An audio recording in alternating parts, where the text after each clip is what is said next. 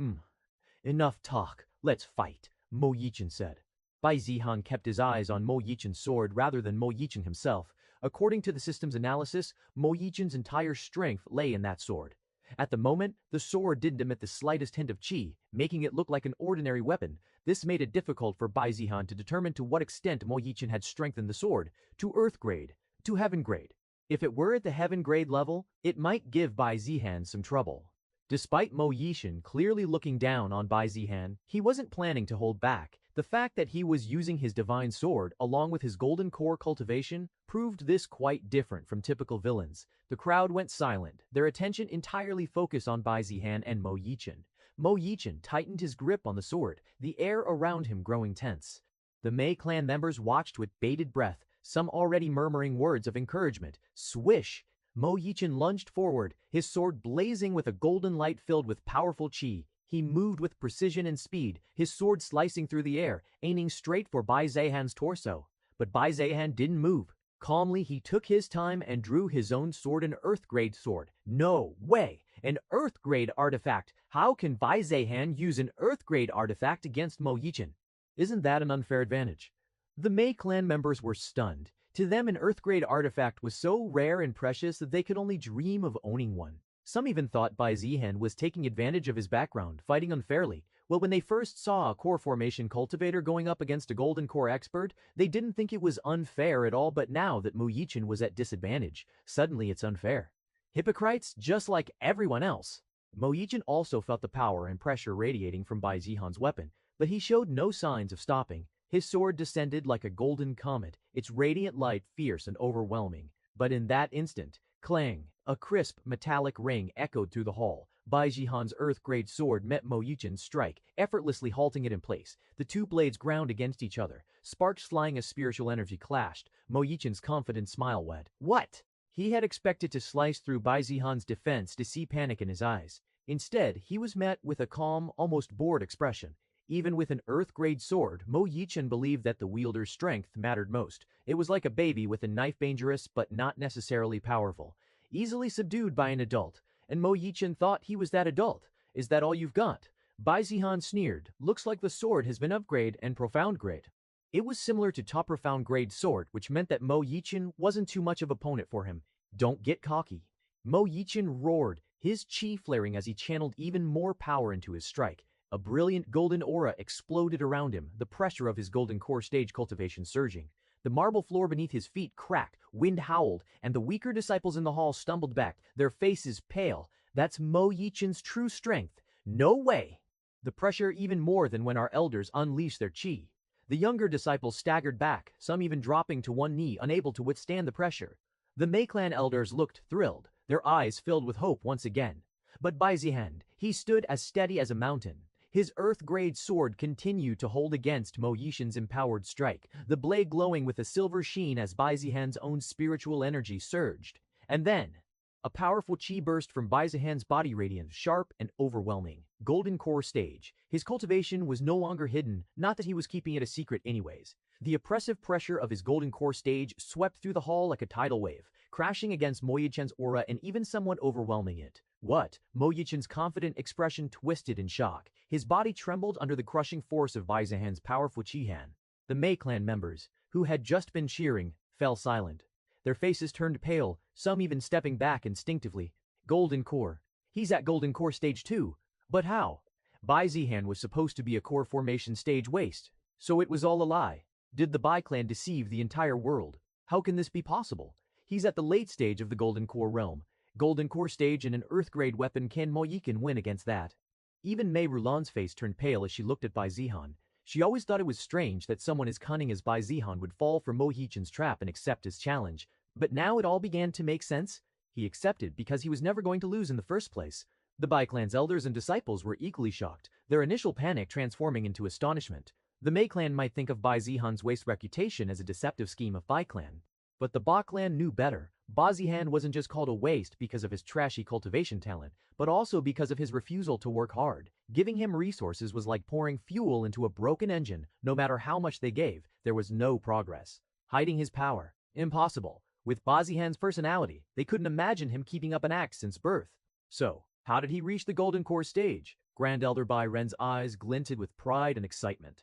So he already reached the golden core stage. I thought he was hiding something, but I never expected this. Grand Elder Bai Ren's evaluation of Bai Zihan as the future clan leader's sword. Even without cultivation talent, he had always been satisfied with Bai Zihan's cunning and leadership qualities. But now, with such astonishing cultivation talent as well, which could only be called perfect for the Bai clan leader, both nothing left to complain about. Brains and brawn, there was nothing left to complain about. Mo Yichen's arm shook as he tried to press his sword forward, but it wouldn't budge. His power was being completely overwhelmed by Bai Zihan's. He had always believed that even if a nascent soul expert were to face him, he could hold his own. But Bai Zihan was like an immovable mountain, utterly unaffected by his strength. With his superior cultivation level and a body refined by the primordial chaos body technique, there was no way someone at Mo Yichen's level could overpower him. This can't be happening. Mo Yichen's expression twisted, panic flashing in his eyes. He gritted his teeth and leapt backward, his feet skidding against the marble floor. The golden aura around him surged even brighter, expanding outward like a raging storm. His pride was cracking. A golden core stage cultivator, no, a late-stage golden core stage stood before him, and it was Bai Zihan of all people. I don't believe this. Mo Yichen roared, his face abyss of disbelief and fury. You were hiding your strength all along. Bai Zihan chuckled, a mocking smile tugging at his lips. Hiding maybe. What? Scared already? Arrogant bastard. Mo Yichen snarled, but this time his voice was tinged with desperation. His grip tightened on his sword, Eternal Spirit Sword, an evolving divine weapon, his greatest trump card. He could feel the sword's hunger for battle, its desire to devour and grow stronger. I'll show you the difference between us. Mo Yichen's aura flared once again, and he raised his sword, his chi condensed, swirling around him like a golden vortex. Radiant fang slash, a brilliant arc of golden light exploded from his blade, rushing toward Bai Zihan with devastating speed. But Bai Zihan didn't even flinch. 9 shadows, flowing light, sword first, form flickering shadow step, his body blurred, becoming a series of overlapping afterimages. The radiant slash cut through one of the afterimages, but the real Bai Zihan was already gone. Mo Yichen's eyes widened. Where? A cold, calm voice echoed behind him. Over here. Mo Yichen spun around just in time to see Bai Zihan's sword flashing toward him, fast, too fast, to fully react. Clang! Clang! Mo Yichen barely managed to parry, his sword clashing repeatedly with Bai Zihan. But each time their blades met, Bai Zihan seemed to split into multiple shadows, his strikes coming from unpredictable angles. Damn it, Mo Yichen shouted, his arms going numb under the relentless assault. Struggling already. Bai Zihan's voice dripped with contempt. You will lose if you continue like this. Shut up! Mo Yichen roared, pouring even more chi into his sword, but it didn't matter. Second form, Phantom Light Strike. Bai Zihan's figure flickered, vanishing from Mo Yichen's sight. A split second later, pain exploded across Mo Yichen's left arm. A arc! Blood sprayed as a deep gash appeared on his arm, his sleeve torn and soaked in red. The Mei clan members gasped, their excitement rapidly turning to horror. How did he? I didn't even see him move. How is Bai Zihan so powerful? It doesn't make any sense. The power Bai Zihan's declared was enough to even overshadow some of the Mei clan's elders. He wasn't just strong, he was overwhelmingly so. Even by Heaven Sword Sect standards, Bai Zihan's current strength was near the top, rivaled only by core disciples and above. On the other side, the Bai clan elders were equally stunned, but for a different reason. When did Bai Zihan achieve minor mastery over the 9 shadows flowing light sword? He used to struggle with even the flickering shadow step. How did he become so proficient? I thought his lack of combat experience would be a disadvantage, but it seems my worries were unfounded. With his mastery of the 9 shadows flowing light sword, someone like Mo Yichen doesn't stand a chance. Bai clan members went from panic to confidence without any worries. With Bai Zihan's overwhelming strength and his mastery of the heaven-grade technique of the Bai clan, there was no longer any doubt in their minds about his victory. Mo Yichen stumbled back, clutching his bleeding arm, his breathing ragged. But even when pushed to the brink of defeat, Mo Yichen didn't feel despair. His pride and arrogance wouldn't allow it. What he was still looking for was a chance to overturn the situation, just as he had done many times before. Falling Star Slash, Mo Yichen roared, swinging his sword with all his might. The air shimmered as a blinding crescent-shaped beam tore towards Bai Zihan. But Bai Zihan didn't dodge. Third form, 9 shadows flowing light. A surge of silver light enveloped his body, and he seemed to split into 9 identical shadows, each moving in a different direction like illusions, yet each as sharp and deadly as the original. The falling star slash crashed into one of the shadows, but it passed through like mist. This can't be. Mo Yichen's eyes widened in horror, and then 9 silver lights converged on him. Slash, slash, slash, slash, slash, slash, slash. 9 precise, lightning-fast strikes slashed across his body. Mo Yichen's expression froze, his eyes wide and unfocused. His sword slipped from his grip, clattering to the ground. Blood sprayed from 9 deep wounds crisscrossing his body. His knees buckled, and he collapsed to the ground, gasping, his vision blurring. Impossible! He whispered, his voice a faint gasp. Mo Yichen's body swayed, blood pouring from the crisscrossing wounds on his chest. His vision blurred, and his legs wobbled, barely keeping him upright.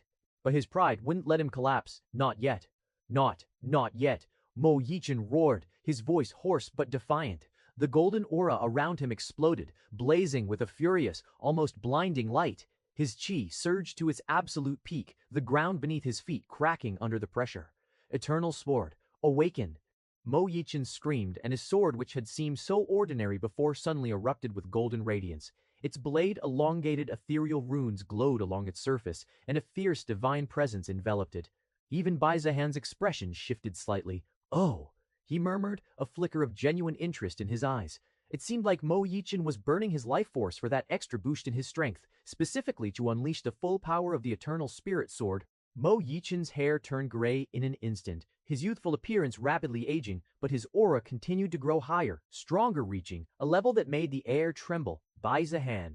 Mo Yichen's voice echoed like thunder. Try dodging this. A violent, blinding light burst from his sword, condensing into a massive golden blade of energy, a phantom sword, towering above him. This was Mo Yichen's ultimate, last-ditch attack. The Bai clan elders watching from the sidelines instantly felt their hearts tighten. That's at the level of a nascent soul cultivator's attack. Should we intervene? If that strikes young master? Wait, Grand Elder Bai Ren's calm, authoritative voice cut through the panic. His expression remained serene, his arms folded behind his back. Watch closely, but Grand Elder, trust in Bai Zihan. If something happens, I will take the responsibility. With the Grand Elder's words, the elders had no choice but to stay where they were. They also thought that with the Grand Elder there, if Bai Zihan were to be in real trouble, he could save him easily. The Mei clan, on the other hand, held a final hope that this attack could defeat Bai Zihan and turn things around. Mo Yichen's face twisted in fury and desperation as he swung his blazing sword down.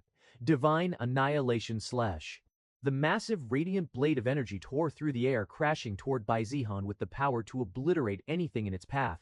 The sheer force of it sent violent gusts howling across the hall, the floor cracking and the walls shuddering. Bai Zihan's eyes narrowed, but he didn't move to dodge. A better term would be that it was impossible to dodge an attack of that scale. Rather than trying to attempt dodging, which is set to fail, it was better to focus on defending. As the blinding golden energy engulfed him, boom! The impact was deafening, a massive shockwave tearing through the hall. Dust and debris erupted everywhere, and the surrounding disciples were forced to shield their faces from the violent wind.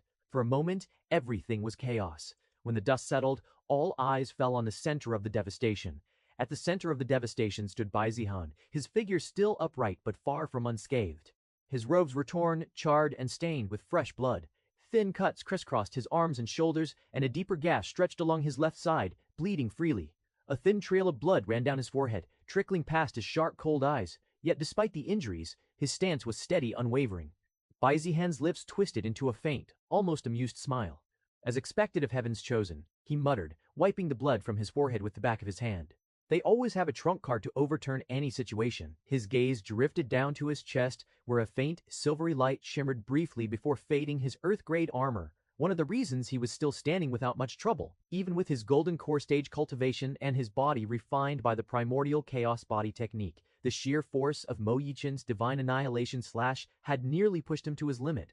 If I hadn't been at the golden core stage, Bai Zihan thought, his expression darkening slightly, I would have been in serious trouble. This is why you can never be too careful against the protagonist. They always have something that can easily turn the battle in their favor.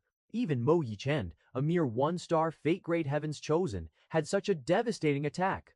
No need to think about what Lin Xian and Bai Jinyue have in store as their final trump card.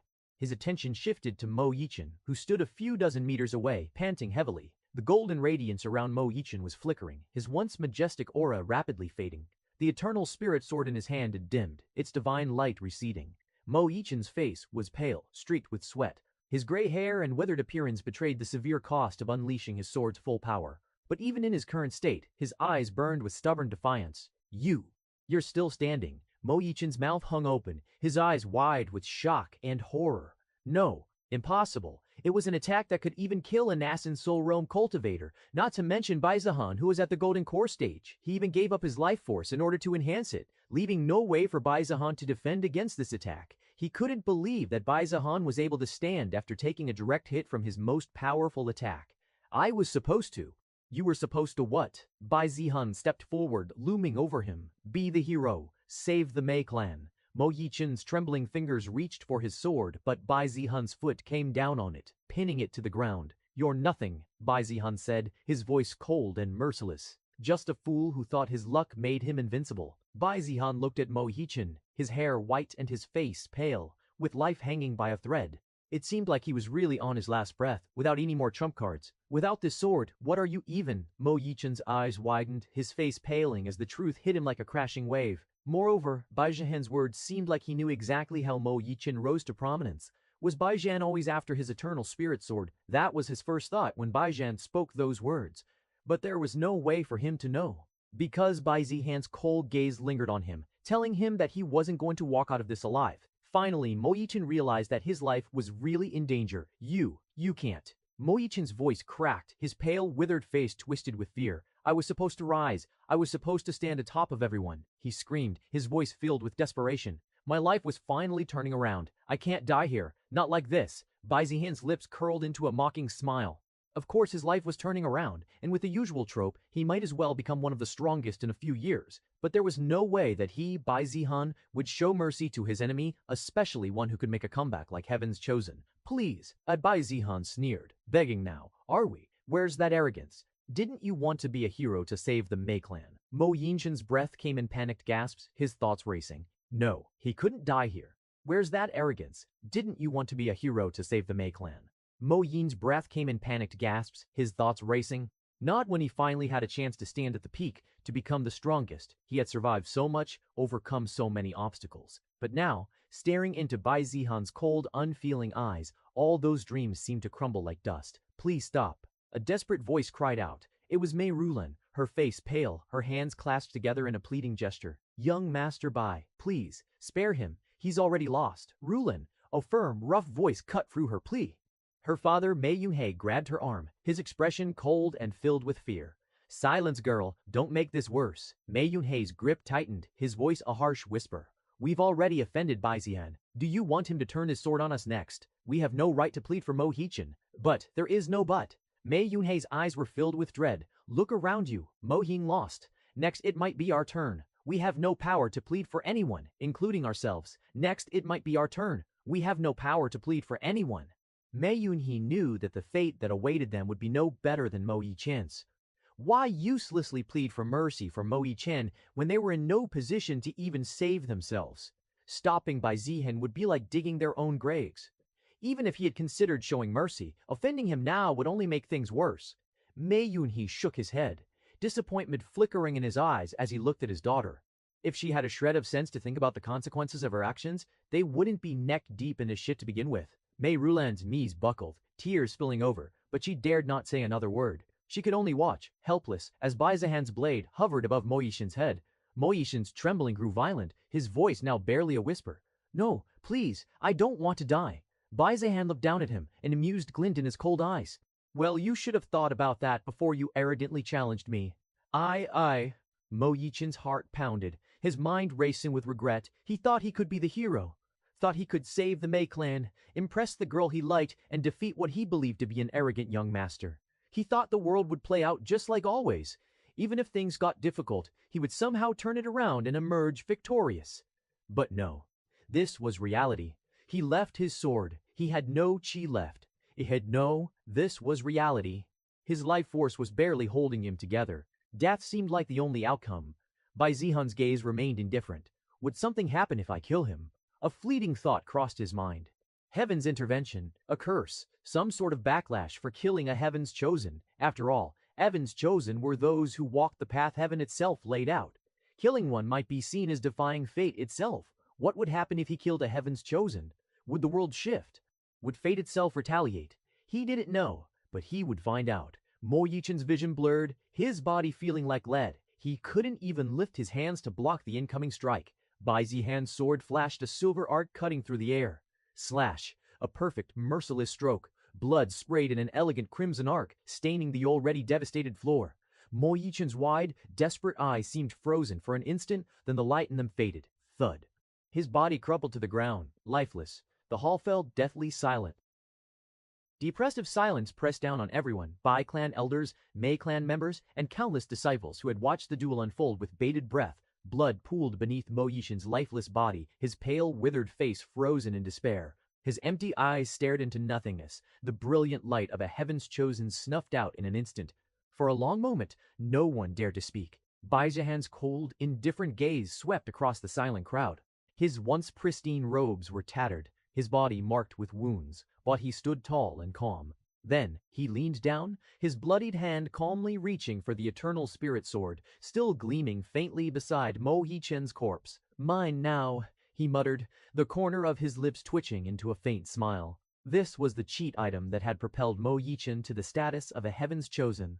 Although Mo Yichen had only managed to upgrade it to top profound grade, Bai Zihan knew that with the resources he had, he could easily enhance it to earth grade, and perhaps even heaven grade in the future. He gripped the hilt, feeling a faint resistance, perhaps because the sword knew that Bai Zihan wasn't his owner. Bai Zihan didn't care and put the eternal spirit sword into his storage ring along with his other sword. The Bai clan elders watched as Bai Zihan calmly claimed Mo Yichen's weapon. They didn't quite understand why he was interested in a mere top profound grade sword, especially since he already possessed better weapons. However, that was the most important. They were unable to process what they had just witnessed. This was Bai Zihan, their so-called arrogant, talentless young master standing victorious over the body of a golden core genius. True, Bai Zihan had always been known as the most infuriating, scheming villain, but in their minds, he was still just a spoiled brat who had probably never killed anyone. Sure, he was a pain in the ass, impossible to deal with, but this was different. This was his first kill, his first time taking a life. And yet, he didn't look shaken. If anything, he seemed calm, almost as if this was just another task to complete. If there was ever someone born to be a villain, it had to be Bai Zihan. They all thought this, as his ruthlessness remained imprinted in their minds. But more shocking than his ruthlessness was his strength. Late Golden Core stage, even their hailed genius Bai Zihan was only at that level, and Bai Zihan didn't just reach that stage, he had achieved minor mastery over the Nine Shadows flowing white sword technique and survived an attack that even a nascent soul realm cultivator would struggle to endure. Their view of Bai Zihan had been overturned countless times today. Mei Rulin collapsed to her knees, her face blank with shock, her tears mixing with the dust beneath her. Mei Yunhei's face tightened, but he forced himself to maintain his composure, gripping his daughter's shoulder, silently praying they wouldn't be next. Bai Zihan turned his gaze to the Mei clan. His eyes, sharp and indifferent, swept over them like a blade. Well, his voice echoed coldly. Anyone else want to try their luck? The Mei clan members flinched, lowering their heads. Thought so. Bai Zihan smirked. He waited, half expecting some kind of divine retribution for killing a heaven's chosen. A curse, a bolt of lightning. But nothing came. Maybe because Mo Yichen was just a one-star fate-grade Heaven's Chosen, or maybe Heaven's Chosen were just those with protagonists like Cheats Lucky, talented but not truly protected by the heavens themselves. In any case, killing them didn't seem to bring any divine punishment. But of course, the system had a different reaction flashing notification annotation in his mind. Haha, I'll check them later, Zihan thought, barely containing his excitement. Who knows what kind of heaven-defying rewards he would get for killing a Heaven's Chosen. But he couldn't afford to get distracted now. He had to finish what he started before heading back to the Bai clan and checking his rewards. Grand Elder Bai Ren's eyes shone with pride, a satisfied smile spreading across his face. Marvelous, simply marvelous, he praised. Some might say Bai Zihan was too merciless for killing an opponent who had merely challenged him, but one needed to be ruthless toward their enemies, especially those who might seek revenge in the future. Leaving a talent like Mo Yichen alive would have been a disaster waiting to happen. Bai Zihan turned his cold gaze toward the Mei clan members. Now that the nuisance is gone, shall we get back to business? Panic erupted among the Mei clan members, some even stumbling back in terror. They were back to square one, perhaps even worse, because Mo Yichen might have only angered Bai Zihan further, making the consequences even more severe. Ironically, the reality was the exact opposite. Bai Zihan couldn't be in a better mood, especially with the system bombarding him with notifications about rewards. Bai Zihan's eyes were already locked on Mei Yunhei, the Mei clan patriarch. Patriarch Mei. Bai Zihan's voice was almost mocking. I trust you won't disappoint me. Mei Yunhei's face was pale, his lips trembling. Young Master Bai. Please, say what you want. He had already resigned himself to his fate. Watching Bai Zihan kill Mo Yin had shattered any illusions they had about the young master being a pampered waste. They had fallen into a trap, and now they were caught with no way out. Their last hope, Mo Yichin, had been crushed. There was no point in resisting and making things worse. All he could do was pray that Bai Zihan would show some mercy, though. Honestly, that felt like asking for a miracle. Bai Zihan's voice rang out, cold and unyielding. Half. Mei Yunhei's face filled with confusion. Half. Yes, half of everything your Mei clan owns. Bai Zihan repeated, his tone casual, as if showing mercy. We'll take half of your wealth, your treasures, your cultivation resources, everything. The Mei clan members trembled, some clutching at each other in shock. Half their wealth, that was a crippling demand in itself. But Bai Zihan wasn't finished. Oh, and there's one more thing. His cold gaze swept over the kneeling Mei clan members. Half of your clan members will have their cultivation crippled. A wave of despair washed over the Mei clan like a suffocating tide. Even Mei Yunhei, who had mentally prepared himself for the worst, felt his knees weaken. Young Master Bai, please, isn't that too much? Bai Zihan's lips curled into a mocking smile. Trust me, I'm being generous. I could kill every single one of you instead. Whether you want to do that yourself or need my help, you can decide. Mei Yunhei's mouth opened and closed, his voice dying in his throat. Honestly, he expected everyone to be killed or similar fate, so just half of the Mei clan being crippled didn't seem that bad. But even with half of their clan members being crippled, it was the same as destroying their Mei clan. He understood all too well. With half their wealth stripped away and half their cultivators crippled, the Mei clan was done. They might still exist, but only as a shadow of their former selves. No longer the strongest in Meihua City, they would be reduced to a struggling third-rate clan at best. And with their current state, their rival clans would likely swoop in like vultures, eager to tear them apart. But there was nothing he could do. Bai Zihan was on the flying ship, now more excited than ever. His thoughts were already drifting away from the Mei clan, which had effectively been destroyed. After all, system rewards were waiting for him to claim. Amidst the surprise and newfound respect from the Bai clan elders and other disciples, he ignored them and simply stated that he needed to recuperate before heading to his room on the flying ship. They thought it was understandable. Bai Zihan had taken a nascent, soul-level attack head-on. None of them dared to disturb him. Let's see what I got from killing a Heaven's Chosen. Bai Zihan muttered to himself. System, he immediately navigated to the rewards section without any delay. Unclaimed rewards available. The familiar, soothing blue light of the system interface unfolded before Bai Zihan's eyes, a series of notifications filling his vision one after another. System notification, congratulations on killing your first Heaven's Chosen. Reward, 10,000 system points. Heaps chosen killed. Mo Yichin, 1-star fade grade. Reward, 100 cultivation speed card, 10 reward intermediate. Reward 100 cultivation speed card, 10 days. Reward, sword intent comprehension crystal, intermediate. Bai Zihan's eyes widened, his heartbeat quickening. This was far beyond what he had expected. 10,000 system points just for killing a Heaven's Chosen, he whispered, a grin spreading across his face. It might have felt easy considering how weak Mo Yichin seemed compared to him, but that was just his perspective. In reality, Mo Yichin was strong. If it had been someone else at the same cultivation level, they wouldn't have survived against him. Facing Mo Yichin at the Golden Core stage was like asking to be killed practically playing with death. So, 10,000 points was an okay amount, especially for the first time killing a Heaven's Chosen. And there were still many other rewards waiting. And a 100 cultivation speed card. This is the first time I've gotten a 100 cultivation speed card.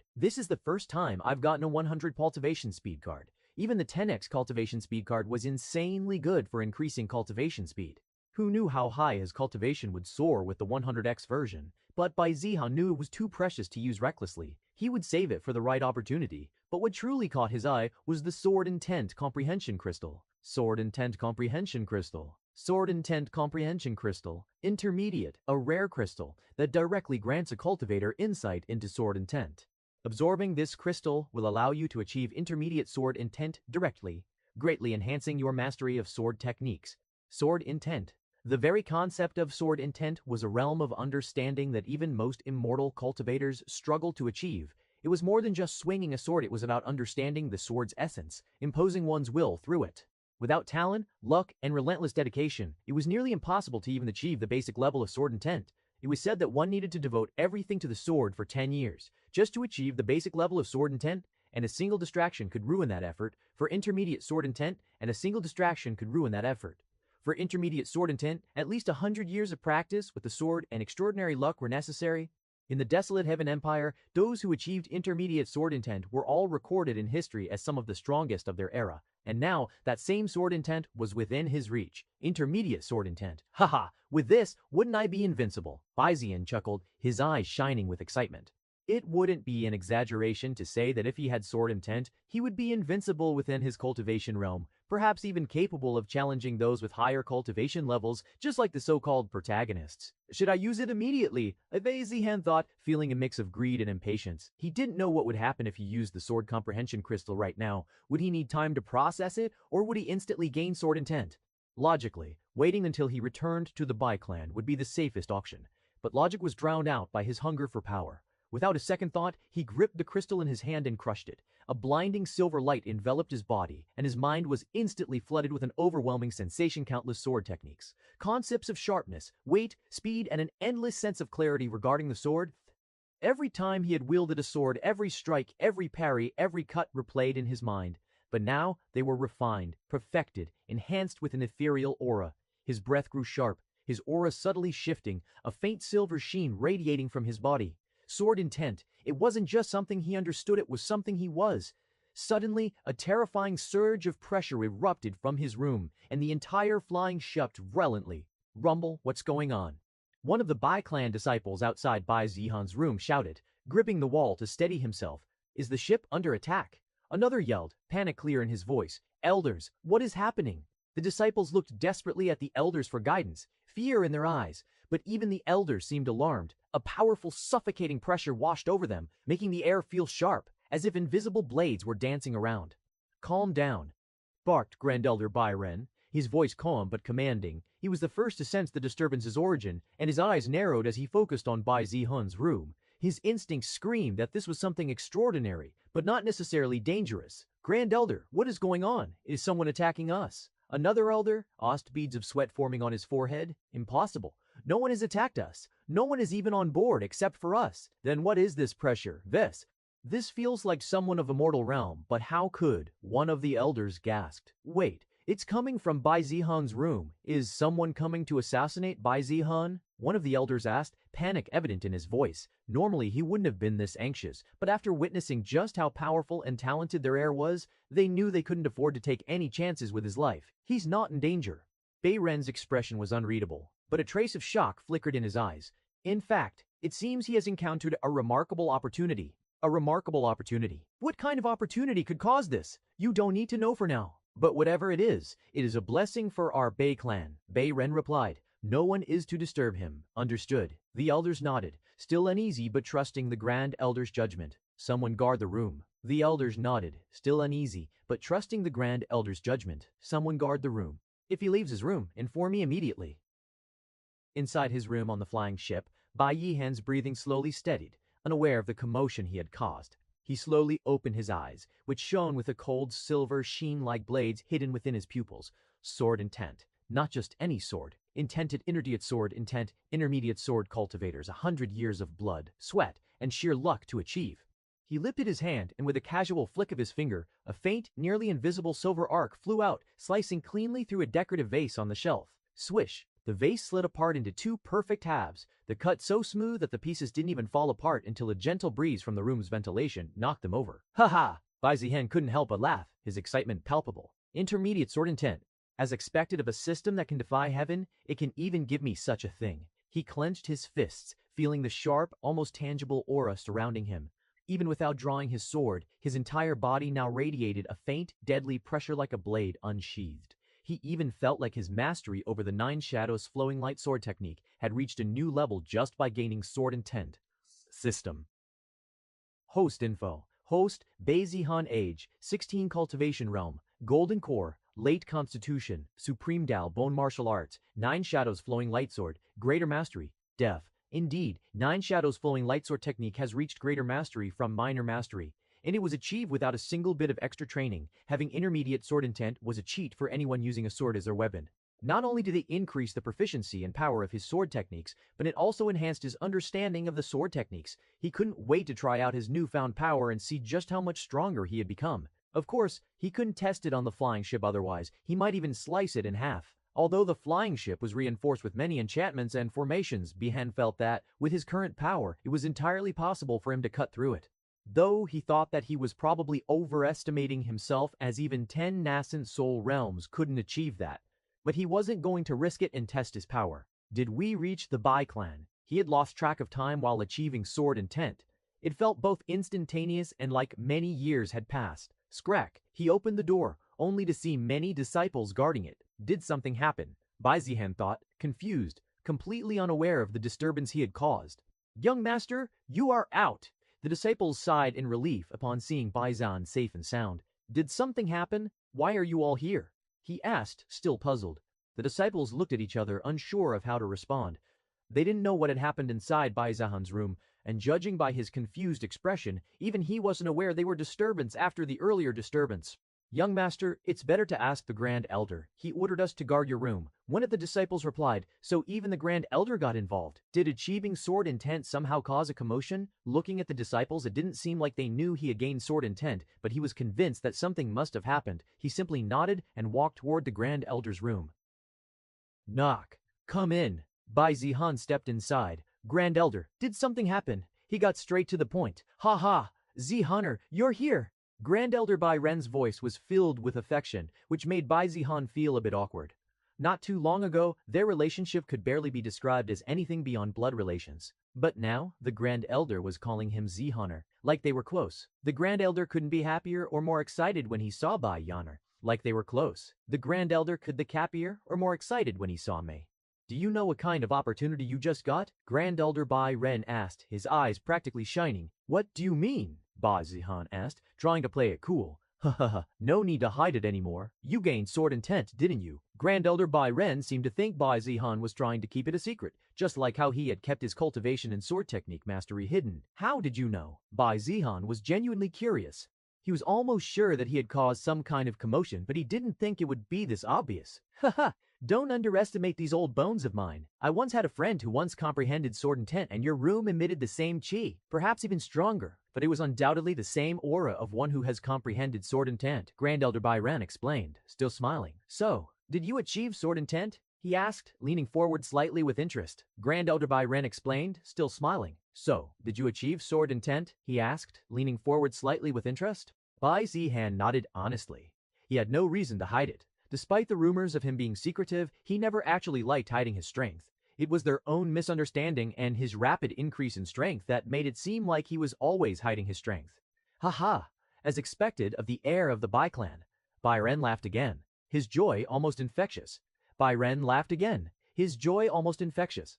Bai Ren laughed again, his joy almost infectious.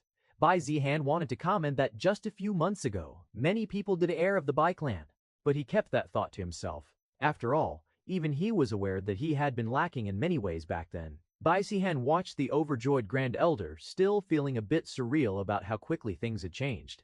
Just a few months ago, he was practically the Bai clan's black sheep. Now, the same elders who barely acknowledged his existence were practically lining up to sing his praises. But, Grand Elder Bai Ren's next words snapped him out of his thoughts. Zihaner, how about showing me that sword intent of yours? Show you? Bai Zihan raised an eyebrow, a faint smile playing on his lips. Do you want me to cut something with my sword intent? Bai Zihan asked, ready to do the same thing he did with the vase in his room. No, no. Bai Ren chuckled, a spark of excitement in his eyes. He did with the vase in his room? No, no. Bai Ren chuckled, a spark of excitement in his eyes. I want you to attack me with it. Attack you? Bai Zihan blinked, momentarily stunned. Grand Elder, are you? Haha, don't look so worried. Bai Ren's voice was full of confidence. I'm not some fragile old man who'll shatter with one strike. Come at me with your full strength, sword intent included. Bai Zihan shook his head. Grand Elder, you misunderstood. That's not what I meant. What I meant was, would the flying ship even be able to withstand the clash? Wouldn't this room be destroyed at the very least? Grand Elder Bai Ren grinned, waving his hand dismissively. You let me worry about that. Well, if you say so. Bai Zihan was also intrigued about how powerful his attack would be now that he has intermediate sword intent. If Grand Elder was going to take responsibility, there wasn't any reason to hold himself back. Bai Zihan reached into his storage ring, and with a thought, a sleek silver sword appeared in his grasp, a blade, so polished it seemed to drink in the surrounding light.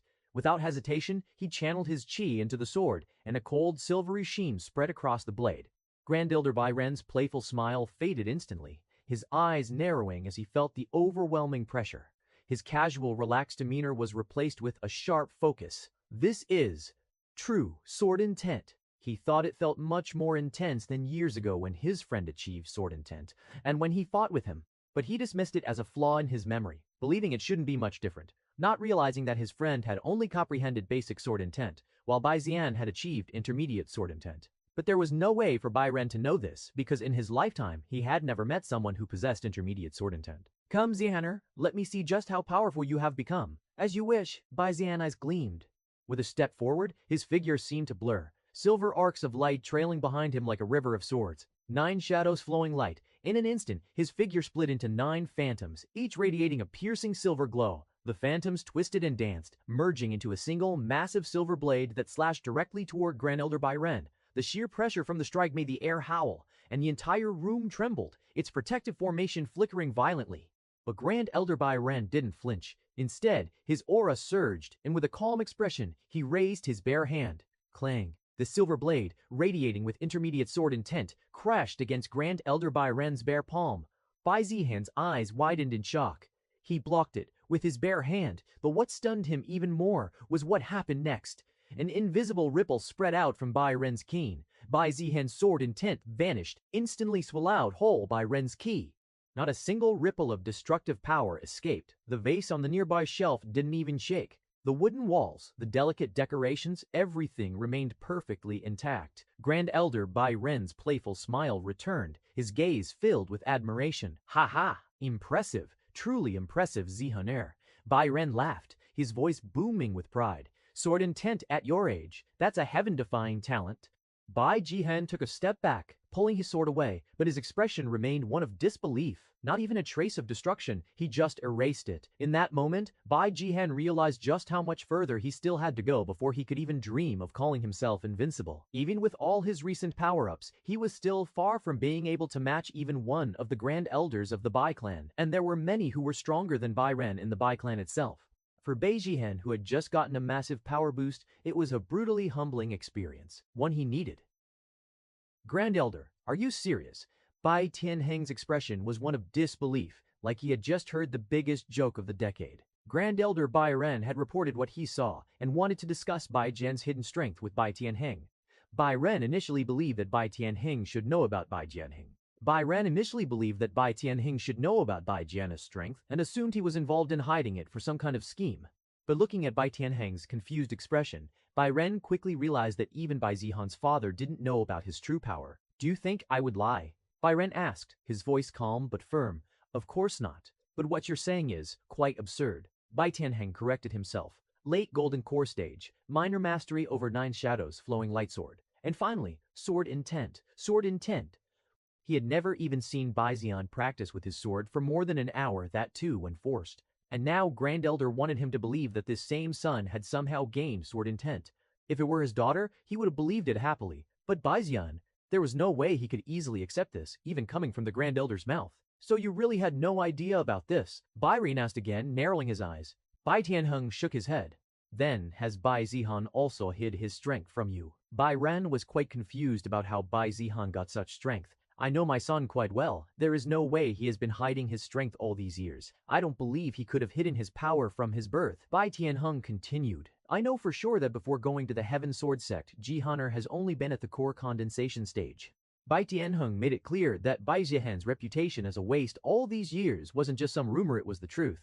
So, you telling me he achieved all of this after going to the Heaven Sword sect? Bai Ren found that even harder to believe. He would rather believe Bai Zihan had been hiding his true strength all along than accept that he had made such rapid progress in such a short time. That can only be the explanation. Bai Tianheng nodded.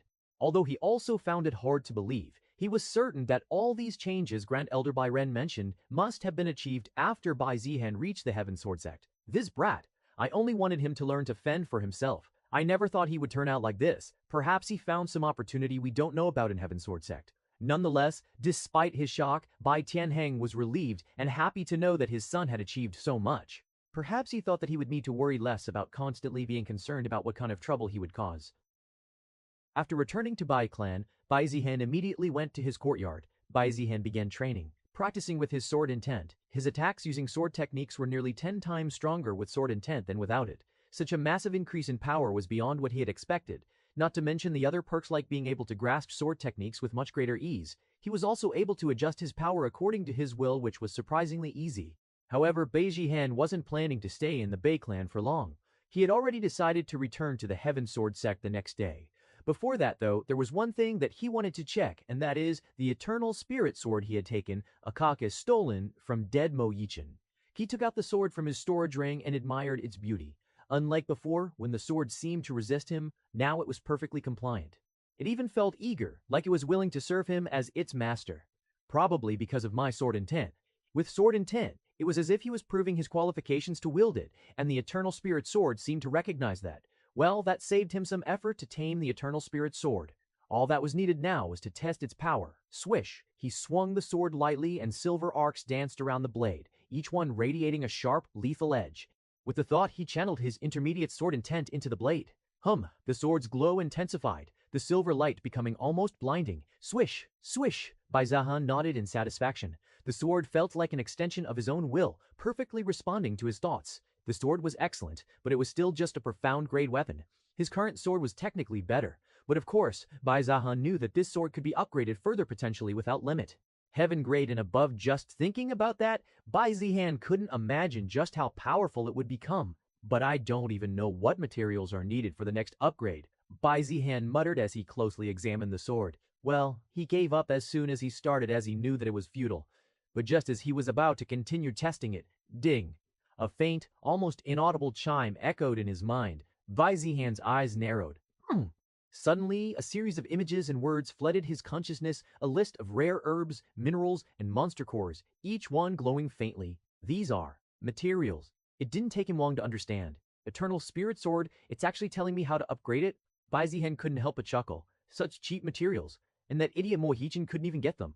Well, he understood why. For someone like Mo Yichen without a powerful background, obtaining these materials would be a nightmare. But for him, they were nothing more than pocket change. I should probably have someone start collecting these for me, he muttered, turning to leave his room. Just as he stepped out, he saw Luo Qing standing there, waiting for him. Nice timing, Luo Qing. I have something for you to do. Yes, young master? Do you ask, bowing slightly.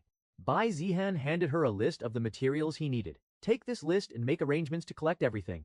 I need them as soon as possible. Yes, young master, Lu Qing replied, her voice respectful. Watching her rush off, Bai Zihan chuckled. There is no need to rush off, Bai Zihan chuckled. There is no need to rush, you know.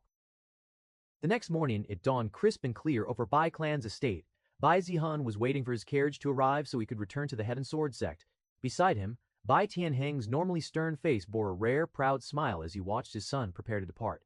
Bai Zihan thought he would be bombarded with questions from his father, who should have known by now that he had reached the late golden core stage and other details. But surprisingly, Bai Tianheng hadn't asked anything and remained silent, even as Bai Zihan was about to depart. Bai Zihan even began to doubt whether his father had heard about those things at all or not. Be careful on the way, Bai Tianheng rumbled, placing a firm hand on Bai Zihan's shoulder. No matter what opportunity you've gained, make sure to cherish it and work hard. It seems like father thinks I got some kind of opportunity at the Heaven Sword sect. Thinking about it, that's probably the most likely explanation for my sudden increase in power. Bai Zihan nodded. Don't worry, I will. He didn't think that it was necessary for him to tell the truth, because the truth is much more unbelievable than what his father thought. This brat. Sigh, don't make too much trouble at Heaven Sword sect. Bai Tianheng, no matter how talented Bai Zihan has become, can't help but be worried due to his attitude. In the few months that he has been to Heaven's Sword sect, he has already stirred up so many big things, including taking out Elder Shen, Shen Liang, and finally the Mei clan. And those were only things big enough for Bai Tianheng to really worry about. He knew that there should be many other small problems that he should have made that he wasn't aware of. Well, although he knew that, he wasn't going to stop Bai Zihan from going back to Heaven's Sword sect. After all, whether Bai Zihan was at Heaven's Sword sect or Bai clan, he could stir up trouble. So rather than being his problem, he liked it better when it became some other people's problem. Specifically, Heaven's Sword sect leader Tian Yuheng has been constantly complaining about Bai Zihan and demanded compensation for handling all those problems. Well, he has been ignoring all those messages, though. Then I will be leaving, Bai Zihan said as he got inside his carriage and soared upward, cutting through the morning mists as he headed back toward the Heaven Sword sect. By the time Bai Zihan's carriage soared through the clouds, news of his actions at the Mei clan had already spread like wildfire throughout the Heaven Sword sect and beyond. Did you hear? Bai Zihan reached the late Golden Core stage. Not just that, he killed Mo Yichen, the rising star who was said to have defeated 3 Golden Core stage cultivators alone. What? Mo Yichen! But he was known as a genius with incredible potential. Even the sect was looking to recruit him. He wasn't just killed. Rumor says Bai Zihan practically destroyed the entire Mei clan in his rampage. It's because of Mei Rulan, isn't it? Damn, who told her to offend this devil? It didn't take long for the rumors to mutate and evolve, growing wilder with each retelling. Some were true, while others were just exaggerations like Bai Zihan destroying the Mei clan. Although what he did was akin to destroying the Mei clan, he did show mercy, and only half of their clan members had their cultivation crippled. In any case, people were interested in hearing about Bai Zihan due to his growing infamy. First, he already had a notorious reputation, with many blaming him for using his status in misconduct. Then came the incident involving Shen Liang, where he single-handedly crippled one of the Heaven Sword sect geniuses and even got several elders in trouble. Now, there were rumors of him destroying an entire clan just because one of their members offended him. Surprisingly, this wasn't the most shocking part. Given his reputation, such violence was almost expected. The real shock was the claim that he had reached the late Golden Core stage. Who wouldn't be stunned if someone who was once considered a waste believed to be at the core formation stage suddenly turned out to be at the late Golden Core stage? Even those who knew he was in the core condensation stage were shocked when they heard he had broken through to the late Golden Core stage. Bai Xinyue was training as usual when this news reached her ears. What? Even the always cool and composed Bai Xinyue couldn't keep her face straight when she heard the news. That can't be right, she muttered, remembering Bai Zihan, someone who slacked off at every turn and only seemed to know how to bully others. And now she was supposed to believe that this same person was at the same cultivation level as her, who had spent the last few years solely focusing on her cultivation and nothing else. Could it be that my Dao Bone helped him? That was the only plausible explanation she could think of. The Dao Bone that he had stolen from her must have boosted his cultivation, despite the rumors claiming it was ineffective. She concluded that all of those rumors must have been fabricated by the Bai clan to cover for Bai Zihan, who had gained her talent to shield him from their enemies. No matter. I will reclaim what is rightfully mine. She wasn't truly afraid of his strength, even though she was shocked. It simply made Bai Zihan move on her list from weakling to slightly stronger, but he still wasn't considered a major opponent.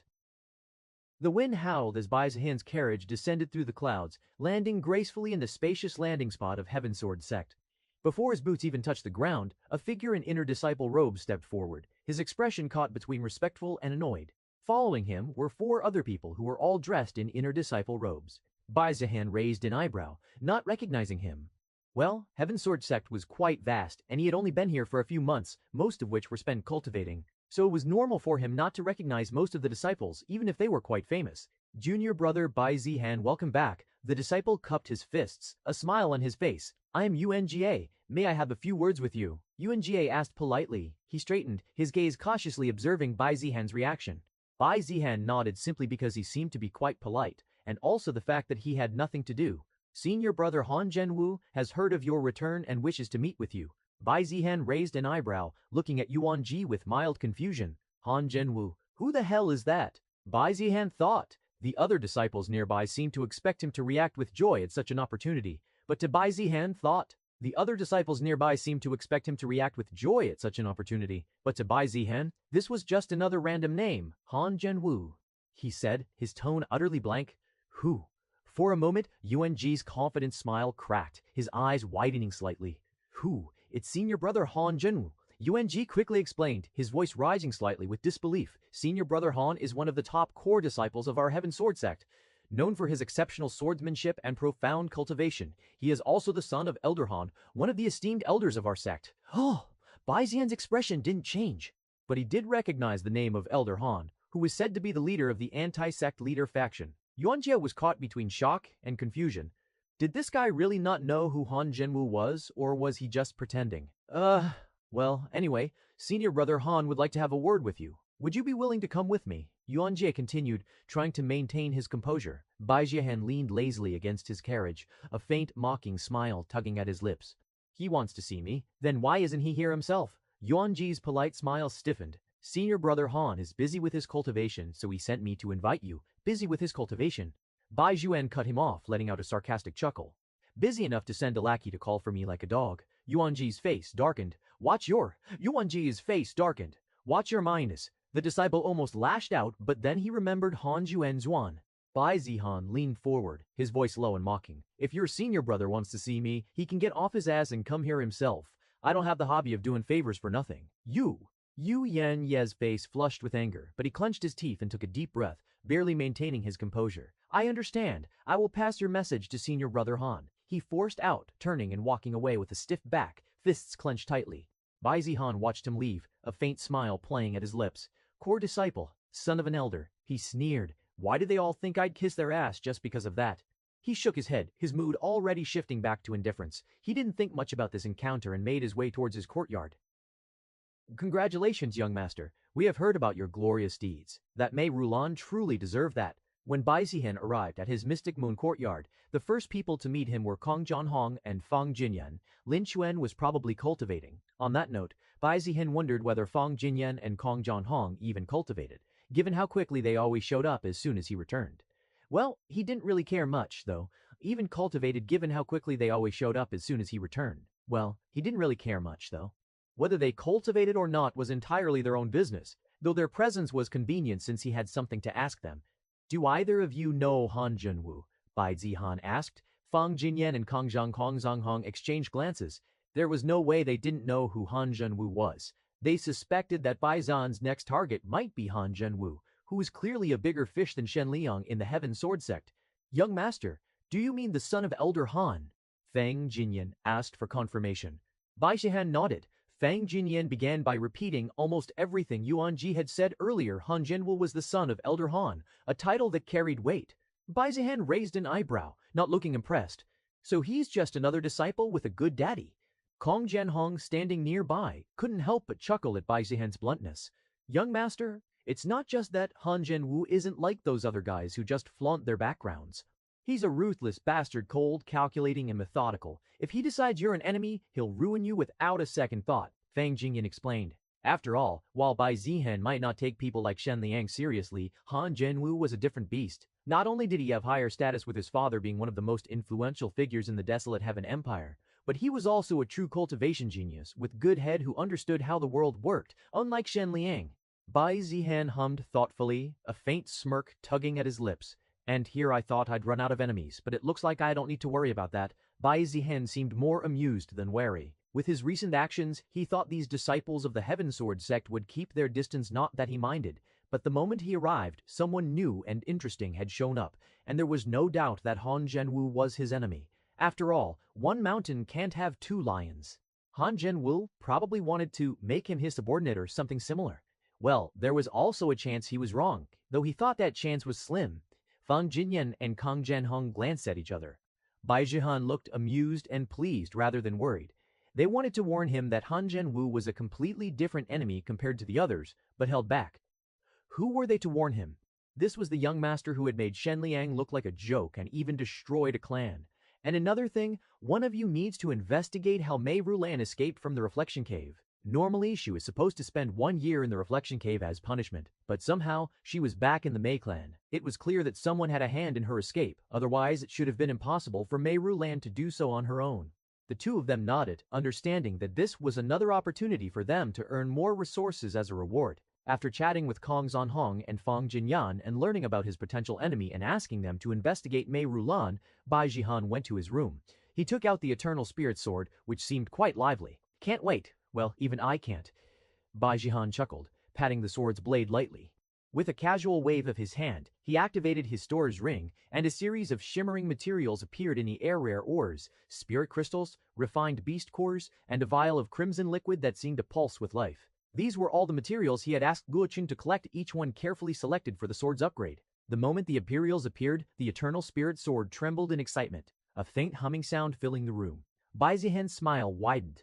He didn't even need to do much. The sword was already greedily drawing in the materials, its silver blade glowing brighter and brighter. The refined ores melted into a silvery liquid, swirling around the blade and merging into it. the spirit crystals shattered into pure energy that was absorbed by the sword, causing intricate glowing runes to etch themselves onto its surface. The beast cores dissolved, their vital essence enhancing the blade's strength and sharpness. Bai Zihan watched, slightly surprised at how smoothly the process went. In just a few minutes, the glow around the sword began to fade, and the once ethereal, somewhat translucent blade now looked far more solid and imposing. Its sharpness seemed almost tangible, and a faint, dangerous aura radiated from it. Bai Zihan raised an eyebrow, giving the sword an appraising look. Already done. That was way faster than I expected. He gripped the hilt and gave it a gentle swing.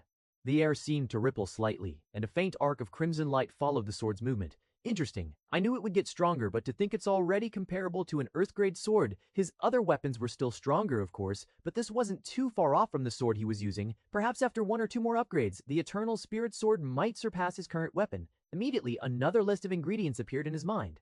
This time, the materials required were far more precious than before: grade 4 monster cores and rare ores. But to Bai Zihan, it made no difference. He just needed to send this list to his father and have him send the ingredients the same day. If you can tell me all the materials you need, I can get them all in one go. Bai Zihan muttered, but the Eternal Spirit Sword didn't seem to understand. Well, that was expected. Anyway, while obtaining the ingredients was easy, it was annoying that he had to wait every time and ask his father for them. But for the potential of a heaven-grade sword, this was a minor inconvenience. He just hoped that upgrading it to heaven-grade would be as easy as it was now. Young master, Kong Zhonghong suddenly burst into Bai Zihan's courtyard, sweat on his face. What's up, young master? Han Shenwu is coming here. Kong Zhonghong said in a panicky voice. It had only been 1 day since Bai Zihan asked him about Han Shenwu, and now the man himself was coming to his door. Oh, he really came himself. Bai Zihan didn't actually expect Han Shenwu to show up, even though he did tell his minion to have him come in person. Soon enough, Han Shenwu arrived with his lackeys, including Yuan Jie, whom Bai Zihan had met yesterday. Kong Zhonghong looked nervously between Han Shenwu and Bai Zihan as they drew closer, panic clear on his face. You must be Bai Zihan, Han Shenwu said, staring straight into Bai Zihan. Han Shenwu said, staring straight into Bai Zihan's eyes. And you must be Han, Bai Zihan replied, keeping his gaze steady on Han Shenwu. You, one of Han Shenwu's lackeys, erupted in anger at the blatant disrespect, but Han Shenwu raised his hand, silencing the man, his expression calm. Han Shenwu, that's my name. Han Shenwu introduced himself without a hint of anger. Bai Zihan was pleasantly surprised that Han Shenwu could still keep his cool after being disrespected. Whether he was genuinely good-tempered or just desperately wanted something from Bai Zihan was still unclear, but at least he was better than Shen Liang, who would rather focus on his fragile ego than look at the bigger picture. Oh, sorry, I forgot. So, Han Shenwu, what brings you here? Bai Zihan asked casually. If possible, I would like to have a private conversation with you. Be my guest. Bai Zihan didn't see any problem with listening to what Han Shenwu had to say. If he had any tricks planned, well, he better have the strength to back them up. With his current strength, there weren't many people of his generation Bai Zihan feared. Bai Zihan gestured for Hanwu to follow him inside. They entered the main hall of his courtyard, where Bai Zihan casually sat down on a comfortable chair, leaning back with a relaxed expression. Han Shenwu, maintaining his composure, chose the seat opposite him. Kong Zhonghong and the other lackeys were left outside, the door shutting with a soft click, leaving the 2 young men alone. Han Shenwu was the first to break the silence, straight to the point. Bai Zihan? Han Shenwu's voice was calm, but there was a sharp edge beneath it. What do you really seek? Bai Zihan raised an eyebrow. Power, he answered without a moment's hesitation. What else is worth seeking? In this world, as long as one is powerful, there is nothing one cannot obtain, from fame to wealth. Even one's lifespan depends entirely on cultivation. One could even achieve immortality if they reach the pinnacle of cultivation. So, shouldn't everyone desire true power? Han Shenwu chuckled, the corners of his lips curling into a smile. Aha, of course. Power is everything in this world. Strength, status, influence, it all comes down to power. The strong dictate the fate of the weak. I'm glad you understand that, which is why I'm here. Han Shenwu leaned forward, his gaze sharp and calculating. I'm here to invite you to join me, or rather, to join the faction led by my father. Bai Zihan's expression didn't change, but now he knew the purpose of Han Shenwu's visit. If you join us, Han Shenwu continued, a confident smile on his face, you'll have my support, and my father's as well. Resources, cultivation techniques, allies, though I know you may not need them. But there's one thing we can guarantee you, your future as the clan leader of the Bai clan. Han Shenwu had clearly done his homework. Even though Bai Zihan was the heir to the Bai clan, his position was anything but secure. Threats surrounded him from all sides. And in powerful clans like the Bai clan, heirs could be replaced. Without solid support from within and outside the clan, becoming the clan leader was never guaranteed. Han Shenwu was essentially offering himself as an outside ally of force that could tilt the balance in Bai Zihan's favor when needed. I know there are many who are dissatisfied with you in the Bai clan, enemies who would love to see you fail. Your cousin Bai Xinwei, for one. Han Shenwu's confidence was clear. He had done his research, and he knew about the grudge between Bai Zihan and Bai Xinyu, even if he didn't know the full details. But one thing was certain. Bai Xinyu was a major threat to Bai Zihan's future, not just because of her talent, but because of her influence. How about this? If you agree to join me, I will take care of Bai Xinyu for you. Han Shenwu offered, his voice filled with confidence. At that, Bai Zihan's calm demeanor broke. He leaned back in his chair and burst into laughter, his voice echoing around the room. Haha, you take care of Bai Xinyu. He managed between laughs. You think you can deal with Bai Xinyu for me? Haha, to Bai Zihan. This was hilarious. Han Shenwu was just a nobody at best, a stepping stone for protagonists. Meanwhile, Bai Xinyu was a 5-star Heaven's Chosen, a child seemingly favored by the heavens themselves. Sure, Han Shenwu had some influence, and his father's support meant he could rally some elders, but against Heaven's Chosen, against someone with the Heavenly Phoenix Constitution. Heaven's Chosen had countless trump cards. Even a 1-star Heaven's Chosen almost killed him. So thinking a 5-star Heaven's Chosen almost killed him. So thinking a 5-star Heaven's Chosen like Bai Xinyu could be dealt with so easily was laughable. The idea of Han Shenwu thinking he could take care of Bai Xinyu was like a child boasting about catching a dragon. Han Shenwu's smile faltered for just a moment before he quickly recovered. I know about the grudge between you two. It's not exactly a secret. With our faction's power, we can easily take care of her. Bai Zihan's laughter gradually faded, and he gave Han Shenwu an almost pitying look. You really don't get it, do you? Bai Xinwei isn't someone you can just take care of. If you really think you can, then maybe I'd consider your proposal.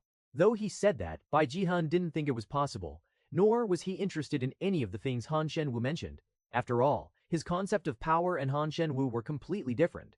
To Han Shenwu, power seemed to be limited to status, but Bai Zihan didn't care much. Bai clan leader, was his goal really that small? Such a temporary and insignificant title meant little to him. Not that he didn't enjoy his status as the heir, but even without it, Bai Zihan didn't think much would change. He didn't need such temporary, illusory power.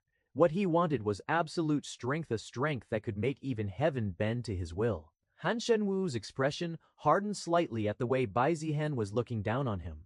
But at the same time, there was a hint of hope. If Bai Zihan believed that Bai Xinyu was such a problem, then all Han Shenwu needed to do was prove his faction could neutralize her. He didn't particularly care about Bai Zihan's strength, despite the recent rumors. What he wanted was Bai Zihan's status, the position of heir to the Bai clan, a seat of power with massive potential. Heir to the Bai clan, a seat of power with massive potential. Okay then, I'll deal with Bai Xinyu for you, and in return you will seriously consider joining my father's faction. Han Shenwu left with his lackeys in tow. Bai Zihan didn't think much about their conversation. Young master, what did you talk about with Han Shenwu?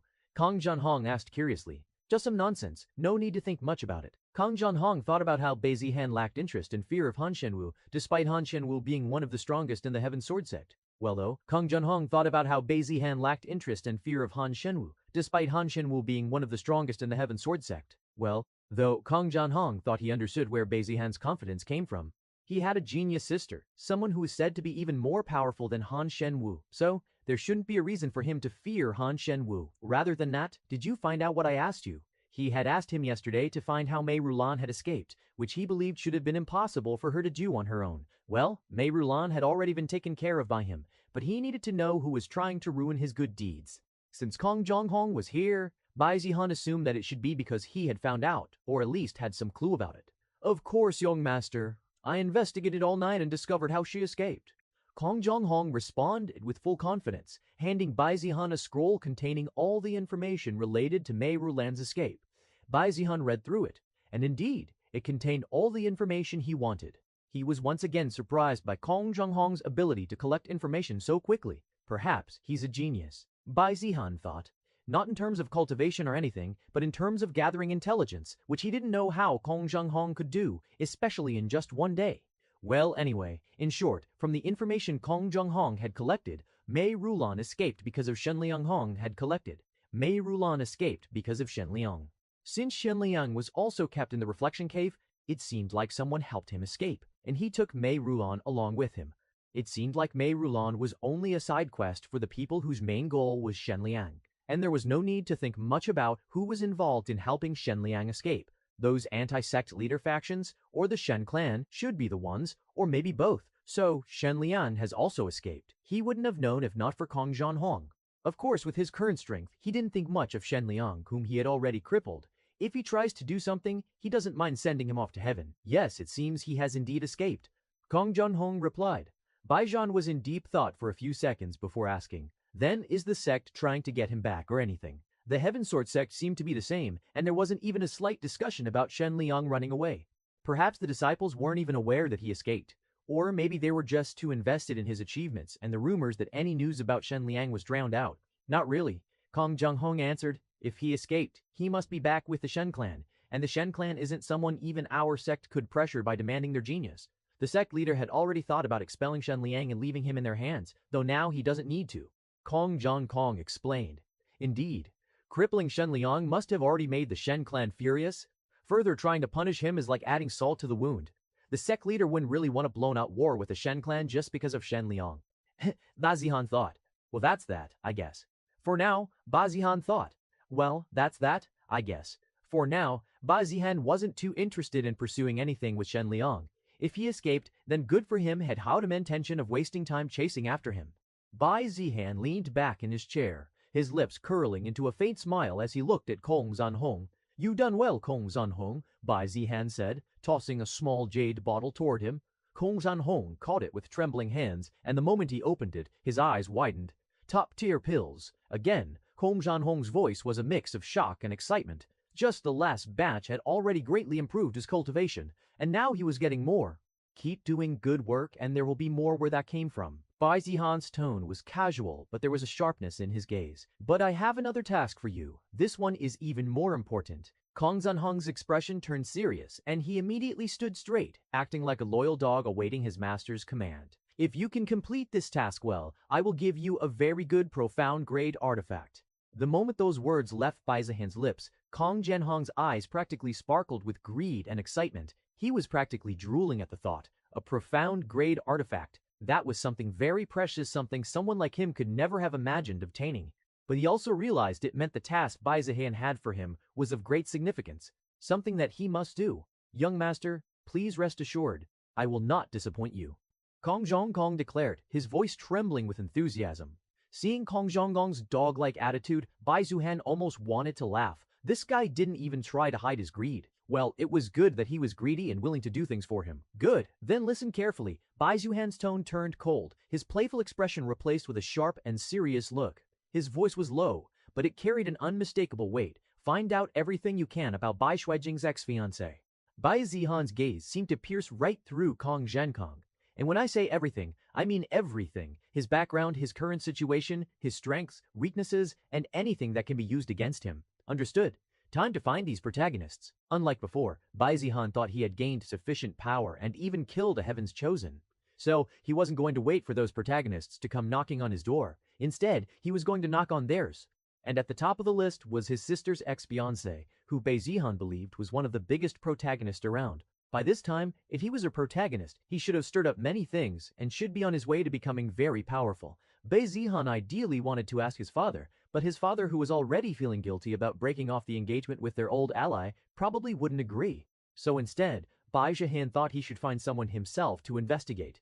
And who could have guessed that Kong Zhanhong would be exactly who he needed? Kong Zhanhong swallowed nervously, all traces of his previous greed replaced by a sense of dread. Understood, young master. I will begin immediately. Sect leader Tian Yiheng was reviewing a series of reports in his grand study, his calm eyes scanning through the pages with the patience of a seasoned cultivator. These people? Can't they give me a break? Most of the reports concerned the activities of his opponents, especially Elder Han, whom he needed to watch out for. Sunlight filtered through the crystalline windows, bathing the room in a gentle golden hue. Everything was peaceful until it wasn't. The faint ripple of spiritual qi swept through the Heaven Sword sect. It was subtle at first, like a whisper of wind, but within seconds, it grew a surge of spiritual qi so intense that even Tian Yiheng couldn't ignore it. His head snapped up, his sharp eyes narrowing. What is this? He rose from his seat. pushing the reports aside and strode towards the large, open balcony of his study. His gaze swept across the distant horizon, where an ethereal pillar of light had pierced the sky. His gaze swept across the distant horizon, where an ethereal pillar of light had pierced the sky. It shimmered with a kaleidoscope of colors, twisting and coiling like a living thing, sending ripples of spiritual chi that seemed to shake the very air. An opportunity has appeared, Tian Yuheng whispered, his voice calm but tinged with interest. This kind of sign appeared only when some great opportunity like ancient ruins manifested. Without delay, he reached out, his spiritual sense spreading like a tide across the entire sect. Elder Shi Anwaha, Elder Qinglan assemble at the Grand Hall immediately. His voice echoed in the minds of the elders he had called, carrying a weight of authority that allowed for no hesitation. He wasn't going to call for all the elders only, the strongest and most trustworthy ones he could think of. Within minutes, the Grand Hall of the Heaven Sword Sect became a flurry of movement. Tian Yuheng, what's going on? Elder Shi asked, clearly unaware of the distant light, though Elder Qinglan and Lian Hua seemed to know why they were called. Tian Yuheng's gaze remained locked on the distant light, even from within the hall. An opportunity has manifested. I suspect it may be an ancient ruin or a mystic realm, but we will only know once we investigate. Elder Shi's eyes widened slightly. A mystic realm, but such phenomena haven't been seen in decades. Tian Yuheng nodded. Indeed, such opportunities weren't common, which made it even more important to seize them. We cannot allow others to claim such an opportunity while we stand idly by. Should we prepare the disciples? Elder Lianhua asked, her gaze cautious. Tian Yuheng shook his head. No, this is too dangerous to involve the younger generation without knowing what lies within. We will investigate this first. Understood. Elder Lianhua nodded. Moments later, Tian Yuheng and his chosen elders soared into the sky, spiritual light enveloping them as they shot towards the source of the mysterious light. The journey was swift, but even so, the intensity of the spiritual chi grew with every passing moment. With such a huge surge of spiritual chi grew with every passing moment. With such a huge surge of spiritual chi, Tian Yuheng knew that most of the other major forces would be present sooner or later. As expected, when they arrived, they saw they were not alone. Suspended in the sky, radiating powerful auras, were other groups consisting of various clans and sects. Not one or two, but hundreds of them has already gathered. The most prominent among them was the Bai clan, led by the iron-willed Bai Tianheng, his cold gaze sweeping over the light with a calculating sharpness, accompanied by his elders. Not only the Bai clan leader and Zhao clan leader were also present with their elders, but that wasn't all. At the highest vantage point, in a grand hovering pavilion marked with a golden dragon emblem, stood the desolate Heaven Empire's royal family. It seemed the royal commander, one of the strongest under the royal family, had also been sent to investigate. After all, this was such a huge opportunity that even the royal family couldn't ignore it. Tian Yuheng realized that he had arrived late to the party. So, everyone's gathered already, Elder Shi whispered, his voice tense. And the royal family too. Expected. Tian Yuheng responded, his voice steady. A phenomenon of this magnitude would draw the attention of every major power. Bai Tianheng's gaze shifted, meeting Tian Yuheng's. His lips curled slightly. Sect leader Tian Yuheng's. His lips curled slightly. Sect leader Tian Yuheng. I should have known you would arrive quickly. Bai clan leader. Tian Yuheng nodded slightly. I see that your response to such an opportunity is as fast as ever. Haha, of course. Otherwise, how do you think we maintain our status as the strongest clan? Bai Tianheng bragged. So, did you find something about this? And why is everyone just waiting? Tian Yuheng asked curiously. Bai Tianheng's lips curled into a thin smile. Ah, Tian Yuheng, you arrived late, so you haven't seen the spectacle. There is a powerful barrier surrounding the source of that light, a formation of such complexity and strength that even with our combined it has yet to yield. He gestured toward the ground below, where the devastation was clear. Trees were scorched and shattered, the earth was riddled with deep, gaping cracks, and the air shimmered with lingering chi. It was a clear battlefield, yet the barrier itself remained intact, shimmering with a faint, multicolored glow. Its surface untouched, despite the carnage around it. From the looks of it, no one held back. Tian Yuheng muttered, his eyes narrowing.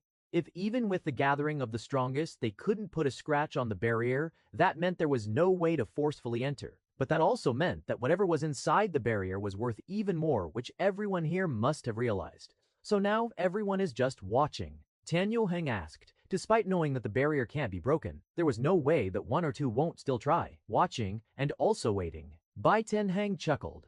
They're waiting for the formation masters to arrive. The royal family already sent a message requesting one from the formation hall, and no one has tried to force their way in since. Tian Yuheng didn't believe that everyone would quietly wait for the formation master to arrive. Oh, they did. Bai Tianheng's smile widened. But not only is the barrier very powerful, but it also reflects the attacks. One of the Zhao clan's elders even lost an arm. Ha! A fitting punishment for them. Tian Yuheng's gaze sharpened. A reflective barrier. Exactly. The backlash is proportional to the force applied. Elder Lian Hua stepped forward. If that is true, brute force is useless. No wonder everyone is waiting for Formation Master. Precisely. Bai Tianheng nodded. So now it's a waiting game. Tian Yuheng muttered, well, it doesn't matter as long as we can get something from this. Tian Yuheng exchanged a glance with his elders. This was a dangerous Heng exchanged a glance with his elders. This was a dangerous situation. Everyone present was a powerful figure with their own ambitions, and the longer they waited, the greater the tension would become. The ground below, covered in scorched earth and shattered rocks, was a testament to that. The barrier's ethereal light remained unaffected, and the chaotic chi in the air seemed to intensify with each passing moment. Suddenly, a ripple swept through the gathered crowd. The sky shimmered, and a group of robed figures descended from the clouds. The leading figure wore silver and gold robes, embroidered with ancient runes and unmistakable mark of the Formation Masters. It seems the Formation Master requested by the royal family has arrived. Tian Yuheng whispered. Bai Tianheng's smile faded slightly and his gaze became serious. Let's see whether they can break the formation or not. The Formation Masters landed gracefully, their leader stepping forward, an elderly man with a long silver beard and eyes like molten gold. He glanced around, his expression calm and confident. Along with him were other Formation Masters. I am Grandmaster Huang of the Formation Hall, the old man announced, his voice carrying across the entire area without being too loud. By order of His Majesty, I shall investigate and analyze this barrier. Please, everyone bear with me. Seeing that the Formation Master was a Grandmaster, a title reserved for Grade 7 Formation Masters, everyone felt a surge of confidence that the barrier could be breached. Of course, Grandmaster Huang. We believe that Grandmaster Huang can do that. They also knew better than to doubt such an esteemed person. Grandmaster Huang can do that. They also knew better than to doubt such an esteemed person. Grandmaster Huang floated closer to the barrier, his eyes glowing with a faint golden light as he observed the shimmering surface. His fingers danced in the air, tracing intricate symbols, and a faint glow appeared at his fingertips. Tian Yuheng's eyes never leave Grandmaster Huang's figure. But even as they watched, Tian Yuheng couldn't help but feel a sense of unease. With so many powerful figures gathered here and the tension already palpable, the slightest misstep could ignite a full-scale conflict. And yet, they couldn't leave. Because whatever lay beyond that barrier could change the balance of power in the entire desolate Heaven Empire. For several minutes, Grandmaster Huang and other Formation Masters studied the barrier intently, their hands weaving intricate symbols in the air, faint glimmers of spiritual light following their gestures. Yet despite their combined efforts, probing with spiritual sense, tracing ancient runes and attempting various methods, one by one, their expressions grew solemn. Finally, they exchanged silent glances, a wordless understanding passing between them. Grandmaster Huang finally stopped, his hands dropping to his sides. A deep sigh escaped his lips. The gathered crowd, watching intently, noticed the shift in his demeanor. From his position, the royal commander's sharp gaze fixed on the Grandmaster. Grandmaster Huang, what is the result? His voice carried authority but held a trace of anxiety. Grandmaster Huang turned to face the crowd, but his expression already gave away the answer. This beer is beyond what I had expected. I can now confirm it is a grade 8 formation or perhaps even higher. No one in the Empire can break through such a formation. A ripple of shock spread through the crowd. Grade 8, impossible. For thousands of years, the desolate Heaven Empire didn't even have a grade 8 formation master. So this formation can't be broken. Grandmaster Huang nodded solemnly. Indeed, this formation can't be broken. Grandmaster Huang nodded solemnly. Indeed, this formation's complexity and power surpass the limits of what we can breach. Even if we gather all the Grandmasters in the desolate Heaven Empire, it would be futile. A grade 9 formation was a true relic of ancient power. Breaking it by force was a fool's dream. So what can we do? The royal commander asked with a frown. They had attempted to break through with brute force, only to suffer the consequences as the barrier reflected their attacks back at them, causing harm instead. And now, even a grade 7 formation master stood powerless before it. Grandmaster Huang's lips curled into a thin, resigned smile.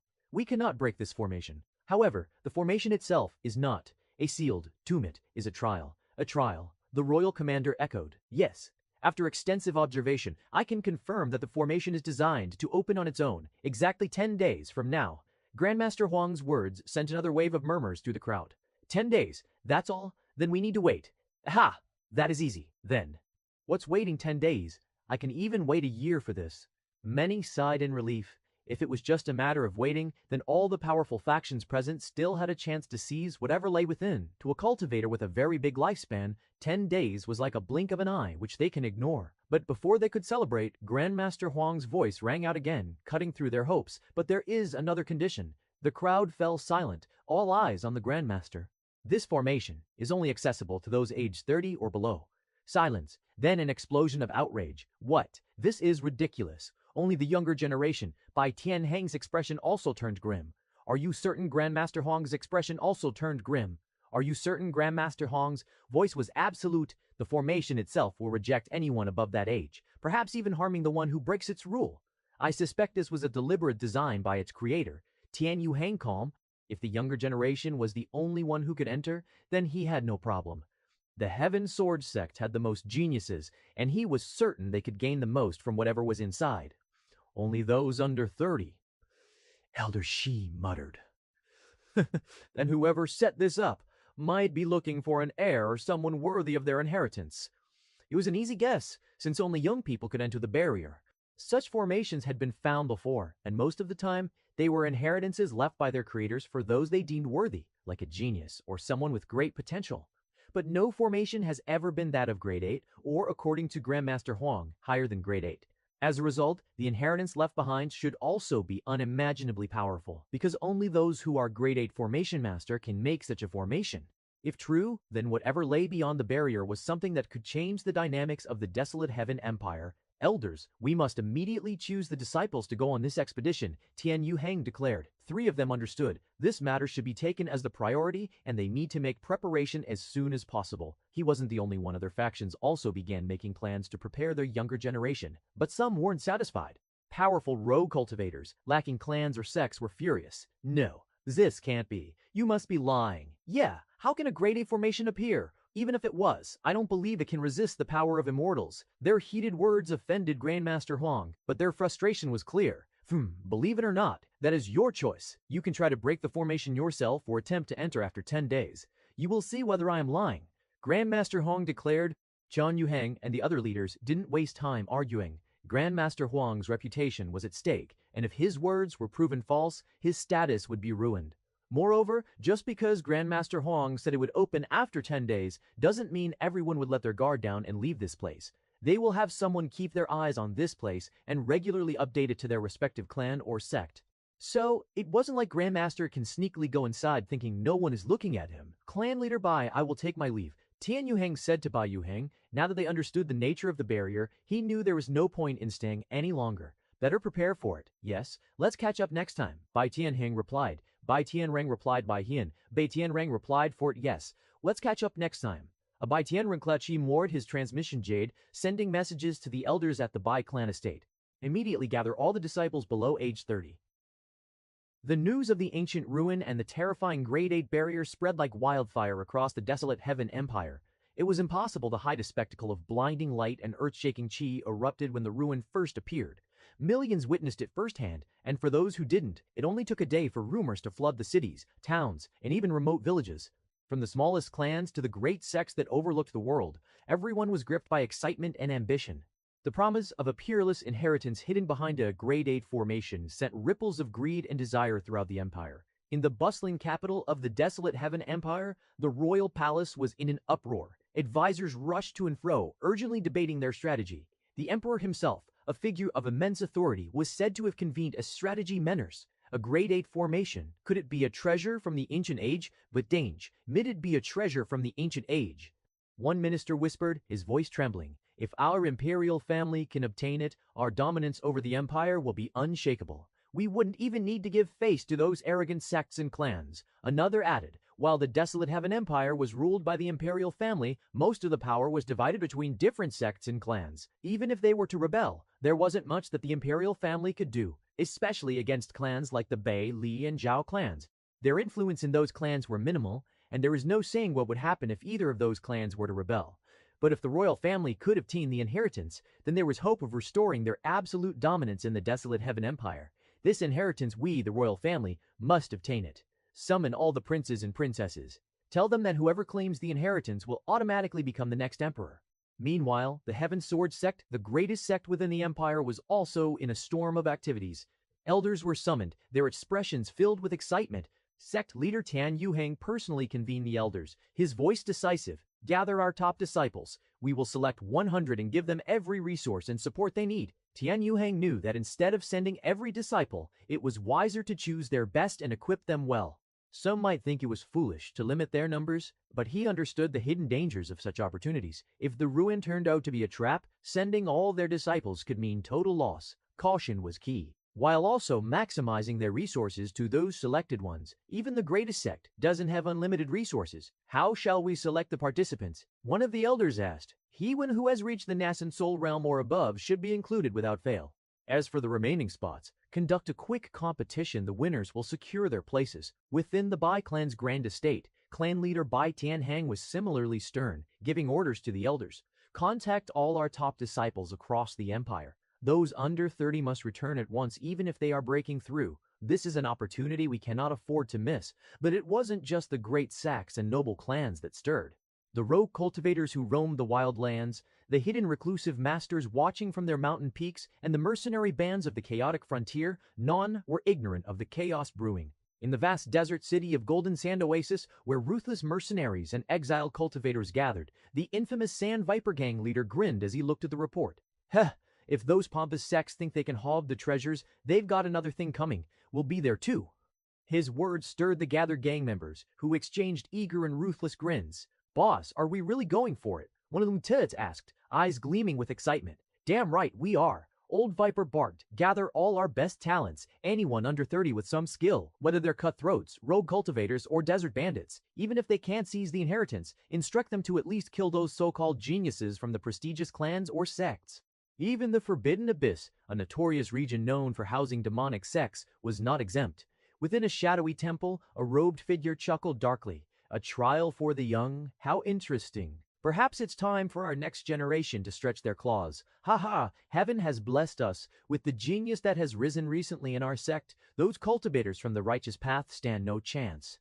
The entire desolate Heaven Empire became a cauldron of ambition and scheming, and with 10 days until the formation opened, everyone was preparing for a bloody struggle. Of course, such big news, how could Bai Zihan ignore it?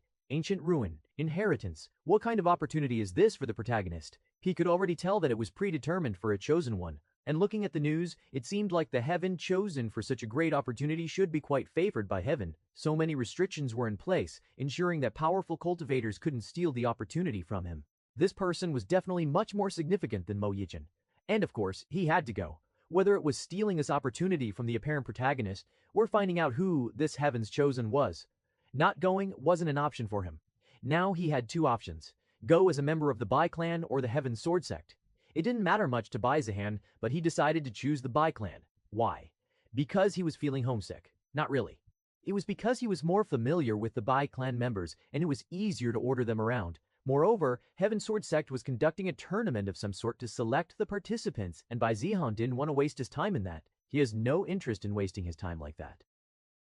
No, we can't. Inside the grand hall of the Bai clan estate, the atmosphere was thick with tension. Bai Tianheng, the clan leader, stood at the head of the hall, his expression calm but his gaze sharp. Around him, a half-dozen elders were gathered, their faces a mix of concern, skepticism, and even a hint of defiance. Clan leader, Elder Bai Wei said, I must speak plainly. Including Bai Wei said, I must speak plainly. Including Bai Wei said, I reckless.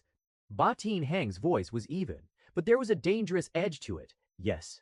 Elder Bai Wei pressed on, emboldened by the murmurs of agreement around him. Bai Zihan may be your son, but this is an opportunity of unimaginable value, a once-in-a-lifetime chance. We must send only the best of our disciples, those who are strong, capable, and can help in obtaining the inheritance. Are you implying Bai Zihan is none of those? Bai Tianheng's tone grew colder. Clan leader, let's be Hang's tone grew colder. Let's be honest. Bai Zihan is only good at creating trouble and would definitely become a hindrance. We are not just saying this selfishly, but also for his own safety. Bai Wei explained. Although Bai Zihan's recent achievement and the news about his late golden core stage cultivation might have spread far and wide, it didn't mean that he was all that powerful. Of course, for his age, Bai Zihan could be considered quite talented.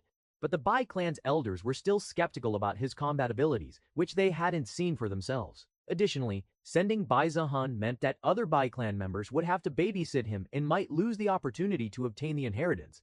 Of course, there were also those who opposed it because they didn't want to risk Bai Zihan obtaining the opportunity, though they believed the chances were very slim. So, you think that my son is not qualified? Bai Tianheng asked with a frown. Exactly. Clan leader, let's not take any risks and endanger our heirs' lives. Bai Wei said, trying to frame his argument as concern for Bai Zihan's safety, though his true intentions were obvious. Bai Tianheng also wouldn't have liked Bai Zihan risking his life, considering how weak he was perceived to be, but Bai Zihan had already expressed his desire to go. And as cultivators, it is normal to risk one's life for opportunities because that is what cultivation is all about. If they say it is dangerous, does not going mean avoiding danger? Wrong. What if your enemies entered the ruins and obtained the opportunity instead? Then you could only kiss your future goodbye. That's why it was normal necessary, even to take risks, especially when considering that this was an opportunity one might not encounter again in a lifetime. Bai Tianheng let out a deep sigh, his gaze sweeping across the assembled elders. You are also worried about Bai Zihan being a burden. Fine, we will let the participants decide. The elders exchanged confused glances. What do you mean, clan leader? Elder Bai Wei asked cautiously. We will gather all the selected participants, the top disciples, those you all consider capable. If Bai Zihan can convince them that he is not a burden, then he will join them. If they reject him outright, then he stays. Some of the elders looked hesitant, but a few seemed satisfied with this solution. After all, they believed the top disciples would easily reject Bai Zihan. As you wish, clan leader. Elder Bai Wei finally nodded, a hint of a smug smile on his lips. I have done all you wanted. Now, Wei finally nodded, a hint of a smug smile on his lips. I have done all you wanted. Now, everything is in your hands, son. Sinan, Bai Jian commanded. Servants rushed out, their footsteps echoing through the grand hall. Within minutes, the hall was filled with the Ba clan's top young talents, over 100 young men and women, each radiating powerful auras. Most were at the Golden Core stage, and a few had even reached the Nascent Soul stage. They were the pride of the Ba clan. Why were we called? Is this a strategy meeting for the ancient ruins? Look, all the elders are here too. This must be something important. The murmurs spread among the gathered disciples. Everyone, we have summoned you here for an important matter, Bai Tianheng began. As you know, the ancient ruin has appeared, and you all are those who will represent our Bai clan. He paused, his gaze turning cold. But there is a dispute among the elders. Some believe that my son, Bai Zihan, should not be included. They fear he may become a burden to you all. The young disciples murmured among themselves, some with surprise, others with amusement. Many were surprised that Bai Zihan would even be considered, given his previous reputation as a waste. Even with the recent news about his cultivation, which was impressive, many still doubted his strength, assuming it was a hollow shell. High cultivation without the skill to utilize even half of its power. They were also amused that their young master had the courage to enter such a dangerous place. A coward going to a place where thousands would die. No matter his status, once inside, it would be every man for himself. If possible, they would work as a team. But if not, they would have to fend for themselves, something they doubted Bai Zihan could manage. To resolve this, we will let you decide. Bai Zihan will make his case, and you can judge for yourselves. As if on cue, Bai Zihan strolled in, his expression calm and confident, his gaze sweeping across the gathered elites of the Bai clan. Oh, everyone is already gathered here, he said, glancing around. There were some faces he recognized well and others he hadn't seen for years. Like the older disciples who were mostly in the Nascent Soul realm, many of them had already left the clan, only occasionally returning to visit. Their feelings were mostly neutral. They had little to do with Bai Zihan and no strong opinions about him joining. But for the younger generation, like Bai Jian, it was completely different. Just seeing Bai Zihan made them angry, and the idea that he wanted to join them because of his status made them even more furious. Want to convince us? No way. We only have one day before the ancient ruins open, so let's not waste time.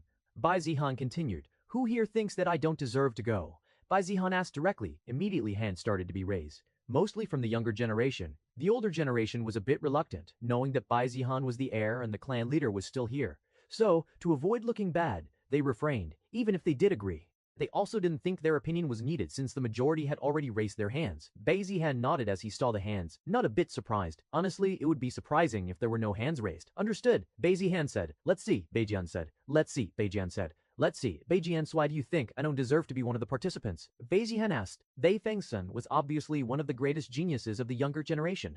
Bai Zihan deliberately chose Bai Jian, who hated him the most. Humph. Bai Zihan, you lack the experience and strength for this kind of expedition. I advise you to quietly stay here and cultivate without worries. Bai Jian instantly answered, you think I lack strength, while you yourself are only at the late Golden Core stage. Bai Jian instantly answered, you think I lack strength, while you yourself are only at the late Golden Core stage. Bai Zihan was shaken a bit by the question. He was stunned when the news about Bai Zihan's golden core cultivation years, but he had to trust the news because one of his subordinates also went with Bai Zihan to eliminate the Mei clan and had personally reported it. But despite knowing that, he continued to believe it was just a cultivation level and that Bai Zihan's strength was still far inferior than his.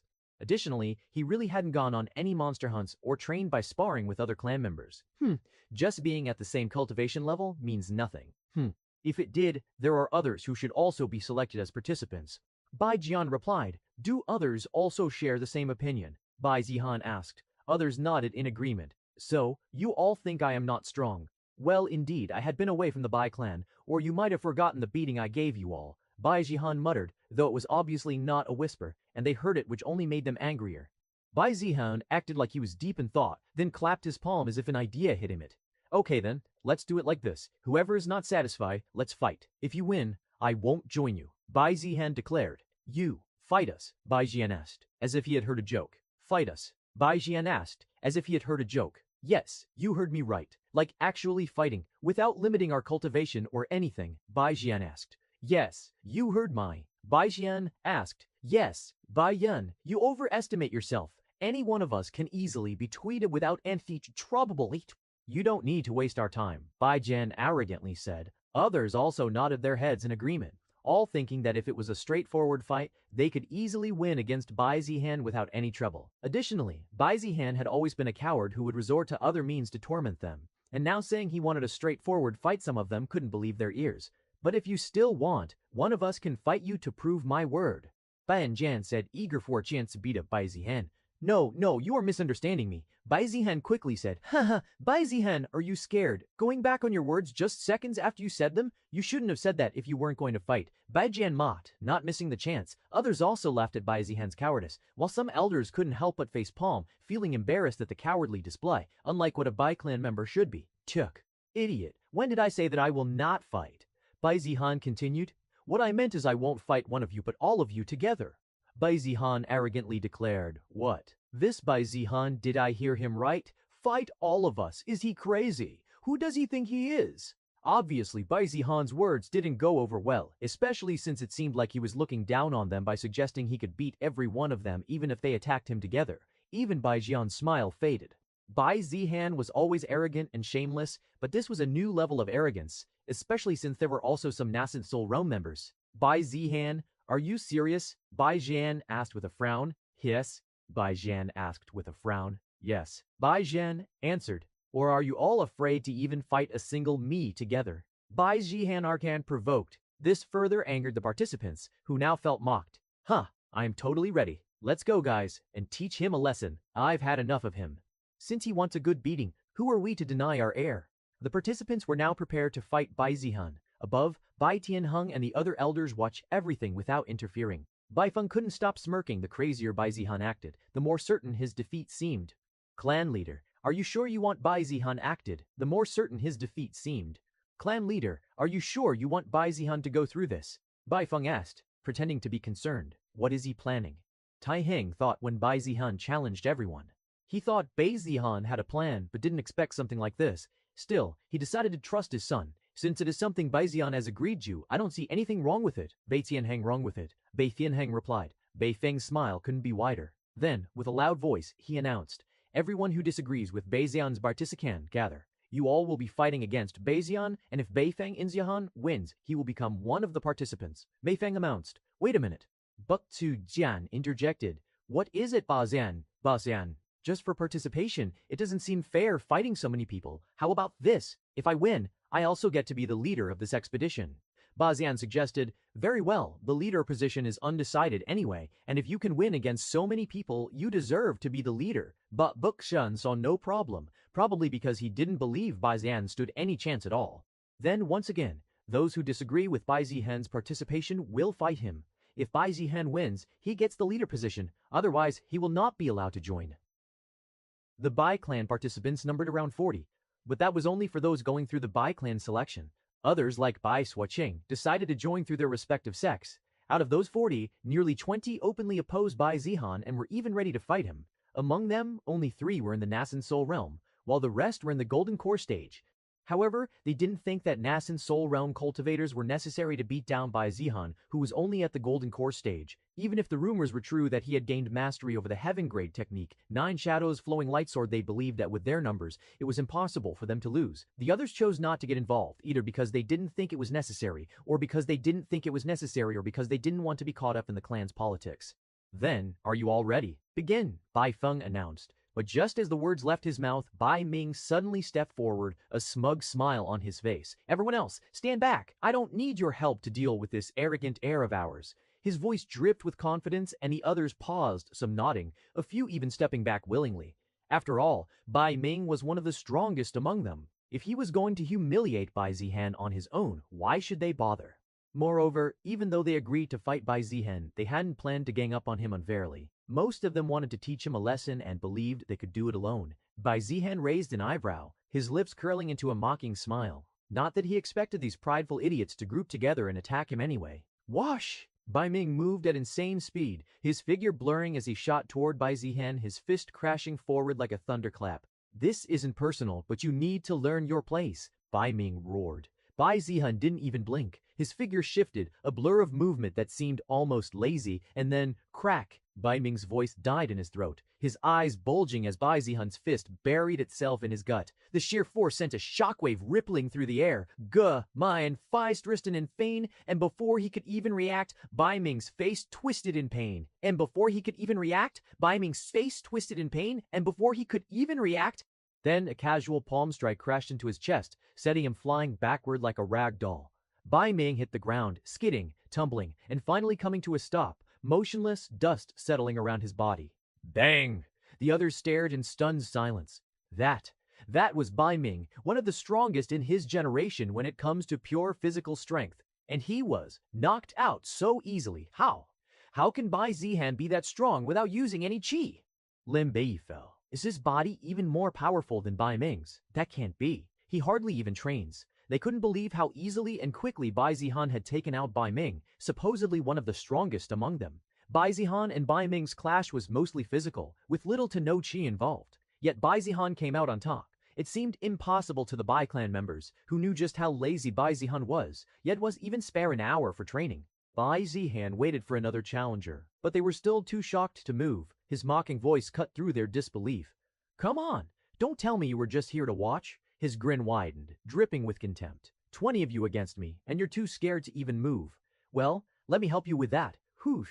Bai Zihan's figure blurred again. In an instant, he was in front of another disciple, his palm slamming into the poor guy's face, sending him crashing back. The guy was caught off guard and couldn't even react. Bai Zihan's speed was beyond what anyone expected. A girl quickly tried to swing her sword at him, but Bai Zihan's hand snatched her wrist like a vice. Gah! Her reaction was quick, but Bai Zihan's was faster, like her attack was in slow motion. He yanked her forward, his knee slamming into her stomach, and she collapsed to the ground, gasping for air. Next, Bai Zihan roared, his V with battle lust, and then the chaos began. Next, Bai Zihan roared, his voice brimming with battle lust. The remaining disciples finally snapped out of their shock, their pride and anger overwhelming their shock. Don't let him mock us. Take him down, Vadian yelled angrily. He was still processing how the supposed joke of the Bai clan had taken down one of the strongest among them, Bai Ming, and now 2 more in a split second. Though those 2 weren't as strong as him or Bai Ming, they were still elites chosen as participants, and yet the so-called waste took them out like it was nothing. The older generation didn't take orders for Bai Zihan, despite his greater talent. He didn't deserve that authority, but the younger generation was different. They were used to following Bai Zihan, who acted like their leader. 7 disciples immediately surrounded Bai Zihan, leaving no way for him to escape. Bai Zihan, you have nowhere to escape, Bai Zihan declared arrogantly, forgetting he had to rely on so many disciples just to contain the one he thought was a weakling. Escape? Who, me? Bai Zihan almost laughed. If he wanted to escape, would he have deliberately approached them first? There was no use explaining common sense to someone drunk on the illusion of victory. They surged forward, weapons drawn, Shi surging with all their attacks converging on Bai Zihan. One of them lunged first, his sword slashing down with a fierce glow. But before his blade could touch Bai Zihan, a blur of motion flashed. Crack! His wrist twisted at an unnatural angle, the sword flying from his grip, and a brutal kick slammed into his chest, sending him flying back, his body crashing into another disciple. Bastard! Another one shouted, his palm glowing with a fiery red light as he aimed a flaming fist at Bai Zihan. but Bai Zihan sidestepped easily, grabbing the attacker's outstretched arm and yanking him forward. T? His knee met the disciple's face, a sickening crunch echoing as the man's nose shattered, blood spraying. From above, the elders watched in shock. Bai Feng's smile was long gone. Where was the untalented, problematic young master whose only talent was causing trouble? He was completely different from how they had known him. Bai Tianheng's gaze was sharp, but a slight smile played at his lips. So, this is the strength my son has been hiding. Too strong. Although the result was yet to be decided, Bai Zihan had already proven himself to all of them. He was no longer the person they used to know, and could even take on multiple elites of the Bai clan. Just defeating the 3 geniuses earlier proved that he was a genius like his sister, Bai Suiqing. Not to mention, even more, despite being surrounded and outnumbered. Previously, he was happy to know that at least his son's cultivation had reached the level of a genius, but this was completely different. Cultivation level doesn't always mean someone can also fight well, especially against so many at the same level. It was clear that his cultivation wasn't the only thing at the level of a genius. His combat technique and physique were also on par with the top genius. No wonder the Grand Elder looked so excited when talking about Zianer. What are you doing? Attack him from all sides. Bai Zihan shouted angrily, but it was like fighting a storm. Bai Zihan's figure flickered, moving between them like a ghost. A punch shattered a jaw. An elbow cracked against a temple. A sweeping kick sent another one tumbling. In seconds, 4 more were on the ground, groaning in pain. Bai Zihan's face twisted with rage. He wasn't going to stand by and watch his so-called waste of a cousin humiliate them all. Everyone, focus. Don't attack blindly. Keep him occupied. Ba Jian shouted, and his voice seemed to snap the others out of their panic. His own sword flashed as he charged in, his blade sweeping toward Ba Jian's shoulder with a precise, controlled strike. Clung, Ba Jian's palm met the flat of Ba Jian's sword, and a shockwave rippled out. Ooh! Finally joining in, Ba Jian met the flat of Ba Jian's sword, and a shockwave rippled out. Ooh! Finally joining in. I was wondering how long you planned to sit around and shout. Ba Jian taunted, his grin sharp. Bai Zihan spat, twisting his wrist, his sword flaring with blue chi as he tried to push Bai Zihan back. But Bai Zihan didn't budge. His hand didn't budge. His hand gripped the blade, fingers tightening, chi flaring around his palm like a shield. Not bad. Bai Zihan commented with genuine compliment, but you'll need a lot more than that. Suddenly he shoved the sword aside, sending Bai Zihan stumbling, and in the same motion his leg lashed out in a sweeping kick. Bai Zihan barely managed to twist his body, avoiding the full impact, but the force still sent him skidding back.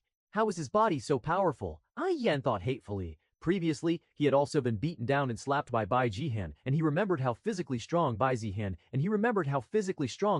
was. Now, he was reminded of it again. The other disciples tried to take advantage of the moment, but it was like attacking a hurricane. Another went down with a broken arm.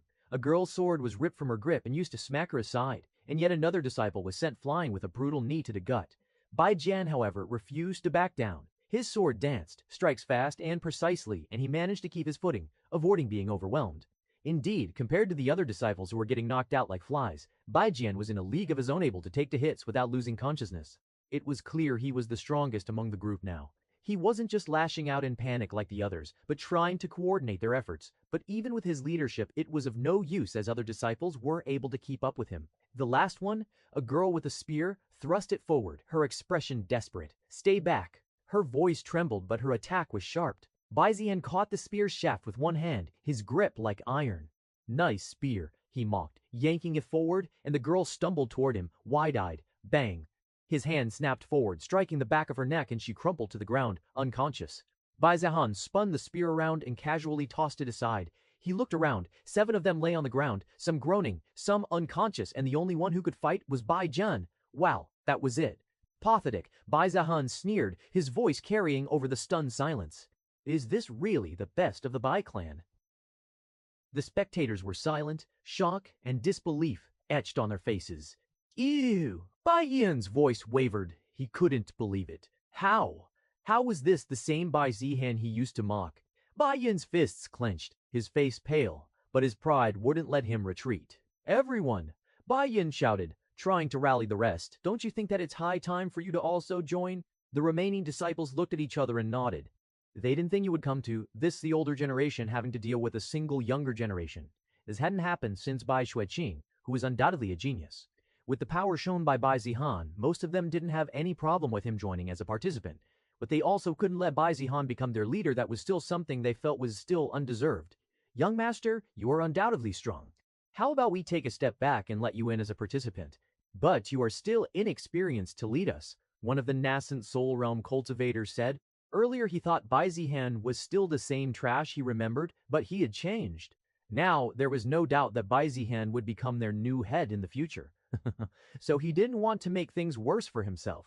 You could even say Bai Zihan had convinced him with his new strength and talent, which was almost non-existent previously. Bai Zihan couldn't help but get angrier. These older generation members were not listening to him and even showing this kind of subservient behavior to Bai Zihan already. Moreover, what about his revenge? If the fight stopped now, it would look like Bai Zihan won, no matter how one looked at it. If it continued, he believed Bai Zihan would inevitably lose because they still had more than 10 people, with 3 being in the nascent soul realm. Aram, Wei, if you are afraid, just surrender and give up. Otherwise, shut your mouth, one commanded arrogantly. The cultivator wasn't offended or angry at Bai Zihan's response. Well, one would be if one wasn't used to Bai Zihan, who always acted in a disrespectful manner. Well, I warned you. Saying so, he finally released his nascent soul realm cultivation. Bai Zihan, you've proven you're not the same weakling as before, but arrogance will be your downfall. He moved a blur of speed, his fist tearing through the air, a shockwave trailing behind it. But Bai Zihan's figure didn't waver. Bang! The nascent soul realm cultivator's fist stopped dead, caught in Bai Zihan's open palm. The man's eyes widened. Impossible. Is it? Bai Zihan's open palm. Bai Zihan's voice was calm, almost sounding disappointed. You're at the nascent soul realm, and this is the best you've got. Crack. Bai Zihan's grip tightened, and with a casual twist, the man's wrist shattered. Huh! He screamed, his body twisting in pain, but Bai Zihan wasn't done. A knee slammed into his gut, doubling him over, and before he could even gasp for air, Bai Zihan's palm came down on the back of his head. Boom! The nascent soul realm cultivator crashed into the ground, a small crater forming beneath him. Deja vu! The crowd was stunned yet again. No way! Nascent soul realm taken down like that? This is just like when Bai Ming? How was this possible? Their voices were laced with fear and disbelief, even more than when Bai Zihan took care of Bai Ming. After all, no matter what, the nascent soul realm was on a completely different level than the golden core stage. But more surprising than that was the aura radiating from Bai Zihan. It was clear. Bai Zihan was in the nascent soul realm. Impossible. Bai Zihan shouted, his face pale, his eyes full of disbelief. He was supposed to believe. He was supposed to be at the golden core stage. How? How was he at the nascent soul realm? Bai Zihan chuckled while glancing at the surprised look of everyone. Indeed, he was already in the nascent soul realm, and hence why he was so confident in confronting all the participants. Host info. Host Bai Zihan, age 16, cultivation realm, nascent. Early constitution, supreme Tao, bone martial arts, 9 shadows flowing light sword, greater mastery, Tosuk. And the reason for his breakthrough was due to the 100 cultivation speed card 10 days, which he received for killing Mo Yi Chen. He was saving it for when he needed it. But with such a big opportunity as the ancient ruins appearing, which even the strongest cultivators couldn't break, he knew he had to prepare with everything he had. Who knew what would appear in the ancient ruin? And there were also the protagonists he needed to be wary of.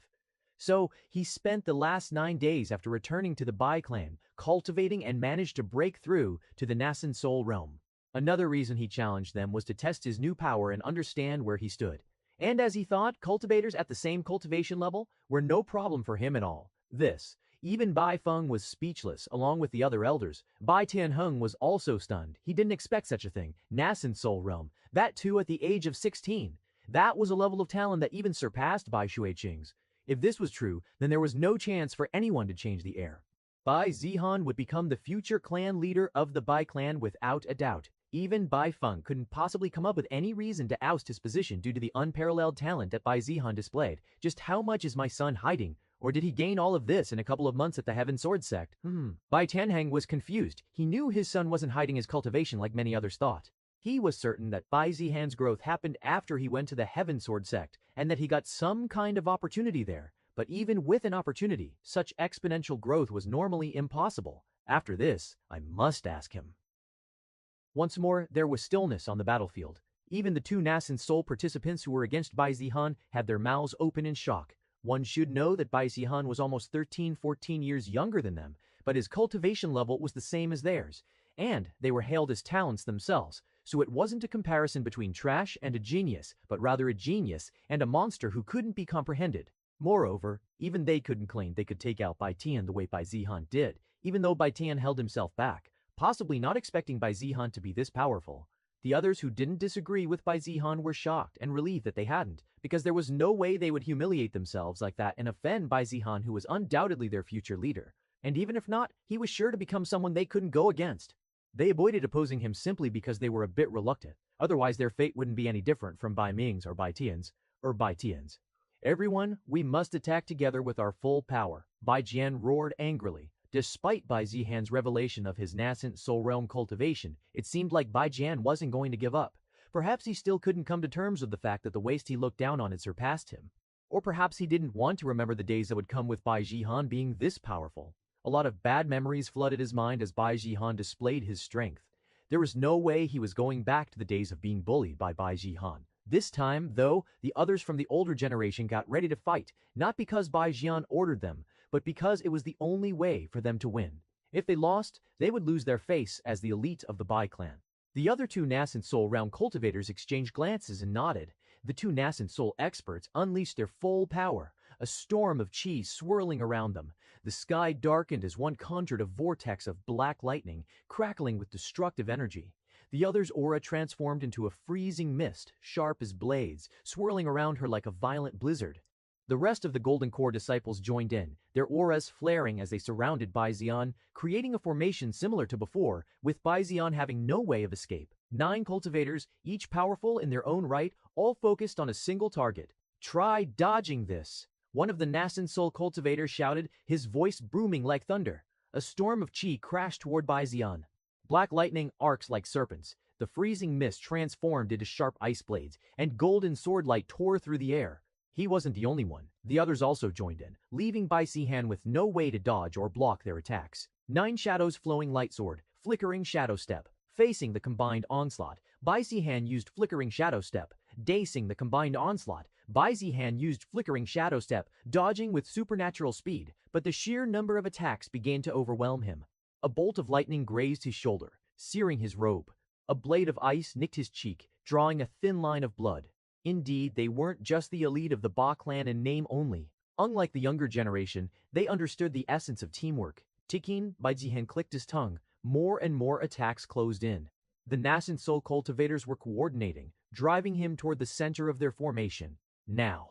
One of them shouted, and an enormous sphere of lightning and ice surged, sealing Bai Zihan within a prison of chaotic chi. He's trapped. Bai Jian's face twisted with a vicious grin. Ha ha ha! Do you see? Bai Zihan, arrogance is your downfall. But his laughter stopped when he saw Bai Zihan. Arrogance is your downfall. But his laughter stopped when he saw Bai Zihan's calm expression within the swirling storm. From within the prison, a blinding light erupted. Clang! A resonant sword hum filled the air, sharp and piercing.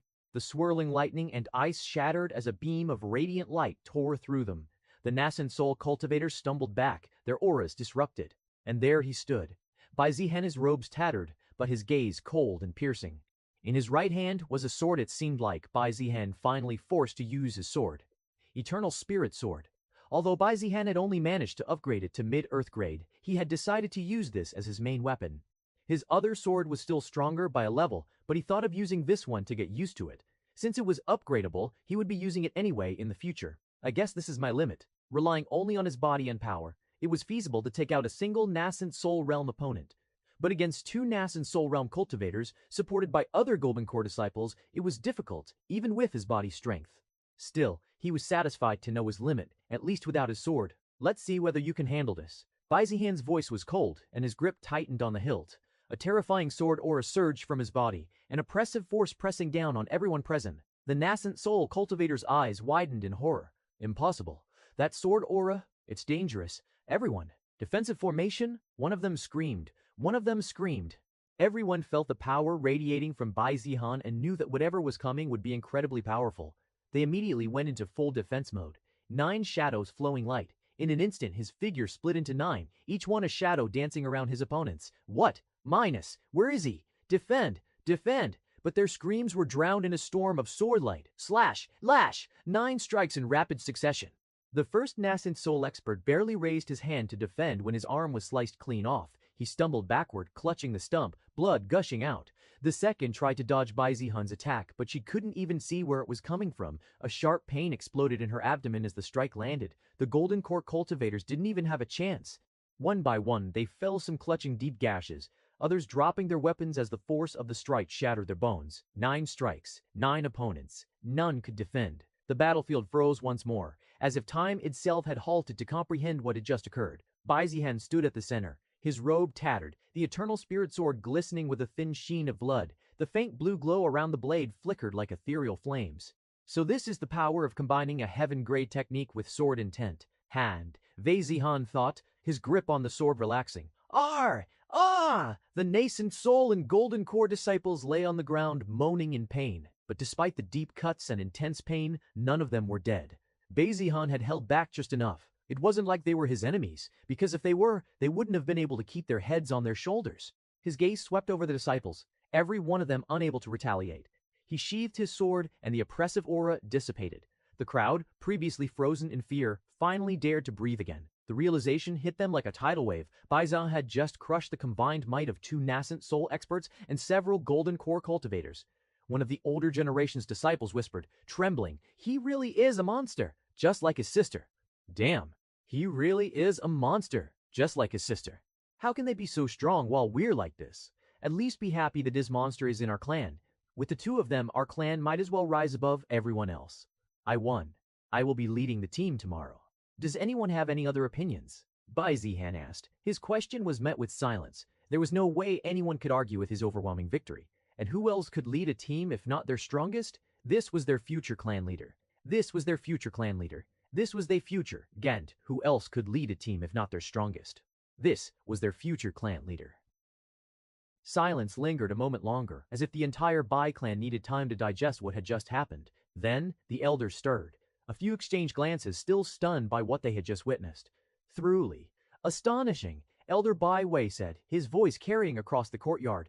I can't believe Zihan was hiding something like this. Looks like heaven has truly blessed our Bai clan.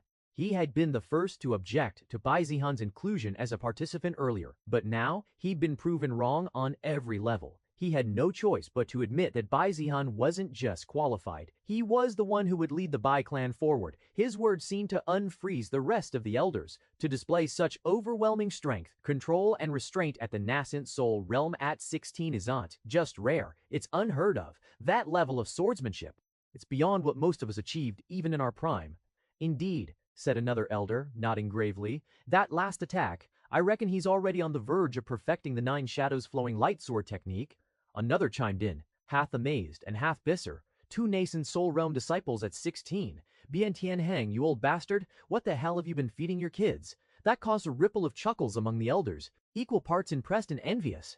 After all, Bai Tian Heng had already been blessed with a top-tier genius in his daughter. Everyone figured having a waste of a son balanced it out. But now, that so-called waste turned out to be just like his sister, and the only thing they could feel was envy. Bai Tian Heng stood near the platform, arms folded, trying to maintain his usual stoic expression. But the way his eyes crinkled slightly at the corners, the quiet pride in his gaze as he looked at Bai Zihan, it was obvious to anyone paying attention. Pride, sharp and undeniable, glimmered in his eyes. Still, there was a trace of awkwardness too. This was the first time the elders were praising Bai Zihan, instead of complaining about him, and he wasn't used to it. Even Bai Wei, the most vocal critic, was praising him without hesitation. The shift in tone was so sharp, it could have cut steel. Elder Bai Feng, who had remained silent the longest, finally let out a reluctant sigh. His eyes flicked toward his son, Bai Zihan, currently slumped over and groaning on the ground, his pride shattered into pieces that might never be put back together. Then, he looked at Bai Zihan still standing tall amidst the wreckage, sword in hand, not a trace of smugness on his face, just his usual expression as if he didn't just wipe the floor with the elites of Bai clan. I'll admit it, even if I won't say it out loud, your son's better than mine. That thought alone made his gut twist, but there was no denying it. Not after what he'd just witnessed. I really thought Jian was going to carry the clan's future. But today, I saw it clearly. The gap between them isn't a crack, it's a damn chasm. Cultivation level, mastery of technique, and sword intent. He'd sensed it. That final strike it carried sword intent. He sensed it. That final strike it carried. And that was when Bai Feng gave up on the idea of his son ever catching up. Bai Zihan wasn't just talented. He was a once-in-a-billion genius. His jaw clenched as he watched Bai Zihan calmly sheathe his sword. Nearby, Bai Jianheng stayed quiet, but one corner of his mouth twitched upward. Bai Zihan, meanwhile, simply stood there, robe tattered, sword in hand, blood trailing down his arm but with his chin slightly raised. He didn't say anything cocky, didn't throw insults. He didn't need to. The battlefield, the groaning disciples, the shattered pride was already speaking for him. Ahem.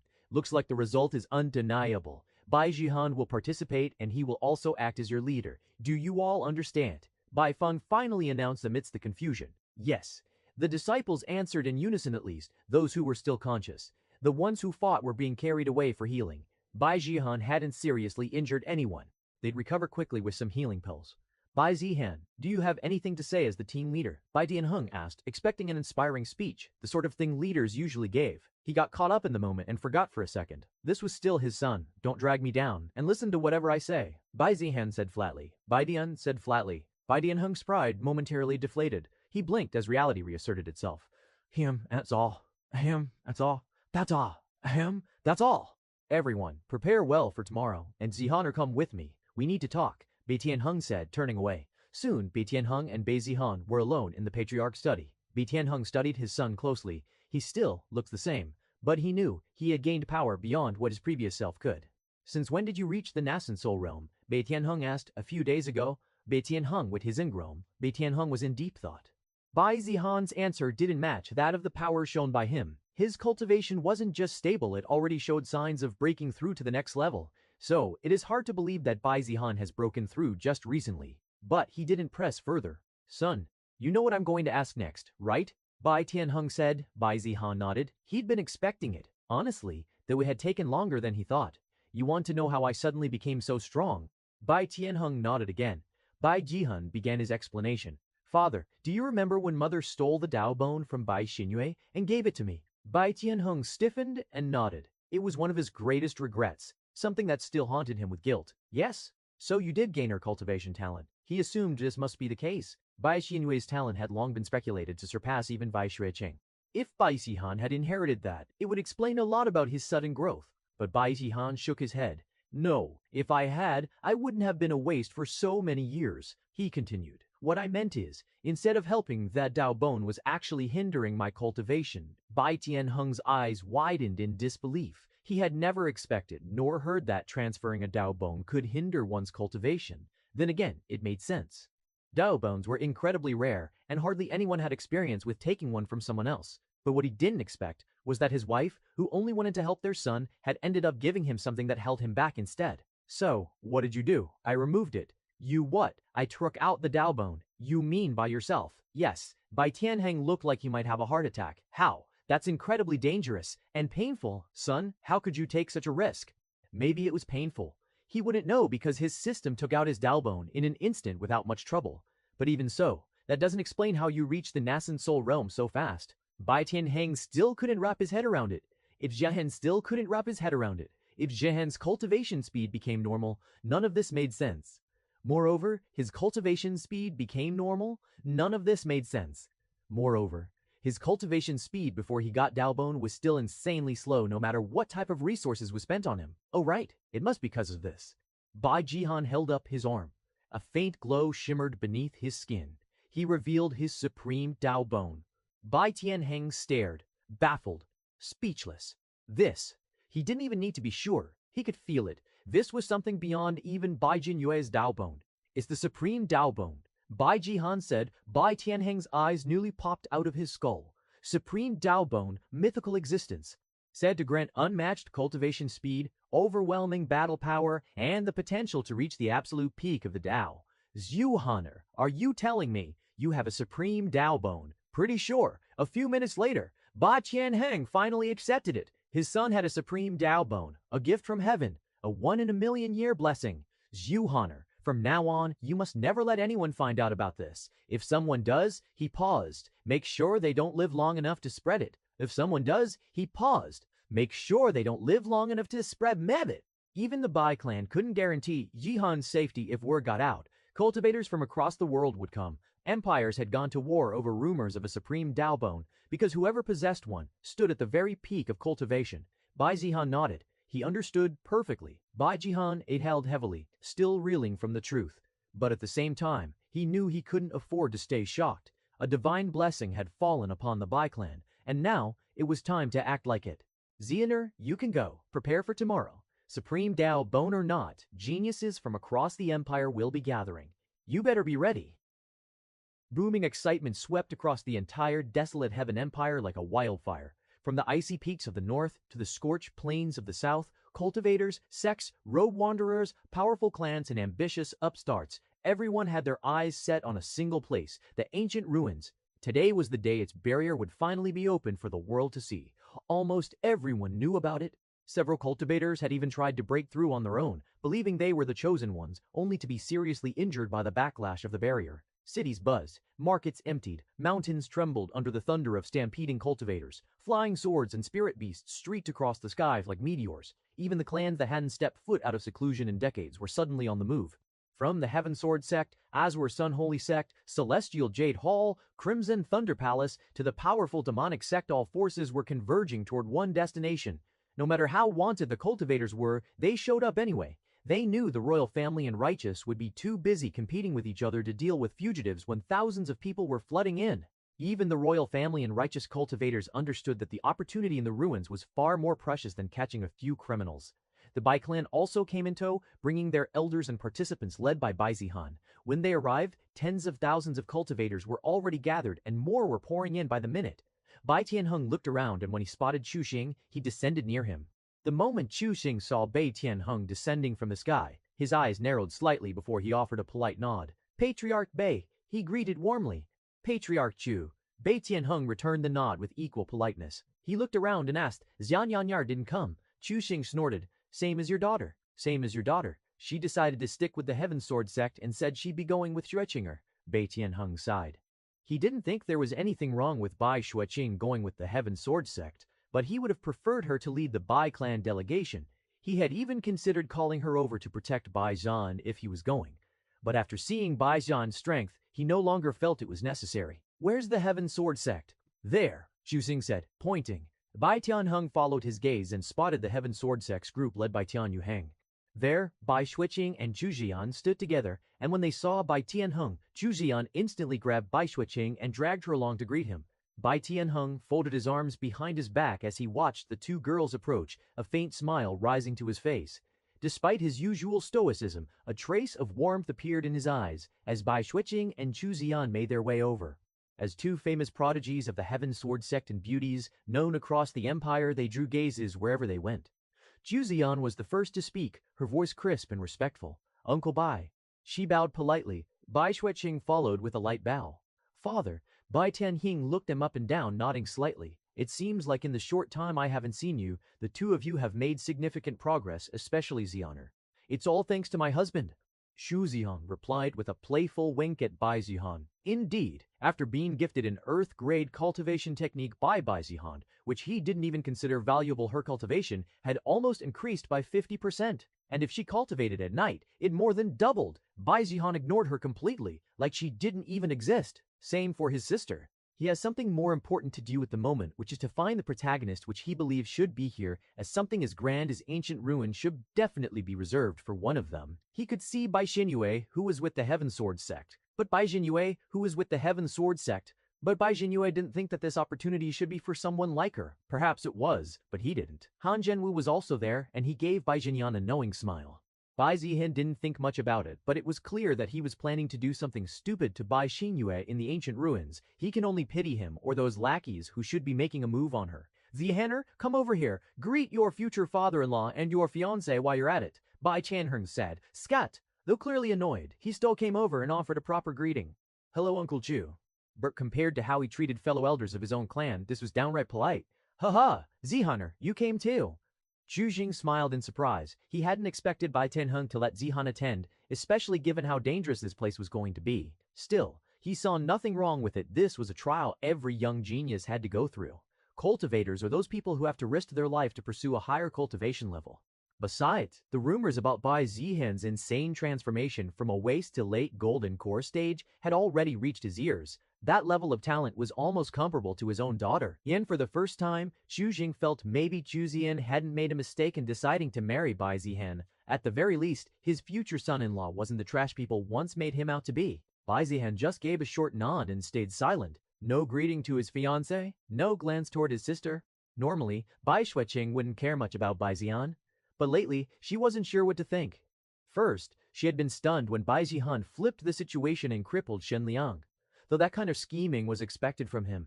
What she didn't expect, though, was the news that came just days later. Not only did he destroy the Mei clan, but he also reached the late Golden Core stage. While that realm wasn't particularly shocking, she herself had reached the nascent soul realm at that age, but the speed at which he advanced was frightening. After all, when he first entered the sect, her master Qinglin had confirmed he was only at core condensation. In just a couple of months, he'd reached late Golden Core. Even she didn't have that kind of cultivation speed. "Hey, my husband is ignoring me." Juzian pouted playfully. Bai Shuiqing felt a chill run down her spine. It was just creepy. Not the best feeling when your best friend is engaged to your younger brother, but Juzian wasn't stopping. Hubby, did you miss your wife?" She cooed as she approached Bai Zihan. Bai Zihan pressed his fingers to his forehead, already feeling a headache forming, and he hadn't even spotted the heavens chosens he was looking for yet. Yeah, now can you shut your mouth?" Bai Zihan replied, but Chuzian didn't stop and kept teasing Bai Han playfully. To everyone else watching, they looked like a sweet, loving couple, and that pissed people off. Are we not here for a life and death opportunity? Why the hell are they flirting like they're on a honeymoon? The single cultivators in the crowd were silently crying. Can't they consider our feelings, these damned lovebirds? Whoosh! Suddenly the atmosphere shifted. The wind howled unnaturally as if bowing in submission. The sky darkened for a moment, casting long shadows over the thousands of cultivators gathered. Then, as if on cue, divine light split the clouds, 4 dazzling beams tearing down from the heavens like spears of judgment. The royal family had arrived. But of course, they didn't come together. No, that would be too naive. Each beam marked the descent of a different prince or princess, all backed by their own faction cultivators, elders, spirit beasts, personal armies. Every heir was surrounded by their own little kingdom, and every single one of them wanted the same thing, the throne. After all, it was already declared, whoever obtains the inheritance in the ancient ruins shall be crowned the next emperor. So forget teamwork. This was war in the guise of exploration. First to descend was the 4th princess, Yu Qingya, clad in icy blue robes, her features sharp as a blade and beauty so cold it sent shivers through the crowd. Behind her marched the elites of the Frost Lily Pavilion, her loyal guard of female cultivators, each a powerful elders. That's Princess Qingya, the one who froze the Southern Sea Sex Patriarch in a single strike. Damn, she's even scarier in person. Careful staring too long, she castrated the last guy who got too bold. She didn't spare a glance for anyone as her Ice Lotus spirit beast floated beside her like a frozen throne. Next came the 7th prince, Yu Longxuan, his arrival signaled by the roar of thunder and the appearance of a massive golden dragon illusion coiling in the sky. He stepped off a chariot pulled by 3 spirit thunder lions, his black and gold robes flapping dramatically. With him came the warriors of the Crimson Thunder Palace, their war cries echoing like thunderclaps. 7th prince is here too.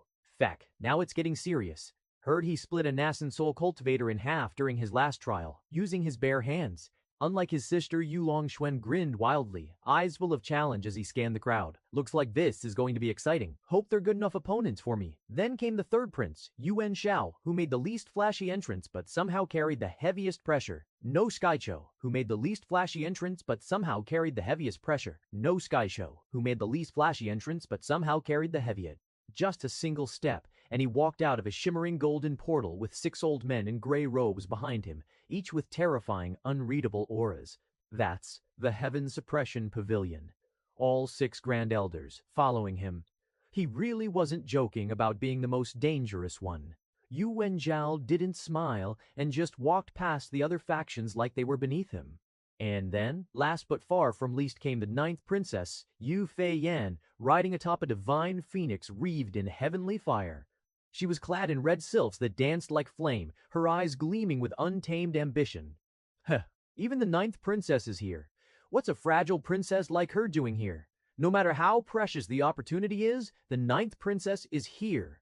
What's a fragile princess like her doing here? No matter how precious the opportunity is, the 9th princess was the youngest, a mum, and by Wake.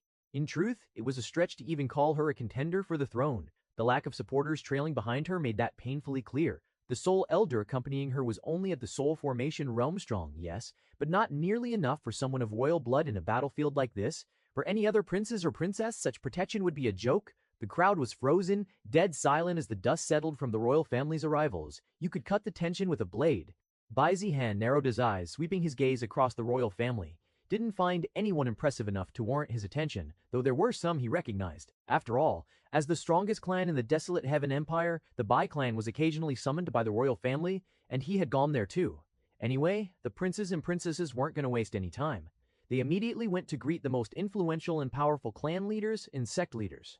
After all, although their esteemed father had promised the throne to whoever obtained the inheritance, if none of them succeeded, they'd have to rely on connections with powerful clans and sects to win the throne through other means. Many of those clans already supported certain princesses or princesses, whether openly or behind closed doors, but the Bai clan had no such ties. They didn't need to rely on the imperial family. They were strong enough on their own. That was both an advantage and a disadvantage. It meant they had a lower chance of offending the future emperor. But if the prince or princess supported by the Li or Zhao clans took the throne, then the Bai clan would need to watch their back, not just from rival clans, but the imperial family too. Regardless, those princes and princesses couldn't afford to skip trying to win the Bai clan's support. One by one, they came to greet Bai Tianheng. Fourth Princess Yu Qingya was the first to leave after a polite greeting. She was followed by the third prince, the seventh prince, and the fifth princess, all offering polite gestures while subtly trying to bring Bai Tianheng into their faction. Of course, Bai Tianheng expertly dodged all of that, refusing to take sides while still avoiding any offense. So the emperor sent those four, Xu Jing muttered. Indeed, for people below the age of 30, Princess Yu Qingya, Prince Yu Longxuan, and Prince Yu Wenxiao were the best children he had, not sure about Princess Yu Feiyan. People's attention was on those four, but not for long. Boom. A ripple tore through the sky, distorting the air like a mirage of hellfire. The air grew heavy, thick with the scent of blood and sulfur. A blood-red rift opened above the ruins, jagged like a wound in the heavens itself. A blood-red rift opened above the ruins, jagged like a wound in the heavens itself. From within came a slow, grinding creak like the groan of an ancient gate swinging open. Then came laughter, cold, unhinged, amused. Looks like we're late to the party. The voice was like venom sliding across bare skin, mocking, confident, and terrifyingly calm. A massive obsidian arc emerged from the rift, covered in writhing demonic runes. Its hull was forged from black bone and seething flame, and its shadow cast a dark red hue over the earth. At its helm stood a figure clad in deep crimson robes embroidered with gold-threaded skulls. His long black hair fluttered in the wind, eyes glowing with an unnatural gleam. A devilish grin split his face, revealing fangs. It was Saint Son of the Crimson Demon sect Mo Tianji, the most infamous prodigy of their generation. A Saint Son of the demonic path. Shit, why is he here? I thought the imperial family would stop demonic cultivators from entering the ruins. Ha, who's gonna stop them? The Heavensward sect, the Zhao clan, the royal family. Even they have to think twice. Not to mention they are all competing with each other and wouldn't spend their time trying to stop someone and waste their energy. As Matianji stepped off the ark, dark mist coiled around him like a cloak of malice. Behind him came the rest of the Crimson Demon sect's delegation, beautiful and deadly women in revealing black armor, monstrous cultivators in twisted forms, and elders whose presence alone caused the nearby younger generation to drop to their knees, gasping for breath. Those are the 7 blood envoys, and her weight, that's Dugu Liangxin, the saintess of the 100 Sens Hall. A woman in white stepped down from the ark next, her gown soaked in bloodstains that never dried. Her face was veiled, but her eyes shone with a chilling, soul-consuming light. Rumor had it she once made a nascent soul expert kneel and confess all his sins before she flayed him alive. Someone gulped. So, the demonic cultivators have sent both the saint and the saintess. Is it that? Overkill? Someone else laughed bitterly. If they get the inheritance, they'll probably rule the empire. The more talent they send, the more chance of getting it. Although there's an equally high risk that both of them might die, which I hope they do. Boom crack. A massive black halberd stabbed into the ground, splitting the earth. A bulky man with grayish skin and eyes like coals followed behind, dragging a giant beast skull on a chain. Third Demon General Go Yao? The crowd murmured, eyes narrowing. They even sent one of the top 5 strongest demonic cultivators to protect the saint and saints.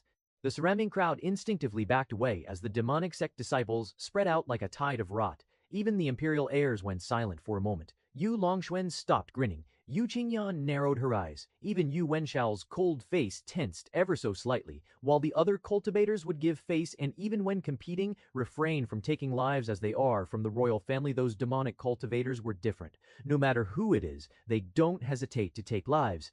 And they're perhaps even more likely to do so if you're from a prestigious sect or clan, because the two sides are irreconcilable and constantly at odds. Killing one genius from the other side means one less competitor to worry about.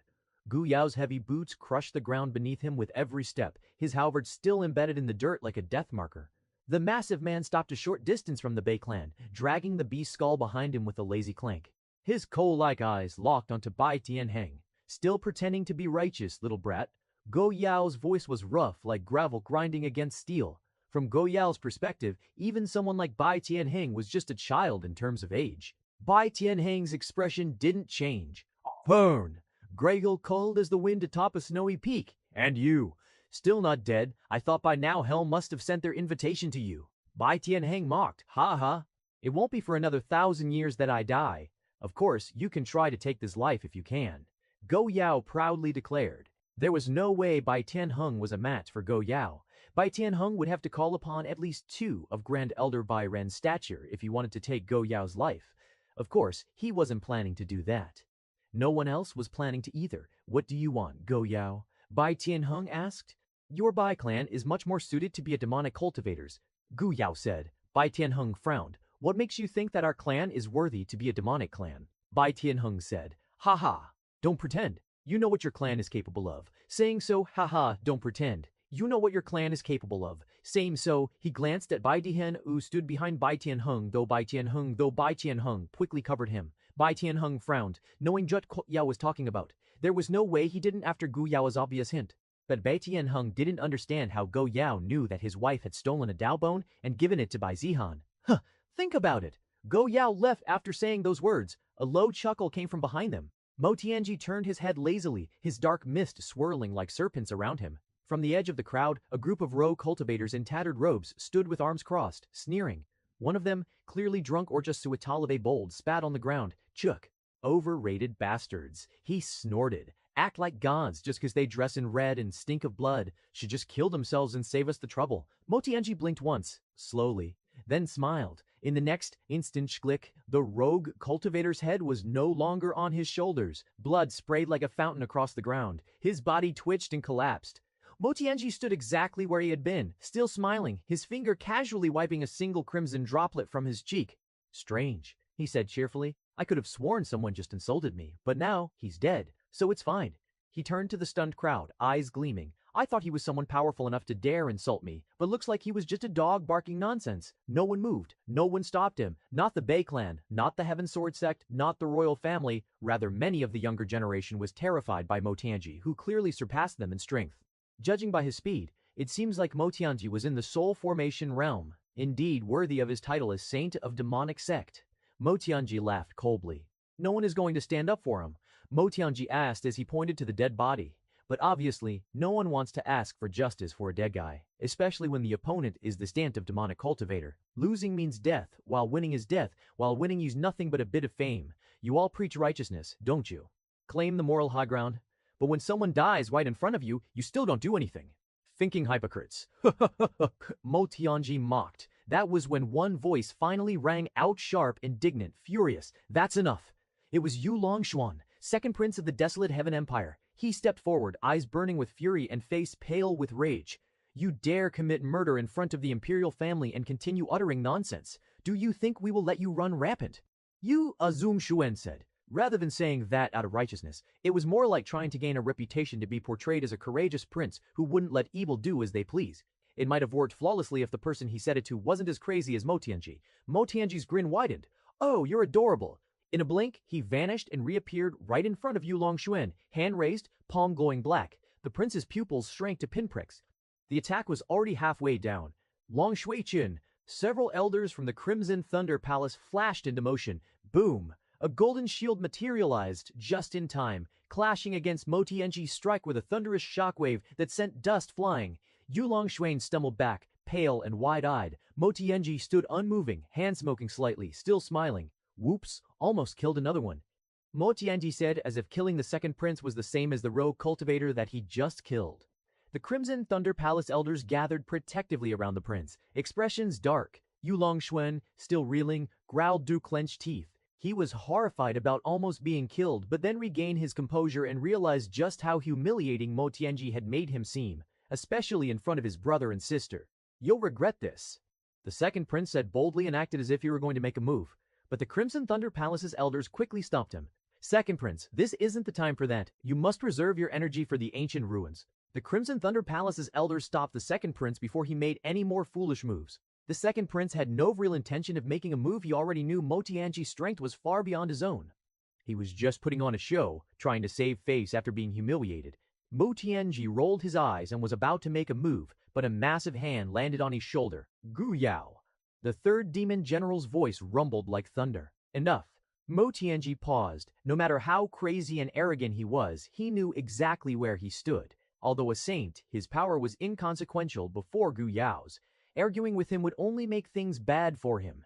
Don't forget why we came, Gu Yao said quietly. Focus on the inheritance, not this nonsense. Mo Tianji stared at him for a moment, then scoffed and pulled his hand away. Ch, buzzkill. But he backed down, for now. With the demonic cultivators gathered, the air grew even heavier. Disciples from every sect stayed far away from them. The imperial family tightened their defenses. Elders exchanged worried glances. The tension had been high before. Now, with the Crimson Demon sect's arrival and Mo Tianji's casual violence, it was almost suffocating. The ruins had yet to open, and already blood had been spilled. And with demons walking freely among them, everyone knew this trial would be nothing short of a slaughter. Yu Longshuan stood stiffly, jaw clenched so tight it looked like he might crack a tooth. Damn it! His fists trembled by his sides, not with fear, but with the unbearable shame of being publicly humiliated. Again, he could feel it, that smug look from his brother, Yu Wenzhao the third prince, whose cold eyes practically screamed weakling, the amused glance from Yu Qingya, his icy sister, who didn't even bother hiding her disdain. And worse, everyone else had seen it too. The mighty second prince reduced to a joke. He grit his teeth so hard that a thin trickle of blood seeped from the corner of his mouth. His voice filled with suppressed anger. Grandmaster Huang, he growled, stepping forward. How long until the barrier opens? He tried to sound calm, noble, but it came off as bitter, impatient, desperate. A few chuckles echoed from the crowd. Yu Wenshao arched his brow, his lip curling into a faint smirk. Yu Qingye didn't even look at him. Instead, she turned to one of the participants from Frost Lily Pavilion and muttered, "He's already lost composure before the real trial begins." Her voice wasn't loud, but it was loud enough. Yu Longshuan heard it. Bitch! He was going to make them all eat their words. All of them. Just wait. Once I get the inheritance, every last one of you will pay. His eyes burned with fury, seething with the promise of revenge. And the first one I'll kill will be Ma Tianji. I'll tear that smug grin off his face and grind him into the dirt. Then we'll see who's laughing. He thought while waiting for the answer from Grandmaster Huang, but Grandmaster Huang didn't respond, not because he was ignoring the prince, but because he was ignoring the prince, but because mace. The air twisted. Everyone looked up. With maps. The earth treated. Everyone looked up. With a sudden pulse of ancient, overwhelming power, the massive dome of jade-colored energy covering the ancient ruins began to shirin the Danyu wind. Thin lines of golden light spiderwebbed across the barrier like lightning in reverse. Crack, crack, strack. Sound like shattering glass echoed through the heavens. Then boom! The formation which formed the barrier exploded in a cyclone of multicolored light, sending out a shockwave that even forced Nasensoul cultivators to stagger slightly. A blinding column of radiance surged into the sky, piercing the clouds and drawing everyone's gaze. Absorbing everyone's gaze. A single thought passed through thousands of minds at once. It's open. The ancient ruin, which is protected by Grade 8 formation, unsealed at last. The excitement in the air was electric. Eyes gleamed with ambition. Breathes quickened. Key flared. Quickly, enter. Don't let down your guard. Push through with your strength. Remember to get the inheritance no matter what. Elders began barking orders to the younger generation. The younger generation, weakly impatient, flew off at insane speed. With such a massive crowd, it was inevitable that some cultivators would bump into each other, and the tension only grew, but no one dared waste time on a fight. They pushed forward, all focused on entering the ancient ruin. However, not everyone was as hasty as them, like the Bai clan and royal family, who knew that rushing in didn't mean much. After all, the ancient ruins would be filled with trials and challenges. Those who went in first were simply testing the traps for others. Of course, that didn't mean they'd sit back and waste time either. They would enter eventually. But there was no need to be reckless from the start and waste their energy. Arg! What is this? And of course, there were always those fools who didn't believe the warning that the formation would reject anyone older than 30. Some didn't trust Grandmaster Huang's words and tried to sneak inside. They paid for it. The unlucky ones were crushed under the pressure of the formation. The lucky ones had their cultivation severely damaged, some even destroyed completely.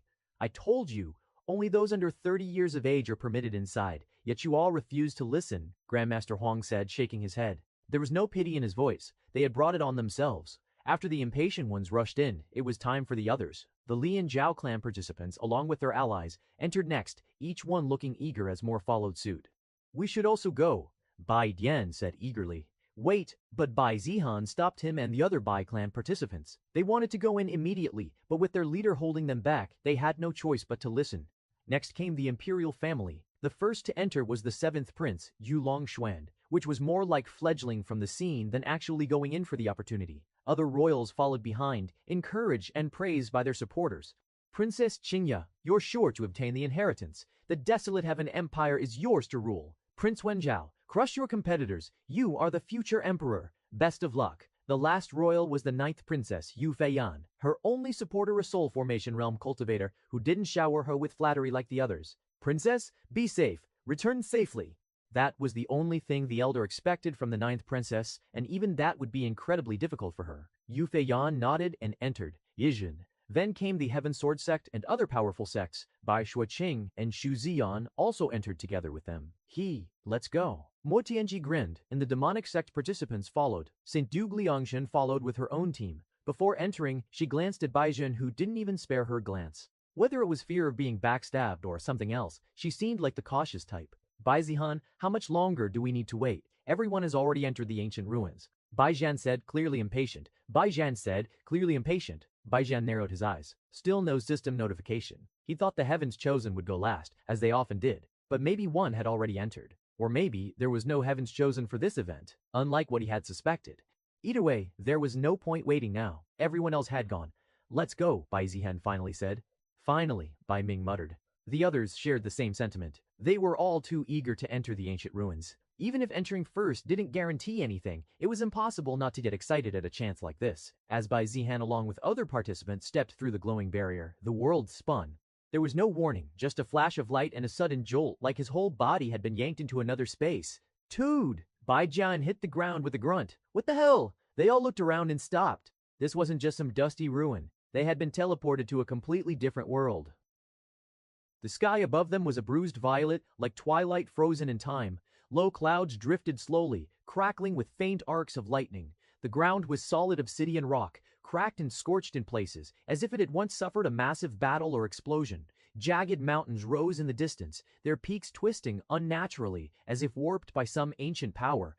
All around them, ruined temples and half-buried statues of long-forgotten deities littered the land. Massive stone slabs, torn banners, shattered weapons. This was clearly a battlefield from some distant era, not just a relic site. A faint red mist clung to the air. It wasn't thick enough to block vision, but it left a metallic taste on the tongue. Although they had been teleported to such a strange place, it wasn't exactly unique. There were many subworlds like this, created and hidden by peerless experts. And with the ancient ruins as owner, capable of creating grade 8 or higher formations, it was no surprise that he had also forged a subdomain to preserve his inheritance. Bai Zihan looked around, frowning. They weren't alone. He could see dozens of figures scattered across the terrain, some still struggling to get their bearings, others already scanning their surroundings for threats or treasures. To the north, a group of robed disciples from the Heaven Sword sect regrouped around Bai Shuaqing and Shu Ziyan. To the west, Yu Wenshao and the disciples of the Heaven Suppression Pavilion were calmly forming a perimeter. To the south, the demonic chi in the air had thickened Mo Tianji's team. The bastard was laughing like a maniac, probably thrilled by the chaos and the bloodshed to come. There were already 2 dead bodies near him, likely his latest victims, since there was no one here to restrain him. And of course, there were also members of the Li and Zhao clans glaring as they appeared. They were all standing there as if waiting for them. I can't believe the Bai clan even sent out trash like you, Bai Zihan. Li Feng mocked. The same Li Feng who had been humiliated by Bai Zihan during the engagement ceremony. Well, Li Feng obviously still believed it was because he had suppressed his cultivation to match Bai Zihan's. If he hadn't done that, he was convinced he would have won easily with his superior cultivation. Bai Zihan glanced at him, but didn't get angry. If he got pissed every time someone insulted him, then after 16 years of ridicule, he'd have died of high blood pressure. Oh, I was wondering who was barking. It's the loser from the Li clan who got beat up like a dog, isn't it? Bai Jian and the others laughed at Bai Zihan's jab. The Li clan was their bitter enemy, and having their genius humiliated was something they'd remember for life, especially since it was their hailed genius who got racked. Not to mention, Bai Zihan had even gotten a heaven-grade artifact from the Zhao clan as part of a bet, making a solid dent in their power. You! Li Feng snapped, unable to hide his rage. He hadn't forgotten a single moment of that humiliation, the looks, the whispers, the mocking. He had gone from being hailed as a genius to being the laughingstock of his clan. Even when he returned to sect, other disciples who once feared and revered him had mocked him. The fear and awe once attached to his name were gone. His father didn't even want to see his face after that disaster, but now he had a chance. If he could gain the inheritance from this ancient ruin, he could reverse everything. What he hadn't expected was Bai Zihan showing up here too. But that only made it more exciting. A perfect chance to get revenge. You, Bai Zihan, are certainly insidious. I'll admit I fell for your trap, Li Feng said, surprisingly honest. But this is different. I will have my revenge. Bai Zihan didn't respond. He didn't feel the need to. Li Feng didn't deserve his attention then, and it was even more true now. Bai Zihan, you actually came. Zhao Chen stepped forward, the one who had suffered the most from the fallout of the Bai Zhao Li clash. After all, it was his artifact that had been lost in that bet. A heaven-grade artifact gone just like that. The punishment he had endured wasn't something that needed to be said aloud, but he was still a valued figure in the Zhao clan, and they had high hopes for his future. Now, theirs was an opportunity to get back what is lost. Good. I thought you'd be too much of a coward to come, Zhao Chen said, no longer bothering to hide his hostility. Bai clan, who's your leader? You're looking at him, Bai Ming said, clearing, indicating at Bai Zihan, who was in front of the Bai clan. You, Bai Ming said, clearing, indicating at Bai Zihan, who was in front of the Bai clan. You, Bai Zihan. Zhao Chen looked like he just heard the punchline to a bad joke. Haha, Bai clan, did you really lose your mind?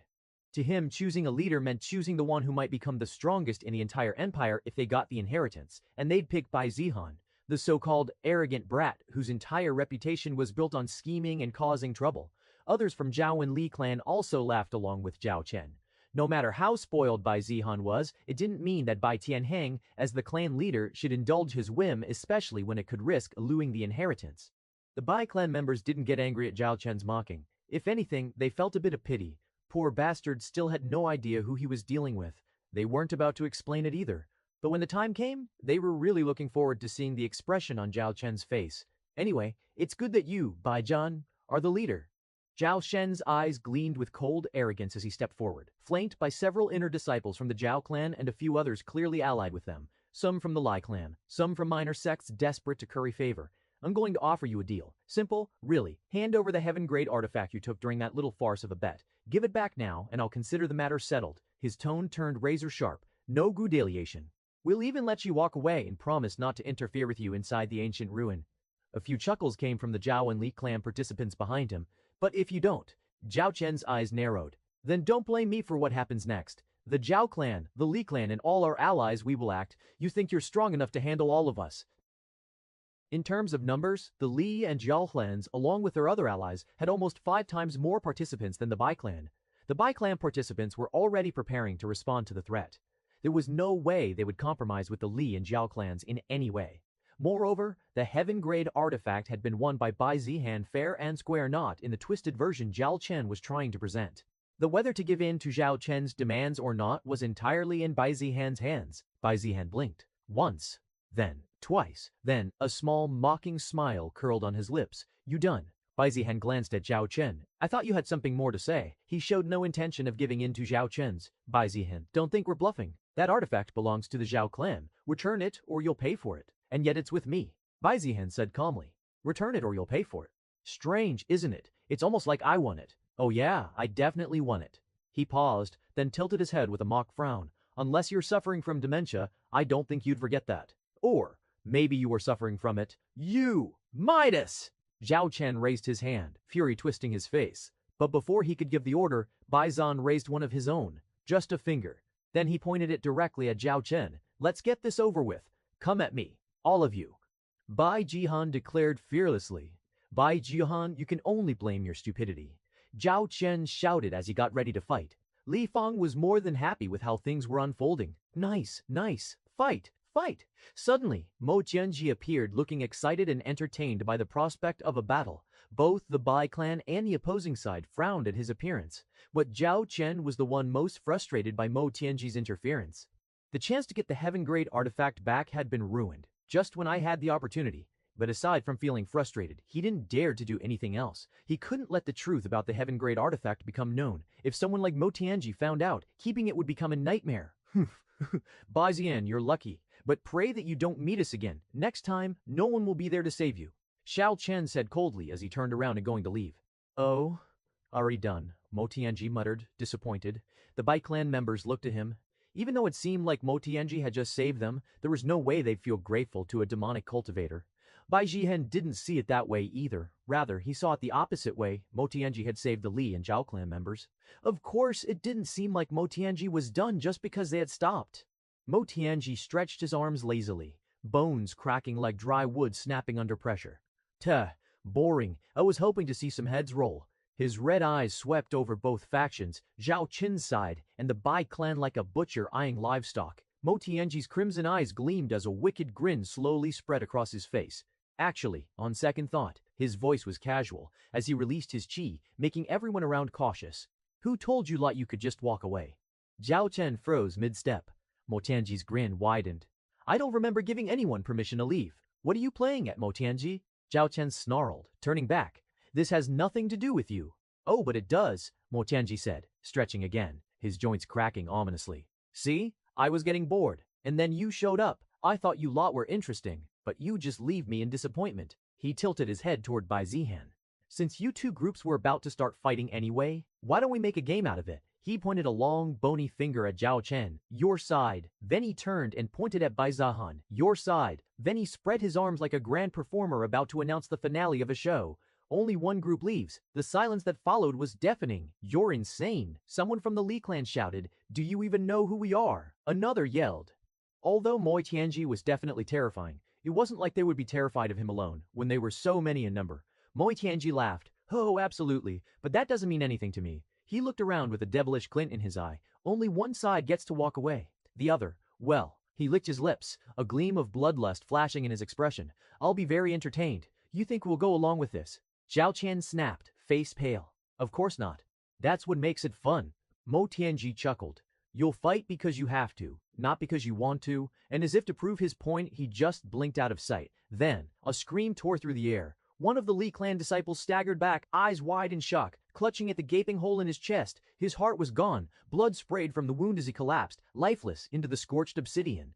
A second later, Mo Tianji reappeared where the man had stood, licking his fingers, crimson dripping from his lips. Mom, mom, he murmured, eyes gleaming like a predator's. What the hell?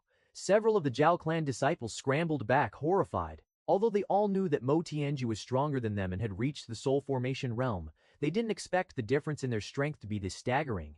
Their strongest couldn't even react before Mo Tianji already took someone from their side's life. Mo Tianji just smiled at them, tilting his head like a curious beast. You were too slow, so I helped speed things up. He raised a finger and slowly drew it across his throat in a mock-slashing gesture. Here's the rule, only one faction gets to leave this place. His gaze swept across both the Bai clan and the Li Zhao side. You can die now, by my hands. Or kill each other for the right to survive. Your choice. He stretched, his bones cracking audibly, then waved casually. Tick-tock, start killing or I will kill another one after 10 seconds. For a moment, no one moved, no one breathed. It's better to fight against the Bai clan than Mo Tianji. Anyway, we were going to take care of them. Yeah, let's just do what we initially planned. Wen's and Mo Tianji. Although all of them decided to follow through with what Mo Tianji asked for, they pretended like it wasn't fear that made them decide, but like they had chosen it because that was the original plan. In reality, after seeing just how powerful Mo Tianji was, they didn't want to fight him even if he were alone. Zhao Chen, what should we do? Li Feng asked, but his intention was clear. He wanted to fight with Bai Zihan and the Bai clan. Zhao Chen didn't know clearly which option was better. It would be best if Mo Tianji kept his word, but there was no guarantee. If Mo Tianji knew about their objective, which was to get back the heaven-grade artifact, then Mo Tianji might not let them go. In the best-case scenario, if he did know, he might just take the artifact and leave, but that was exactly what Zhao Chen wanted to avoid. On the other hand, the Bai clan was still in the same situation as before, or perhaps worse. Bai Zihan, what should we do? Bai Ming asked. Running away should be a wise choice, but there was no guarantee that all of them would be able to flee safely. Now that Mo Tianji said those words, it didn't seem like he would be satisfied before one party was completely wiped out. Fighting Mo Tianji? Although it was an option, not after seeing how he easily took one of the Li clan members' lives, and they also knew that if they fought Mo Tianji, the Li clan group just wait. Bai Zihan said, still calm. Bai Zihan said, still calm. 10 seconds is up. Still undecided. Then, let's go for a Bai clan member this time. Mo Tianji said as he targeted Bai Ming. Well, Bai Ming wasn't even aware that Mo Tianji was making his move on him. Bai Ming only realized the danger when he suddenly saw a knife just before his eyes. However, Mo Tianji had stopped right before stabbing. Rather than stopping willingly, it was more like his hand was caught by someone. Bai Zihan caught Mo Tianji mid-hair as he made his move to kill Bai Ming. You! Ma Tianji narrowed his eyes, unable to believe that someone was able to stop him. Moreover, Bai Zihan didn't even look surprised by his move, and instead glared at him with a casual expression.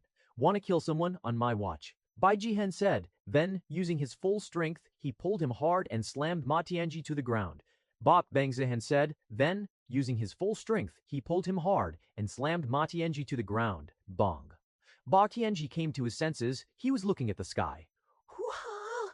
He tried to escape Bai Zihan's hold but found that he couldn't, and he was helplessly thrown to the ground by Bai Zihan. He quickly got to his feet and shot a glare at Bai Zihan. Who would have thought someone here could actually stop him? Inside the ancient ruins, Bai Shuiqing and the other participants from the Heaven Sword sect had arrived, and just like everyone else, their reactions were the same: cautious awe and rising tension. Bai Shuiqing noticed how everyone kept scanning their surroundings, clearly searching for clues, hidden dangers, or any sign of treasure that had to be somewhere around here. The area they had been teleported to looked like a deserted city. Crumbled buildings, dust-filled streets, nothing really stood out, except for one thing: a massive sealed door. It was ridiculously huge and clearly the centerpiece of this ruin. Everyone could tell at a glance this was it, the main entrance. Whatever secrets or treasures the ancient ruins had, they were behind that door. Naturally, a bunch of cultivators immediately ran up and tried to force it open. Didn't budge, not even a millimeter. Damn, why is this door so sturdy? Move it, move it! Hey, why are you all just standing there? Help us open this thing. The ones trying to force the door began to complain, annoyed that most others were just standing around and watching, not lifting a finger. Bai Shuiqing was among the ones observing silently. Then there were others who weren't watching or door bashing. They were fighting. Grudges, old hatred, whatever it was. Without elders or clan protection here, the arrogant young masters relying on background were becoming easy targets. So right now, you had two types of people, either trying to enter the big door or trying to beat the crap out of someone. Soon enough, a particular conflict grabbed everyone's attention. And of course, it had to be the clash between the Bai clan and the Li Zhao clan. Everyone knew there was bad blood between those groups. That they fight was expected, and considering both were among the strongest clans in the desolate Heaven Empire, it wasn't a surprise that this fight became the center of attention. Everyone, look, the Bai clan is fighting the Li Zhao clan. Looks like the Bai clan is fighting the Li Zhao clan. Looks like the Bai clan screwed. Huh, serve them right. Bai Shuiqing frowned when she saw what was happening. Looking at the numbers, the Bai clan was clearly outmatched. What the hell are they doing? She muttered under her breath. Why had they entered so late? The Li Zhao side had time to gather, regroup, and wait to ambush. She couldn't just stand by. I'm going to help them. Bai Shuiqing announced to the other disciples of Heaven Sword sect. They neither stopped her, nor were they going to help her. After all, antagonizing the Li Zhao clan was the best move for any of them unless they were from the Bai clan. But the only other Bai Xinyue didn't have a good relationship with the Bai clan either. Bai Xinyue didn't have a good relationship with the Bai clan either. Although she didn't help, she indeed was also watching the conflict between the Bai clan and Li Zhao clan. I'll come with you, Zhu Ziyan declared. If Bai Zihan was in trouble, this was the perfect chance to repay his favor, and besides, he was her fiancé. Whoosh! They were about to move out, but someone suddenly appeared in front of them. A dark, sinister chi spread through the air, halting them in their tracks. Where do you think you're going? The voice was sharp, arrogant, and cold. Dugu Lianshan. Bai Shuiqing narrowed her eyes. It was her, the saintess of the 100 Sens Hall, a demonic sect monster known to be just as ruthless and terrifying as Mo Tianji. The name alone made most cultivators tremble. But Bai Shuiqing, not even flinching, she looked rather pissed. Are you helping the Li and Zhao clans now? Bai Shuiqing asked with a scowl. Huh, those idiots. Not worth it. Dugu Lianshan snorted. Just the idea of her helping the righteous cultivators disgusted her. Then why are you blocking me? Bai Shuiqing asked with a frown. Because of you. Dugu Lianshan replied coldly. This wasn't their first encounter, replied coldly. This wasn't their first encounter. Bai Shuiqing, righteous prodigy of the Heaven Sword sect, and Dugu Lianshan, twisted genius of the 100 Sens Hall, had clashed before. Bai Shuiqing, nascent soul at 16, a rising star, Dugu Lianshan, saintess of a demonic sect, a terrifying talent in her own right. But in their last fight, it Bai Shuiqing who came out on top.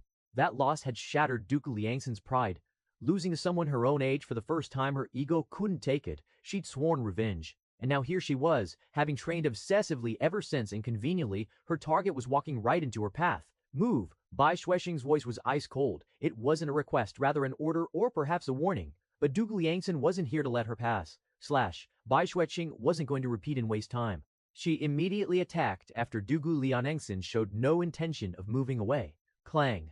The moment Bai Xueqing attacked, Dugu Lianengsen blocked it with her giant black scythe. He, why so impatient? She smiled cruelly. Xu Zihan, seeing a chance, tried to slip past and go help Bai Zihan, but going somewhere? More disciples from the 100 Sens Hall appeared, blocking Xu Zihan. They weren't nobodies, each one had to take them seriously. Slash.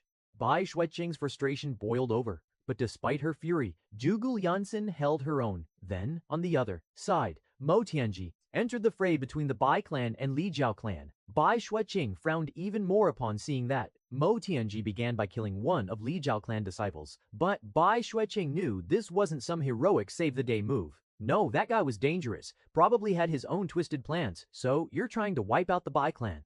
She snarled, realizing that with Zhuge Liangsen blocking her and Mo Tianji butchering people near the Bai clan, it was starting to look like a setup from the demonic sect.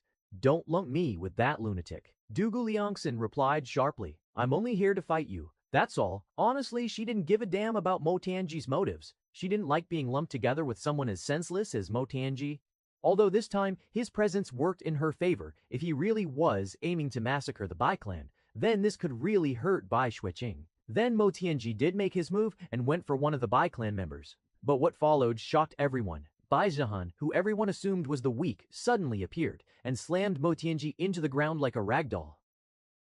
For a moment, Mo Tianji didn't know what had happened. Obviously, he was invincible here with his soul formation realm cultivation and a body that could almost absorb damage like it was nothing.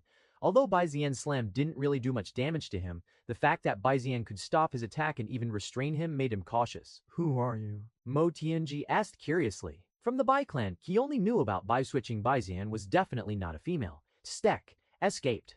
Bai Zihan said, annoyed. He was thinking about taking care of Mo Tianji here and now. It was an optimal opportunity, as he had already anticipated that Mo Tianji was going to attack them. With Mo Tianji's underestimation and carelessness, this was the best chance. He just didn't expect that his attack wouldn't do anything to Mo Tianji, whose body was somewhat weird. Ignoring me, Mo Tianji muttered, more amused than angry. On the other hand, Bai Zihan's feat shocked and surprised everyone who was watching. How is this possible? Zhao Chen muttered, his expression as if he had seen something that shouldn't be real. When Mo Tianji attacked their side, none of them including Zhao Chen could even respond. But Bai Zihan not only stopped Mo Tianji, he even landed a heavy blow, though it didn't seem to do much damage to Mo Tianji. It's not like he thought Mo Tianji was invincible and no one could stand up to him, but it was a different story when the person doing it was Bai Zihan, the one he looked down on. This was the same reaction the other bystanders had. Did Bai Zihan just beat Mo Tianji? I didn't even see Mo Tianji move, but Bai Zihan stopped him. Bai Xueqing and Zhuge Liansen had also stopped in their tracks, both with surprise on their faces. I didn't think there was someone else in the Bai clan apart from you who could stop Mo Tianji, Zhuge Liansen said. She assumed Bai Xueqing already knew about this and was faking her earlier desperation when in reality, Bai Xueqing knew that there was someone who can take care of Mo Tianji. Though in fact, Bai Xueqing was indeed surprised beyond belief. It was one thing for Bai Zihan to have recently changed and shown some progress. It was another for him to go toe-to-toe with one of the strongest in their generation. Even she knew that defeating Mo Tianji wouldn't be easy for her. Although Bai Zihan hadn't defeated Mo Tianji and perhaps couldn't, the fact that he could handle his attack and counter made it clear he wasn't helpless. When Zhuge Liansen said those words, Bai Xueqing didn't respond. It would have been better if Zhuge Liansen didn't know the truth and kept this misunderstanding. Perhaps then she would realize her plan to stall and let Mo Tianji wipe out the Bai clan wouldn't work. And then there was Bai Xinyue, who was more shocked than anyone. She knew Bai Zihan knew how weak he truly was. No talent, no hard work, only knew how to stir chaos and bully others. Just how did he get so strong? He was someone she didn't even consider a threat. Someone she thought she could deal with anytime. But now, could she? She knew she couldn't, at least not without using her trump card, and she didn't want to waste that on just Bai Zihan. Han Zhenhui saw it too, his eyes gleaming with interest and a growing desire to pull Bai Zihan to his side. Meanwhile, Bai Zihan didn't think anything he did was as impressive as others made it seem. First of all, Mo Tianji hadn't gone all out. Secondly, he already knew Mo Tianji would make a move on the Bai clan before he actually did, and with his body refined by the primordial chaos body refinement technique, it was fairly easy to overpower Mo Tianji in terms of brute strength. Brute strength? I thought I'd give board and try to make things interesting, but didn't expect someone like you to show up, Mo Tianji said. Bai Zihan chuckled and gave him a smirk. What's funny? Even Mo Tianji was getting frustrated at how Bai Zihan wasn't taking him seriously. Mo Tianji, do you think you're very clever? Bai Zihan said, voice dripping with mockery. You're clearly here for this. Bai Zihan took out the heaven-grade artifact he won from Zhao Chen. Although Mo Tianji acted as if he was just playing around, his true goal from the start had been the artifact. Bai Zihan knew that well. Mo Tianji had deliberately stirred conflict between the Li Zhao alliance and the Bai clan to weaken both sides. Then he could swoop in and take the artifact without resistance. Even if others knew he took it, after seeing the carnage he caused, no one would dare oppose him. But Bai Zihan had already seen through the whole scheme. Mo Tianji might act carefree, but he had a devious, calculating mind. Unfortunately for him, Bai Zihan wasn't so easy to fool. Is that a heaven-grade artifact? Damn. So that's why they were fighting. How the hell did Bai Zihan even get something like that? Should we join in and try our luck? The crowd's attention locked onto the artifact in Bai Zihan's hand. Some instantly recognized its grade. Mo Tianji frowned as his plan was exposed. Moreover, now everyone could see the artifact, and it became more troublesome to take it than he planned. How did you figure it out? Mo Tianji asked.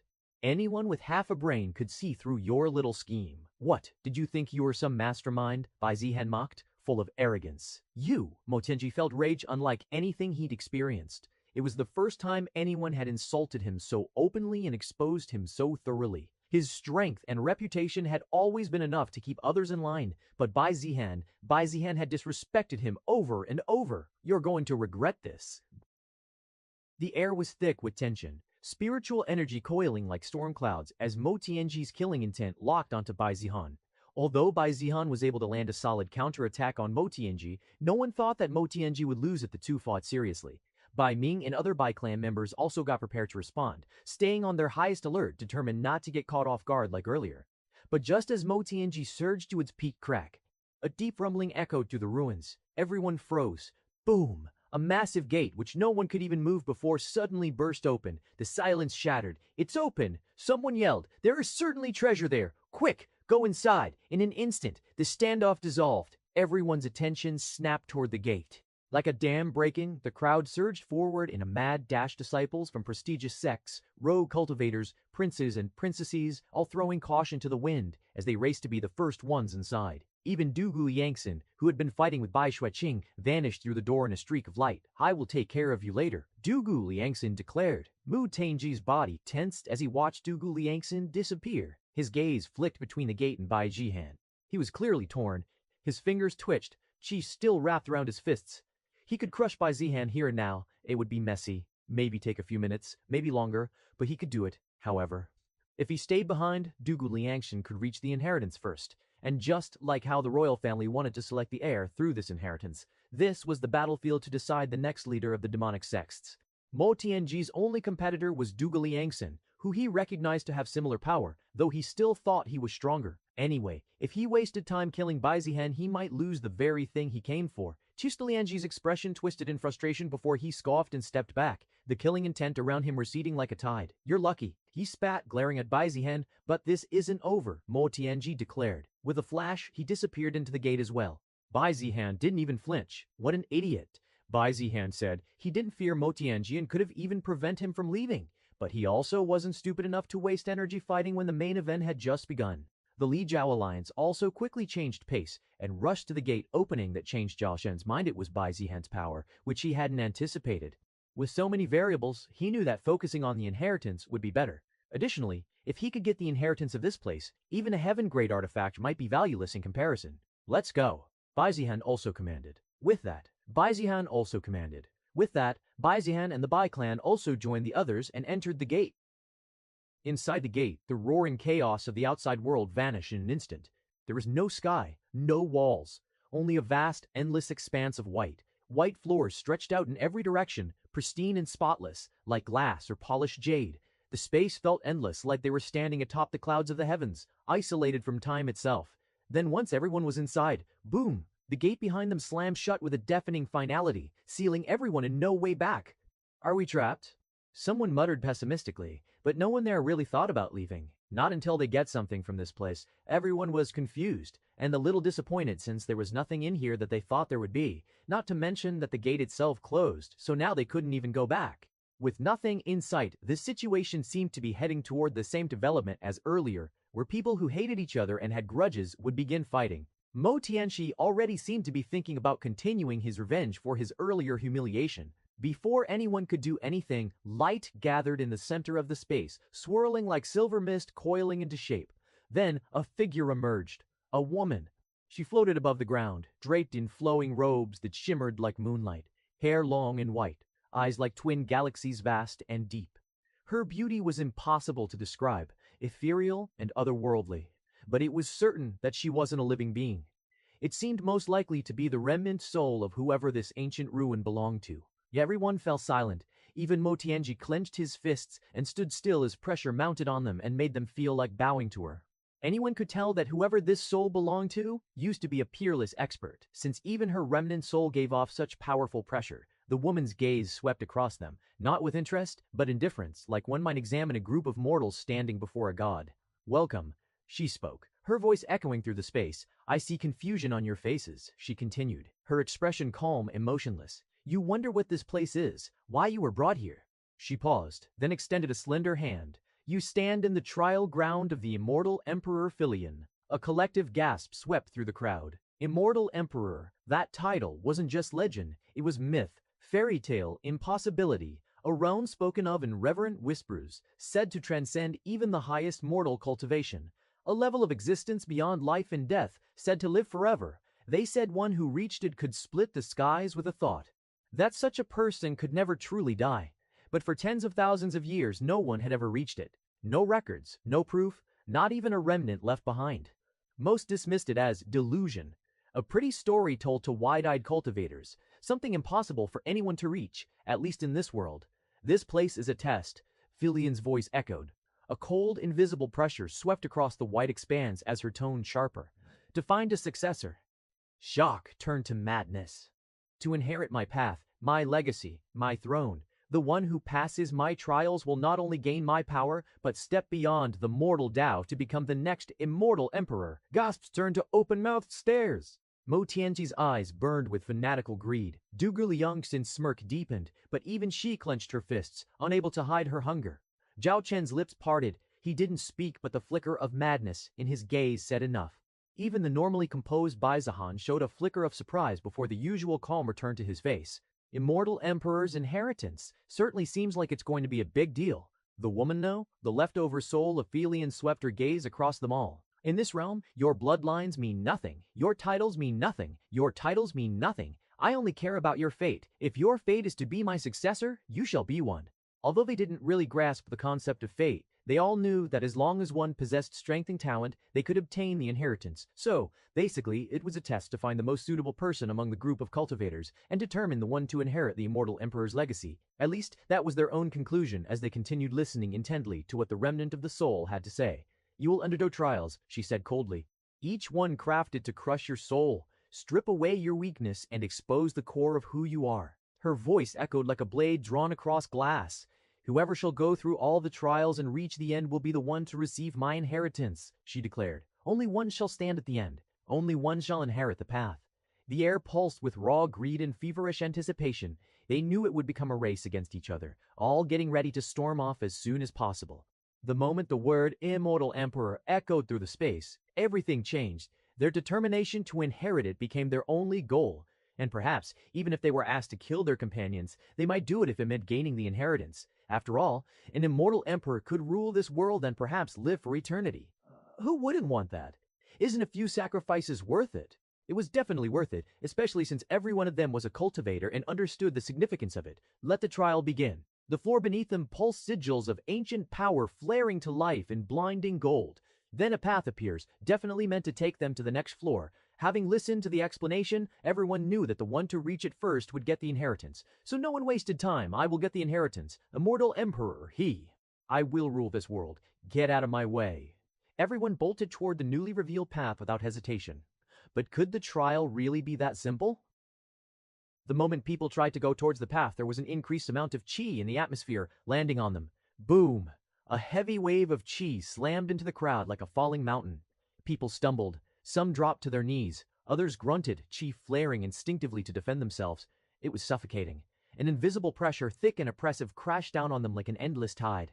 It was like a sudden increase in oxygen in the air, like 100 times, which wasn't good for their bodies. The hell.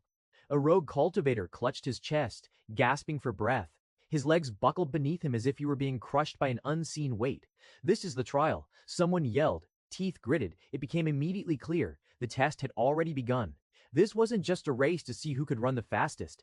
It was a challenge of endurance to withstand the crushing chi pressure flooding this space, and the closer one tried to get to the path, the more unbearable it became. Even those at the front, like Mo Tianji and Dugu Lianshan, who had been the first to react and leap forward, were now stopping, their expressions turning grim. Of course, compared to others, they were able to handle it much better.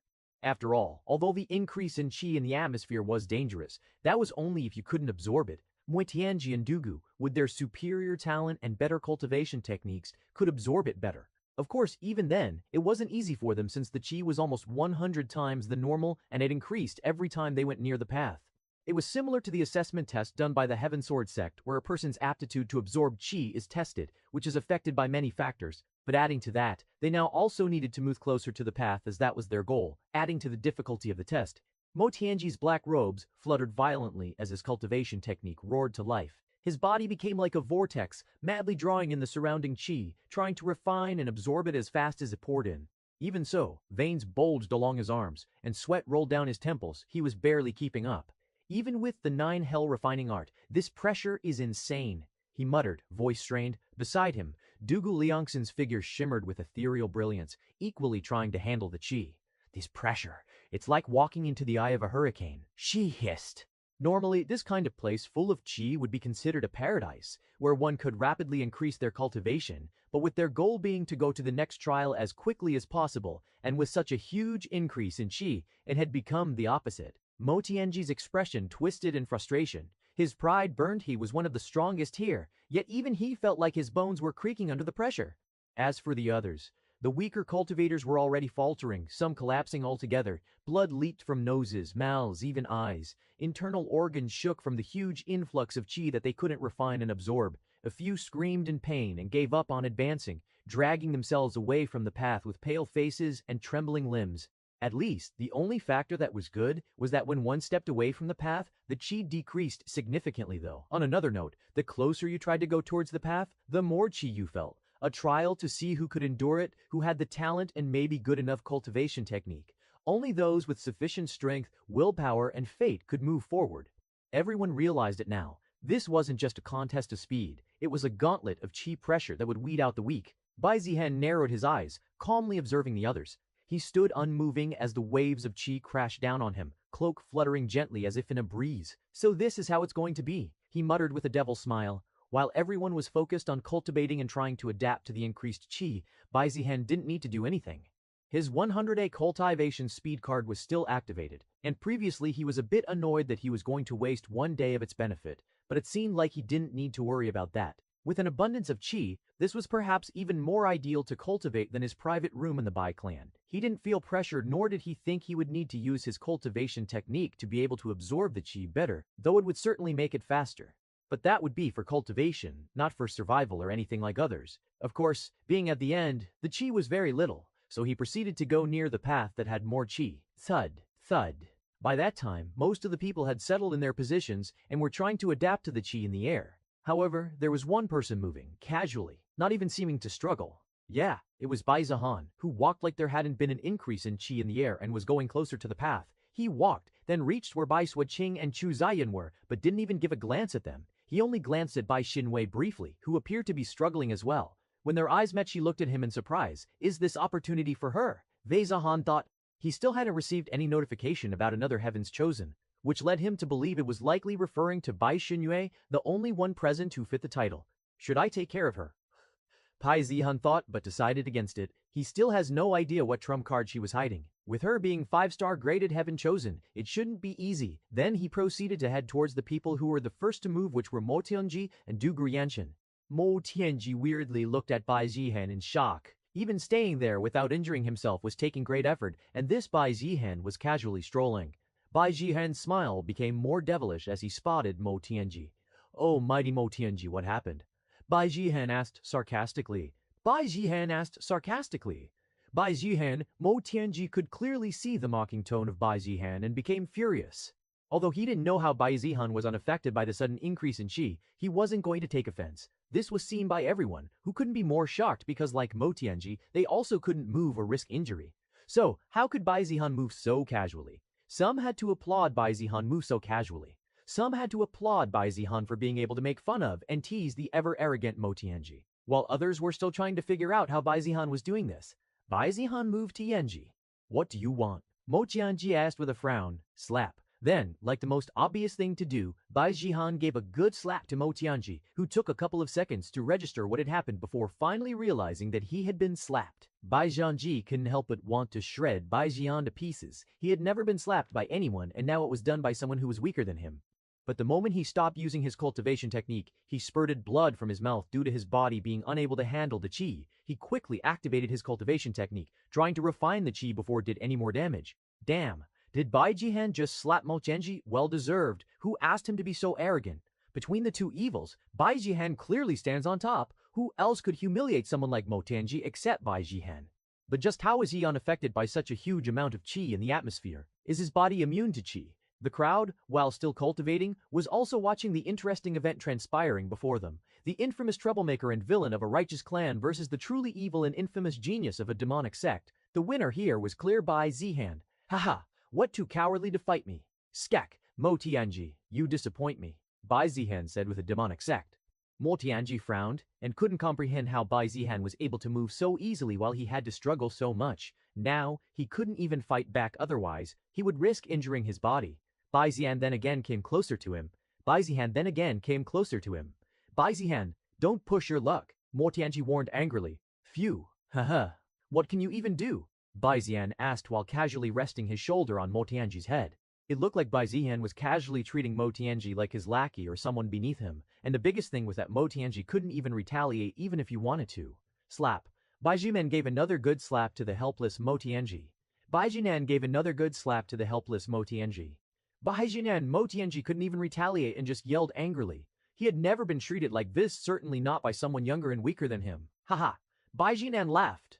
In this trial, there was no one other than him who could risk moving around, which also meant that in this trial, he could do whatever he wanted and no one could retaliate. Is heaven helping me this time? He thought as he considered how he still had the 100x cultivation speed card activated, and the first trial turned out to be something like this. Haha.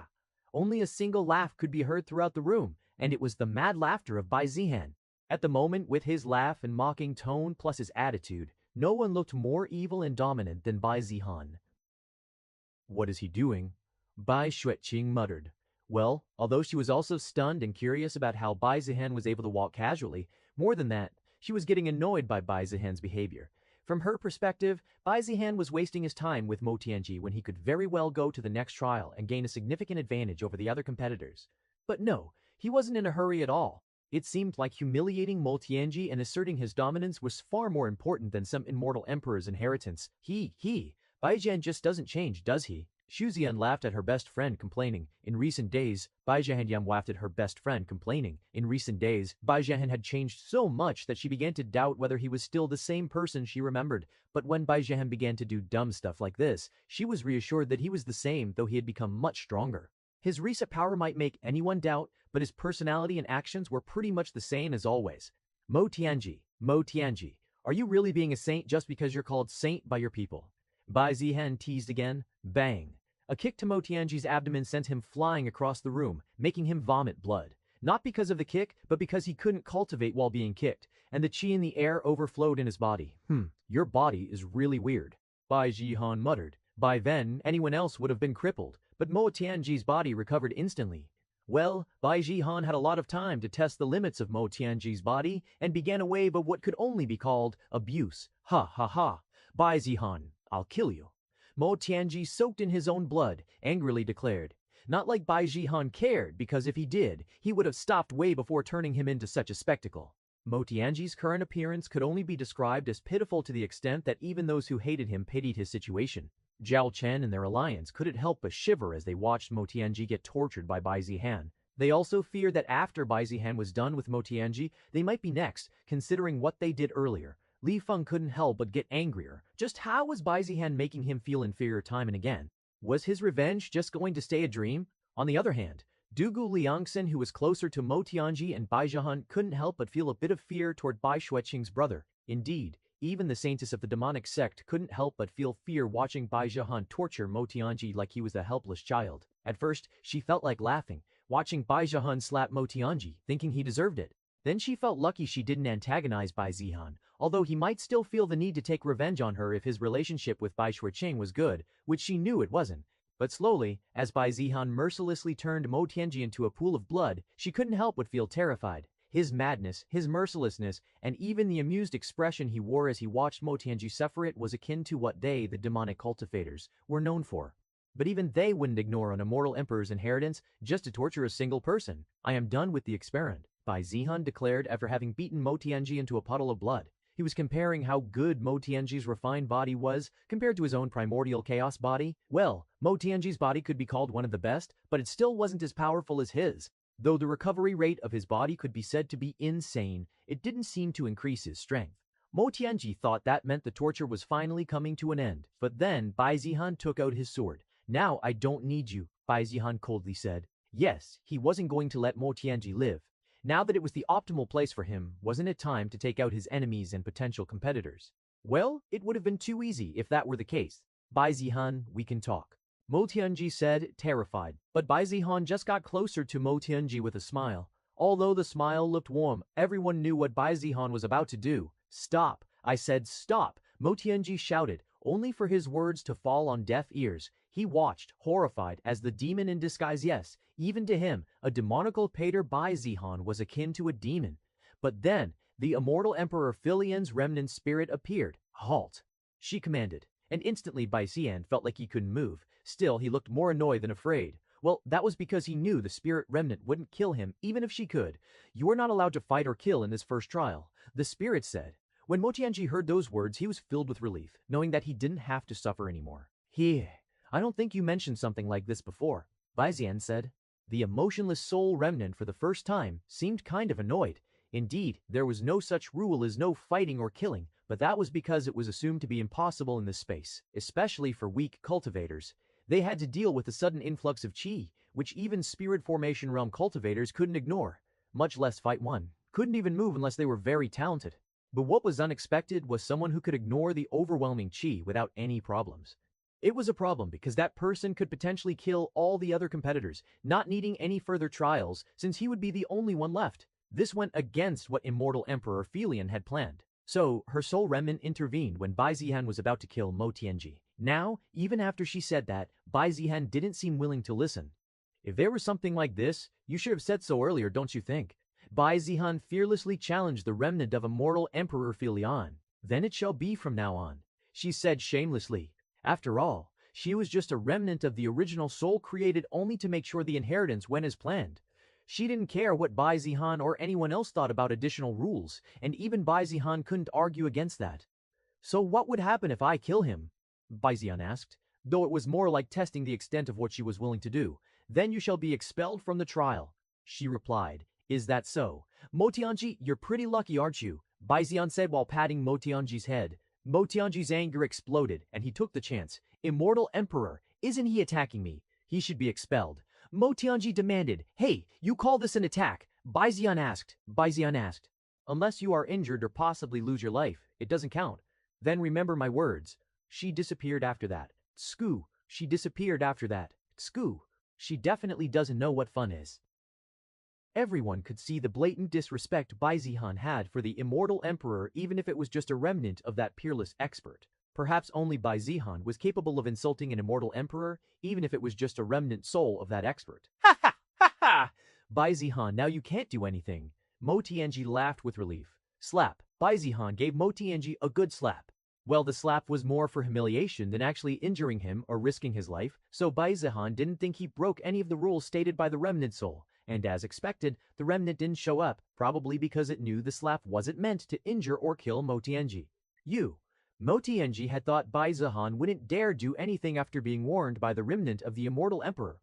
Normally, people wouldn't do anything that might risk expulsion even if the chances were low. Would you risk the Immortal Emperor's inheritance just to land a slap? But Bai Zihan didn't show the same determination for the inheritance as the others. If he had, he would have gone to the next trial already instead of playing around with Mo Tianji. You probably should think before you speak, Bai Zihan said, making it clear that he was willing to risk the inheritance just to humiliate him.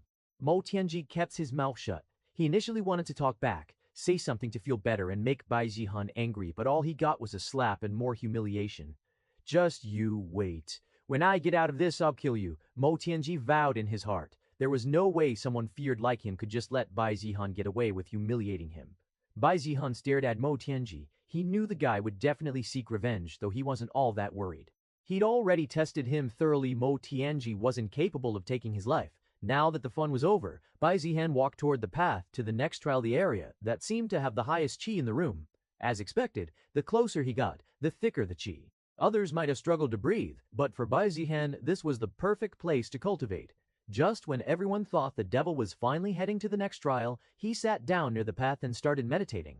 Why is he still here? Is he seriously trying to cultivate? Isn't it better to get the inheritance first? How should I know what goes on in the mind of a lunatic? Well, it's better for us, I guess. We still have a chance to go. No one understood what Bai Zihan was thinking or why he was doing something so ridiculous. If it were them, they would have rushed forward to complete the next trial as soon as they could. But Bai Zihan was thinking or why he was doing something so ridiculous. If it were them, they would have rushed forward to complete the next trial as soon as they could. He just had to waste time and then do something totally unexpected. System. Host info. Host, Bai Zihan. Age, 16. Cultivation realm, nascent soul, mid-stage, constitution, supreme Dao bone martial arts, 9 shadows flowing light sword, greater mastery. He'd already had a small breakthrough while beating the shit out of Mo Tianji. That alone showed how dense the qi here was. He hadn't even used his cultivation technique. With this environment, he might be able to push all the way to soul formation if he really tried. Of course, whether he could or should depend on the others as well. Once they adapt, they should be able to move, and after some time, some of the people should be able to reach the path. He didn't act like someone who cared about the inheritance, but he wasn't stupid enough to just let others take it from under his nose either. So yeah, there was a time limit. 1 hour later. By now, many had adjusted to the huge amount of qi and were moving closer to the path. Bai Xueqing and other geniuses included. But Bai Zihan still didn't move. This pissed Bai Xueqing off. She was still struggling to move under the crushing pressure, and yet this guy who had such an overwhelming advantage was just sitting around, wasting time. She even doubted his purpose for coming here. Bai Zihan. Bai Xueqing finally called out.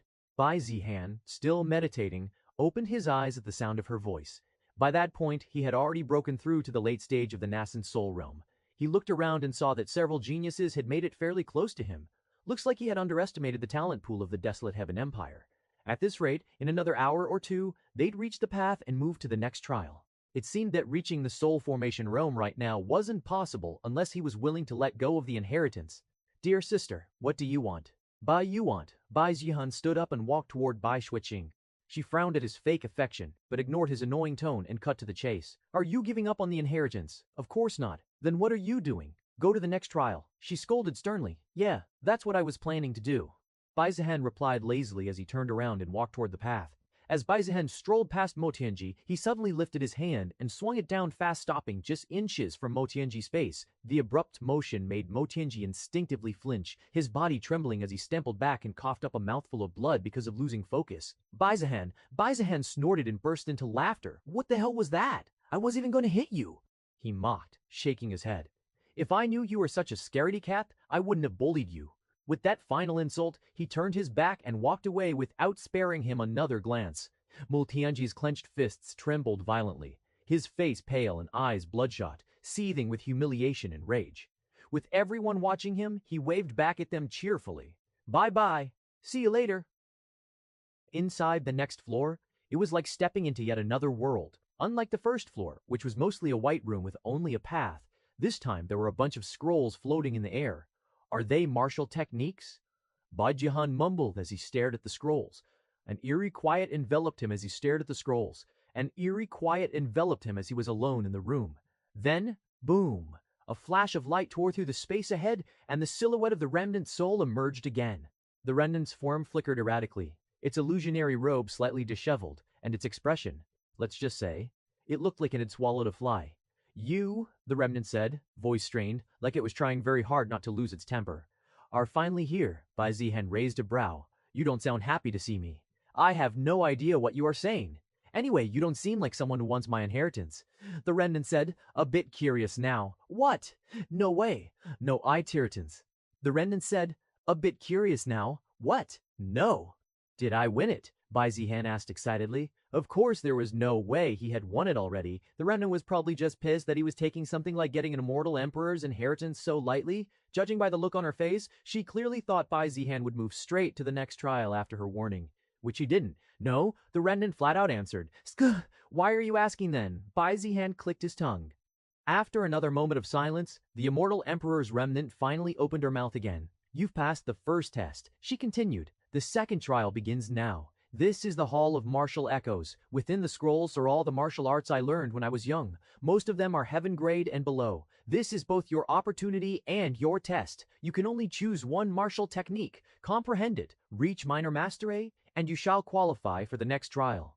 Then poof, the remnant faded into smoke. Bai Zihan blinked. Oh, someone's cranky today. He then turned his attention to the scrolls floating in the air. Hundreds, no, thousands of martial arts techniques hovered all around him. Just goes to show how many martial arts Immoral Filion had comprehended, and to think this was only what she learned when she was young.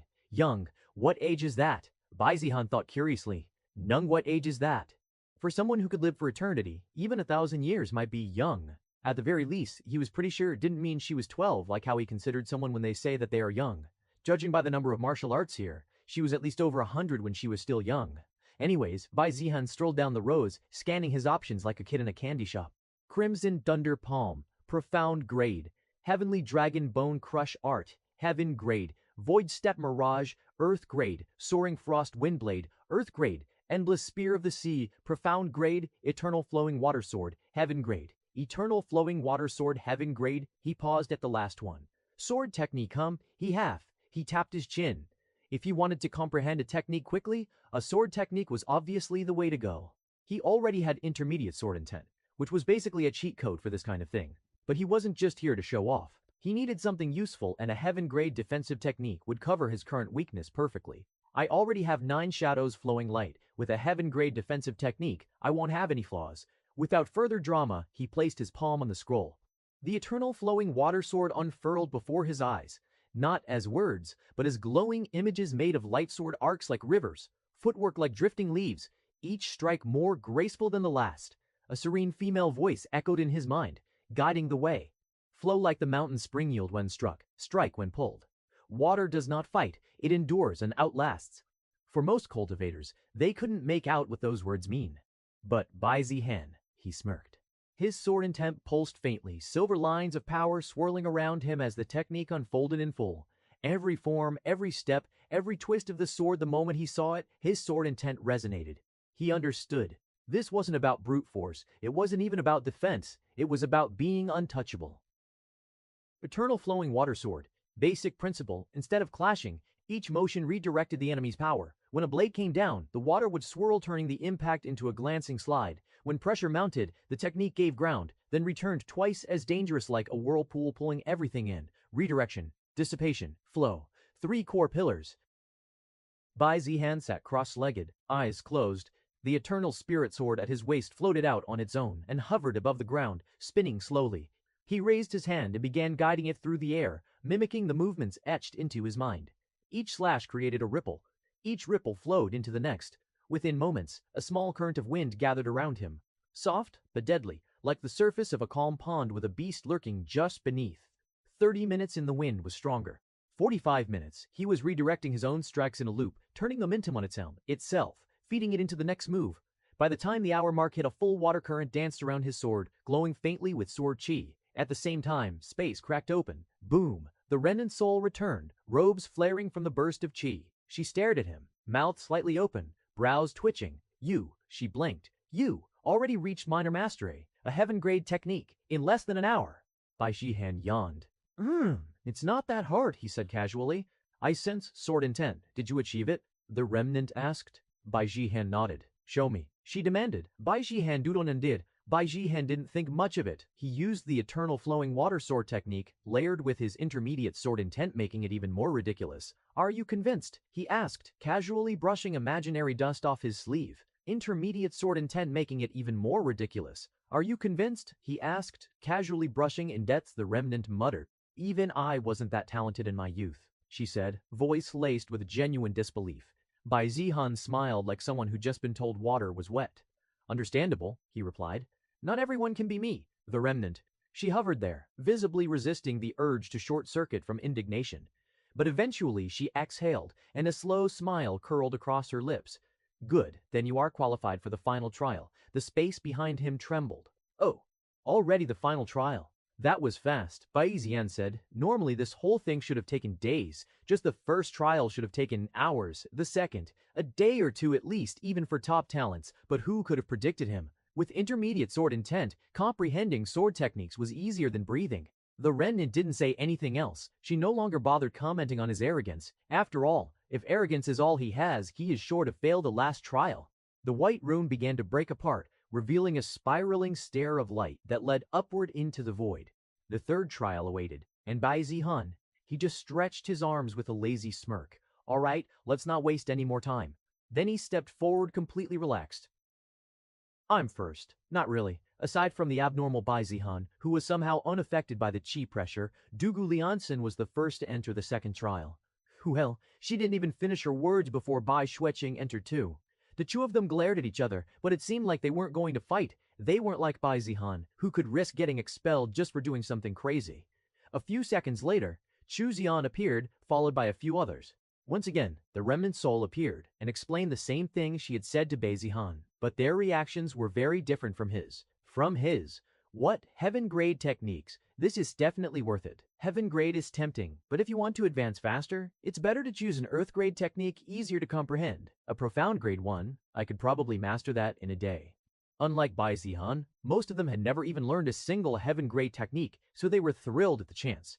Others were thinking more strategically, choosing an earth grade or lower technique to move on faster to the next trial. Meanwhile, Bai Xueqing was looking around, trying to spot Bai Zihan. Where is he? Now that she was in the second trial too, she thought she would finally see Bai Zihan, who had arrived almost an hour earlier than everyone else. But there was no sign of him. Immortal Emperor, do you know where the person who first entered the second trial went? Dugu Liangxin asked. Apparently Bai Xueqing wasn't the only one curious. Dugu Liangxin, Bai Xinyue, Chu Zian, and many others were wondering the same thing. Shouldn't Bai Zihan be here, meditating and trying to comprehend the martial technique that he chose? He already advanced to the next trial, the remnant soul replied. What? Dugu Liangxin's eyes widened, and so did everyone else's. You mean he achieved minor mastery in the martial art he chose, and was able to move on already? Yes, the remnant soul confirmed. No way. Bai Xinyue flat out refused to believe it. Bai Zihan, able to comprehend a martial technique in under an hour. Impossible. Even the most basic martial technique in under an hour. Impossible. Even the most basic martial technique was something he used to struggle with. In fact, she always felt like Bai Zihan was half blind when it came to martial arts comprehension. So even if he did steal her cultivation talent by taking her Dao Bone, she never saw him as a real threat. After all, he couldn't comprehend a single martial art. And even if he somehow did, he'd probably take a whole year just to reach minor mastery on a yellow grade technique. Dugu Lianson asked, trying to make sense of it? If it were a low-level technique, something close to what she already knew, maybe she could also achieve it. But the remnant soul shook her head. No, it was a heaven grade technique. Titiging. A heavy silence followed. Everyone had just heard something outrageous. Heaven grade. That's impossible. How could anyone comprehend a heaven grade technique in under an hour? Even one day would make you an unparalleled genius. Under an hour. What kind of monster is he? Under an hour. What kind of monster is he? Dugu Lianshan went completely silent after that. If that's all, then good luck, the remnant soul said. You can take all the time you want, unless the person ahead of you reaches the inheritance first. The remnant soul reminded the participants, still frozen in shock that time was ticking, though she couldn't really blame them. After all, even those who'd seen everything under the heavens had been stunned when Bai Zihan revealed his intermediate sword intent. With those words, she disappeared. Only then did the others snap out of their shock. They knew they couldn't afford to waste time. Bai Zihan was already ahead. Falling further behind could cost them the inheritance of the immortal emperor. Most people quickly chose profound grade or even yellow grade techniques, trying to sacrifice long-term gain for a shot at catching up. But prideful ones like Bai Xueqing and Dugu Yanxin weren't backing down. They thought, if Bai Zihan can do it, why can't I? So they both chose heaven grade techniques and began their comprehension. A few minutes later, more participants arrived, including Bai Jian and Moi Henji. Mo Tianji could have been one of the first to reach the second trial. If Bai Zihan hadn't injured him and kicked him across the room, making him lose a lot of time, He hadn't stopped cursing Bai Zihan's name since. When he finally reached the trial, he thought this was his moment to take revenge. Where is he? Where Bai Zihan? Mo Tianji roared the moment he appeared in the room. Now that the heavy qi pressure was gone, he could move freely, and he was ready to make someone pay. His soul formation realm aura erupted violently, forcing nearby cultivators to back off under the pressure. Despite how Bai Zihan humiliated him, he was still one of the strongest members of the younger generation, and just his presence reminded people of that. Many who had arrived a bit earlier or just after Mo Tianji thought Bai Zihan was screwed. He shouldn't have messed with someone like Mo Tianji. But of course, the ones who actually knew where Bai Zihan was looked at Mo Tianji like he was a clown. Bai Zihan, stop hiding like a coward and come fight me. Mo Tianji shouted, scanning the room, his eyes darting left and right but finding nothing. Mo Tianji shouted, scanning the room, his eyes darting left and right but finding nothing. Mo Tianji, stop embarrassing yourself. Bai Zihan already moved on to the next trial. Now shut up and let me concentrate. Du Gaiansen snapped, clearly annoyed by his disturbance. What? Mo Tianji, who had come charging in for revenge, was stunned and pissed. Tish, he ran off. Coward, he grumbled but didn't make a scene this time. What even is this trial? I want to get to the next one as soon as possible. He spoke impatiently. After all, if Bai Zihan could pass it so fast, how hard could it be? He planned to wrap it up fast so he could go settle the score with Bai Zihan. The remnant soul explained the same thing she had earlier. Understanding the trial, Mo Tianji made the same assumption everyone else had, that Bai Zihan had simply picked a yellow-gray technique and managed to pass. That Bai Zihan must have been in a hurry, Mo Tianji muttered arrogantly, though honestly, if he were in the same position, he might have done the same. If he was the first to reach the second trial, and if there was a chance to widen the gap between him and the others, he would have taken it without hesitation. That would have made securing the inheritance far more certain. But for the people who arrived later, it was a different story. They had to worry what if they didn't get the inheritance. In that case, they'd at least want to walk away with a powerful martial technique. Immortal Emperor, can you tell me what grade of martial art Bai Zihan picked? Mo Tianji asked the same question. Others already asked. I'm not repeating myself. You can ask them. The remnant soul snapped. She was clearly getting annoyed at having to answer the same question over and over, though she understood why they all wanted to know. Mo Tianji looked around. Dugu Liansen didn't look like she was going to tell him anything. So he grabbed someone who looked weak and asked coldly, do you know what martial art grade Bai Zihan chose? The poor guy trembled. Yes, it seems like he picked a heaven grade martial art. Martial art. Ma Tianji's eyes widened, just like everyone else's had when they first heard it, like they were about to pop out of his skull. What did you say? Repeat that, he demanded. It's true. The immortal emperor's soul told us that Bai Zihan chose a heaven grade martial technique and mastered it within an hour. He was already gone by the time he got here. The poor guy spilled everything he knew in hopes of not getting smacked. Thud. Mo Tianji let go of him, his mind on the verge of collapse. He had teen grade technique. In 1 hour, he found it as unbelievable as anyone would. But it hit harder for him because he knew how insane that was.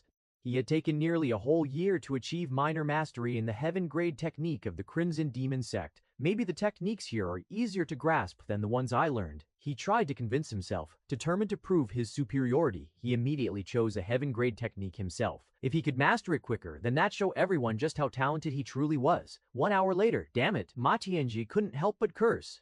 Let alone reaching minor mastery. He didn't even fully understand what the technique was about. He wasn't alone. Many others, hailed as top-tier geniuses in the outside world, couldn't even take the first step in comprehending their chosen techniques. But honestly, that was normal.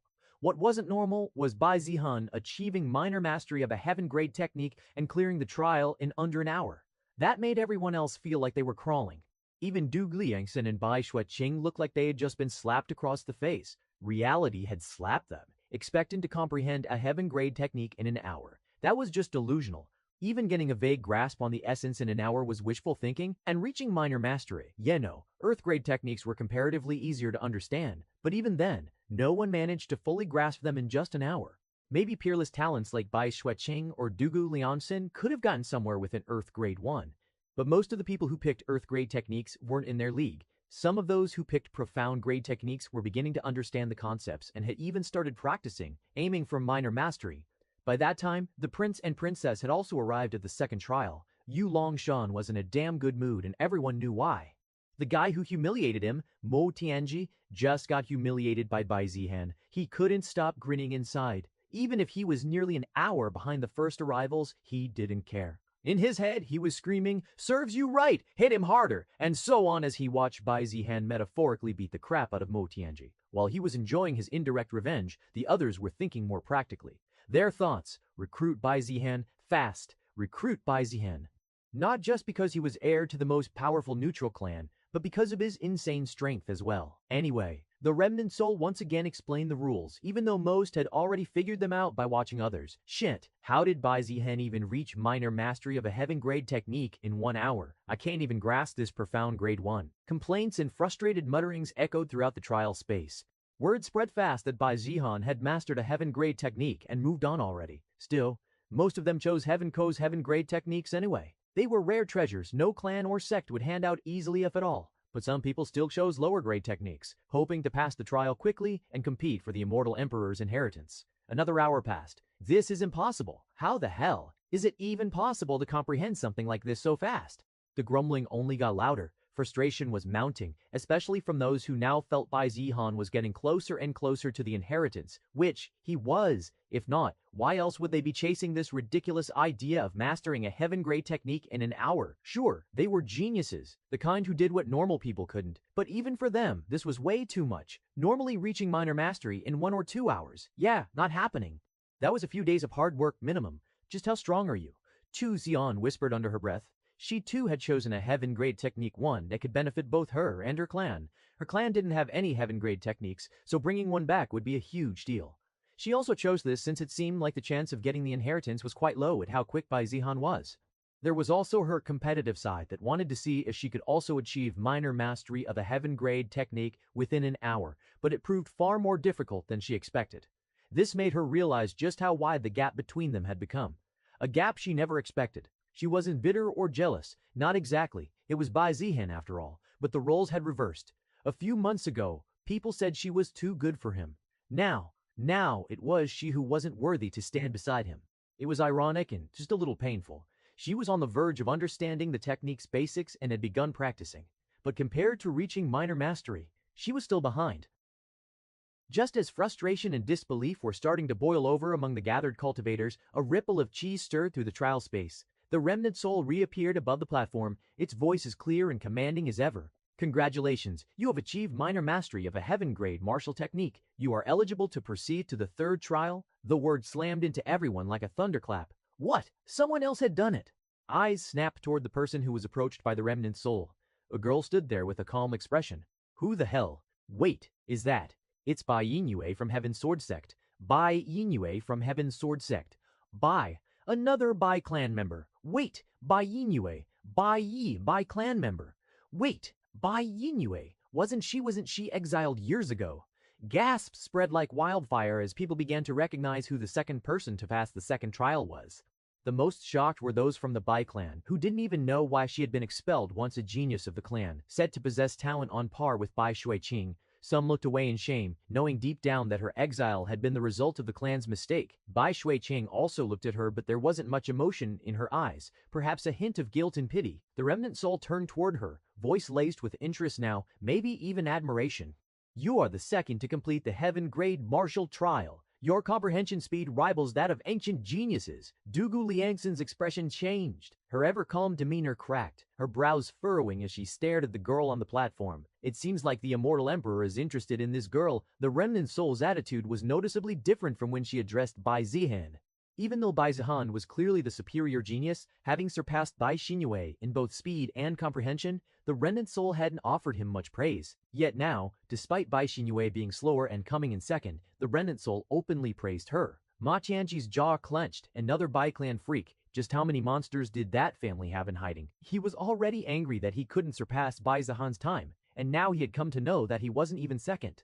This was a big blow to someone who considered himself the most talented in the entire desolate heaven empire.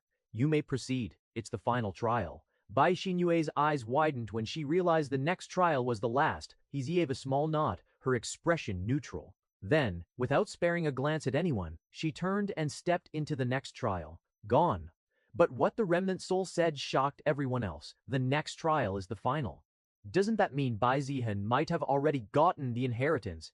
Damn! We need to speed up. Those two already have such a huge advantage. They came to realize that the next trial was the last, and also that they didn't have leisure time to waste. They quickly concentrated on reaching minor mastery of their technique. Of course, just determination wasn't enough. The third floor was dark. No floating scrolls, no glowing runes, no remnant soul waiting with a smug face, just silence. Then, shrak. The world split apart. Bai Zihan's body convulsed as he felt something rip through him. A sickening pull, like his very soul was being yanked out of the body. And then, light! He blinked. A different sky stretched above him now. Dusty, red, the sun dimmed behind clouds of smoke. Around him stood stone walls, runestone walls hattered and scored. A city, red. The sun dimmed behind clouds of smoke. Around him stowed one by now. Shouts and screams echoed from beyond. His head spun. He felt heavy. No chi. No sword intent. It looked like he had become an ordinary person. Silent. Bai Zihan staggered, looking down at himself. His robes were different standard-issue armor, like what a low-ranking soldier might wear. A rusted sword was sheathed at his waist, and a badge pinned to his chest. City guard. Bai Zihan. Excuse me. He muttered, barely keeping the disgust off his face. Just where am I? In your? Barely keeping the disgust off his face. Just where I am. Just then, a young soldier burst through the broken gates. Captain, you're awake. Thank the heavens. Bai Zihan didn't respond. His gaze drifted to the horizon. Dark figures gathered like a tide just beyond the hills. Demonic beasts. Dozens of them, or perhaps hundreds. He rubbed his temple. What the hell kind of trial is this? If it were his usual self, those demonic beasts whose rank was no higher than rank 2 would have all fallen in a matter of seconds against his sword. But with his cultivation restricted, it seemed difficult to kill even one. The soldier continued, panic rising. Captain Bai Zihan, all the other superiors have run away. We can only rely on you. Fantastic. Bai Zihan muttered sarcastically. Captain. He waved him off. Nothing. Let's go. The soldier blinked. Yes, Captain. B. He waved him off. Nothing. Let's go. The soldier blinked. Yes, Captain. Bai Zihan narrowed his eyes at the young soldier as they moved briskly through the rubble-strewn streets. What's your name again? He asked casually, brushing dust off his armor and trying not to grimace at how cheap the material felt. The young man blinked in confusion. It's Hong Tao, Captain. You don't remember. Feels like I hit my head or something. Feels like I hit my head or something, Bai Zihan said, tossing out an excuse. So what the hell happened here, Hong Tao? He asked, trying to figure out what kind of setting this was. Hong Tao's face darkened. The beasts attacked 3 days ago. No warning, no build-up. Just roars and fire and death. Half the outer walls gone. Most of high-ranking soldiers ran off to the inner city when things got bad. Said they'd regroup. Those bastards. Regroup, huh? Bai Zihan snorted. Let me guess they didn't come back and are abandoning the outer part of the city. Yes, Captain, Hong Tao said bitterly. Bai Zihan understood. There was no reinforcement coming. Regroup was just an excuse. They had abandoned everyone left behind. They were either waiting for the demonic beasts to leave after slaughtering the rest, or preparing to fight them behind the protection of the inner walls. All around them, people scurried through alleys bloody, coughing, broken. Mothers held children close, the wounded screamed for medicine, and in every shadow eyes glinted with fear. Only a handful of guards were left, their armor dented, their weapons chipped. Some barely looked older than 15. Just as Bai Zihan was about to ask who the strongest one left behind was, a deafening roar split the air. From a crumbled house ahead, a massive boar-like demonic beast burst out, tusks dripping with gore, its eyes red with hunger. Damn it! Hong Tao shouted, drawing his blade. Captain, run away! That one's a spine tusk devour. It's already killed 3 squads. We can't take it down with just one person. He grit his teeth, eyes filled with panic and determination. You need to find the others. The west checkpoint still has some guards left. We might be able to mount a counterattack. Then he stepped forward. I'll stall it with my life. Bai Zihan glanced at him like he'd grown 2 heads. Are you fucking stupid? Hong Tao blinked. You think throwing your half-dead body at it's gonna buy time? What? You think throwing your half-dead body at it's gonna buy time? What? You planning to get eaten dramatically and give an inspiring speech? But, shut up, Bai Zihan said flatly. I'm not gonna let some idiot play martyr in front of me. He kept his eyes locked on the spine tusk devourer as it scraped the ground with its hooves, snorting and growling, tusks twitching with bloodlust. I used to kill these things in my sleep, Bai Zihan muttered under his breath. Now stay behind me and stop trying to act like a hero. Bai Zihan cracked his neck and stepped forward, dragging the rusted blade along the stone until sparks danced behind him. Come on, you overgrown pig. The beast roared and charged again. Bai Zihan didn't run. He smiled. His body felt heavy, sluggish. His limbs didn't respond with the same precision he was used to. No chi, no sword intent, only knowledge about these demonic beasts and martial arts. But that was enough. He slid under the beast's first charge, sparks flying as his blade scraped against one tusk. He rolled, kicked off a shattered pillar, and brought his sword down hard on the beast's flank. Slang. The edge barely sank in. The edge barely sank in. The monster roared, bucking violently and throwing him back into the dirt. Bai Zihan gritted his teeth. He wasn't used to this having to try. To bleed, to fight like this. But his stance never wavered. The beast charged again. This time, he didn't dodge. He sidestepped at the last moment, twisted with the momentum, and jammed his rusted sword into its armpit, one soft spot he could see. Grr!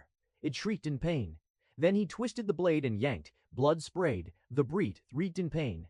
Then he twisted the blade and yanked. Another 2 slashes, crude, inefficient, but deadly, and it finally collapsed with a thud. Silence fell. Then, "That was amazing!" Hong Tao whispered, eyes wide. "I've never seen someone move like that. Captain, you are like those legendary cultivators." Bai Zihan exhaled slowly. His arm ached, his sword was half bent, his chest heaved with each breath. But his mind was sharp. He glanced at the beast's corpse. So this place has cultivators too. He thought it was a world like Earth devoid of cultivation, but it looked like this was still a cultivation world, just one where this city had no cultivators, only mortals, fragile, perishable. But what's the real objective of the third trial?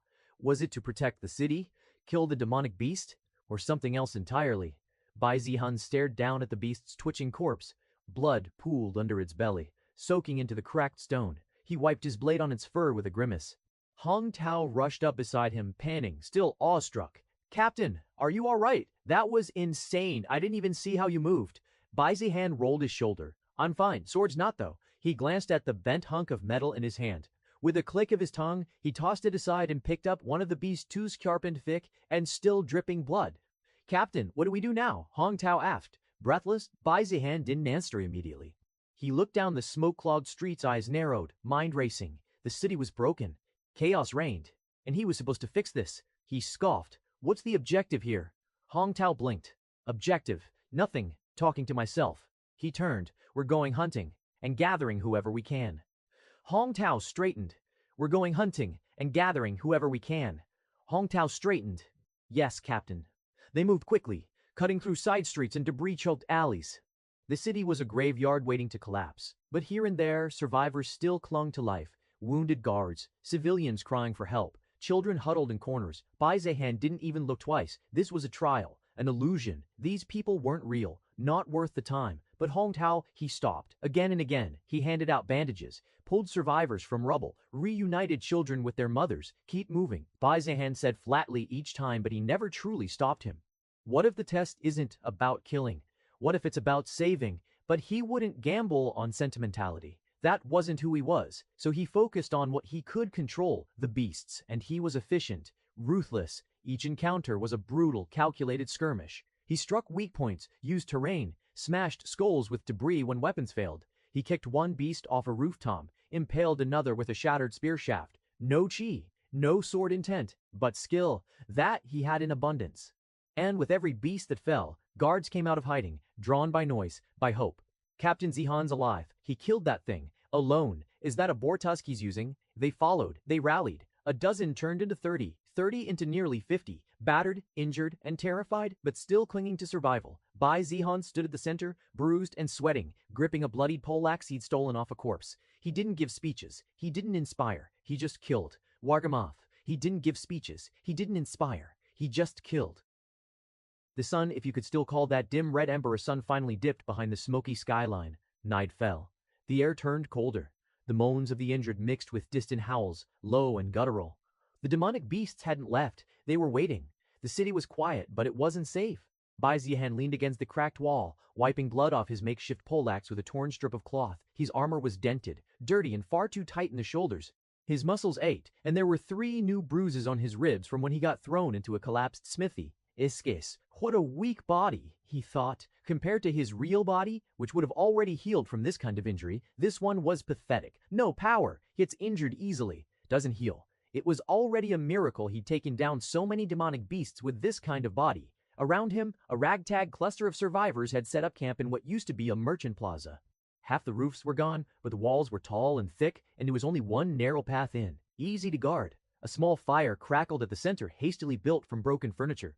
Guards sat around it, sharpening swords, whispering, patching up wounds. Civilians huddled near the edges, tired, hollow-eyed but alive. Captain Bai, you saved us. We all thought we were dead, but now, you gave us a chance. Others murmured in agreement, yeah, if you hadn't shown up. I saw him cut that spine tusk in half with a rusty sword. You're our savior. Bai Zihan rolled his eyes. They were whispering like he was some kind of war hero. He reckoned that if he came with his real body, they'd be treating him like a god. Well, not that he didn't understand their feelings. He was like a light of hope in this endless despair. Like Hong Dao said, the ones who should have been commanding these people have run off to inner city. The ones left behind are those without status or power. They were abandoned by the very city they tried to protect. Now their only hope rests in him. Though the irony of a villain being treated as a savior was definitely hilarious. He spotted Hong Tao and called out, Hong Tao, yes, Captain. He immediately responded and made his way toward Bai Zihan. What's the status of these people? Hong Tao saluted. We've got 46 people, total 12 actual guards. The rest are mostly civilians or injured. We set up a few barricades, but we're low on supplies. No more than one night's worth of food left. Water's worse. Bai Zihan nodded, then turned toward the people gathered. All right, listen up. His voice wasn't loud, but it was authoritative. It cut through the muttering like a blade through silk. We're not going to survive another day if we stay like this. Silence. So we're not going to wait for it. Everyone tensed. Bai Zihan's eyes swept the camp. Calculating. Cold, focused, we're going to organize. He pointed toward a half-intact building nearby. That'll be our shelter, only one entry point. If the beasts come again, civilians retreat there. Guards hold the perimeter. If the civilians aren't injured, have them reinforce the shelter with simple traps and barricades. He raised 2 fingers. We'll split into teams. One team handles provisions. We'll split into teams. One team handles provisions. We need water, food, medicine, anything remotely useful. You find it, you bring it back. The other team is a rescue squad. I'll lead them. We'll fight the monsters and rescue anyone who's hiding or trapped. No one acts alone. No one runs off. We move as units. If you ignore orders, I'll personally throw you over the wall. Clear. Dozens of voices responded at once. Yes, Captain. Even the civilians nodded, some hesitantly, others with fire in their eyes. Hong Tao grinned beside him. Yes, Captain. Even the civilians nodded, some hesitant. You sound like a real captain now. Bai Zihan didn't respond. He just crossed his arms. Hong Tao. Hong Dao. Yes, Captain. You'll lead the provision team. Take 4 others. Just stick to the area that's free of demonic beasts. Yes, sir. Hong Tao was hesitant, but he agreed this was something Bai Zihan had ordered him to do. And one more thing. This might even be something that can save the whole city. Bai Zihan said. Wan Tao's eyes widened in surprise. Something that could save the whole city. Bai Zihan said. He looked around at the destruction all around them. Just surviving was already a miracle. Save the city. Do you know what potassium nitrate is? Bai Zihan asked. Potassium nitrate? It was clear from his expression that he had no idea what Bai Zihan was talking about. You know the white salty stuff they use in fertilizer? Bai Zihan tried again. Hong Tao nodded after thinking for a second. Yes, that stuff. You need to bring it back and even search for it if there is a possibility of it being there, Bai Zihan said. And why did he need potassium nitrate? There is no need to think much. That's right, he wanted to make explosives. He didn't know how long this trial would last. But if the goal was to kill every demonic beast, it could take weeks, maybe months. Doing it alone was suicide. With explosives, the others could fight too. Let them feel the power of modern warfare. Well, although he said that, he only knew how to make basic explosives, but that was enough. He could still fight, and whatever survived the explosions, he'd finish off himself. Bai Zihan continued, telling Hong Tao to also find 2 more ingredients for explosives. Sulfur and charcoal. Those 2 were fairly easy to explain and find. Hong Tao didn't question Bai Zihan, not after what he'd done. Assembling 50 or so people in one day in the middle of all this destruction. That wasn't something even real commanders could pull off, while those same commanders had run away in fear, so maybe that wasn't a fair comparison. Either way, to Hong Tao, Bai Zihan wasn't just a survivor. He was their savior and their leader. Someone worth following without question. The night stretched on, tense and restless. Few managed to find any real sleep, but Bai Zihan didn't waste a second. After putting everyone in order and giving out tasks, he turned his attention to gathering information specifically, everything about the city and the world he was in. Even if it seemed odd for someone to ask such basic questions about a place he was supposedly from, he didn't hold back. Hong Tao sat cross-legged near the fire and began explaining. The city he was teleported to was called Iron Mist. Once a bustling trade hub, it had grown around a large mining operation just beyond the outer walls, mostly iron, but some veins contained useful alchemic minerals which attracted cultivators and merchants alike. The city had even hosted a minor sect branch at one point, though they had withdrawn a year ago. Iron Mist was divided into 3 distinct layers: the outer city, middle ring, and inner city. The outer city was the largest and most impoverished, home to workers, traders, and the general population. The middle ring was wealthier, filled with workshops, guild branches, and merchant offices. It boasted stronger walls and better trained guards. That's where Bai Zihan and the others were now. The inner city, however, was a fortress in itself.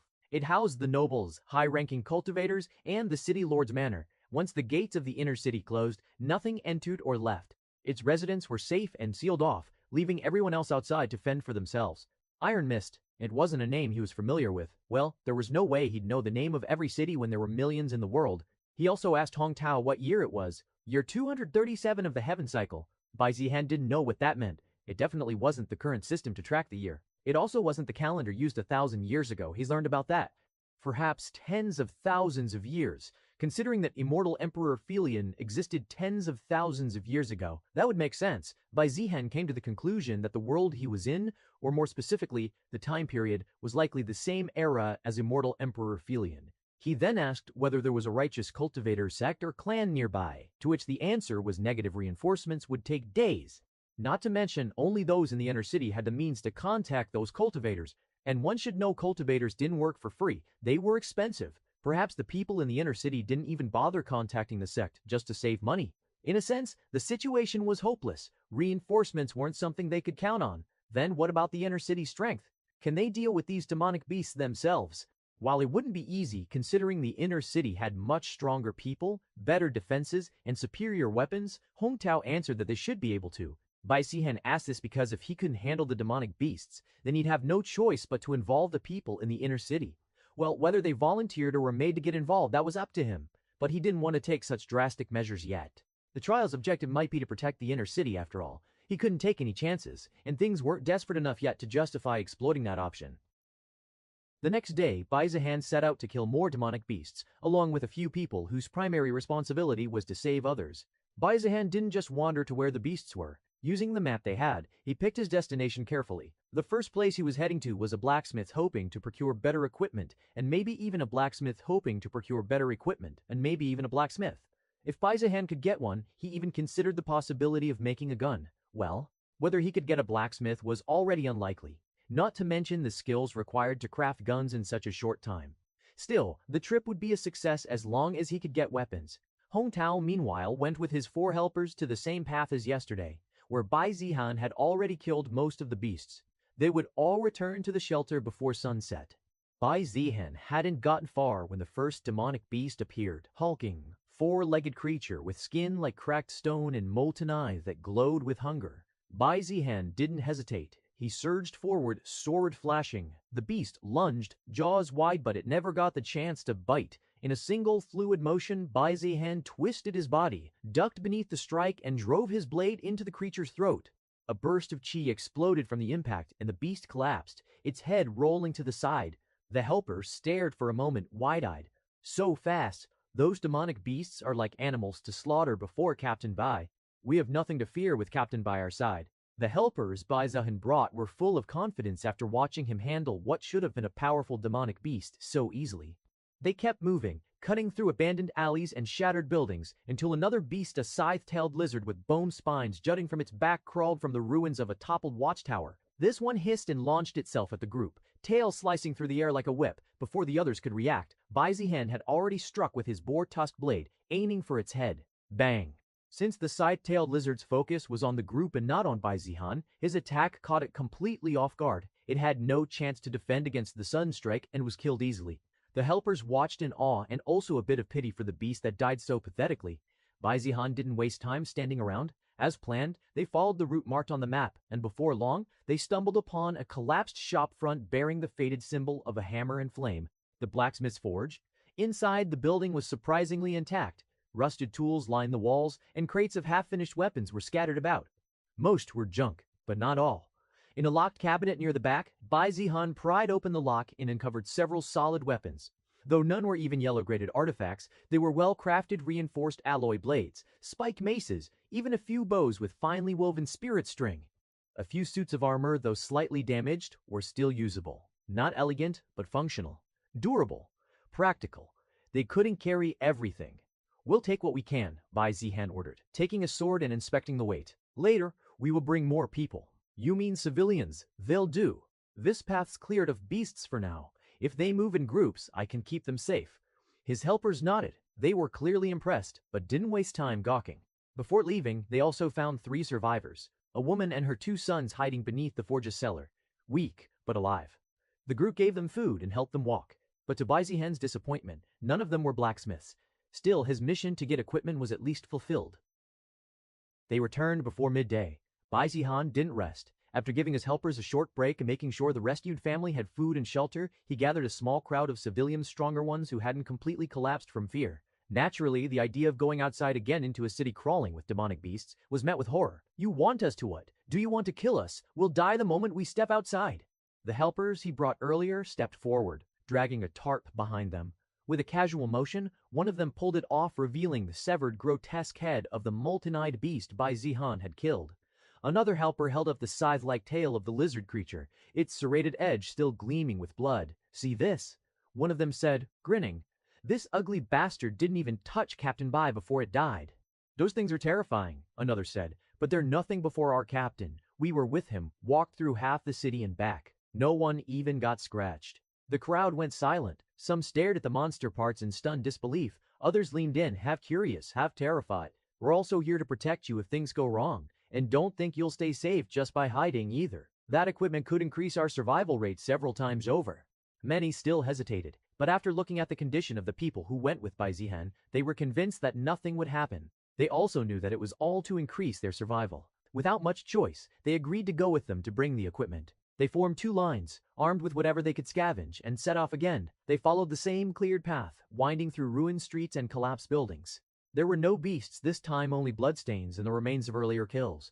The civilians didn't speak much, but looking at the destruction around them, everyone understood that they only had themselves to depend on. They reached the forge and got to work. Even with so many people, it took effort to pack everything. Weapons, armor, tools, anything remotely usable was taken. They stacked equipment onto makeshift sleds, wrapped maces and swords in cloth, and tied damaged armor with rope.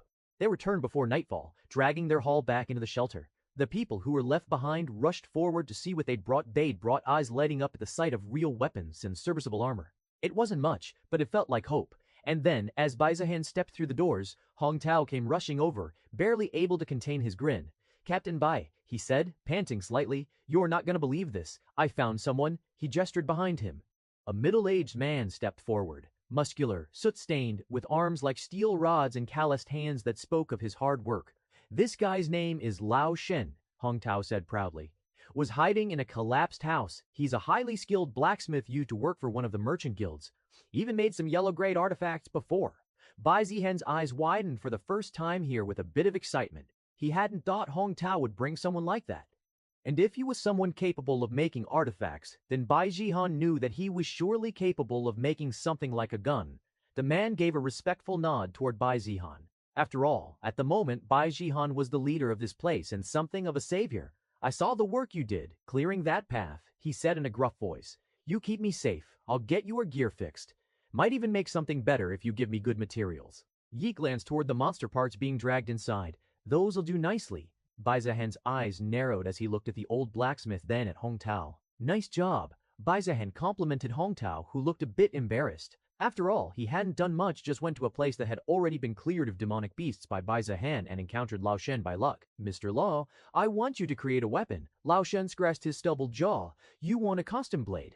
No, Bai Zihan said, shaking his head. Then he crouched down, grabbed a stick, and, with the tip, carved a rough shape in the dirt. It was strange. A long, thin cylinder, with a blocky base and a small rectangular extension underneath.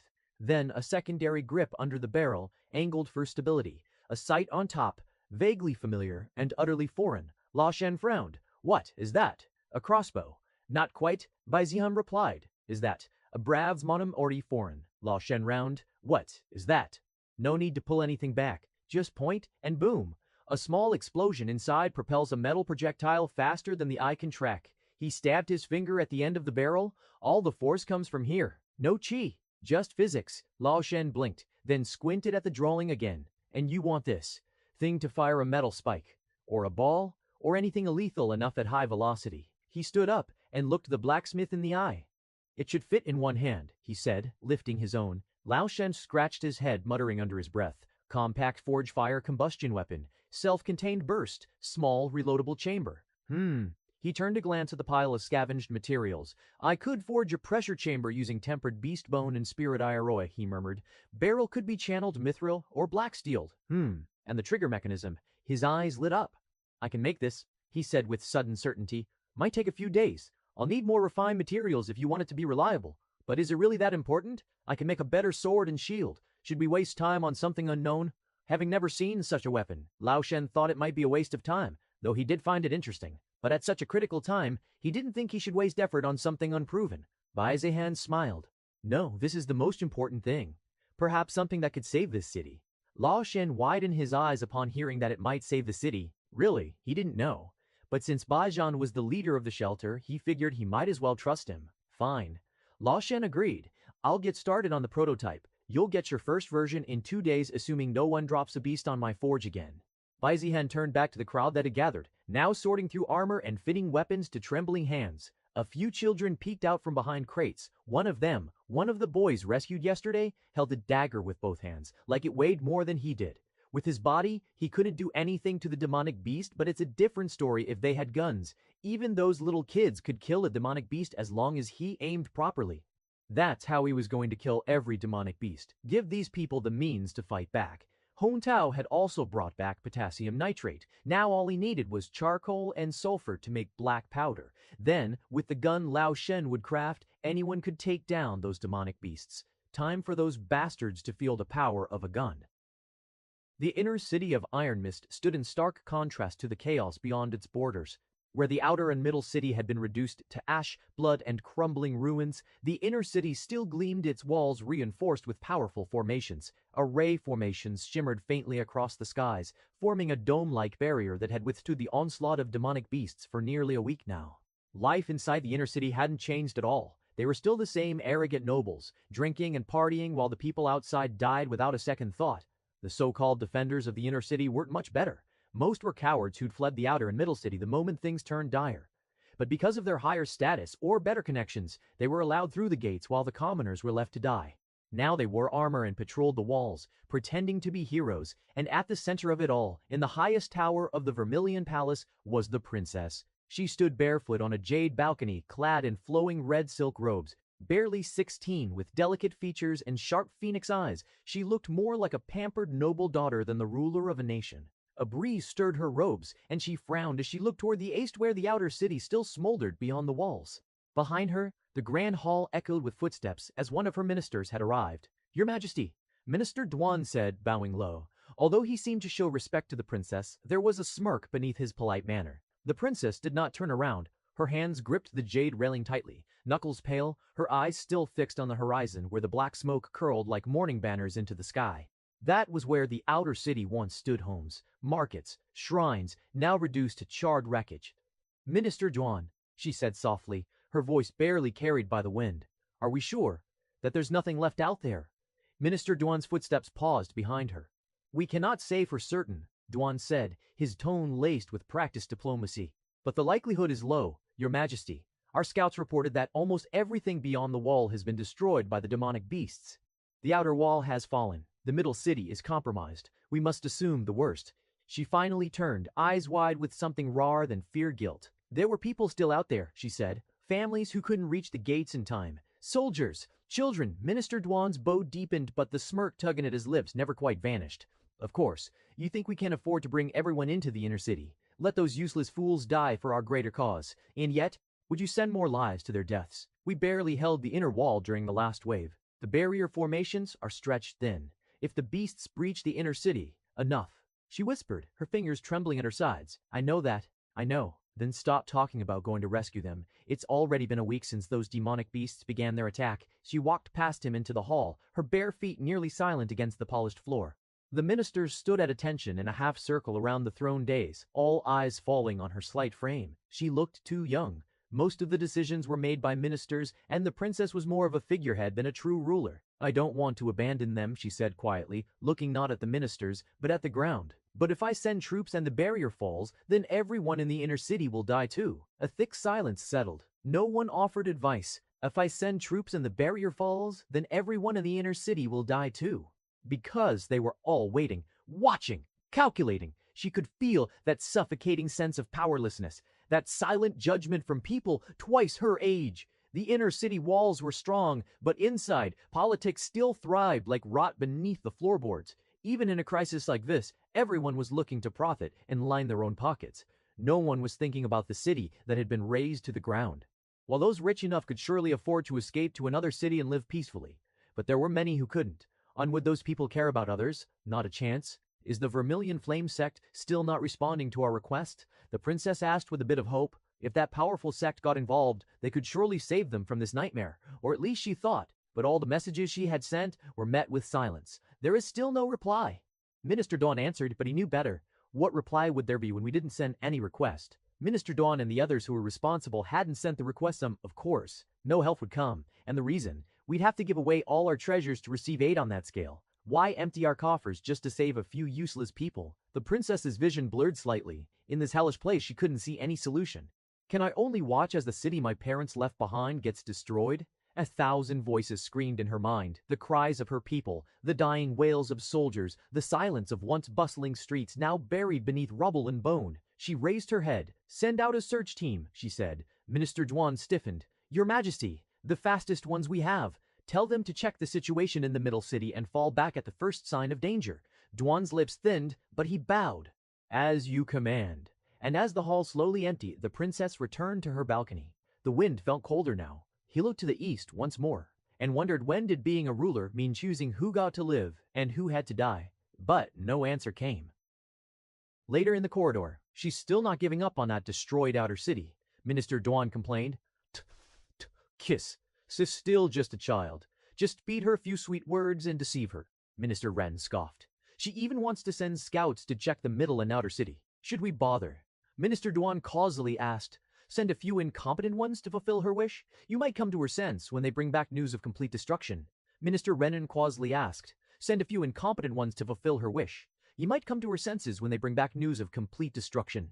But is the middle city really destroyed? There might still be survivors, Minister Duan said doubtfully.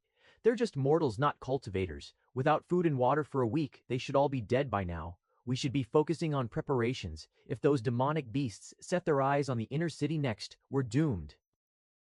For the next 2 days, Bai Zihan didn't stop working. Every waking moment was spent clearing sectors, routing monsters, and sweeping through collapsed buildings with his squad. Bai Zihan had also gotten used to his body and could easily take down those demonic beasts without much problem. His strength was terrifying. More than a few civilians started whispering that their Captain Bai might be more monstrous than cultivators. After all, in the face of Bai Zihan, even demonic beasts started to run away in fear, and by the end of the second day, the results spoke for themselves. They had rescued over 100 more survivors, many hiding in cellars, some injured and malnourished, others too scared to speak at first. All of them looked at Bai Zihan like he was some heroic figure, especially once they saw the beast corpses being dragged back behind him like it was nothing. Even more valuable than people, they found enough food for everyone. A hidden warehouse belonging to a merchant guild had somehow gone undestroyed by the demonic beasts. Dozens of crates, rice, dried meat, spirit grain, even preserved vegetables. Enough to keep the entire shelter alive for weeks. But Bai Zihan's focus wasn't just on food or numbers. It was on a different kind of weapon, because he'd also found everything else he needed. Charcoal, sulfur, potassium nitrate already gathered thanks to Hong Tao. The black powder was ready to be made. Late that night, after the shelter had quieted and the rescued civilians were eating in peace, Bai Zihan stood in a secluded alley behind the shelter with Hong Dao beside him. Lao Shen had provided a small metal bowl, and the two of them huddled around it like children preparing to commit arson. Bai Zihan had mixed the powder by hand, 3 parts potassium nitrate, 1 part charcoal, 1 part sulfur. The ratio wasn't perfect, but it would do. Ready? Bai Zihan asked. Hong Tao blinked at the black powder. Are those materials together going to do something? He doubted it, because those were mostly seen as harmless materials, and he didn't think anything would happen from just mixing them together. Bai Zihan didn't answer. He lit a long stick of scavenged cloth dipped in oil and tossed it in. Get back. Hong Tao didn't understand, but did as Bai Zihan ordered. Boom, the alley lit up for a split second. A deep pop thundered off the walls, followed by a cloud of acrid smoke and a scorch mark the size of a dinner plate. Hong Tao stumbled back, coughing, his eyes wide. What the fuck? he shouted in shock and then covered his mouth, knowing that he had just cursed in front of Captain Bai. He thought Bai Zihan was overestimating whatever it was, but now he realized how careless the captain was. If he'd been a bit closer, he thought he would have turned to dust instantly. Just how? Despite seeing everything, he still couldn't comprehend just how it was possible. Bai Zihan smirked, brushing dust off his sleeves. You haven't seen anything yet. The explosive was ready. Now all it needed was to be paired up with a gun, and those demonic beasts would be nothing but target practice. The explosion shook the stillness of the night. Boom! It echoed through the ruined city like thunder from an angry god, rattling windows and sending terrified screams ringing out from the shelter. Inside the shelter, bowls of food clattered to the floor. Children burst into tears from the noise. A few of the newly rescued survivors curled up in panic, convinced the demonic beasts had returned stronger than before. Soldiers scrambled to grab their weapons. Even Lao Shen, half asleep and already drunk, came stumbling out of his tent shirtless, dragging his sword behind him like some half-dead ghost. What was that? Someone shouted, a demonic beast. It's in the direction of where Captain and Hong Tao went. Captain must be fighting the demonic beast. We should go and help. A few formed a defensive line, their hands shaking as they aimed rusty spears and salvaged crossbows at the entrance. Others were ready to go and support Bai Zihan, who they certainly thought was fighting. Just as panic threatened to spiral out of control, two figures emerged from the alley. Hong Tao, coughing and covered in black soot like a cartoon explosion victim, stumbled forward with both arms raised. Then he saw the guards who were almost about to shoot arrows at them. He quickly came to a conclusion about why they were so on edge. Calm down. We are not demonic beasts. Hong Tao yelled. Everyone froze. There was a huge explosion. Hong Tao, do you know what it was? Someone inquired. Hong Tao wheezed, smacked his chest a few times, and then jabbed a thumb behind him at Bai Zihan, who strolled out like nothing had happened. Your captain's just out here playing with fire. There was a pause, a long tense moment where no one said a word. Then someone finally asked, what kind of fire makes that kind of noise? Bai Zihan, completely unfazed, reached up to brush from his hair. A very useful kind, he said casually. Anyway, there is no demonic beast, so you can let down your guard, Hong Tao said. Another beat of stunned silence. Then the fear began to shift, morphing into a strange mixture of awe and disbelief. Some of the soldiers who'd served under Bai Zihan before started chuckling nervously, patting each other on the back. Captain Bai made that. That explosion came from him. No wonder the beasts are scared of him. Hong Tao sighed like a man who just realized he was stuck on a sinking ship piloted by a madman. Listen, he said, turning back to the crowd. It's fine. Really, we were just testing something. No more explosions tonight, probably. Go back to your food. The captain's working on something to kill beasts more efficiently. That's all. Someone from the rescued civilians called out timidly. Will it keep us safe? Bai Zihan looked at them and smiled. No, he said. It'll make them regret ever coming here. That shut everyone up real quick. They stared at him, some wide-eyed, some smiling faintly, others nodding like they'd just decided to worship this man as the god of death himself. And with that, the crowd began to disperse, murmuring amongst themselves.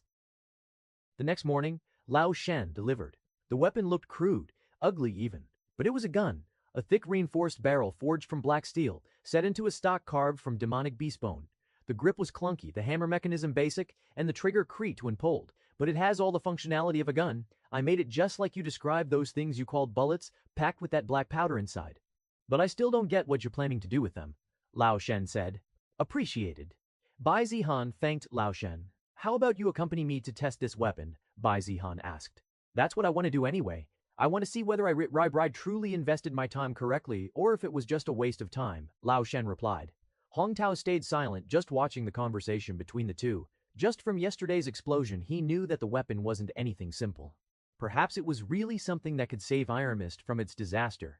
They went out to the testing range of field outside the shelter walls that had become their designated explosion zone. Hong Tao set up a large plank of broken armor at the far end. It wasn't usable, but it was good to test out the strength of the gun. Ready? He asked, barely keeping his excitement in check. Bai Zihan nodded and took aim, pulled the trigger. Boom! The recoil jolted his arm. Nothing he couldn't handle, but the force of it shocked everyone watching. The iron armor was pierced. Splinters rained down, and a smoking hole was left in the center the size of a grown man's fist. One should know that the armor was very strong. It usually took a few attacks from demonic beasts before it broke down. But now, one shot was all it took. Lao Shen's jaw dropped. Hong Tao screamed. Bai Yuase. Bai Zihan simply grinned. He looked down at the smoking barrel and exhaled slowly. Then he turned to them. This, he said, lifting the gun, is the beginning.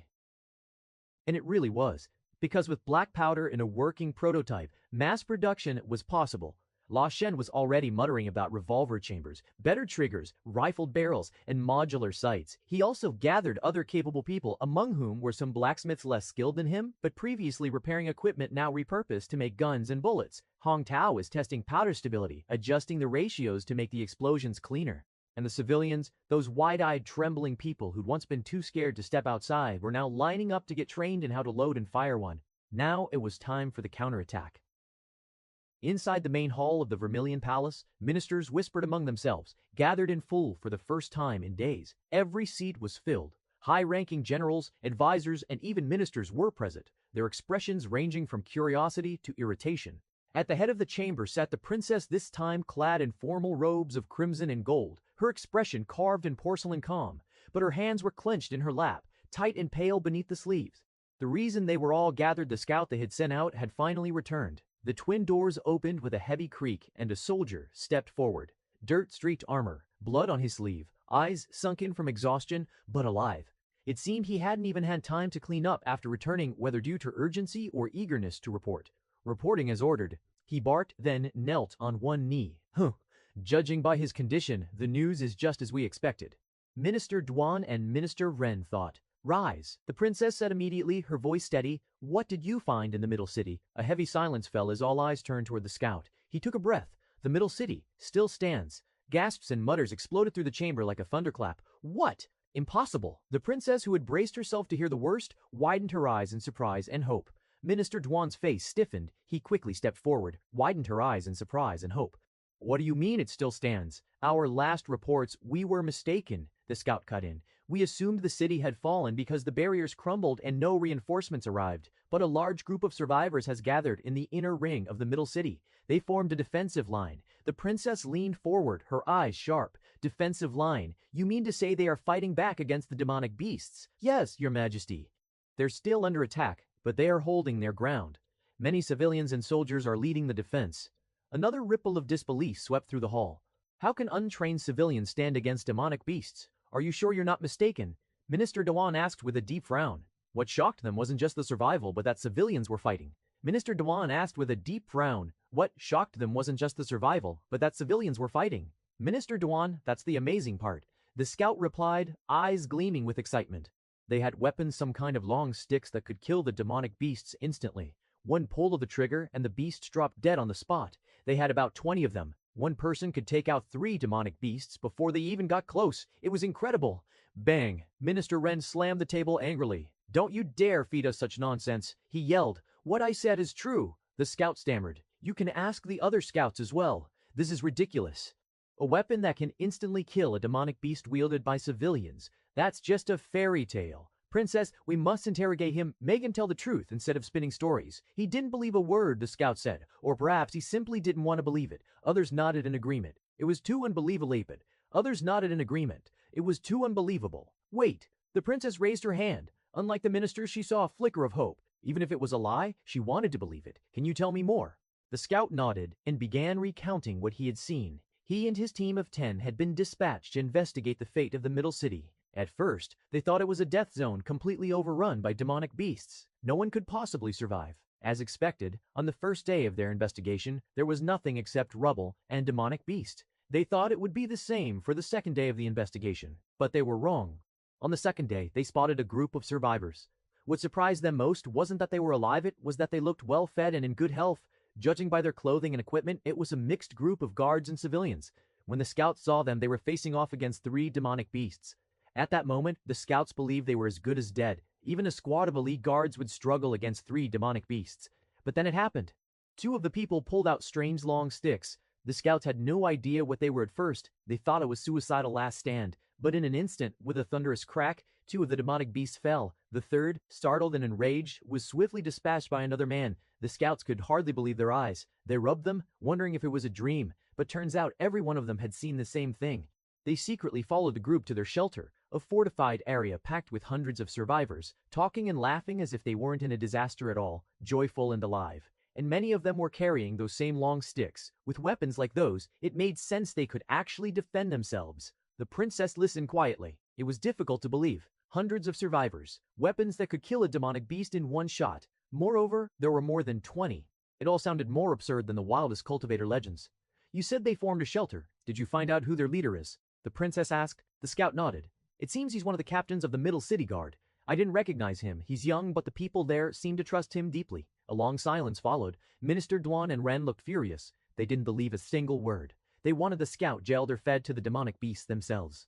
But the princess was deep in thought. After a pause, she spoke. Can you bring this leader here? I want to speak with him personally, and bring one of those weapons too. If what you say is true, he might know how to make more of them. She stood. Perhaps there is a way that we can still save the city. Your Highness, Minister Ren said, his tone sharp, with no pretense of respect. Surely you don't truly believe the scouts. Fantasy. Weapons that can kill demonic beasts in a single strike. Civilians leading a defense. He must be hallucinating. A few of the other ministers nodded in agreement. They didn't want the princess taking the scout's words seriously and pulling another stunt like last time talking about saving the Middle City. Why waste valuable resources on saving commoners who are as good as dead? Better to hold on to the resources until the demonic beasts got bored and moved on. I didn't say I believed it, she said honestly, but I do intend to find out whether it's true or not. Let's just wait for the scout to bring back the leader of the shelter and the weapon. We'll all know the truth then. 5 hours later, the sun was beginning to dip behind the Vermilion Palace's towering spires when the twin doors to the main hall creaked open once more. All eyes turned as the scout, still in the same bloody, dirt-streaked armor, stepped in, alone. Again, no leader, no weapon, just him. The silence was immediate, heavy and suspicious. The princess, still seated at the head of the chamber, stood slowly, her crimson and gold robes rustling softly, her gaze sharpened. Where is he? The leader of the shelter. The scout halted in the center of the hall, lowering his head. Your Highness, he didn't come with me. Whispers ignited, instantly furious, scornful, incredulous. He lied. There never was a weapon. Hell, I doubt there's a group of survivors. Of course, we should have known. He must have some kind of scheme in mind. Princess, we must capture and interrogate him. Why did we even entertain this farce, wasting our precious time on this man? Minister Ren slammed his palm against the marble railing in front of his seat. You insult us all by returning empty-handed. Do you take the Vermilion Court for fools? Answer carefully, Minister Duan added coldly, because without evidence, your testimony holds no weight, and spreading false hope in wartime is a crime punishable by execution. The scout clenched his fists, trembling slightly, but when he spoke, his voice was clear. I told the truth. The scout replied quickly. Then where is this so-called leader? Where is the weapon that supposedly kills demonic beasts in a single strike? Minister Ren snapped. The scout looked up, jaw tight. Yes, he refused to come. The princess narrowed her eyes in surprise. Did you tell him it was my request? Yes, your highness. The scout nodded, clearly uneasy. I told him that the princess of the Vermilion throne wished to speak with him personally. The room went dead silent. The scout nodded, clearly uneasy. I told him that the princess of the Vermilion throne wished to speak with him personally. And he said, the scout continued, that even if it was the princess herself, if she wanted something from him, then it's only right that she should come to him. Gasps, outrage, a stunned silence that swiftly exploded into chaos. Insolence, how dare he? This so-called leader is nothing more than a disrespectful savage. A civilian dares command the presence of royalty. A civilian dares command the presence of royalty.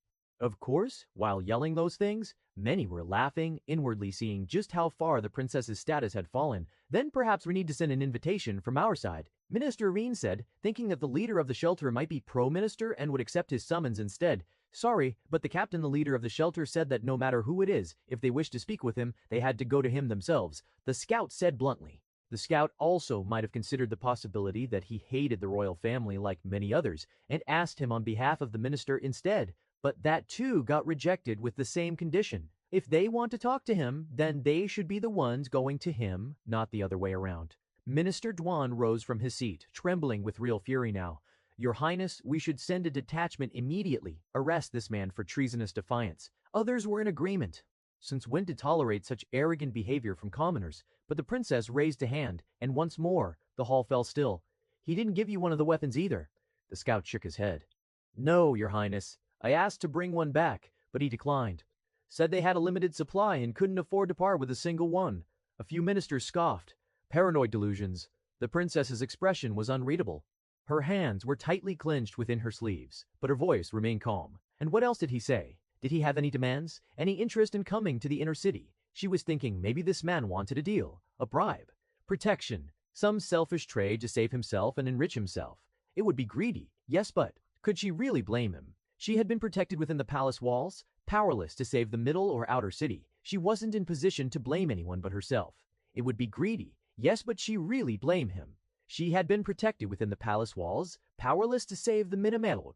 The scout shook his head. He didn't seem interested in any of that. In fact, I don't think he's even afraid of the demonic beasts. He mocked us, said that incompetent people couldn't even protect a city from such weak creatures. Another burst of outrage. Ministers shouted over each other, demanding retribution, dismissing the scout as a liar, the leader as a traitor. Calls for military action echoed across the hall, but the princess simply closed her eyes for a moment, then opened them.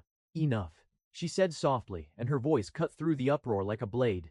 The ministers stopped. Could the leader of the shelter really be so arrogant while facing disaster? Are their weapons so powerful that he doesn't even worry about the demonic beast roaming around? The princess thought. She could already tell. The person leading the survivors in the middle city was extremely arrogant.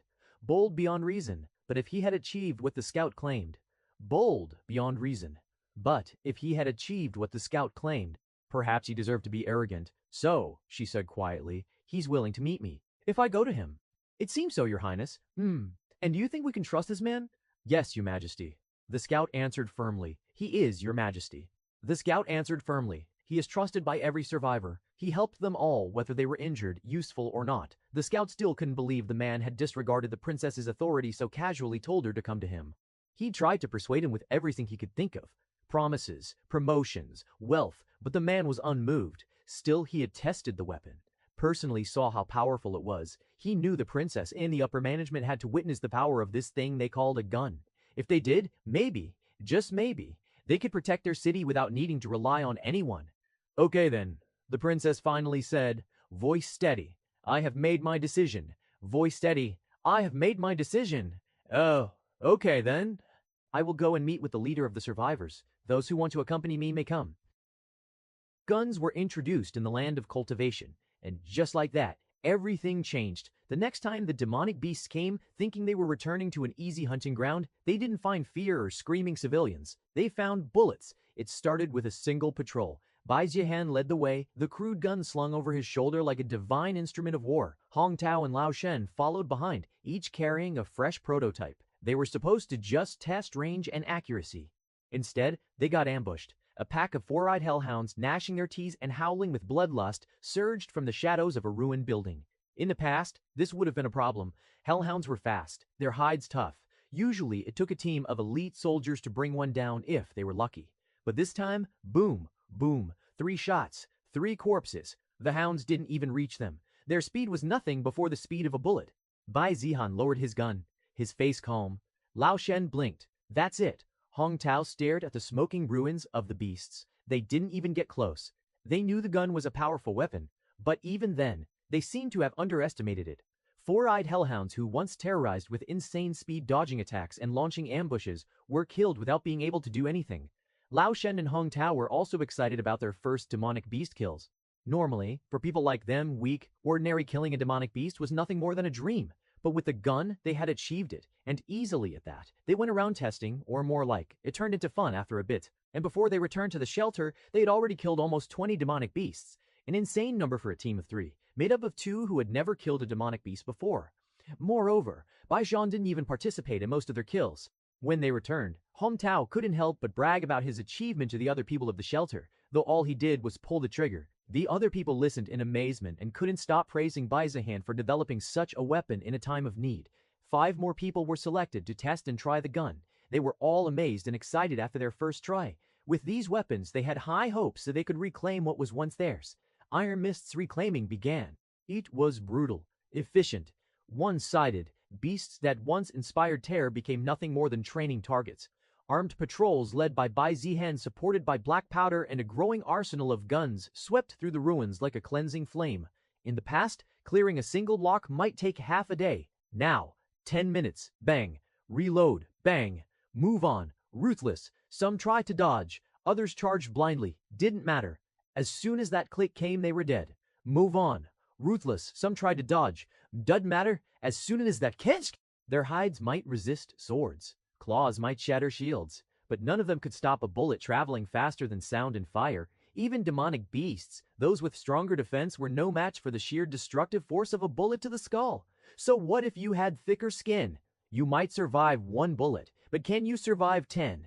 Those who were only good at defense had no method of counterattack and just stalled for time until their defense broke and a bullet pierced through their brain. They were like sitting ducks, it just took an extra bullet to kill them. But Bai Zihan understood that while the gun was efficient against low-grade demonic beasts, it wouldn't be as effective against high-grade ones. It took quite a lot of bullets and skilled tankers to kill a grade 2 demonic beast. Previously, even that was impossible with soldiers and civilians, but that also made him realize that it wouldn't be of much use if they were to face grade 3 demonic beasts and above. Well, he already anticipated that. Even his real body wouldn't be scratched by a bullet. Guns were only effective because they were dealing with low-grade demonic beasts. Anyway, for their situation, a gun was only effective because they were dealing with low-grade demonic beasts. Anyway, for their situation, a gun was the best weapon they could have. The shelter expanded outward, one cleared street at a time. Collapsed buildings were repurposed into watchtowers and outposts. Survivors trapped in pockets of the city were rescued in droves, dozens, hundreds at a time. Each time they were greeted not by frightened soldiers but grim-faced warriors holding smoking barrels and cold steel. To the rescued, Bai Zihan became something else entirely. Not a man, not even a hero, a reaper in human skin wearing stood in blood like a crown. He didn't rest, didn't smile much, barely even talked. Didn't smile much, barely even talked. But when he stood in front of charging beasts, he killed them all without giving them a chance to resist. Although guns were developed and distributed, Bai Zihan hardly used them. He still preferred his sword. Inside the shelter, things changed too. Children played with wooden rifles, mimicking gun sounds and pretending to be Bai Zihan. Soldiers trained day and night, their hands blistered from reloading drills.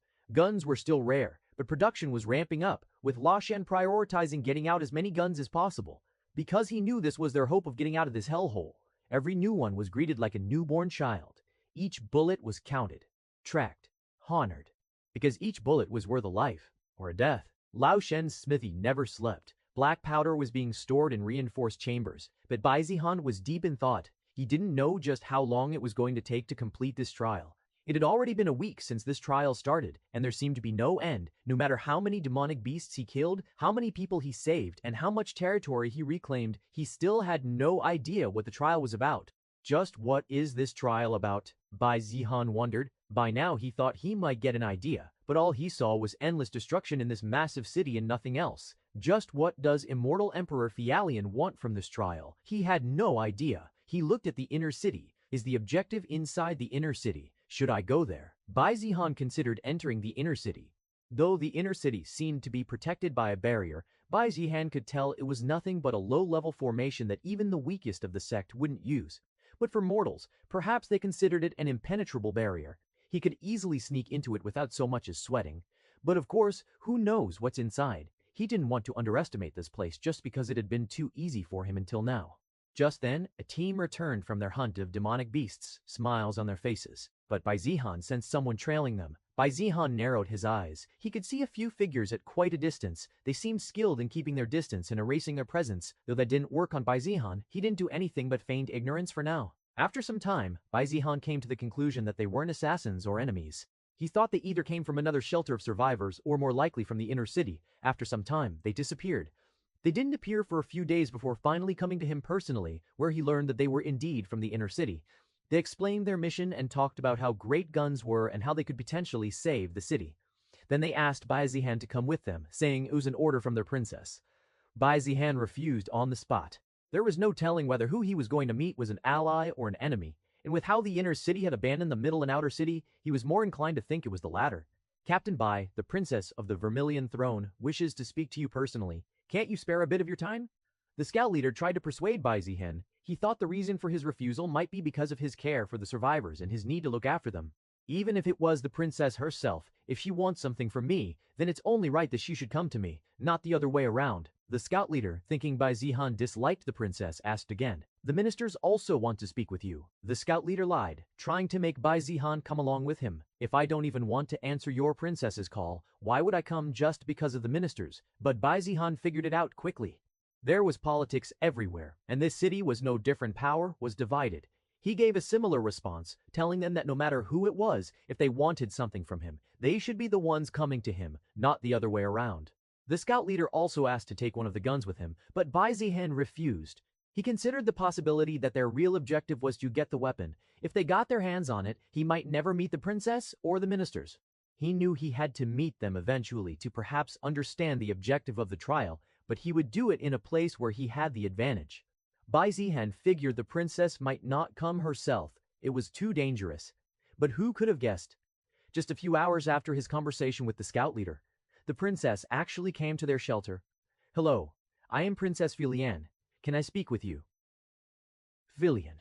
There was no way Bai Zihan wouldn't recognize the name. It was the same person whose ruin he was in the same trial meant to obtain her inheritance. So this is when immortal Emperor Filian was young. Looking at the princess again, Bai Zihan could see that she really did resemble the appearance of the remnant soul, though she looked immature. In any case, he was finally feeling a bit of relief. Perhaps the young Filian might be able to give him an idea of what the objective of this trial was going to be. Along with her was a haughty guy who looked disgusted to be in that place. One look, and you could tell he was the kind of guy who cared only about vanity and didn't give a damn about anything else. There were also 4 guards with them, and they seemed pretty strong, especially the fierce-looking one beside the arrogant guy. Bai Zihan was sure that one had some cultivation. He could sense some chi from him, although not clearly since this current body was weak and not very sensitive to chi. Anyway, back to Princess Filian. She wasn't what he expected. No haughty air, no look of superiority. Instead, she bowed slightly. "I came to thank you for what you've done. You have saved the lives of my citizens, which should normally have been my responsibility." Bai Zihan remained silent, observing her carefully.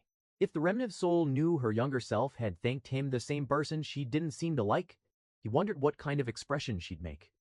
Filian glanced at the half-repaired buildings, the watchtowers, and everything which has been destroyed but people still trying to survive. She let out a quiet breath. This was the same place she'd essentially abandoned, and looking around, she couldn't help but feel guilty. She even felt she couldn't look into the eyes of the survivors, some curious, some hostile. She didn't think it was wrong for them to feel that way. After all, the one who was supposed to protect them had abandoned them. But at least, the saving grace was that unlike what she thought, the leader of this place didn't seem to hate her. She could tell he didn't hate her, but also didn't fear or respect her either. Instead, he gave off a sense of quiet arrogance, like someone who was above her even though she was the princess. Well, that was to be expected.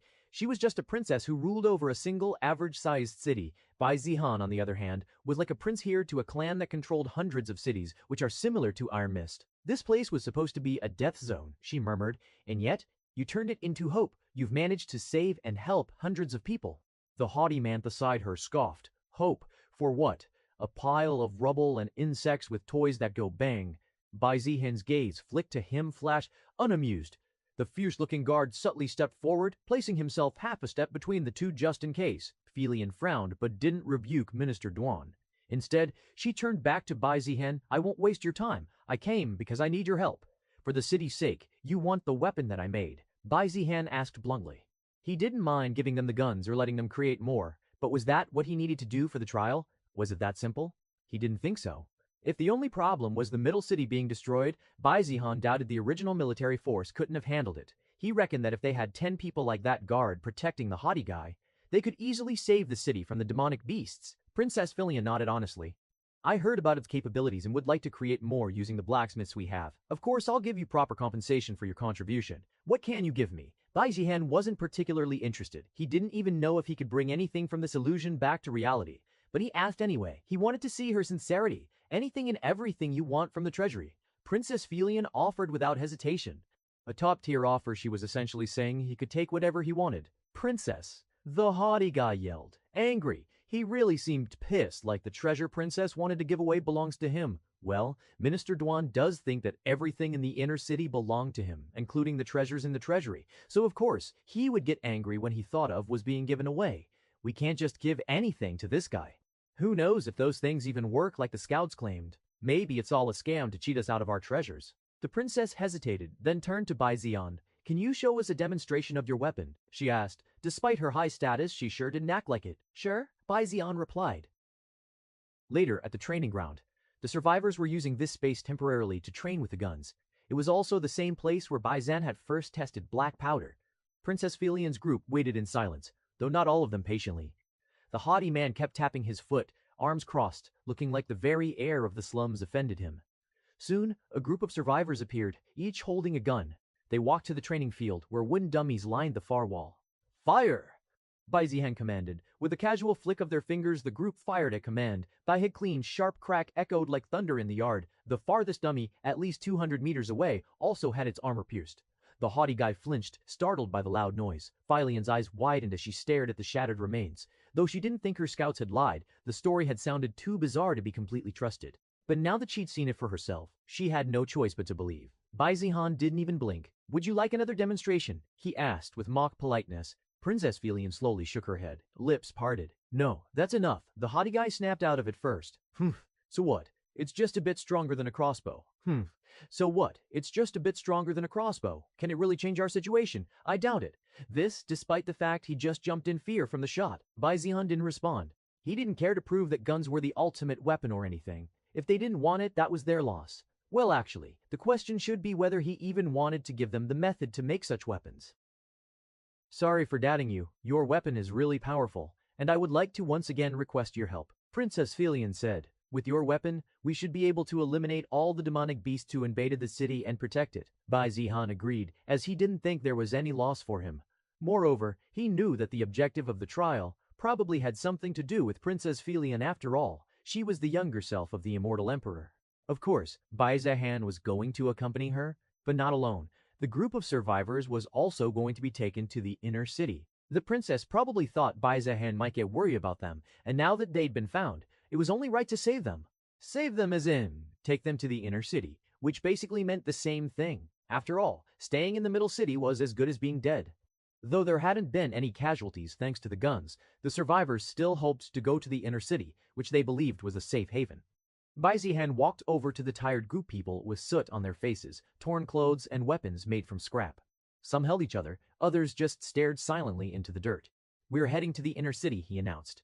His voice wasn't loud, but it cut through the silence like a blade. "And you're all coming with us." At first, no one spoke. Then, one by one, expressions lit up. "Really?" Someone whispered. "Well, the princess personally promised, so I don't think that it is going to be a lie." Someone laughed, just a small, broken laugh, but it felt like the start of something whole again. A chorus of quiet thanks followed there. Heads bowed. A few knelt outright, but Bai Zihan waved them off like it was no big deal. He had Hong Tao call upon everyone to assemble and get ready to move. It didn't take time for them to get ready to leave the place. Throughout the entire process, from accepting the deal to deciding to take the survivors, Minister Duan couldn't help but protest at every turn. "Ah, princess, if we take in so many survivors, our food reserves will take a toll. We might even all die of hunger." Minister Duan tried to persuade Princess Filian with his words, but against her good conscience, no words were enough to stop her from rescuing people. The survivors couldn't help but bristle at Minister Duan's words. He spoke of them like they were nothing but dead weight. In their eyes, if Minister Duan and the so-called upper management had actually done their jobs, the middle city wouldn't have fallen in the first place. However, although they wanted to curse, they kept quiet, fearing they might actually be denied entry to the inner city if they went against Minister Duan. Bai Zihan was also getting annoyed with Minister Duan always trying to interfere. "Why is your servant so arrogant? Princess, you need to leash your dog properly," Bai Zihan said. He obviously understood that Minister Duan was of high status, perhaps even greater than the princess, judging by how he acted. But still, Minister Duan was presenting himself as someone working for the princess, so Bai Zihan decided to treat him like that. Minister Duan's face darkened at Bai Zihan's insult. This was the first time he had ever been humiliated like this. After all, who dared to insult him in Iron Mist? Even Princess Filian didn't treat him like that. "You, a mere captain, dares talk to me like this?" Minister Duan barked. "Humph. Who do you think you are? And why do you keep acting like you're the princess? You should know your place and help your master with her desire, rather than annoying her."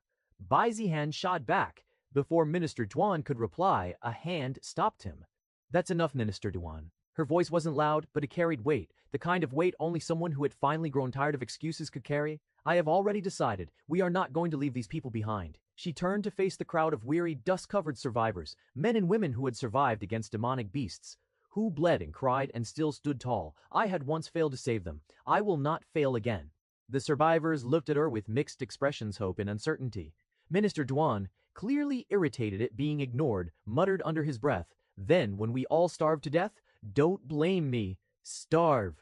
Bai Zihan finally spoke, looking at Duan like he was something stuck to the bottom of his shoe. "You talk like you haven't eaten well for days, but looking at your fat belly, anyone can tell you've clearly enough for the next 5 years.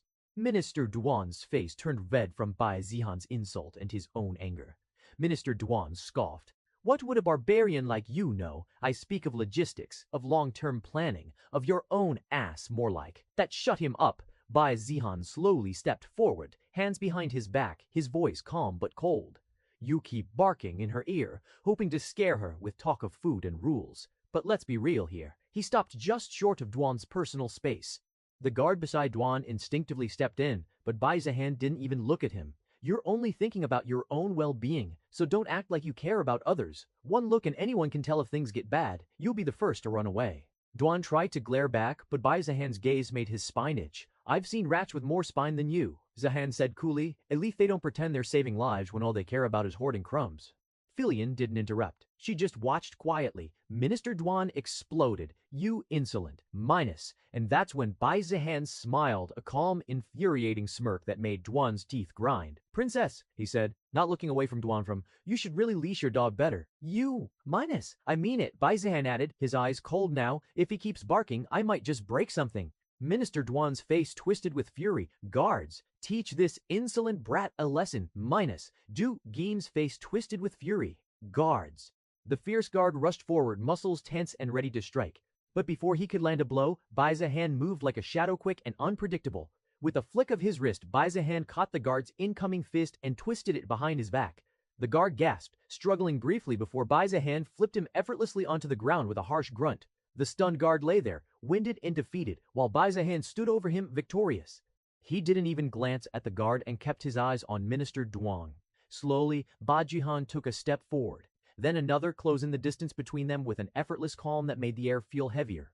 Stay back, Minister Duan snapped, voice shaking slightly. Or before he could finish, his footing faltered on a loose stone. He stumbled back, nearly falling over, his face pale with a mix of fear and disbelief. A few of the survivors chuckled quietly. The result was as expected. Even without a gun, Bai Zihan was strong enough to kill multiple demonic beasts. Although uncertain about their future, they all felt that with Bai Zihan, they would be okay. Filian sighed, but there was the faintest trace of amusement on her lips. Minister Duan was fuming, face red, but he didn't say another word from fear. Without his guard, he was powerless as it gets. He knows that he was no match for Bai Zihan, who can easily defeat his guard. Bai Zihan turned back, then he looked back over his shoulder where Princess Filian was watching. Do you want me to teach you how to make people like him obedient? Minister Duan said nothing. His lips were pressed into a thin line, his face the color of old bricks, anger and shame wrestling for dominance. His eyes glared daggers at Bai Zihan, but he didn't dare open his mouth again. Bai Zihan didn't even spare him a glance. As far as he was concerned, Duan was already irrelevant. Princess Filian stepped forward, her expression composed but thoughtful. She looked at Bai Zihan, then at the crowd of survivors, then back at the wall of inner city. There's something all of you need to understand, she said, her voice clear and steady. Even the inner city isn't as safe as it once was.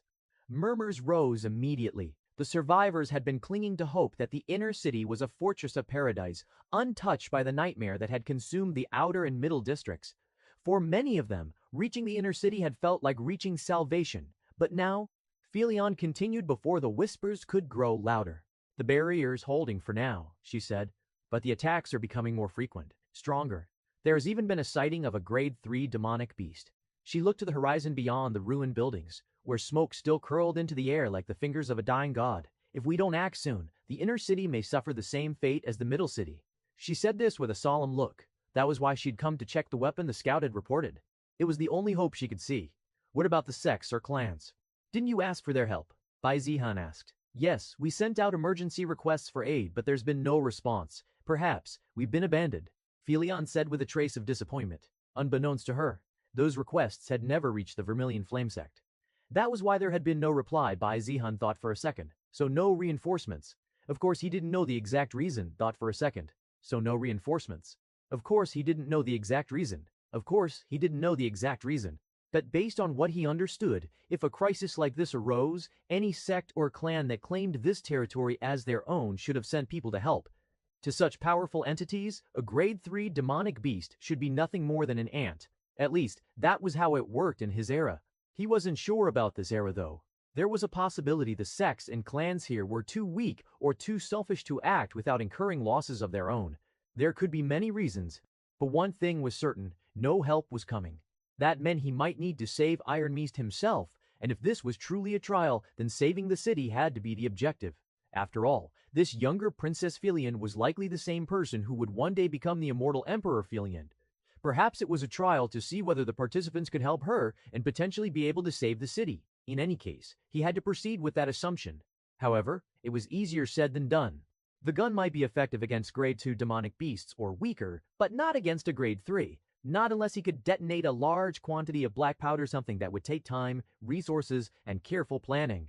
Moreover, there were many other burdens than that. He glanced at Minister Dawn. People like him weren't just useless, they were obstacles. Rather than help, they'd drag others down to protect their own interests. Bai Zihan suspected Duan was one of the main reasons why no rescue had come for so long. Princess Felian didn't seem like someone who would abandon her people. Duan, on the other hand, clearly would. From his words alone, Bai Zihan could tell. Duan had no intention of giving up a single treasure, even if it could save countless lives. Truly a lowlife, Bai Zihan didn't care about people like that unless they interfered with his work, and if they did, there would be no mercy. If saving the city was the goal, he couldn't do it alone, not with this weak body, so, for now, he had 3 priorities. Firstly, help Princess Felian produce firearms. That alone could drastically improve the inner city's defenses. Secondly, gather intelligence. He needed to understand the enemy, their numbers, their strength, their movements. Thirdly, teach Princess Felian how to rule. Minister Duan's behavior made one thing clear: Felian didn't wield true authority within the city. Though she was called princess, there was no real respect behind the title, no deference, nothing that suggested she stood above Minister Duan. There might even be a conspiracy to replace her. It was a common tactic strike when a city is in crisis. Remove the symbolic figurehead when everyone is too overwhelmed to object. He wouldn't really have interfered if the person they were trying to replace wasn't Felian. The gates of the inner city's palace loomed a head tall, elegant yet bearing the faintest cracks of wear. Its once pristine white walls were streaked with soot and dust. Even royalty wasn't untouched by the creeping rot of chaos. Princess Felian led the group forward, flanked by her silent, grim-eyed guards. Bai Zihan followed with measured steps, gaze sweeping across every shadow and crack as though the stones themselves might whisper secrets. Inside, the palace retained a degree of splendor: tall arches, delicate murals depicting ancient battles and victories, and polished stone floors that echoed every footstep. Yet there was no hiding the tension. Every servant they passed moved quickly, eyes averted, faces tight with fear or fatigue. The scent of scented oils could not fully mask the iron tang of blood or the bitter smoke that clung to their clothes. "This way," Felian said, her voice polite but distant, leading Bai Zihan through a side corridor lit with flickering crystal lamps. "This wing is still secure. We've converted it into a command center and living quarters for what remains of the leadership." She gestured toward a balcony overlooking the courtyard. From here, one could see soldiers drilling, engineers repairing crossbows and ballistae, and wounded being treated in hastily erected tents. It seems like, unlike what Bai Zihan initially believed, the people of Inner City weren't hiding like turtles. At least, some of the soldiers were fighting with the demonic beasts. "The morale is holding, barely," she murmured. "But if grade 3 demonic beasts appear," she didn't finish the thought. She didn't need to. They passed through several more halls, some filled with maps and reports, others with crates of supplies. Finally, she stopped before a heavy wooden door carved with the crest of her house, a silver crane soaring above storm-tossed waves. "We'll speak here," she said softly. The guards opened the door, then closed it behind them with a quiet thud, leaving the two alone. Inside, the chamber was modest for royalty. A long table with scrolls and inkstones dominated the room. Felian turned to face him, her eyes sharper now, no longer veiled by the mask of formality. "I appreciate you coming," she said after a pause. "More than you realize, things are unraveling." Bai Zihan didn't speak immediately. He studied her carefully, the slight tension in her shoulders, the weariness behind her gaze, the strength hidden beneath it. It didn't seem like she was as naive as he had thought. She must know about her enemies both outside and inside. "You don't hold real power here," he said bluntly. Felian blinked, surprised by the directness, but nodded in honesty. "No, I don't. You're a symbol, a hope the people can cling to. But symbols don't give orders, and right now, this city doesn't need a symbol. It needs a ruler," Bai Zihan said. A shadow passed over her expression. "You saw Minister Duan. He's not the only one. Half the council thinks I'm too young, too idealistic, that I should step aside and let them manage things. I know they all are waiting for an opportunity to replace me, and they'll do it the moment things get worse," Bai Zihan said flatly. Her hands clenched at her sides, and for a moment, she looked very much like the ruler she could become. "They won't. Not if I became a true ruler." Bai Zihan looked at the young girl, her shoulders far too small for the weight she carried, yet she bore it anyway. "Sometimes in life, fate doesn't care if you're ready anyway. Sometimes in life, fate doesn't care if you're ready, and you simply have to carry on. Anyways, it was great that Felian already made up her mind and is thinking about the same thing as Bai Zihan had planned to do." "Do you think you can?" Bai Zihan asked. "That's why I need your help," Princess Felian said firmly. "With someone like you by my side, I believe I can do it." "Smart girl," Bai Zihan said with a smirk. Then start by Bai Zihan said with a smirk. Then start by listening, Bai Zihan said. If you want to become a ruler with absolute power, you need weapons, information, and control. I can help with the first two, but the third is up to you. Yulian nodded slowly. What do you need? The two of them had a conversation, discussing various things. What Bai Zihan needed right now was information to come up with the best possible plan. First, he needed to know about his enemies and asked about the most powerful and influential people on the other side. The first was Minister Duan, who controlled the military. That explained the reluctance to mobilize the army even as the outer districts burned. He was saving soldiers for himself, not the people. Minister Ren held the treasury. That meant every ration, every bit of funding for weapons, repairs, and medical supplies all filtered through him. Without his approval, the city would starve or rot. The Elder Council. Useless. Old men clinging to prestige, offering advice no one asked for, demanding respect they no longer deserved. They probably hadn't drawn a blade in decades. With Minister Duan and Ren promising to keep their power intact, they also fully support every decision of the ministers. And the merchants? They were even worse. Kings without crowns, letting coins dictate life and death. They'd sell the city brick by brick if they thought they could profit off the ashes. Despite the state of the city, they were busy hoarding money without a care in the world. With all the bribes they had given to ministers and vice versa, they were one of the reasons the ministers had gained so much power. Then, Bai Zihan asked about the people on Princess Felian's side. Princess Felian just gave a self-pitying smile which gave all the answers one needed. No loyal ministers, no hidden supporters, just her. A single girl standing against all the most powerful people of Iron Mist. All she had was the title left behind by her late parents and nothing else. But even if it was just a title left behind by her late parents and nothing else. But even if it was just a title with no actual power, she still felt that it was her responsibility to take care of Iron Mist, which her parents gave their lives for. She knew that if she didn't do anything, Iron Mist already 1/3, destroyed would be completely ruined, either by the demonic beasts or by those seeking power from within. That's why she was ready to take the risk of meeting Bai Zihan and seeing the weapon for herself, because she thought that perhaps he could help her, and he didn't disappoint. With a weapon never seen before, one that could easily overturn their situation with the demonic beasts, his attitude that even Minister Duan couldn't counter, and finally, his agreement to their alliance. Her gamble had paid off. Of course, it was just one single positive thing compared to all the other negative ones, but she believed that one single thing might be enough to overturn everything else. Although she didn't know whether she could trust Bai Zihan, that was all that she could do. If Bai Zihan chose to betray her, the outcome would be no different from what it was before their meeting. Bai Zihan thought for a while. The situation for Princess Felian was almost hopeless, but it was her fate that she met him, the one who could easily change her situation. What you need is public support. Bai Zihan said after thinking for a while. She didn't have any support, nor was she likely to get any from the people who stood at the top. With their close relationships with the ministers and the benefits they enjoyed, their support for her was unlikely. So their target should be the group that made up the largest population, the general public. As far as he could tell, the ministers didn't bother to gain the people's support. Moreover, they didn't treat them well, more like peasants than citizens. So Bai Zihan decided that Princess Felian should gain the trust and support of the general people, especially the soldiers. At the very least, it seems she was well loved by most, likely thanks to her parents, who had always treated the citizens well. But there were also those who blamed Felian for the destruction of the city and her failure to save the outer and middle city. To earn their trust, the first step was proving that Princess Felian wasn't just a figurehead clinging to a dead legacy. She had to do something. Visible, tangible, something to regain the trust of the people. And Bai Zihan already had the perfect plan for that. To earn the trust of the people was easy considering the situation that they were in. As long as Princess Felian managed to show them hope and save them from the demonic beasts, getting people's support was easy. And lucky for her, he already had created the perfect weapon for it. In the lavish, incense-filled chamber of the ministerial hall, the city's power brokers sat around a crescent-shaped table of blackened ironwood. Gold-threaded banners hung from the high ceiling, bearing the symbols of Iron Mist's various ministries, symbols that meant nothing to the common folk now struggling to survive outside. But here, politics thrived like mold in darkness.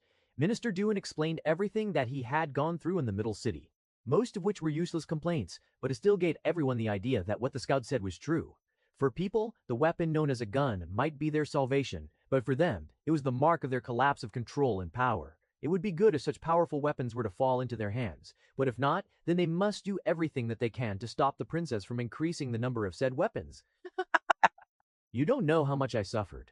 That mere peasant dares to insult me time and again. We must take him down. Minister Duan rambled on, and his grudge for Bai Zihan was clear, and his desire for revenge couldn't be clearer. But for most of them, especially Minister Rend, their top priority was the weapon and the blacksmith who created it. They didn't really think much about Bai Zihan, even with Minister Duan clearly showing his aggression against him. Of course, with Minister Duan being the one who wanted revenge, others had no choice but to help him, not that they took it seriously. Just a boy, what can he do here? Minister Duan, don't worry, we can take care of him anytime we want, one of the elders said. Now that he is in our territory, dealing with him is easy. Minister Duan, just be a little patient, another added. The elders murmured their agreement, wrinkled faces twisted in disdain. The princess has also started to act out of our control. Perhaps, Minister Wren continued, it's time we reminded her who actually runs Iron Mist. A murmur of approval went around the room. Cut off the supplies to her and the people, said one of the elders, drumming skeletal fingers on the ironwood. No food, no medicine. When people starve, they'll surely blame the princess for it. We will make it seem like it's her fault. All she has is pity and a title. Let's see how far that gets her when the bakeries are closed and the sick are left dying in the streets. That's still too slow. Minister Duan snapped, slamming his palm on the table hard enough to shake the inkpots. How could he wait for all this to happen when he wants revenge right now? By the time that happens, who knows how many more of those things he'll make. That gun. He bit off the rest, face twisted in hatred. Though everyone there understood that Minister Duan was hasty because of how quickly he wanted his revenge, he did raise a good point. We can accuse them, suggested a fat merchant whose rings clinked every time he moved, spread rumors. Maybe she's working with the demonic beasts. Maybe this weapon is a trick, a scheme to weaken Iron Mist from within. The room buzzed with dark interest. Traitorous bloodline, one muttered. Foreign influence, another sneered. Wasn't her mother from the northern tribes? Minister Wren smirked. Good, very good. The people are stupid enough to believe anything if it's repeated enough times. Let the whispers grow. Add fuel to the fire when times come. But the whispers grow. Add fuel to the fire when times come. But the best option, said Elder Gao, voice low and hoarse from disuse, is always the simplest one. All eyes turned toward him. Kill her. The word dropped like a stone in water. Silence, then slow nods. But not yet, he added. If she dies now, all eyes will turn toward us. The demonic beast attacks give us chaos. Yes, but not enough for clean hands. Then we wait for the next siege, Minister Wren said. Let the demonic beast break through by weakening the barrier. Let the people panic. In the chaos, her carriage is destroyed, her guards slaughtered, and her corpse unrecognizable. We'll blame it on the demons, Duan said with glee. A tragic loss, and one we'll publicly mourn. The people will cry, said another, and then they'll forget. They always do. And if we play our cards right, Wren added, we might even turn her death into justification for seizing full control. To honor the princess's legacy, we must not falter. The merchants chuckled. The elders raised their cups. Minister Duan's rage simmered down into cold satisfaction. But none of them, not a single one, understood what was really coming. They were used to plots and whispers, to knives in the dark and power bought with coins. They had no idea that Bai Zihan was the kind of enemy who wouldn't play their game. He would flip the table, burn the cards, and shoot the dealer in the head.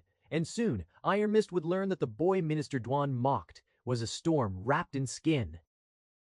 A few days later, the wheels had already been set in motion. With Princess Felian's full support, Bai Zihan wasted no time. He gave full authority to make guns and bullets to Lao Shen, and with a mixture of blacksmiths from the inner city, Bai Zihan expected them to produce 100 guns per day. Well, it might be slow at the start, but with their expertise, he believed it was totally achievable, even if it came at the expense of their sleep. The forges of Iron Mist glowed red day and night, and the clanging of metal became a lullaby for the desperate. Bullets were packed, weapons distributed quietly to soldiers and volunteers, those who still had the will to fight, even when their stomachs were empty and their morale worse. The princess visited the workshops herself. She spoke with the refugees. She stood on ruined walls and addressed anyone who would listen. Her voice cracked. Her words weren't polished, but they were real. And sometimes, that was enough. At least they could feel that the princess really cared for them, unlike most other people. The princess also deployed the scouts on Bai Zihan's demand to get a rough estimate of the demonic beasts. But while Bai Zihan and Felian worked on building something, their enemies worked just as hard tearing it down. The rumors came slowly at first, then like a flood. The refugees are spies from the north. They're here to capture our city, and the princess is fully supporting the idea. The princess is hiding rations to feed her own supporters. Look, we got less food ever since she brought them. It seems like they want to let the demonic beast enter and destroy the inner city of Iron Mist like the outer and middle city. None of it had to be true, but with those words echoing, people began to believe they were. Worse still, Minister Wren had stopped supplying food to those in need, making it sound like it was because most of the food had been confiscated by the princess to feed her own people, and that she had abandoned the rest. People didn't care about the truth. Everyone knew their suffering was ultimately caused by the demonic beasts, but since they couldn't do anything about that, they turned their anger elsewhere. Previously, they blamed the princess for not saving them. This time also, they all knew Minister Ren was the one in charge of the city's resources. But Minister Ren was ruthless. He tortured anyone who dared go against him. Princess Fielian, on the other hand, was an easy target, and with dissatisfaction already brewing, it didn't take much for the blame to fall squarely on her shoulders. The smart ones, those who still had working minds, hearts, and enough food not to go mad from hunger, they knew what this was. An agenda. This time, it was against the princess. But the smart ones didn't speak up, not in public, not when you could be beaten, or worse for defending the enemy. So silence reigned, and into that silence, poison poured. There were people who didn't only speak with dissatisfaction, but took action. Refugees were assaulted, and there was no way they would take it lightly. They retaliated, sparking growing tension between the inner-city residents and the refugees. In one of the crumbling courtyards converted into a makeshift resting area for refugees, the atmosphere was thick with tension. The refugees sat in a loose circle, their faces drawn and weathered. Most had swords or makeshift weapons within arm's reach, not for the demonic beasts, but for the city's own people. This is bullshit, Hong Tao. At least back at the shelter, we only had to worry about the demonic beasts. Now we're being accused of things we didn't even do. Taking their food. We haven't even taken a single grain of rice from them. Do they think we were helpless, starving refugees? We still have the supplies we collected back in the middle city. And how the hell did we turn into spies? Do they really think we survived because we're spies? What kind of idiotic accusation is that? They had already injured many of us. If we don't do something, those people might even kill one of us. The refugees were filled with resentment after facing discrimination despite being from the same city and suffering through the same crisis. In truth, their situation was even worse. They had witnessed their homes destroyed and barely escaped with their lives from direct attacks by the demonic beasts. Now, they had to endure this kind of humiliation. Maybe we should go back. Seriously, we survived out there once, we can do it again. And now that we've got guns, there's no real danger. One of them suggested. Many murmured their agreement. That just showed how much they hated it here, where they were treated like dirty rats instead of fellow citizens of Iron Mist. What they once thought was heaven had turned out to be hell. And what used to be their hell now felt more like heaven. At least to be their hell now felt more like heaven. At least at the shelter, they all worked together for a single same purpose of survival and respected each other. More and more began to feel they should just return to the shelter. All eyes turned to Hong Tao, who stood silently with his arms folded and jaw clenched. He was the one Bai Zihan had appointed to look after everyone, a temporary leader in Bai Zihan's absence, tasked with making difficult decisions. We wait, Hong Tao said finally, his voice low but firm. Captain Bai is working with the princess. He's doing something that might save Iron Mist. We can't disturb him right now. A few scoffed quietly, but no one challenged him outright. After all, he was Bai Zihan's chosen representative, and it was Bai Zihan who had rescued them and given them the strength to fight back against the demonic beasts. They still respected him, believed in him more than they did in the princess or any other authority. So even if they had to endure a few more days of humiliation, they were willing to do it for Bai Zihan.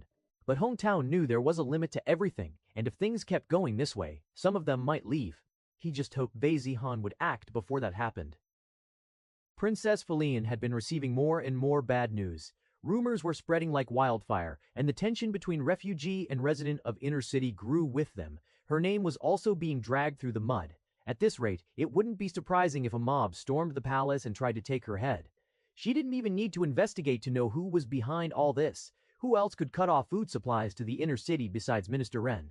Why were the guards standing by while riots broke out and innocent people were attacked? Because they'd likely been ordered to by Minister Duan. While those men stayed behind the scenes pulling the strings, she was the one taking all the blame. She had tried to call a meeting, tried to urge Minister Ren to resume food distribution, to do his damn job. But he and the others refused, claiming they were too busy with critical state matters. Powerless as she was, what could she do if the entire council chose rebel? So, they're finally making their move, she muttered, brow furrowed. She knew why. They felt threatened by Bai Zihan, and rightly so. What she hadn't expected, or maybe hadn't wanted to believe, was that they'd stoop so low as to use innocent people as pawns to get to her. Her fists clenched, she gave a short bitter laugh. Of course, they won't come at me directly, but they know the people will do it for them. While Bai Zihan had planned to rally the people to help her regain her authority, it seemed her enemies had thought of the same thing. They were using the people too to go against her, and now, unless Bai Zihan moved quickly, they might succeed. Captain Bai, what do you think we should do? Princess Fielian asked her only ally in all of this. Bai Zihan was aware of the general situation, but he didn't see it as a major problem. After all, no matter how many rumors were spread, or how much trouble was stirred up, none of it would matter in the end so long as they could fight back against the demonic beasts and reclaim the lost territory. But of course, there was always the chance that their enemies wouldn't give them that opportunity. And just as he was thinking that, one of the guards burst into the room, face pale and full of urgency. Did something happen? Princess Filian asked with a frown. A guard would never enter like this unless it was an emergency, and judging by his expression, it was. Yes, Your Majesty. A large group of demonic beasts has been spotted. It looks like they're preparing to attack the inner city.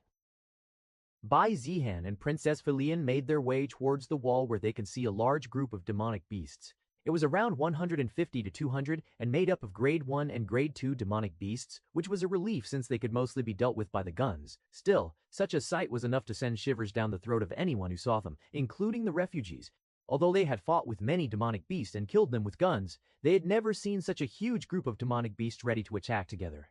Bai Zihan was fairly unimpressed as he had seen far more powerful, bigger and larger numbers of demonic beasts than this. Of course, at the moment, he was very weak, and even he wouldn't make it out alive from this group of demonic beasts if he dared to fight alone. But he didn't think that he needed to fight it as the number of guns was around 50, and there were thousands of bullets waiting for those demonic beasts. He didn't think that this group of demonic beasts would be a threat to him at all. Moreover, he actually felt the opposite and felt that it was good since it would be faster to eliminate every one of them as they had grouped up. No need to waste time searching for them, but such convenient timing. He didn't think it was a coincidence that the demonic beasts attacked in full force right after he had arrived in Inner City. Moreover, demonic beasts rarely work together like this unless they are being controlled or led by some other powerful being. On the other hand, Princess Filian was quite panicked and scared. This was the first time she had witnessed such a huge number of demonic beasts. Although there was still a barrier shielding them from demonic beasts, those demonic beasts were attacking and trying to break through. It didn't seem like the barrier would be able to hold them down even for an hour, but still she calmed down knowing that she had to take charge. Princess Filian's gaze swept over the soldiers gathered along the battered walls. Their faces were tight with fear and exhaustion, but her voice cut through the murmurs like steel. Listen up!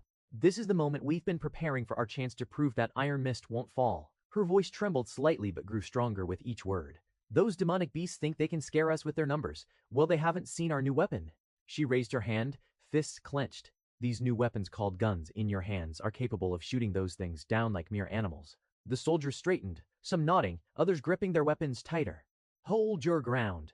Fight with every last breath. Remember who you're protecting, your families, your homes. Kill every one of those beasts here and now. I will stand with you all. Filian's voice rang with conviction, spreading courage like wildfire. Crack. However, a sudden deep crack echoed through the city. All eyes turned to the barrier, a shimmering dome of light meant to hold the demonic tide, now flickering, then shattering with a terrible explosion of sparks and energy. The ground shook. A gasp rippled through the crowd, then chaos erupted. Soldiers stumbled backward, some dropping their weapons in shock. What? The barrier is broken. Damn, they are charging towards us. Run away! Many people screamed and scrambled for cover. Princess Filian's heart lurched, her hands clenched into fists, nails digging into her palms. How? How is this possible? She whispered, disbelief thick in her voice. The barrier was supposed to be their last defense, something that didn't even break under the attack from grade 3 demonic beasts. But here it was, gone in an instant. She thought that at least for an hour it should be able to last. Her eyes flicked to the soldiers, their faces pale with panic, some faltering. No. She took a deep breath, forcing herself to stand tall amidst the storm. Soldiers, she shouted, voice steely now, this is no time to freeze. We must hold the line. Form your ranks. Watch your flanks. Protect the wall. Her voice was an anchor in the chaos, however, against fear. Not many could think straight, not to mention, for many this was their first time facing demonic beasts. All they faced was helplessness against the sheer aura that they were releasing. Princess Filian didn't know what to do, and the demonic beasts was almost reaching their wall, their last defense before they could enter the inner city. Bang! But then, suddenly, someone fired at the demonic beast charging towards them, and he dropped dead without even touching the wall. The one to shoot was no other than Bai Zihan. With his face that looked more annoyed than fearful, he said, if you are scared, run away and leave behind the gun. Don't disturb me. Those who are ready to fight, shoot these spikuglies with your gun. No encouraging words and only insults. Well, that was who Bai Zihan was. But at least, that had made many of them calm down, especially since Bai Zihan showed that the gun could easily take down the demonic beasts. Yeah, what's there to be afraid of? Didn't we already kill many of them? Hong Tao said to the group of refugees. They had come to help Bai Zihan as soon as they heard the news about demonic beasts getting ready to invade the inner city. Many were in doubt whether it was worth it to risk their lives to save those people who discriminate against them and insulted them. But that didn't matter, because before them were the enemies that they needed to kill. I will practice my shooting to my heart's content this time. I was getting bored anyways. Let's have a little contest to see who can take down the most demonic beasts. Others also feigned bravery even though they were scared to face such a huge group of demonic beasts. But fake it until you make it. With such courageous words being said one after another, they began to regain their courage and confidence. With the display of courage from the group of refugees, the soldiers also stopped panicking, thinking about the people that they need to protect. If this wall falls, then the inner city will face the same fate as the middle and outer city. Everyone in formation. Immediately they formed a defensive line which was ready to take on the demonic beasts charging towards them. Shoot! Bang! Bang! Bang! Bang! Bullets rained down like droplets hitting the ground, each one hitting the demonic beasts. One fell, then another, but the demonic beasts didn't stop. They kept charging toward the wall with the intent to destroy it. Unfortunately for them, the bullets continued to pour down, and their numbers dwindled like flies. Haha! Look at these pathetic demonic beasts. I was scared for no reason. I never thought I could kill even one of them, and I think I've already taken down 5. The soldiers who were once afraid now felt the complete opposite. They were excited as they continued reducing the initial 150 to 200 demonic beasts to roughly 50. Even before the beasts reached the walls, they had already lost nearly 70% of their number. But the real problem came now.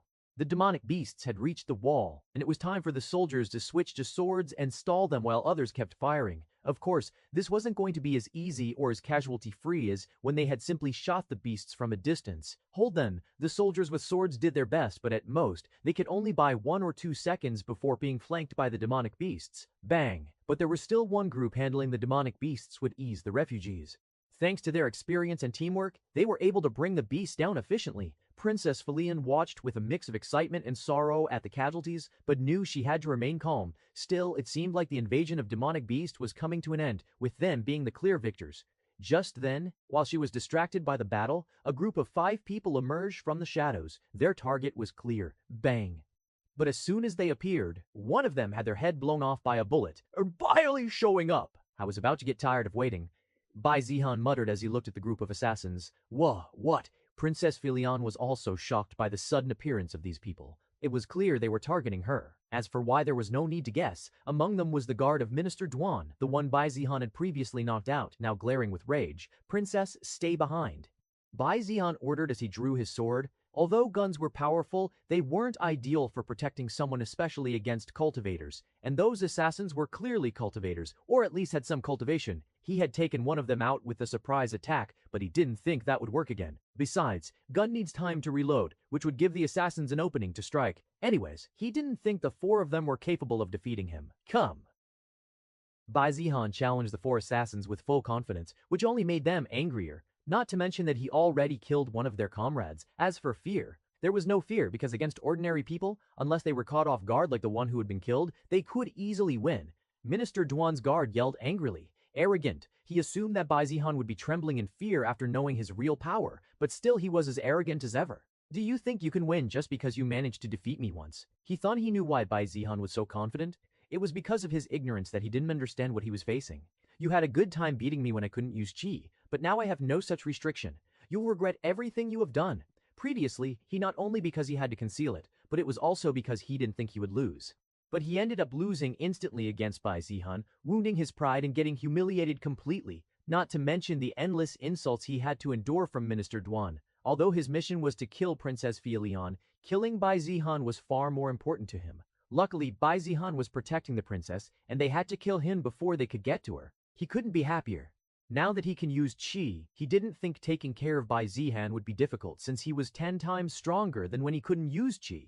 He signaled his companions and everyone knew that it was time to strike. Swish! The assassins charged without hesitation, splitting up and surrounding Bai Zihan from all directions, 2 from the sides. Despite their overconfidence, it seemed like they weren't going to underestimate and let the prey escape. Die!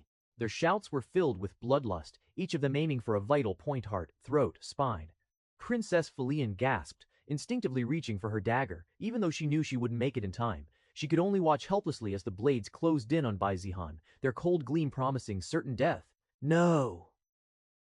At the same time, soldiers were fighting hard and keeping the demonic beasts at bay. With the demonic beasts' number dwindling, they didn't pose much danger to the soldiers. Just then, they also heard and saw the group of assassins whose target was definitely the princess. Everyone, our princess is in danger. Those who had taken care of the demonic beast immediately came with me to protect her. The soldiers got ready to protect the princess. Previously, many of them were in the list of people who were dissatisfied with the princess. Immature and unqualified. That is what they thought. She didn't make the right decision, and it cost the lives of many of their comrades. Of course, they understood that there wasn't much that the princess could do about the demonic beasts. Still, there were things which would have turned out for the better if Princess Villian had done something. There were also rumors about her being the ally of other cities, and helping them take over the city after taking advantage of the situation that they are in. But today, they had seen the truth, the weapon which was made and gave them power to stand up to the demonic beasts. The refugees who helped them by killing lots of demonic beasts. Every decision seems to head towards the victory for the Iron Mist, so they can't afford to lose her. However, just as they were about to make their way towards the princess, a powerful aura spread through the battlefield. Row, row, row! A guttural, earth-shaking roar echoed across the battlefield, followed by a thunderous crash. Soldiers on the wall, who had just caught sight of the princess being surrounded, turned to rush to her aid only to freeze in horror. From the northern quadrant of the wall, a section had collapsed into rubble. Standing amidst the wreckage was a massive beast covered in stone-like scales, each as tough as steel. Its hulking form towered over the others, easily 3 times the size of the already terrifying demonic beasts below. Its presence alone made the air feel heavy. There was no mistake, it was a 3rd-grade demonic beast. Bang! Bullets aren't working. Sure enough, dozens of bullets struck its hide and bounced off harmlessly, leaving nothing but faint scratches. It took roughly 1 to 3 bullets to kill Grade 1 demonic beasts, depending on what type of demonic beast it was and where it got hit. It took around 10 bullets by hitting at the weakness of Grade 2 demonic beasts. Bai Zihan already thought that gun and bullet limitation was for dealing with Grade 2 and less beings. Stronger than that, it was almost useless, unless of course the gun and bullets were made up of special materials and refined. But Iron Mist neither had the resources nor the ability to create such guns. Right now, with the gun they have, it is almost useless even if one were to hit its weak part. It ignored it like an ant hitting him. The beast railed forward, smashing a squad of defenders into pace with a swing of its claws. Behind it, dozens more demonic beasts surged through the breach it had made, pouring into the city like a black tide. Panic erupted. The defenders on the wall were in chaos, split between rushing to defend the princess and trying to stop the oncoming wave. But they were too far away from the princess. The choice was clear. They had to stay and fight with the Grade 3 demonic beasts. Otherwise, if the Grade 3 passes through, it would go straight to the princess. So, without dealing with a Grade 3 passes through, it would go straight to the princess. So, without dealing with a Grade 3 demonic beast, it was useless to rescue the princess. Not to mention that Bai Zihan was there and they hoped that he would be able to protect her. Most of the defenders now have their eyes on the Grade 3 demonic beasts, which has become greatly disadvantageous to them. Guns, their best weapon, were useless. Swords, even more useless as one couldn't even hit him before being killed by the Grade 3 demonic beasts. Whether one came or 10, for Grade 3 demonic beasts, it was a matter of swinging its claws before it could kill them. Damn it. What can we even do against something like this? Fear began to once again take over a lot of people as the situation itself turned hopeless, but not all were giving up. I have an idea, Hong Tao said confidently to the group of refugees. Hong Tao explained his idea, or more specifically the idea that Bai Zihan has once shared to him. When guns were created, everyone thought that it was invincible and they didn't need to worry about demonic beasts. But not Bai Zihan. He said that it lacked real power, and that even killing a Grade 2 demonic beasts takes so long. He said what he knew was that if they were to encounter Grade 3 demonic beasts, then their gun would be almost useless. Hong Tao at the time was curious but didn't think there was a need to worry since there hasn't been any spotting of Grade 3 demonic beasts. Still, he asked curiously about what they could do if they were to encounter a Grade 3 demonic beast.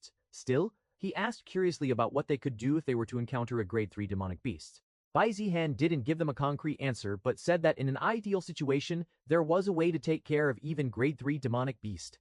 That is, black powder in bullets is too low in quantity and therefore, if one wants to increase power, then the solution is to increase the amount of black powder. One can ignite a large amount of black powder such that even Grade 3 demonic beasts would die instantly. Of course, for that one needs to lure the monster to where the large amount of black powder it kept and then need to stall him there until someone ignites the black powder. Even if one had 10 lives, pulling this off would be almost impossible. But Hong Tao was willing to try to do the impossible. Are you sure you want to do this? You might die. One of them said, but Hong Tao was still full of determination without a single doubt. Anyways, I would have died if I hadn't met Captain. If I can't even do this, then my life would really have been useless. Hong Tao said. There was no need to say any more since Hong Tao had decided. What they can do is fulfill their role and make sure that their plan works. On the princess's side, the assassins have all attacked, making sure that Bai Zihan couldn't escape. For a brief moment, it looked like he was done for. The blade slashed down, clang. A sharp metallic ring split the air. A blinding silver arc swept across the wall like lightning, followed by a wave of qi. The assassin's faces contorted in disbelief. That's impossible. He's not supposed to have any cultivation. But by the time those words left their mouths, it was already too late. HK. Bai Zihan's sword cut cleanly through the first assassin's midsection, blood erupting like a geyser as the man collapsed in two twitching halves. He didn't stop. Pivoting on one foot, Bai Zihan spun like a storm, his blade leaving behind a shimmering afterimage. A second attacker tried to block with his dagger, but it shattered like brittle glass under the sheer force of the qi-infused sword. A diagonal slash opened him from shoulder to hip. Another rushed from behind, blade aimed straight for Bai Zihan's spine, only for Bai Zihan to twist at the last second. His palm struck backward with a burst of qi. Fuck! A surge of force exploded from his strike, shattering the attacker's kneecap with a sickening crunch. The man screamed and collapsed to one kneecap with a sickening crunch. The man screamed and collapsed to one knee, only for Bai Zihan to whirl around and bring his sword down in a clean arc that ended his life in an instant. The last one, Minister Duan's guard, stood frozen, soaked in blood and trembling with wide eyes. You're supposed to be just a mortal. This isn't possible. This sword aura, this qi, you're lying. Bai Zihan turned to face him, sword casually resting on his shoulder. Blood dripped from the blade. Well, his body was really that of a mortal when he first came here, but it wasn't like he couldn't cultivate. He had been cultivating from day one, and although this body wasn't very talented, with his experience, Bai Zihan had at least managed to take his first step into cultivation with this body. He was just in the qi refining stage, the first stage of cultivation, nothing to brag about. But against assassins who could just barely use qi and hadn't even entered the qi refining stage, it was more than enough. Anyway, it was good that he cultivated it. Otherwise, it would have been a bit difficult to handle all those assassins. He stepped forward, and with each step, his presence grew heavier. The man staggered back in fear. Stay away. You don't understand. Killing me means you'll have Minister Duan's entire faction after you. Oh no, Bai Zihan said mockingly, his grin widening. I'm scared. Minister Duan will kill me.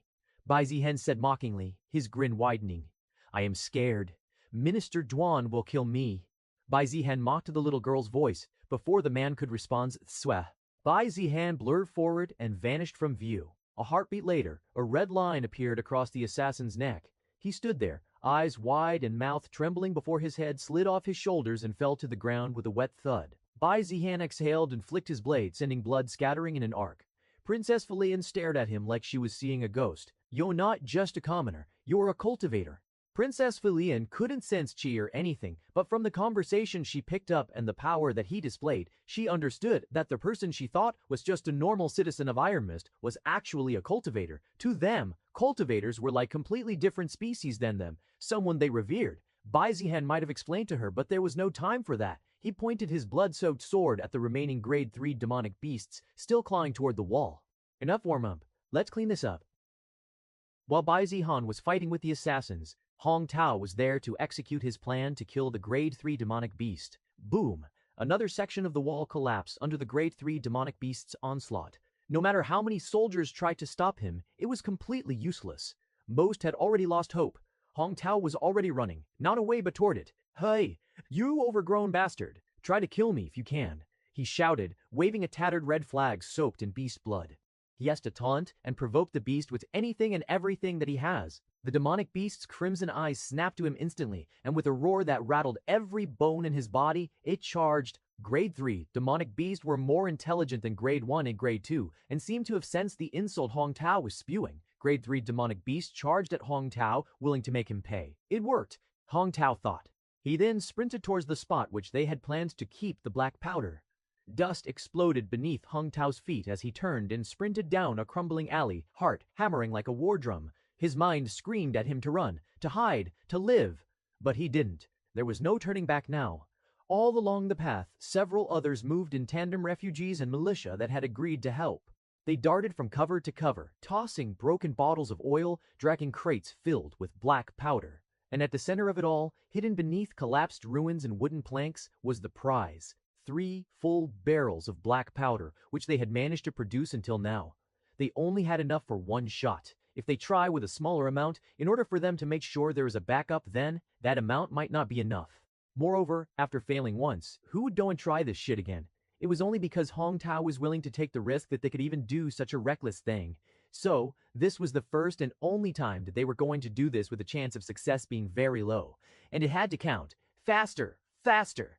The refugee commanded as Hong Tao barreled into the clearing ahead of the trap site. The bait zone was ready. Crates stacked around the center. Powder trails hidden under rubble. A fire-starting talisman half buried at the ignition point. All they needed now? Crash. The beast exploded through the alley wall, its hulking form blocking out the light as it roared, blood-flecked spittle flying from its fangs. Hong Tao skidded to a stop, chest heaving. "Come on, then!" he bellowed, voice cracking. "You want me! Here I am!" Hong Tao yelled even though he was seriously injured, with many bone fractures due to just the debris and shockwave of the Grade 3 demonic beast. Still, he managed to come out alive and finally was near the spot that they had initially planned for him to lure the Grade 3 demonic beast. The Grade 3 beast lunged 5 meters, 3 meters, 3 beasts through the Grade 3 demonic beast. The Grade 3 demonic beast was too overconfident in his strength and wasn't even cautious and charged right through. 1. Hong Tao dove to the side at the last second, rolling just beneath the beast's sweeping claws. Boom!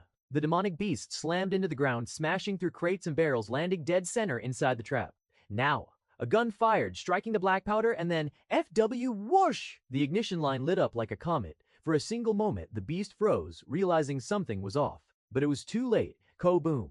The entire street exploded into a pillar of flame and smoke. The shockwave threw bodies and debris across the district. Refugees were knocked flat even from dozens of meters away. Shattered stones rained from the sky. The fire roared so hot that metal warped and screamed as it melted. The world went white, and then silence. Ash drifted down like snow. A mangled chunk of the demonic beast's skull landed near a broken lamppost, still smoldering. It was dead. They did it. They actually did it. Hong Tao! Young man crawled to his feet, coughing from the smoke, eyes wide as he scanned the wreckage. Where's Hong Tao? For a moment, there was no answer. Then a hand burst up from under a pile of broken bricks. Cough-um, rumber. A pile of broken bricks. Cough-um, unalive, damn it. Hong Tao dragged himself out, face blackened, armor torn to hell, bleeding from half a dozen places but alive. The crowd erupted into cheers. Some wept, others collapsed in relief.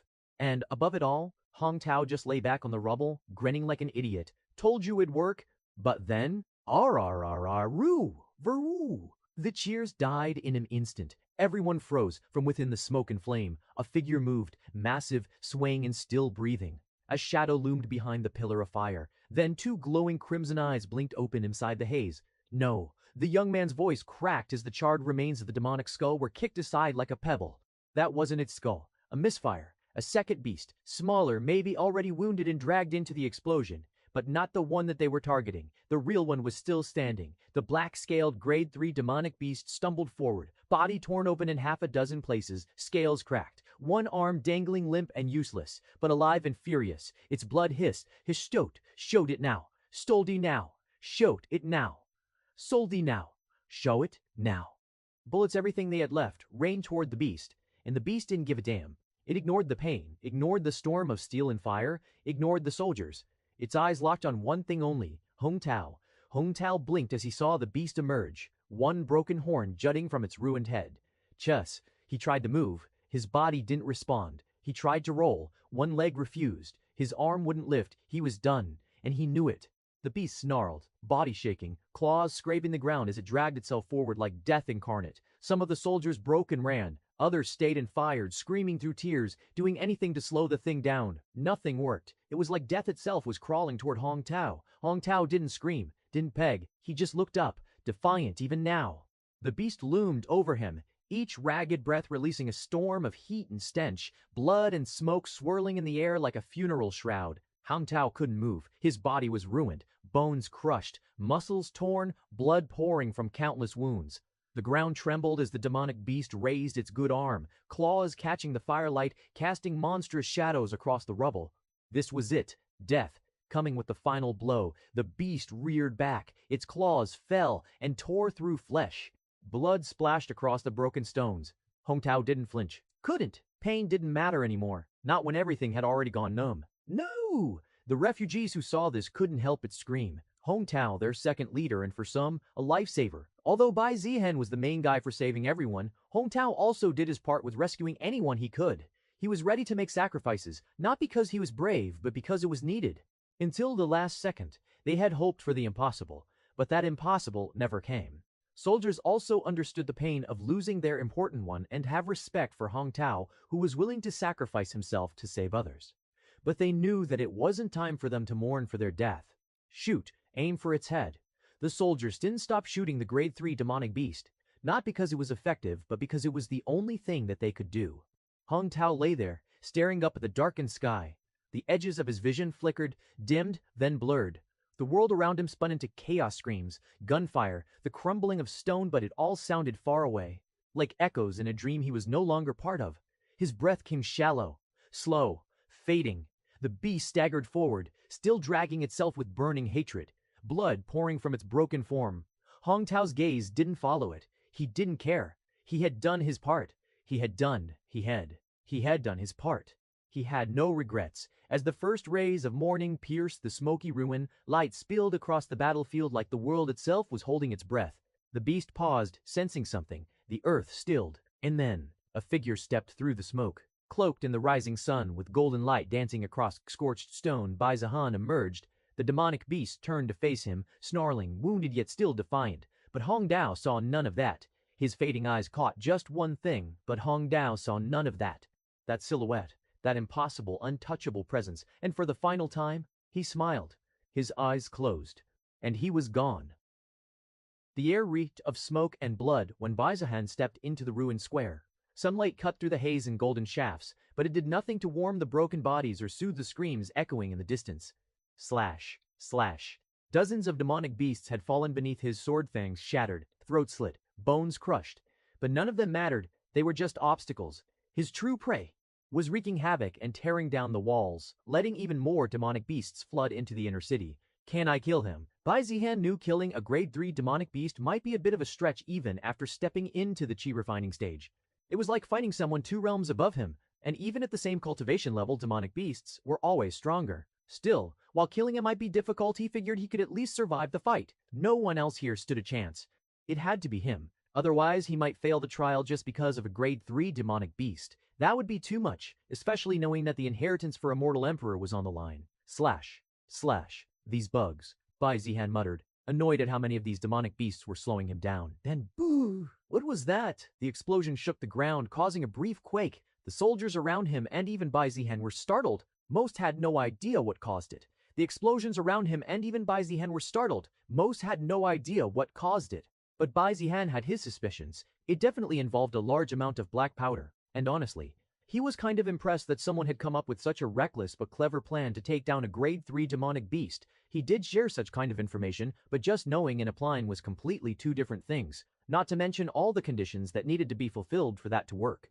However, he wasn't sure whether it would be powerful enough to take down a grade 3 demonic beast. He can just hope that even if it didn't kill it, it has at least injured the damn thing. He rushed toward the source of the blast, toward where the grade 3 demonic beasts should have been.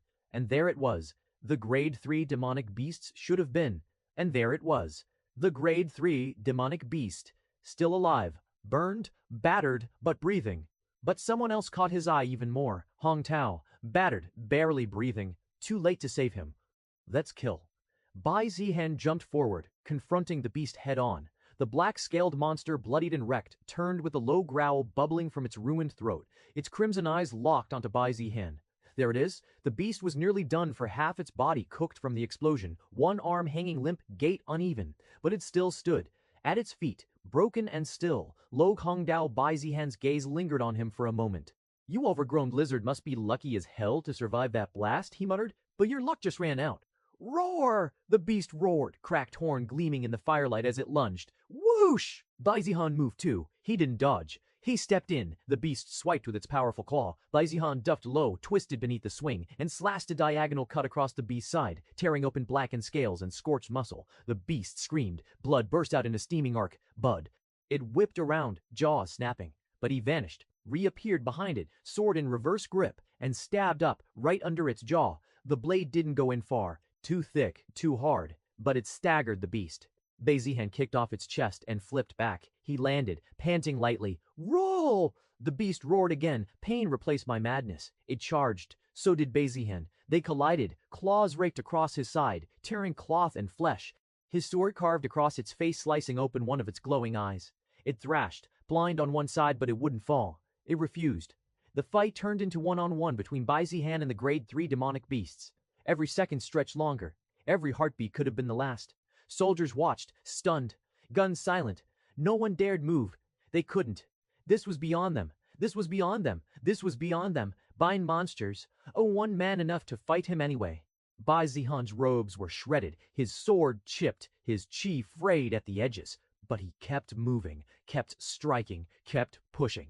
Come on, he shouted, voice arrogant, eyes locked on the beast's one good eye. Come on, you oversized piece of shit! The beast roared one last time, lunging for a final bite. Bai Zihan didn't move away. He stepped in again. His sword flashed one clean thrust, right through the top of its skull. The blade punched out through the roof of the beast's mouth. Crack! The blade punched out through the top of its skull. The beast twitched, froze. Its claw stopped inches from Bai Zihan's neck. Then it collapsed. The square shook as the beast hit the ground, a mountain of flesh and scale crashing to the earth. Finally dead, Bai Zihan stood there, chest heaving, sword still buried in its skull. With my original strength, even millions of you wouldn't be able to touch a single strand of my hair. Bai Zihan bragged, which was somewhat true. But it was also because the Grade 3 demonic beast turned out to be much more powerful to kill than initially anticipated. As a nascent soul realm cultivator, it strained his pride despite knowing this wasn't truly his real self. Silence stretched. Then the screams returned. The cheers. Yay H! We did it! We won! The Grade 3 demonic beast is dead. Soldiers raised their weapons. Refugees shouted his name. It seemed the other demonic beasts had already been dealt with once the Grade 3 beast was contained. Now, only the Grade 3 demonic beast had remained, which Bai Zihan took care of. But Bai Zihan didn't hear any of it. He was staring at Hong Tao. He walked over slowly, looked at the stupid grin still frozen on his face. Bai Zihan didn't say anything for a long time. Then, quietly, "Idiot!" He glanced away, blinking once. No tears, no words, because he knew it didn't matter. None of it was real. Not even Hong Tao, whether they died or not, shouldn't matter to him at all. This is what happens when you overestimate yourself. This is why you don't take chances until you're sure. That's how he operated, and how he'd managed to stay alive. Or so he believed. But deep down he knew, without Hong Tao's sacrifice, he might not have been able to take down that Grade 3 demonic beast. The cheering didn't last, maybe for a minute two at most, but joy was a fragile thing in a graveyard. The haze of blood and ash still hung heavy in the air, curling through the broken square like the breath of some lingering beast. Cries of triumph slowly faded, drowned out by sobs, by the gut-wrenching wails of those who found someone they loved, crushed under rubble, burned beyond recognition, or torn apart by claws. Victory had a price, and now everyone could see it. A woman cradled a young boy, his eyes wide open, lips parted like he was about to say something he never would. Her screams pierced deeper than any roar. A soldier dropped to his knees next to his friend, one hand pressed against the gaping hole in the man's chest, as if holding it shut would undo what had been done. They had won. But at what cost? Bai Zihan stood motionless, watching it all unfold. Even now, he didn't feel much. Perhaps he considered all of this like some kind of movie or VR game, not reality, though he doubted whether anything would change, even if such things happens in reality. Behind him, soldiers began gathering the wounded. Fires were being put out. Orders barked. The cleanup had started. But no one looked like they had won. Then came the footsteps. Soft, regal, deliberate. Princess Felian, she stood atop a cracked section of wall, lifted her chin, and raised her voice. I know. Many of you are thinking the same thing, she said. You're wondering if this was worth it, if keeping the city standing is worth the lives we lost, if the people we couldn't save are more than the ones we did. Silence. Eyes turned toward her. Felian's voice shook just slightly, but she didn't stop. I won't lie to you. This hurts. It should hurt. We've all lost something. Someone. A brother. A daughter. A friend. Her fingers tightened into fists at her sides. But listen to me. They didn't die for nothing. This city still stands because of them. We still stand. They didn't give their lives for walls or stone. They gave them for the people behind those walls. For the hope that something might still survive when this war is over.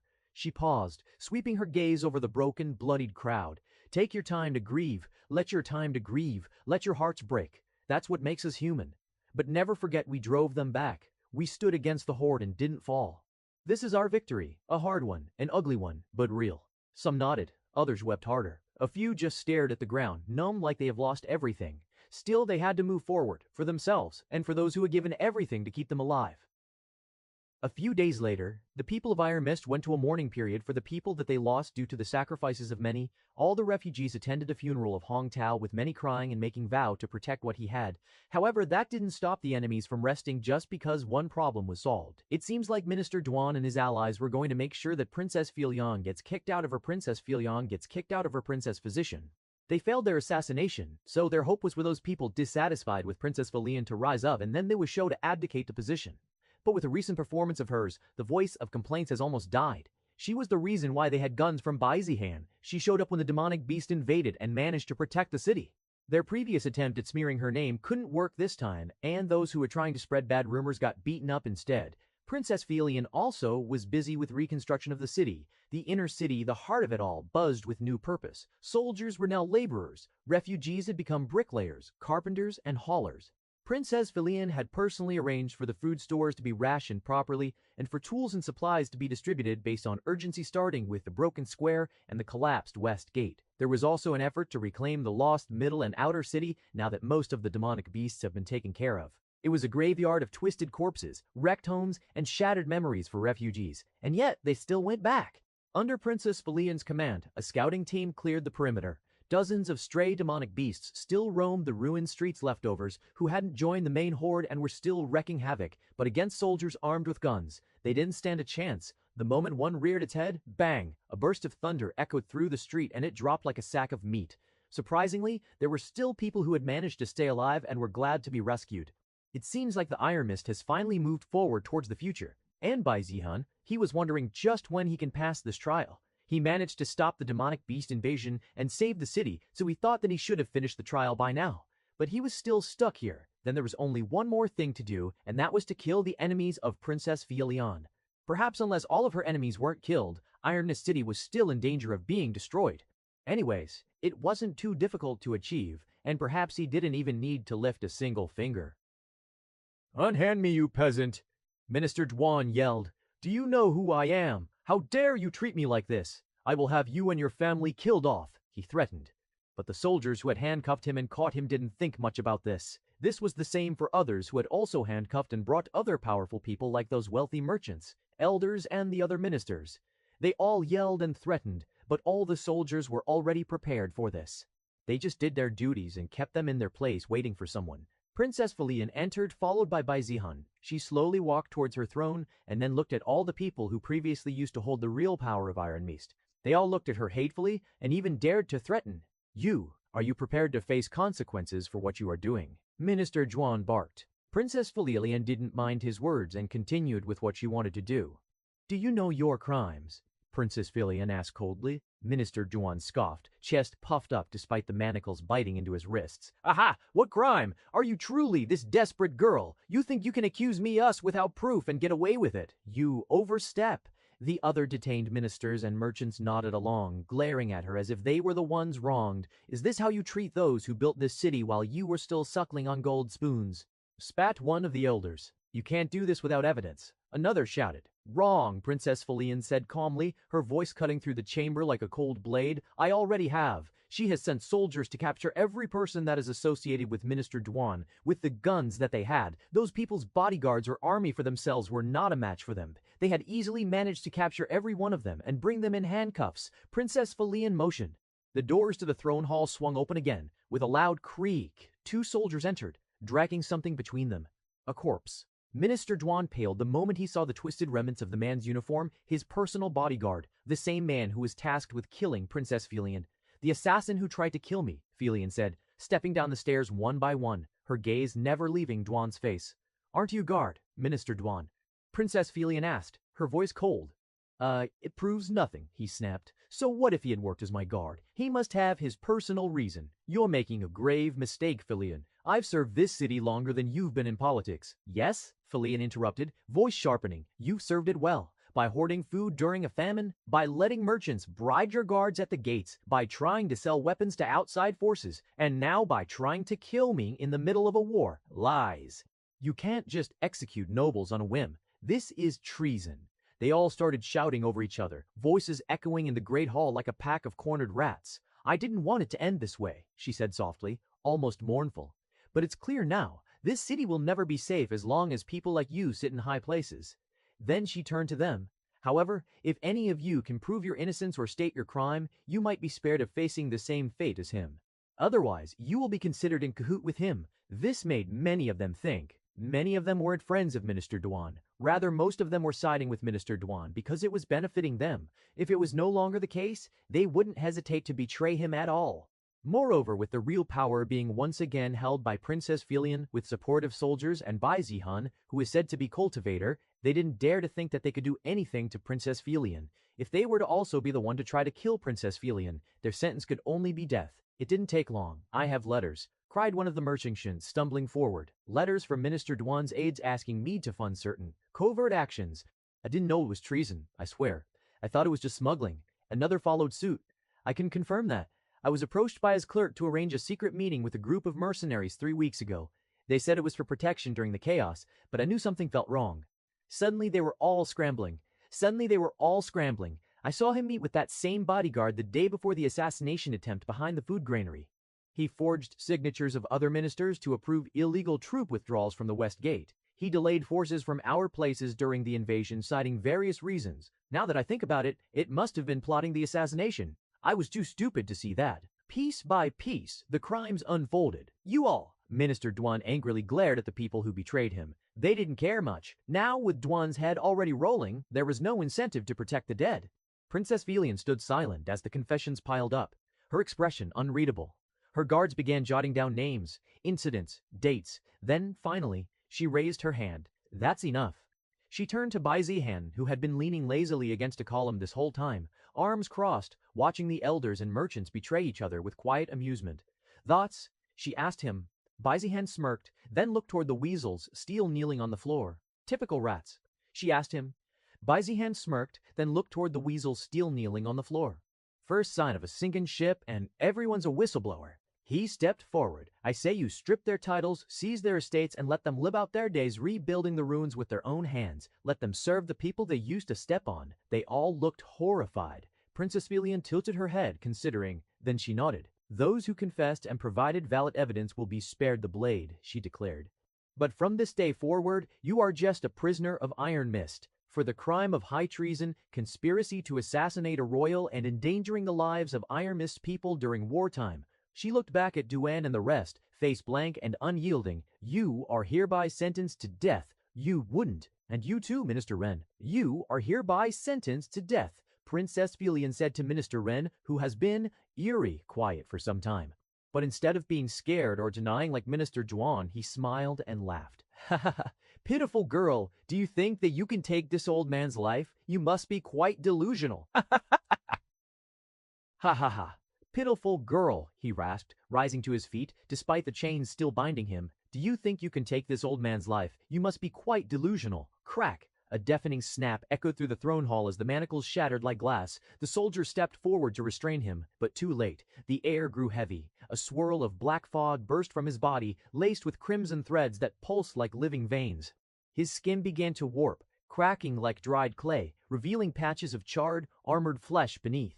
His eyes burned a hellish red, and 2 jagged horns erupted from his forehead. Fingers elongated into claws, and his grin split wider, far too wide for a human face. No, he's... What is he? A devil. Gasps and screams echoed through the room. Even the traitorous people stumbled back in horror. Impossible. One shouted. They had been together for so long, it didn't make sense that they hadn't known Minister Ren was actually a devil. The devil was different from evil cultivators and demonic beasts. They were kind of like demonic beasts, but with human-like appearances and intelligence. They also seemed to possess the ability to control demonic beasts. Bai Zihan looked at the devil, which didn't exist in his world. It might have existed once, but not after humans managed to trample over and rule the world. This was his first encounter, and he was curious to see just what kind of being the legendary devil really was. You people were so busy stuffing your faces and counting gold. Ren snarled in a voice no longer his own, layered with unnatural echoes. You didn't even notice a predator among you. With a flick of his clawed hand, a pulse of demonic chi exploded outward. Soldiers were flung like ragdolls, blood spraying against the stone walls. The nobles screamed, crawling for cover, Hey, save me. I'll give you everything. Protect me. Don't kill. Remember, I helped you. They rambled in fear, but there was no way to save them.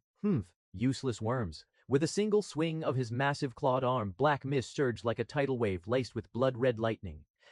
Ray a heck. In one grotesque arc, his arm cut through the air and the traitors were reduced to pulp. No screams, no resistance, just gore. Everyone, shoot. No resistance, just gore. Everyone, shoot. Princess Felian raised her arm and ordered the soldiers to fire on the devil. Villian, Bai Zihan said, stepping forward, his expression finally serious. Get out of here. Bai Zihan could sense the devil chi, which seemed to have surpassed that of a grade 4 demonic beast. Perhaps he was the one who had commanded the grade 3 demonic beast and other demonic beasts to invade the inner city previously. If so, it was another sign that Minister Ren or the devil before them was someone much stronger than the grade 3 demonic beast he had killed previously. Against such an enemy, guns were useless. He must be the real enemy. Bai Zihan thought, though if one asked whether he was confident in being able to kill it, he could only say that he was only 1% certain, and that too, only to survive against the devil. To kill the grade 3 demonic beast had already taken almost all of his power, not to mention that the beast had been greatly weakened due to the explosion. Now, he had to face an enemy far stronger than that. What? I'll handle this bastard. But, go. Now, she hesitated for a second longer, but a second pulse of Ren's aura cracked open a section of the ceiling, sending rubble crashing down. That made her choice easier. She turned and shouted, evacuate the palace. Get the civilians out of the inner city, now. Guards scrambled to obey, and then, Minister Ren's transformation was complete. He stood 10 feet tall now, cloaked in shadow, eyes glowing like molten rubies. Glowing like molten rubies. Too. Do you think you can defeat me? The devil's voice slithered through the air like a poison fog, mocking, amused, savoring the moment like a cat toying with a mouse. Bai Zihan didn't move. He just looked up at the towering creature in front of him, 10 feet tall, cloaked in swirling demonic mist, eyes like molten blood. Even the ground warped slightly beneath its feet, twisted by the foul energy leaking from its form. And Bai Zihan, he snorted. Idu, he said, brushing dust off his robes with a lazy flick of his sleeve. Please, a coward like you who needs to hide like a rat just to destroy a small city like this. I don't need to think whether I can defeat you or not. I can. The devil blinked. What? What? Otherwise, why waste time pretending to be a minister of Iron Mist? Just means you're too weak to destroy it yourself. Bai Zihan provoked. He didn't know why the devil was disguised, though he was curious, because with that kind of strength, Bai Zihan believed he could easily have turned Iron Mist to dust. You wouldn't understand the mind of a genius like mine, the devil replied. An excuse for a coward. Just say you're a coward. Just say you're a coward. A silence stretched in the throne hall for half a heartbeat. Then, boom, demonic chi surged like a storm exploding from the devil's body, cracking the walls and sending flames licking across the ceiling. The palace trembled. Even the soldiers retreating in the distance stumbled from the shockwave. You, the devil snarled, voice twisted with fury. Oh, a coward wants to say something. No one has ever made me want to kill as much as you do, boy. Bayhan tilted his head, unbothered. Me want to kill as much as you do, boy. Yeah, I've heard that before. From arrogant bastards, overgrown monsters, and a pig demon, and now, a coward. He lifted his sword. They all ended up the same way, dead, under my feet. Arrogant worm! The devil lunged. His clawed hand tore through the air, and Bai Zihan vanished in a blur of motion. Clang! His sword intercepted the strike midair, but even with all his strength, Bai Zihan was forced back, his boots skidding across the cracked marble floor, lines gouged from the sheer force. The devil laughed. Where is that arrogance now? He followed up with a brutal kick, and Bai Zihan barely managed to bring his sword up in time, the impact launching him to a broken pillar and into the far wall. Crash! Just exploded out. Zihan. Princess Felian looked back once from afar, eyes wide, heart thudding, but her guards dragged her along as the city burned around them. Princess, you can't stay here. We must flee. Everyone understood the gravity of the situation. Even if everyone were to attack the devil together, it would be of no use. Whenever a devil descends, there is no hope for that place unless powerful cultivators intervene. Even then, any kind of devil is treated like a major disaster, and even cultivators tend to be careful when dealing with them, as most of the time they end up falling for their trap. The devil's voice boomed through the crumbling throne hall. What's wrong, little hero? He mocked. I thought you said I'd end up under your feet. Inside the dust cloud, Bai Zihan gritted his teeth. Pooey, if I had my real body, you wouldn't even have the courage to stand before me. Bai Zihan muttered to himself. He was having a hard time against the devil, no doubt. It was only because of his experience and techniques that he'd managed to survive it all. His sword hand trembled. His arm was numb from the impact. This trial, Bai Zihan thought, was clearly impossible to pass. He didn't think even the other participants without their actual cultivation would be able to deal with something like a devil. Was the trial impossible in the first place? He didn't think so. It was a trial to choose and grant inheritance. There had to be some kind of way to pass it. He just needed to find it. The devil growled. Is that fear in your eyes, human? No, Bai Zihan said with a smirk, even as blood trickled down his chin. Just disgust. Your breath stinks too much. I'd be grateful if you stopped talking. The devil's face twisted into something monstrous. You dare. Bai Zihan didn't wait. Flickering shadow step. Bai Zihan didn't wait. Flickering shadow step. His figure blurred, vanishing like smoke in a gust of wind. Crack. The floor where he stood exploded into rubble as the devil's claw smashed down, but Bai Zihan was already behind him, darting across the battlefield with dizzying speed. 1 step, 2 steps, 10 steps. He flickered from place to place, shadows trailing behind him like ghosts, trying to gain distance, trying to spot something that might hint at how to survive this. His mind raced. There has to be a way out. His eyes scanned the crumbling throne room walls split. Fire roaring, tapestries shredded, statues of past rulers shattered, royal sigils torn and half-burned. The palace itself, no secret formations, no hidden glyphs, just a graveyard waiting for a corpse. And the devil, still smiling. Boom! In the blink of an eye, he closed the distance and struck a claw sweeping through the air. Bai Zihan twisted to dodge, but too late. The devil's claws grazed his ribs, slicing through his robes and flesh like paper. Blood sprayed. Gah. Bai Zihan was thrown like a broken doll, skipping across the ground before crashing into the base of the throne itself. The devil stood tall above him, laughing as his demonic aura pulsed like a tide of death. Run all you want, he growled, walking forward slowly. Struggle as much as you can. This is your reward for provoking me. Bai Zihan coughed violently, red staining his lips as he leaned against the cold stone, one hand still gripping his sword. His vision blurred. Pain screamed through his side. Even flickering shadow step wasn't enough to get him clear not from this monster. His eyes flicked up to the devil, closing in, dragging that massive, shadow-wrapped form with each step. There really is nothing, dragging that massive, shadow-wrapped form with each step. There really is nothing. No chance, even if it's less than 1%. Even if it's less than 1%. It was still a chance. He wasn't dead yet, which meant he hadn't lost. Not yet. Bai Zihan's fingers trembled as he acted like he was reaching into his inner robe. System. He went to the system store and quickly bought a grade 4 revival pill, which cost him 1,000 system points. Normally, he wouldn't waste money buying such low-grade pills since he could have his clan bring hundreds of such pills, but without his storage ring, he could only rely on the system now. The grade 4 revival pill didn't just restore wounds, it burned life itself to forcibly awaken chi, flooding the user with raw power for a brief time. Well, since it wasn't his real body, burning life force wasn't his concern. All he needed was the power. He gritted his teeth and swallowed it whole. Crack. It didn't melt gently. It erupted. Ack! Bai! My vet! Jen! Bai Zihan let out a strangled scream as the pill detonated inside his dantian like a miniature sun. He didn't expect that with his chi-refining body it would be this difficult to handle the power of a grade 4 pill. Well, since the situation was urgent, he didn't think much about it. But it seemed like he made a mistake in choosing what he believed was a low-level pill, which was quite high-level for his current body to handle. But he held on. Compared to the pain he suffered, this was nothing, not to mention that he couldn't give up when the inheritance of the immortal emperor was on the line. Chi surged through his meridians, tearing through blockages, boiling blood, and igniting his spirit. His veins glowed faintly through his skin, lines of light racing like lightning beneath his flesh. Even the devil paused mid-step, frowning. Oh! What did you do? Boom! The ground beneath Bai Zihan cracked in a perfect circle as his aura exploded outward, a vortex of pure force spiraling around him. He stood up, his previous injuries almost healed, but more importantly, overflowing with a huge amount of chi. Let's see how you can handle this, Bai Zihan muttered. 9 shadows flowing light, sword flickering, shadow step. In that instant, he disappeared. The devil's expression darkened, unable to believe that Bai Zihan, who was almost dead, was now so fast that he couldn't even see him. Your trick won't work again, the devil said, trying to quickly find Bai Zihan here. The devil made his move when he spotted Bai Zihan. Boom! Keek! I told you so. The devil laughed, thinking that he killed Bai Zihan, but all he did was strike one of his shadows. Third form, 9 shadows flowing light. What? When the devil realized that, it was too late. Slash, slash, slash. Hind. Crimson line opened across the devil's torso. Then another. Another.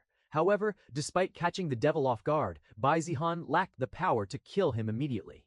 It took him a full second to react too slow. He roared, lashing out blindly, but Bai Zihan was already behind him, blade wreathed in chi, burning the very air it passed through. The devil spun, bringing both claws down in a vicious arc. Slang. Their clash shattered the floor entirely, but Bai Zihan didn't yield. He poured all of his stolen power into a single move. He slashed upward with everything he had. Blood, squealed, channeling it through the blade until it screamed like a dying god. K-Rahan. The sword strike carved a blinding arc into the air. It split the devil's left arm from his shoulder and carved halfway through his chest, flesh, bone, and demonic mist, torn asunder by pure rage-fueled power. B-Room. The explosion that followed sent shock waves through the throne hall, blowing out what little remained of the walls and ripping fire through the sky above. When the smoke cleared, the devil lay crushed in a crater of molten stone, his body twitching, bleeding black and red ichor. One arm gone, his chest split wide, his breathing ragged. You, he gasped, staring at Bai Zihan with disbelief. You're just a chi-refining brat. Bai Zihan stood on shaking legs, his sword lodged into the ground like a crutch, his breathing shallow, his robe torn and soaked in blood. When I get back, I must definitely learn a one-move and end-it-all technique. Bai Zihan muttered, barely holding on to his consciousness, and then he collapsed to one knee, coughing up blood. Damn it! His body couldn't hold on after all that. However, it didn't seem he was the only one struggling. The devil howled in pain, flailing, trying to rise, but even he had to acknowledge it. He had been severely wounded. By a human who wasn't even supposed to be worth noticing. You trash! The devil had wanted to end it all, and Bai Zihan was in no condition to resist. Just when the devil raised its right claw, the air around them froze. Not in temperature, but in time. Everything stopped. The flames licking the palace walls, the falling debris mid-air. Even the devil, still snarling with his claws raised, was locked in place like a statue of rage. Bai Zihan blinked slowly, his vision swimming with pain and exhaustion. He could barely lift his head, but he sensed it Ader swimming with pain and exhaustion. He could barely lift his head, but he sensed it a delusion. And then, she appeared. A translucent figure, faint like moonlight and shrouded in ethereal robes, hovered above the ruined throne. Even the devil's demonic aura dimmed under her gaze. She looked stunned. Her ethereal form hovered silently above the battlefield, eyes drifting from Bai Zihan's bloodied figure to the ruined throne hall, to the crater where the devil still twitched, half destroyed. She didn't speak at first. Her gaze lingered on the scorched walls, the broken pillars, the molten stone, and finally returned to Bai Zihan as if unable to believe what she was seeing. You. She narrowed her eyes, expression unreadable. Her lips parted slightly, but the words didn't come. Instead, she slowly floated downward, stopping just a few steps from him. Bai Zihan coughed again, crimson spattering the ground, then forced a crooked smirk. So, did I pass, or fail? The question hung in the still air, then forced a crooked smirk. The remnant soul finally let out a long breath. She hadn't thought that she would say these words when Bai Zihan first entered this trial. You passed. She said it slowly, like she was still wrapping her mind around it. You weren't supposed to. Not with that cultivation. Not with that body. Not on the first try. Her voice trailed off again. She turned to glance at the devil, then at the ruined illusion city beyond the shattered palace. Her gaze returned to Bai Zihan. To bring a devil to its knees, while on the brink of death, you went far beyond what this trial was meant to test. A pause. Then, softer, you shouldn't have been able to. Bai Zihan chuckled hoarsely. Well, in reality, he was able to do so because of his cheat of having the system, and also because of his knowledge on Earth. Otherwise, he didn't think that he would have been able to survive that invasion from the grade 3 demonic beast, not to mention the devil. Even then, he was going to die. No amount of preparation and planning was enough for such a surprise. The remnant soul began to shimmer, cracks spreading through the frozen world like spiderwebs across glass. She looked at Bai Zihan and was a bit regretful, or perhaps guilty. However, you will not get my inheritance. The remnant soul announced. Bai Zihan was surprised but thought that perhaps someone else was able to clear the trial faster than him. Well, if that was the case, there wasn't anything that he could do, though the same cannot be said after leaving this place. Who cleared the trial first? Bai Zihan asked. The remnant soul shook her head. No one has yet. You are the first one to clear all of my trials. The remnant soul answered, which was unexpected and confused Bai Zihan. He cleared all the trials first, so then what was the problem? Wasn't the one who cleared the trials first supposed to get the inheritance? Then why? Bai Zihan asked, a bit annoyed. The remnant soul stayed silent for a bit before giving her answer. Because of fate. Bai Zihan didn't understand what she meant. Not that he didn't understand what she was saying, but what was the use of the trials if it all depended on fate? Fate, are you sure that you're not just giving me an excuse because you don't like me? Bai Zihan asked. Time and again, he had disrespected her, so it wouldn't be weird if she held it against him and chose not to give him the inheritance because of that. The remnant soul shook her head. I am not one to hold a grudge over trivial things like that, but what I say holds the truth, she replied. So you're saying that I went through all that bullshit just to not get my reward because of fate? You don't expect me to accept this, do you? Bai Zihan couldn't believe the situation he was in. He did win, but now he was denied his reward. Obviously, there was no way that he would accept that. The remnant soul of the immortal emperor also understood this, but she also seemed very confused that Bai Zihan was the one who had managed to finish all the trials first. Let's get out of this first. She was obviously referring to the illusion world that they were in. The remnant soul said and snapped her fingers, which immediately pulled her and Bai Zihan out of this illusion world and into the ancient ruin where Bai Zihan returned to his own body. Much better, Bai Zihan muttered as he checked out his body. Having stayed in that weak body that couldn't even beat a weakling, he felt a bit happy to return to this body, which was nearly indestructible compared to the one he had in Iron Mist. Looking around, he could see other participants' bodies, and it seemed like the moment they stepped into the third trial, they had become unconscious or perhaps sucked into that illusion without any resistance. He could see Bai Xueqing, Xu Jing, Bai Xian, Juan, and others, almost 10 or so participants. As for others, he didn't know what happened, perhaps still stuck in a second trial, though hard to believe since months have passed since the time he took on the third trial.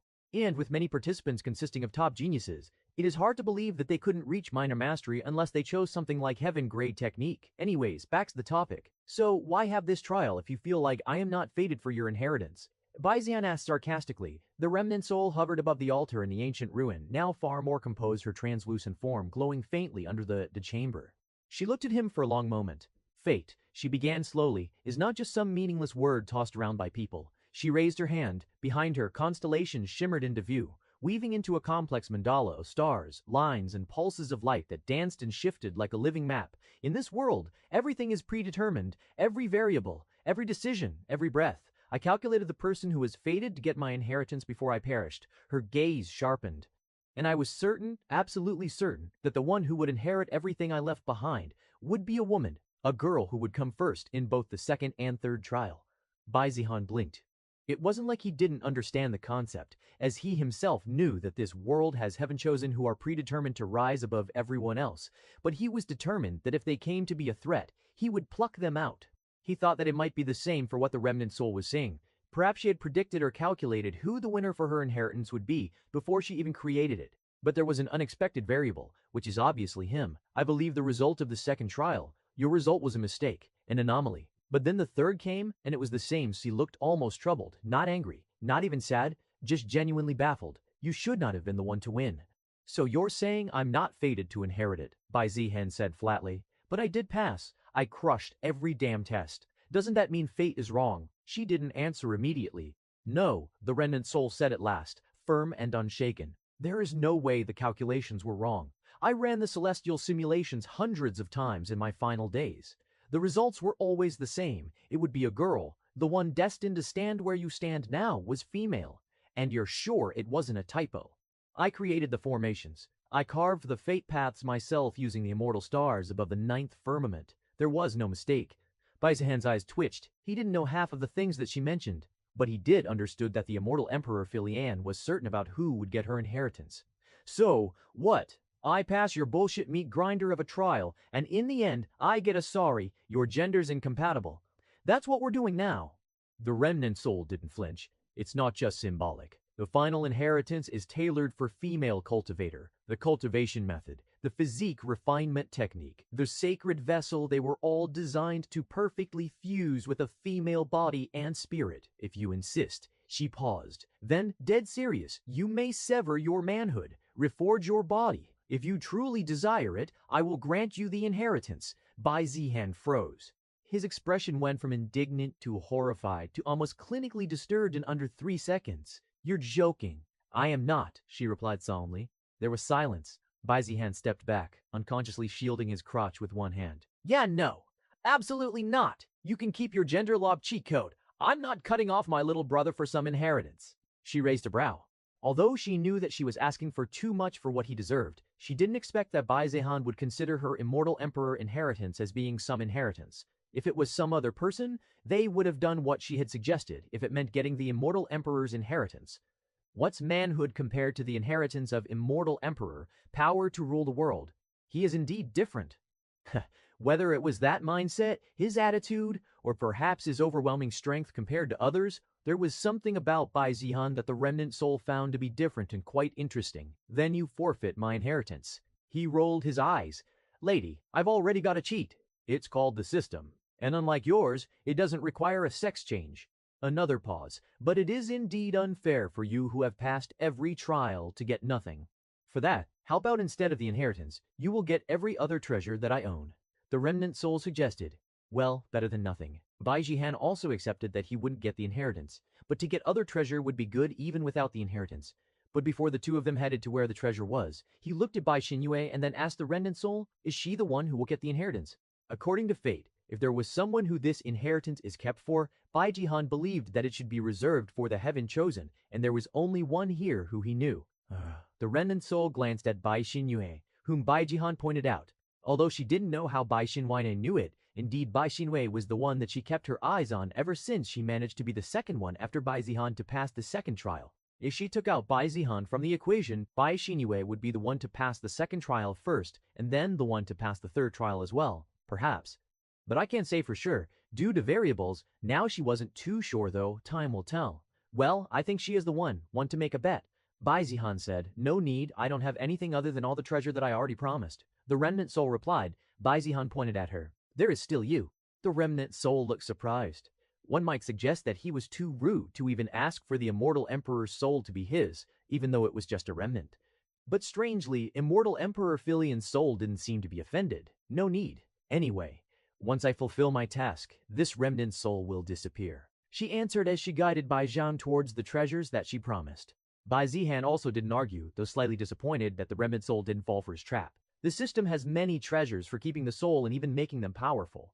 Although the immortal emperor's soul power is something he was interested in, more than that was their knowledge. They should possess much knowledge that even the present-day royal library doesn't, considering their lifespan, and moreover, that most of the ancient knowledge was destroyed in between eras. So, he was hoping to get a Google of this world but failed. Before leaving, Bai Zihan kicked Mo Tianji's head, but still, other than a bump on his head, he still didn't wake up. Amazing, he already knew just how real the illusion was, and breaking out of it seemed impossible even with external intervention. Perhaps in the ancient ruins, only the remnant soul is capable of waking these people. The remnant soul gave him a stern look which said everything that needed to be. Don't do that again. Well, Bai Zihan feigned ignorance like he didn't know what he did and followed her. Soon, they reached the room which the remnant soul opened and entered. What Bai Zihan saw there left him speechless. The door creaked open with a groan that echoed through the vast chamber, and Bai Zihan instinctively slowed his steps. Even before he entered, he felt the dense qi leaking from within. It was so pure and rich that his pores tingled, and his soul felt like it was floating. The remnant soul floated beside him silently as they stepped in. Then Bai Zihan saw it, and for the first time in a long while, he was speechless. Holy shit. The chamber wasn't massive, at least not by cultivation standards, but what it lacked in size, it made up for in sheer weight. Not physical weight, but the weight of value. To the left were spirit weapons, one of them radiating such intense sword chi that Bai Zihan felt like it might slice him just by looking at it too long. It was definitely a heaven-grade sword, or perhaps higher. To the right were pill furnaces, ancient yet pristine. Behind them, bottles of elixirs glowing faintly, some of which looked like they had transcended regular alchemy and become what is called divine pills. And then there were the materials rows, and rows of spatial rings, boxes of glowing ores, roots of ancient herbs suspended in time, even a few chunks of what looked like grade 9 monster bones. There were more than enough resources for him to refine his body multiple times through the primordial chaos body refinement technique, and also for his eternal spirit sword. I was expecting a few nice artifacts, maybe a cultivation technique, Bai Zihan muttered. This is on a whole other level. The remnant soul nodded, her expression still serene. These are leftover treasures that I was left with. She then gestured at the jade slips. There are 9 manuals from heaven grade to even 1 incomplete immortal grade technique. Bai Zihan's mouth twitched. Immortal grade. Incomplete or not, that's already enough to cause wars. Can I take all this? Yes, the remnant soul replied. Everything in this chamber is yours. Consider it compensation for what I cannot give. Bai Zihan took a deep breath and grinned. Well damn, I thought I was getting screwed, but this is a better haul than I expected. Jeep grinned. Well damn, I thought I was getting screwed, but this is a better haul than I expected. Though he got so many things, human greed is limitless. He still thought that if he got all of these as compensation, then the true inheritance would be even more precious. It would definitely be more valuable than everything he had gotten, but you can also keep a few things for other participants if you want, the remnant soul added, but Bai Zihan acted like he didn't hear her last sentence. He ripped out storage rings, high-capacity ones, and began sweeping everything in with clinical precision. Pill bottles, ores, manuals, weapons, everything. Still, there were too many things. Fortunately, there were also many high-quality storage rings in the treasury. Damn, he felt like he was carrying all the wealth of a nation, and truth be told, he could very well say that he was the richest after getting all these treasures. As for keeping a few treasures for others, well, good luck finding such a good Samaritan. After about 10 minutes, most of the room had been cleared. The remnant soul just watched as her entire treasure was emptied. Not that she held it against Bai Zihan as she herself had offered them. Well, that's it. Bai Zihan said like there was anything else to take. So, now what? Can I leave the ancient ruins? Bai Zihan said like there was anything else to take. So, now what? Can I leave the ancient ruins? Since he couldn't get the inheritance and had gotten the treasures, now he could use that time to refine his body with the material he has obtained. You can't. Until my inheritance is inherited by the fated person, no one can leave the ancient ruins. The remnant soul answered. Is that so? Bai Zihan didn't mind waiting, not with all the treasure he obtained. Anyway, are these all the participants? Shouldn't there be more? Bai Zihan asked. There were still only around 10 or so who were in the third trial, while those who entered the ancient ruins numbered in the thousands. The requirement for passing the second trial isn't just to reach the minor realm in any martial technique. It must be a heaven-grade technique. Those who choose lower-grade techniques are deemed unqualified. The remnant soul answered. That makes sense. No wonder there were only 10 participants who had managed to reach the third trial, despite the trial having gone on for months. If the condition was for the participants to choose a heaven-grade technique, there should be others as well, but apart from these 10, others weren't really capable of comprehending heaven-grade techniques, at least not in a month. Well, the ninth princess, Yu Feiyan, did surprise Bai Zihan though. She, the one thought to be the weakest among the royal family, was the only one in the third trial. Then what was the condition for passing the third trial? Bai Zihan asked. He had been wondering about this for quite a while. Killing the devil shouldn't be it, because he would have definitely failed that. If it was to save the city, then he definitely failed that. If it was to save the city, then he definitely failed. He couldn't beat the devil, and the devil was more than capable of destroying Iron Mist after his death. There are many ways for one to pass the trial.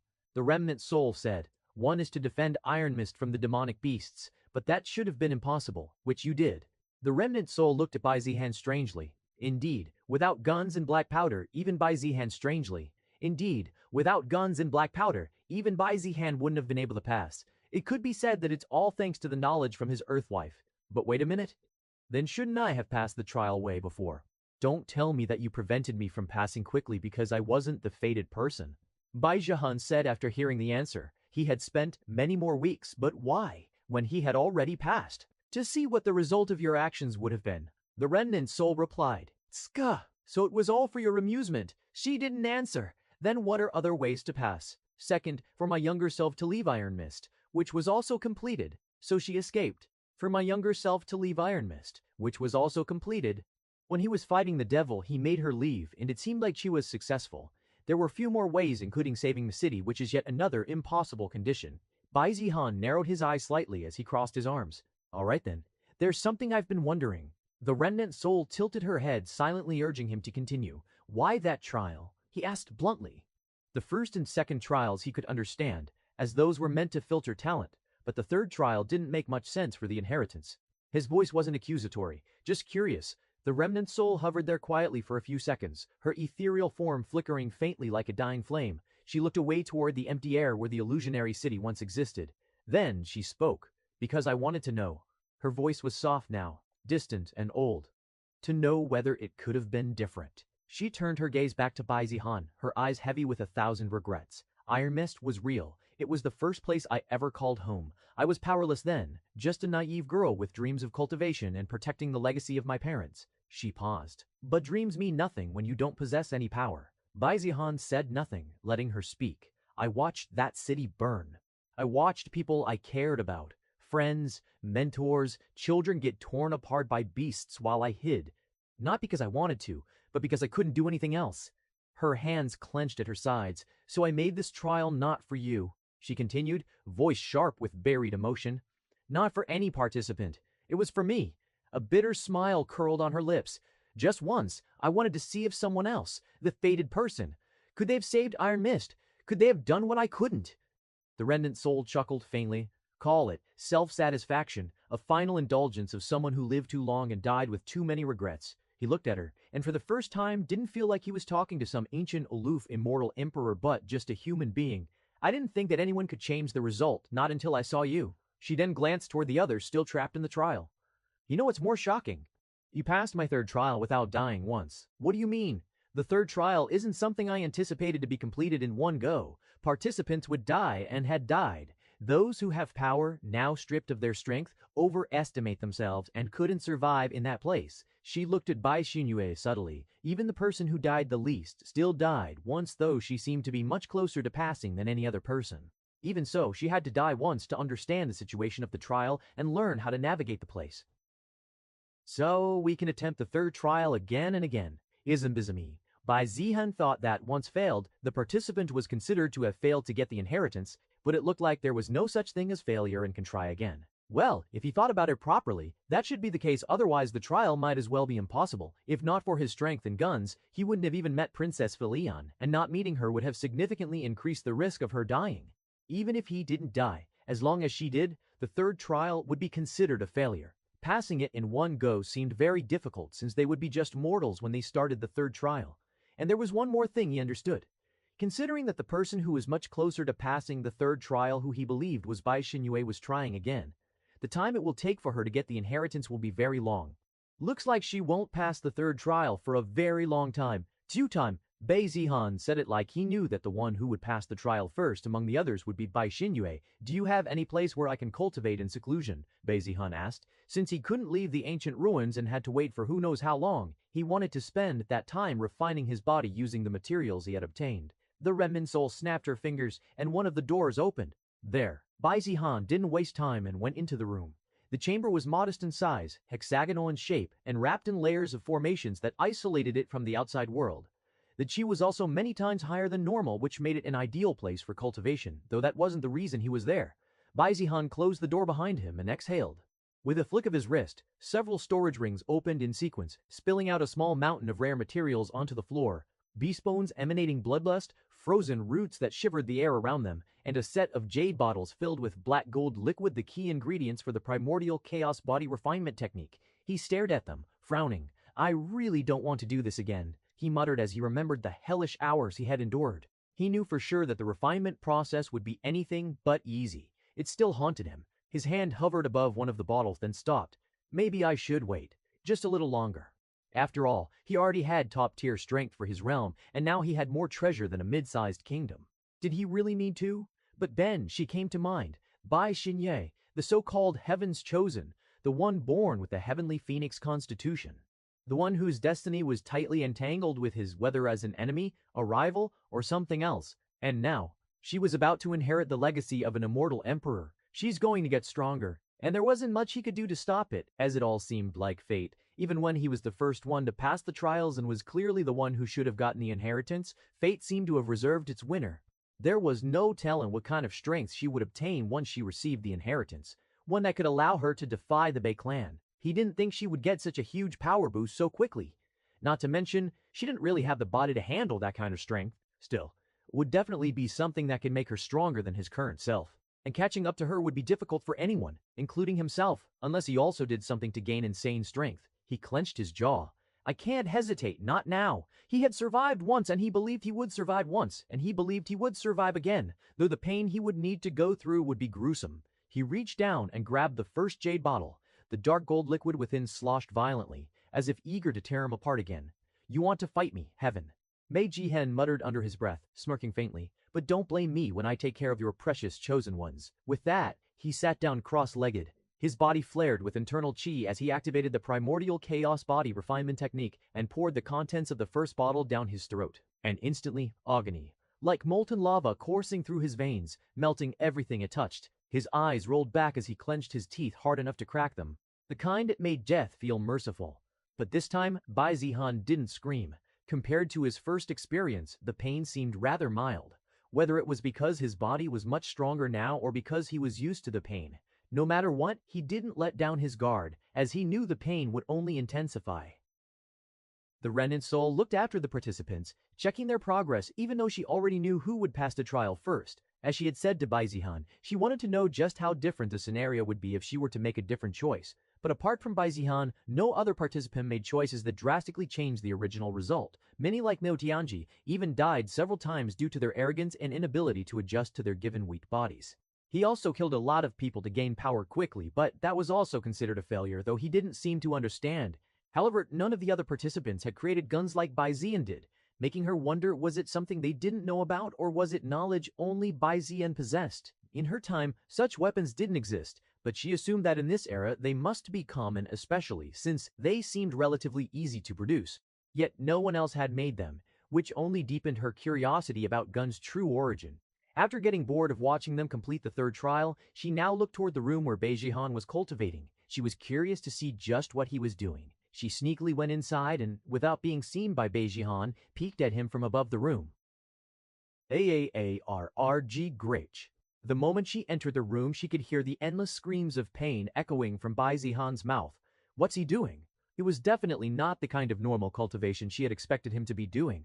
It didn't seem like he was suffering from chi deviation from cultivating incorrectly either. Looking at the materials around him, she was able to somehow come to the conclusion that Bai Zihan was refining his body. But, looking at the ingredients and the cultivation level of Bai Zihan, she felt like he was taking on something far bigger than he could handle. Grade 7 monster blood, such an ingredient wasn't something a nascent soul cultivator could handle. Even grade 5 monster blood would be difficult for a nascent soul realm cultivator to refine, but Bai Zihan was taking grade 7 monster blood. And there were a few materials present that were of even higher grade than that. Just what kind of body refinement technique is this? The remnant soul wondered. With her knowledge, there weren't many techniques she hadn't seen. Even though thousands of years had passed and new techniques might have been developed, they were always somewhat similar to already existing ones. However, the refinement technique that Bai Zihan was using, she had no idea what it was, even with her millennia of accumulated knowledge. The remnant soul floated in silence, her gaze locked on the boy writhing below. The pain that Bai Zihan was enduring, it didn't just seem physical.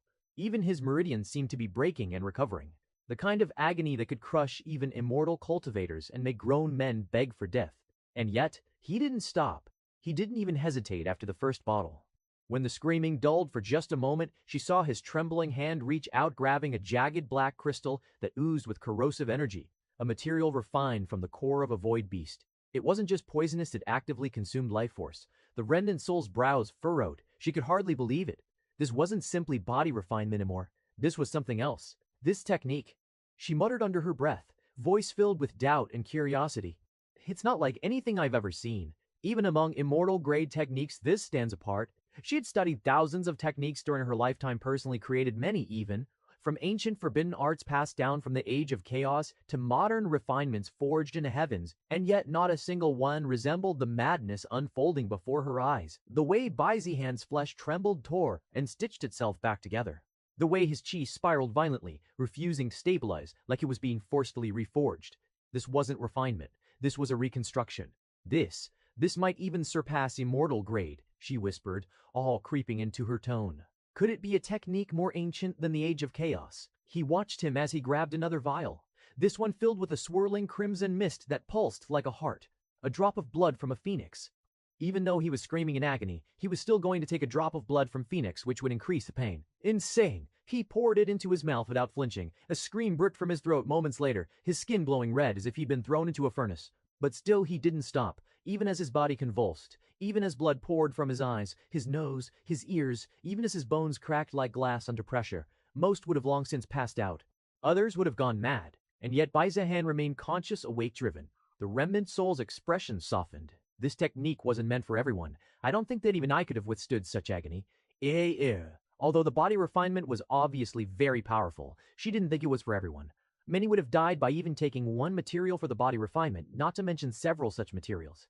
She then thought about the fated person to inherit her inheritance, which she also believes to be Bai Xinyue. After looking at her progress in the third trial, she also knew about her character and what type of person she was, her kindness, her determination, and her talent, which she thought was comparable to hers. Although satisfied that her heir would be someone like her, she had been having second thoughts ever since Bai Zihan showed up. If not for her calculations and the inheritance being tailor-made for a girl, she wouldn't have hesitated to give it to Bai Zihan. She felt that even Bai Xinyue, as talented as she was, would have died on the first step if she refined her body using Bai Zihan's refinement technique. Anyway, the body refinement technique that Bai Zihan was using, she believed it was definitely something more powerful than what she could offer. Moreover, it was not a technique that rewarded ambition. It was one that demanded sacrifice pain beyond measure, and yet, the part that surprised her most wasn't the technique or the ingredients. It was his eyes. There wasn't a hint of fear in them. No hesitation, no despair. Only a cold iron-like determination, his determination never fading, making him seem like a completely different person than she saw previously. Her earlier impression of him was that he was young, arrogant, undeniably talented, blessed by fate, but naive. Someone who had never truly worked hard or experienced real suffering, yet she seemed to have been wrong about Bai Zihan. She rescued people, took care of them, and in the end even sacrificed his life to fight the devil while making others flee the place. Just what is driving this boy? She hovered in silence, a strange emotion tightening in her chest. Admiration, pity, intrigue. She couldn't tell. But one thing was clear. She wanted to see where this boy's path would lead, and what he would become once he walked it to the end. Could he also be the one who can save this world? Phew! Finally! It took Bai Zihan longer than he had anticipated. Approximately 3 days to be exact. Yes, he had to endure the pain for 3 days, but it wasn't all that bad compared to his first time. Perhaps he was getting accustomed to the pain. I don't want to be a masochist. Yes, Bai Zihan thought. Anyways, he could already feel his body, which was already one of the strongest physiques, becoming even stronger.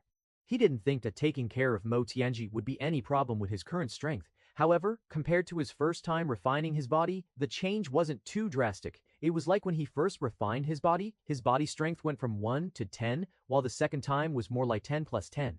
But it was just the start, he thought. He still had the materials for the third and fourth refinement, and by then he felt like he might even enter the soul formation realm. Well, not like he was going to start refining his body again, just after having done so a few minutes earlier. I should upgrade my Eternal Spirit Sword. There was more than enough material for the Eternal Spirit Sword to be upgraded as well. Perhaps it could even be upgraded beyond heaven grade. But did he need to? He got a good haul of weapons from the treasury of Immortal Emperor Felion, and some of them seemed to have surpassed heaven grade.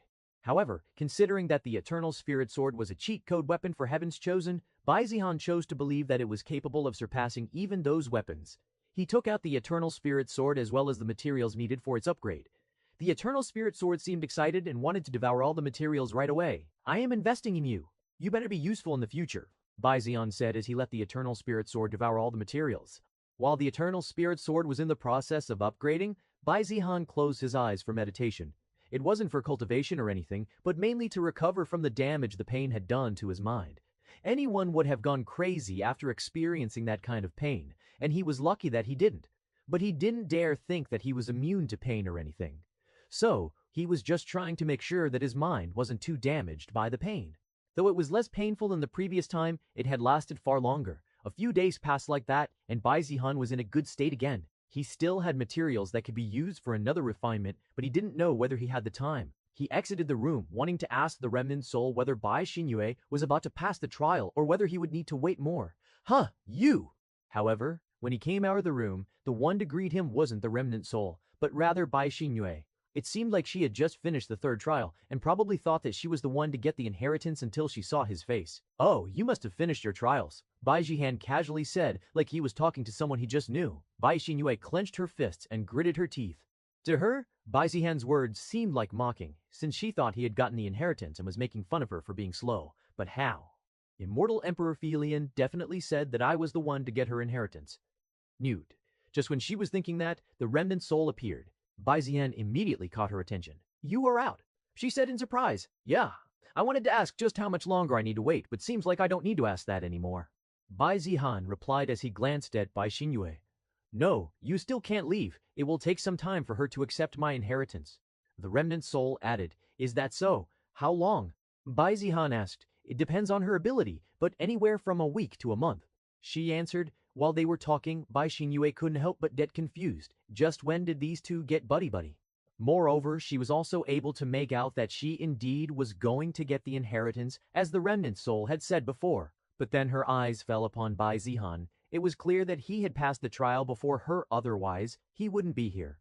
She knew that the trial had no fail condition and could be attempted again and again, otherwise she would have been considered failed when she died the first time. Or could he have given up? That was unlikely, considering that the reward was the inheritance of an immortal emperor. You two, what are you talking about? Bai Xinyue interrupted their conversation. Bai Zihan, did you pass the third trial? She asked. I would be ashamed of myself if I couldn't even pass such an easy trial. Bai Zihan replied arrogantly, Immortal Emperor, didn't you say that I would get the inheritance? How is this possible? Or is it that you have multiple inheritance? Bai Zihan replied arrogantly, Immortal Emperor, didn't you say that I would get the inheritance? How is this? Bai Xinyue asked confusedly. The remnant soul didn't know what to say. She could understand Bai Xinyue's confusion, but she also didn't think telling the truth would be wise. After all, telling her the truth would be like saying, you lost, but due to my mistake, you will still get first place. Not a good answer. She looked at Bai Zihan, silently asking him to answer instead. Haha, well, indeed you are slower than me. Normally, I should have gotten the inheritance, but on second thought, Immortal Emperor inheritance seemed a bit too weak for my liking. You can take it if you want. Bai Zihan said. Well, one look and anyone could tell that it was a lie. Doesn't like Immortal Emperor inheritance. Who wouldn't? Bai Xinyue also didn't fall for his lie. Doesn't like Immortal Emperor inheritance. Who wouldn't? Bai Xinyue also didn't fall for his lie, but Bai Zihan didn't really care. Would he need to explain everything to Bai Xinyue? No, you are lying, Bai Xinyi said. Although the explanation itself was a lie, it wasn't completely. He would be glad to accept the inheritance, but unlike Bai Xinyue or the other participants, he didn't think that Immortal Emperor's inheritance was the greatest thing in the world. He still had his heaven-defying system. Bai Xinyue narrowed her eyes, and with hatred in her voice, she asked. Bai Zihan narrowed her eyes, and with hatred in her voice, she asked Bai Zihan, what are you planning? Whatever do you mean? Don't play dumb. It must be a trap. Otherwise, there's no way that you're this generous. She said. The remnant soul watched in silence. She didn't think that the fated person and Bai Zihan would have a conflict between each other, but by the looks of it, it seemed serious. Dove, whatever you want to believe, I am leaving, Bai Zihan said as he re-entered the room. Bai Zihan said as he re-entered the room. Bai Jinho just watched Bai Zihan leave without saying anything. After a few seconds, she tilted her head toward the remnant soul. Immortal Emperor, did Bai Zihan truly decline to get the inheritance? She asked. Somewhat, yes. Though the truth was that the inheritance was reserved for her, so he couldn't have taken it even if he wanted to. Bai Xinyue went into deep thought. She didn't that. Bai Xinyue went into deep. Theo wanted to. Bai Xinyue went into deep thought. She didn't think that Bai Zihan would truly reject something like this, especially when he had the audacity to take her Dalbone to become stronger. But she didn't doubt the remnant soul, as she thought there was no reason for her to lie. Bai Xinyue stood in silence, her nails digging into her palm as she stared at the door Bai Zihan disappeared through. She had every right to feel victorious. The inheritance was hers. And yet, it didn't feel like a victory. Not when the person she hated most had already passed the trial before her. Not when Bai Zihan had looked so calm, so smug, so untouchable. Check. She turned her gaze to the remnant soul. Immortal Emperor, you're sure there's only inheritance? Yes. Yes. She turned her gaze to the remnant soul. Immortal Emperor, you're sure there's only one inheritance? There is only one. And it's mine. It is. She closed her eyes, although she didn't like that she was getting something she didn't deserve, but it was after Immortal Emperor inheritance. Moreover, to get her revenge, she knew that she needed the power. The remnant soul watched silently, reading every shift in Bai Xinyue's expression. Do you hate him? The remnant soul watched silently, reading every shift in Bai Xinyue's expression. Do you hate him? The remnant soul couldn't help but ask. Yes. Bai Xinyue answered immediately. There is no one that I hate more than that man. If I get a chance, I will defiantly kill him. She added, don't, you can't. The remnant soul warned, Bai Xinyue was surprised by the remnant soul's words. Although Bai Zihan had become stronger than before, Bai Xinyue didn't think that she would lose. At your current state, you can't beat him even if you want to. The remnant soul flat out told her. Bai Xinyue didn't argue with the Immortal Emperor. What about after I got the inheritance? Bai Xinyue asked. You would be stronger. Bai Zihan prepared for another round of torture but felt quite confident, knowing that the intensity of the pain had lessened due to his stronger body. Perhaps this time, the pain might be more tolerable, and he was hopeful of that. Just then, the remnant soul appeared out of nowhere, nearly scaring him. What Why are you here? Bai Zihan asked. I came to check on you, she replied. Her eyes soon fell on the eternal spirit sword. This sword. She couldn't tell that it was but an ordinary sword. Although it seems to be earth grade, it was a normal artifact. He has so many things that even I, who once ruled the world, couldn't see through. So, Bai Xinyue has started to receive the inheritance. The remnant soul nodded her head. Bai Xinyue has started to receive the inheritance. The remnant soul nodded her head. Bai Zihan still felt that it was regrettable he didn't get it, even though he believed he deserved it. However, he was obviously not going to sacrifice his little brother for that, even if it meant becoming the strongest man in the world. About that, I want to ask you something as well. Do you have a bad relationship with Bai Xinyue? Like, do you want to kill her or something? The remnant soul asked. Bai Zihan thought for a second. Did he have a bad relationship with Bai Xinyue? Certainly. After all, she was talented unlike him, which made him jealous of her. Then came the event of his mother stealing her Dao bone to give it to him. But if asked whether he wanted to kill her because of that, then his answer would be no. He would, of course, keep his eyes on her and might even kill her, but not for those reasons. It would be because she was heaven's chosen one and destined to be his enemy, and there's no need to show mercy to the enemy. Showing mercy to the enemy is being cruel to yourself. I do have a bad relationship with her, but whether I want to kill her or not depends entirely on her. Bai Zihan answered. The remnant soul nodded. She understood what Bai Zihan meant, because if Bai Xinyue were to pick a fight with him, it was only expected that he would retaliate. She was glad that at least on Bai Zihan's side, the animosity didn't seem too deep. If you don't mind, can I ask why you two have a bad relationship? Looking at your names, you two are clearly related. The remnant soul asked. She was curious. Though there's often bad blood between relatives, she didn't think the two of them, so young, would have such deep hatred between them. At most, perhaps jealousy and small fights. Oh, that's because I had taken her Dao bone. Bai Zihan replied casually. Though in reality it was his mother, in the end, he was the one meant to benefit. So it didn't make a difference whether he said it was his mother or him. He knew that Bai Xinyu also thought the same. What? For a second, the remnant soul's mind went blank. Taking someone's Dao bone, such a hatred might even be deeper than killing one's best friend. After all, having a Dao bone and not having one made a world of difference for a cultivator. You could make new friends, but the chance of obtaining a Dao bone was 1 in a million. Now she understood why Bai Xinyue harbored such deep hatred toward Bai Zihan. Moreover, to think that Bai Xinyue was still that talented even after her Dao bone was taken away, she could now see why she was the fated person. But this also made the situation worse than she had anticipated. After thinking for a while, she finally decided to ask Bai Zihan, "Can I request something?" "Well, that depends on what your request is," Bai Zihan said. He was a bit grateful to her and didn't outright reject her, which he normally would have done. "Can I ask you not to kill Bai Xinyue?" The remnant soul requested. It was a very big request, considering that Bai Xinyue was likely to come after his life. But Bai Zihan still didn't outright reject her. "We have Vru. Can I ask the reason?" "Although she is your heir, that doesn't mean I would spare her just because of that," Bai Zihan replied. "I can't tell you everything, but you must know this. I'm not asking you to spare her life because she is my heir. You know I can't just accept that when there's no reason for me to do so, especially considering that she might come for my life. Moreover, you don't have anything to bargain with me." The remnant soul understood that, but she still asked.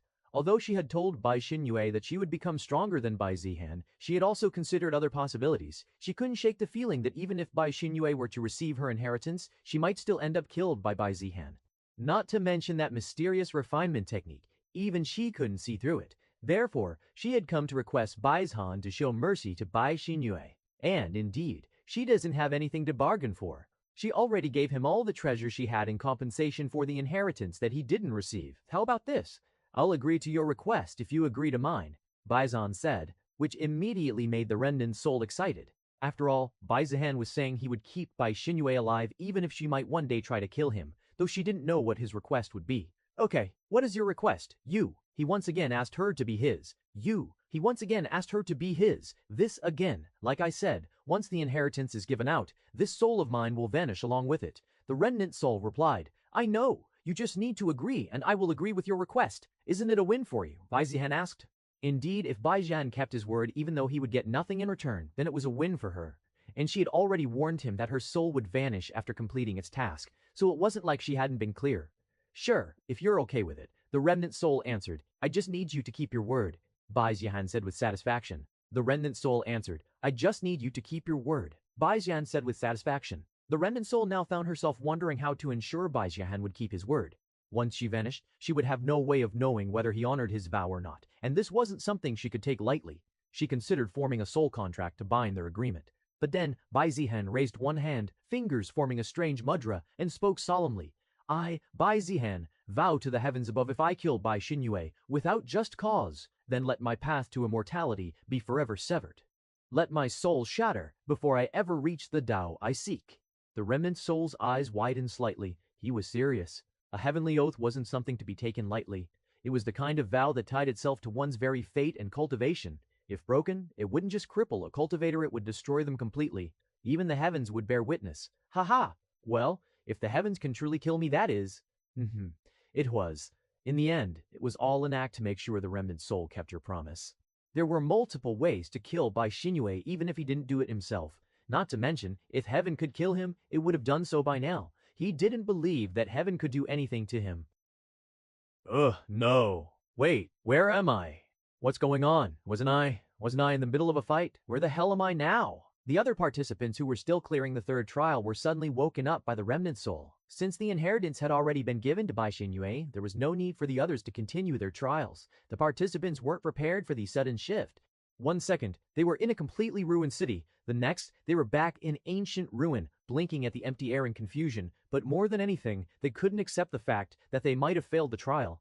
No one here was stupid. They all knew the only reason the trial would be stopped was if someone had cleared it, and since they weren't the one to clear it, it meant someone else had. Bai Xueqing looked around, trying to spot Beihan.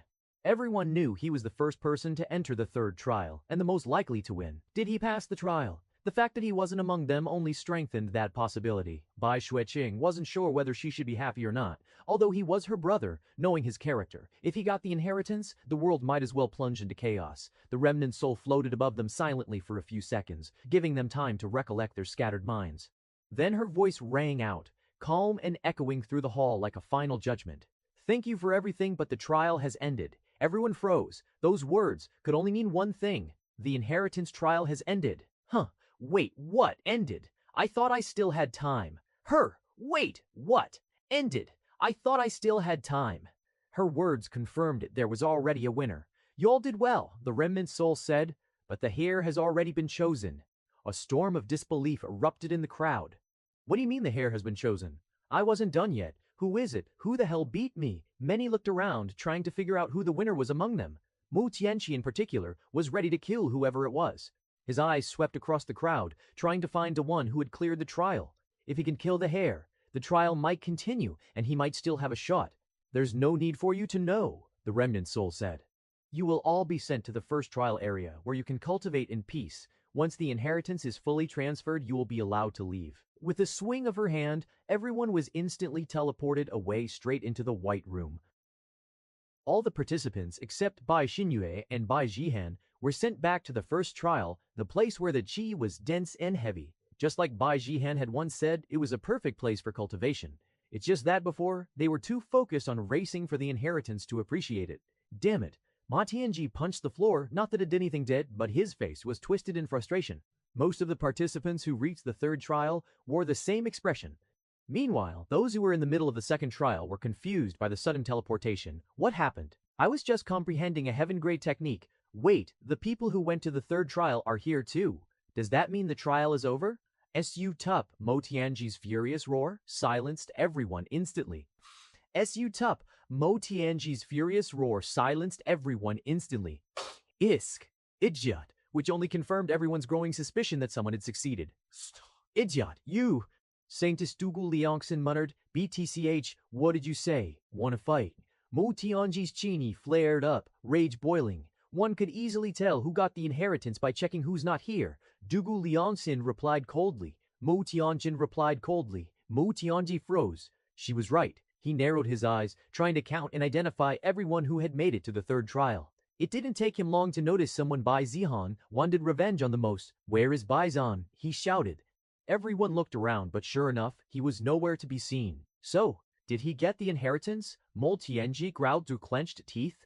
The idea that not only had he failed, but Bai Zihan, his most hated enemy, had succeeded, drove him mad. Wait, someone else is missing. Bai Xinyue isn't here either. Han Jinwu said. Bai Xinyue isn't here either. Han Jinwu said he had been looking for a chance to take Bai Xinyue down, and now she was missing, which meant she might have gotten the inheritance instead. So 2 people are missing. That's odd. With both of them missing, it was impossible to tell for sure who the heir was, but regardless of who it was, everyone now knew the inheritance had gone to someone from the Bai clan. This made members of the Zhao and Lin clans uneasy. Both clans had deep grudges against the Bai clan. If Bai Xinyue had inherited, it might not be so bad. Everyone knew she had a fractured relationship with the Bai clan. But if it was Bai Zihan, God help them. In either case, those clans knew they needed to prepare. Good, good. Mol Tianji said with a vicious grin, then I'll make this simple. Whoever kills the two of them and brings me their heads will get a high earth-grade artifact, he declared. If he couldn't win through trials, then he'd win through brute force. The others shared the same sentiment. Whether a reward was announced or not, some of them were already thinking the same thing.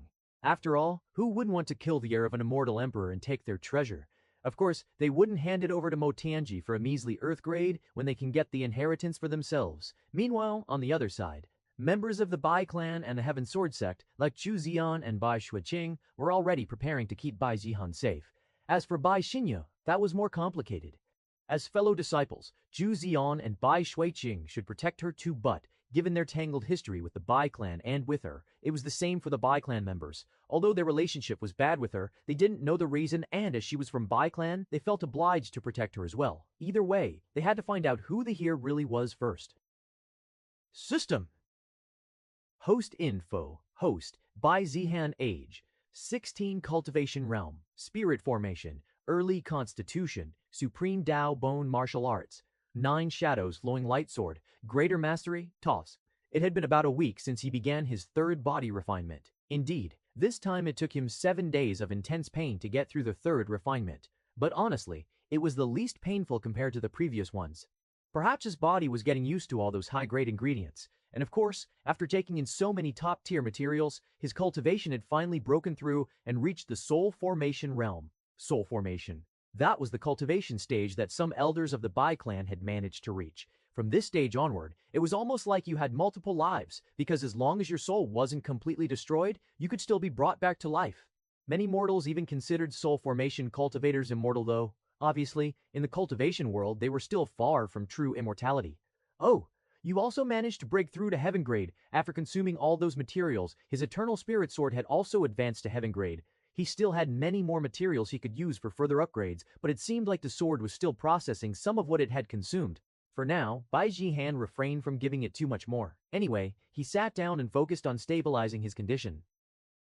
Tremble, tremble. While meditating, the ground beneath him suddenly began to shake. What's going on? Bai Zihan muttered. He didn't believe they were under attack after all. This was the ancient ruin of the immortal emperor. He didn't have to guess for long as the remnant soul appeared before him. Bai Xinyue has inherited my inheritance. This place will no longer exist. The remnant soul appeared before him. Bai Xinyue has inherited my inheritance. This place will no longer exist. The remnant soul announced. Is that so? He wasn't surprised. As a Heaven's Chosen, it was expected that she'd take the least amount of time to obtain the inheritance. Just how powerful must she be now? Against his newly refined body and a heaven-grade weapon, could Bai Xinyue with the inheritance actually win?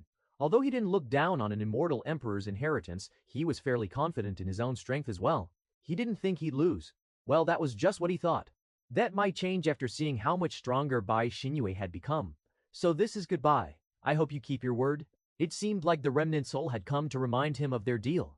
Why are you making it sound like this is our last meeting? Did you already forget your promise? Bai Zihan replied with a faint smirk. Sigh, like I said, I'll disappear along with this place. Look, the remnant soul's form was already beginning to flicker and blur. She wasn't just saying that to get out of her promise, she was actually vanishing.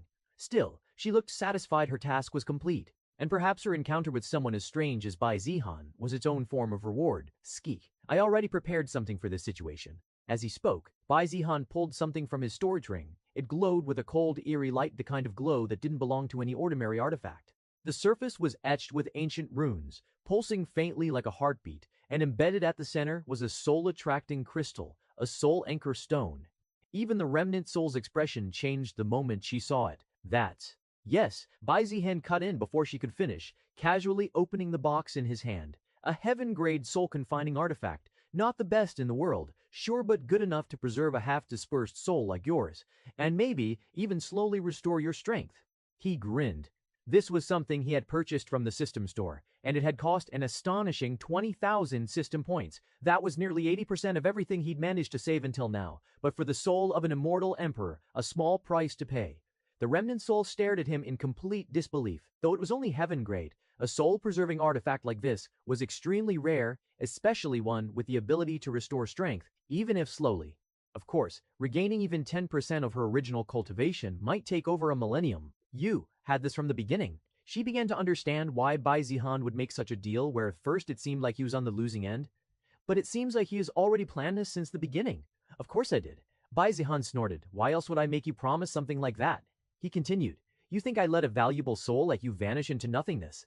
Even if you don't have power right now, you've got knowledge. And knowledge? Well, that's power too. He placed the artifact on the floor and injected his chi into it. The soul-confining artifact lit up, casting runes into the air as energy surged from it. The remnant soul instinctively began to resist her form flickering.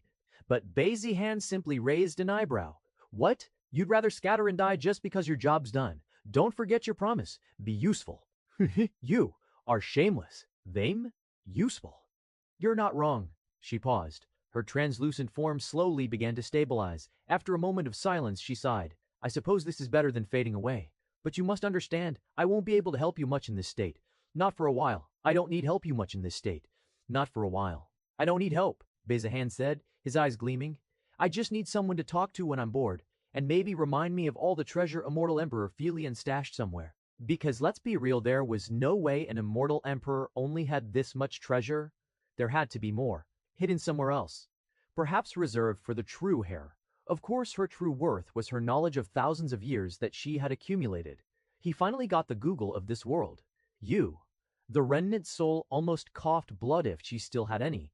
In the end, she allowed herself to be drawn into the artifact. A soft pulse of light enveloped her, and in the blink of an eye, she was gone. The artifact's runes dimmed to a gentle glow. Bai Zihan picked it up and tucked it safely into his storage ring. Done and done. He stood up, stretching lazily. The tremors were increasing in intensity, now walls shaking, the floor cracking beneath his feet. The ancient ruin was collapsing, just as she said. Time to leave, but how? He pulled out the artifact box again and asked the remnant soul. A faint voice echoed from within. You'll be teleported out when the time comes. Just wait. Well, that better be true, Bai Zihan muttered, glancing up at the crumbling ceiling. Otherwise, I'm going to be buried alive in this damn place.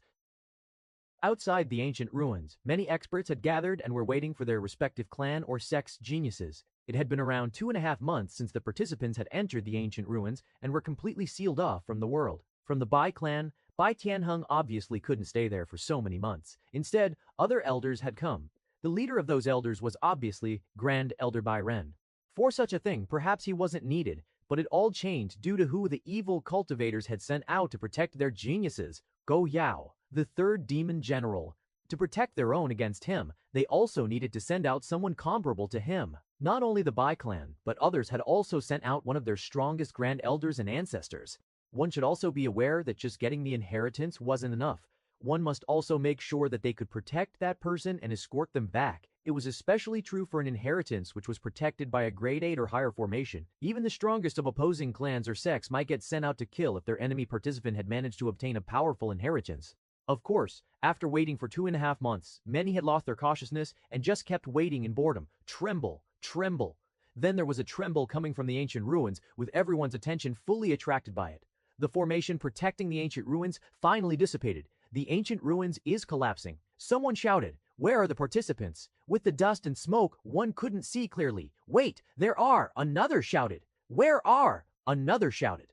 There were multiple silhouettes of people in the dust and smoke, and everyone knew that it was the silhouettes of the participants.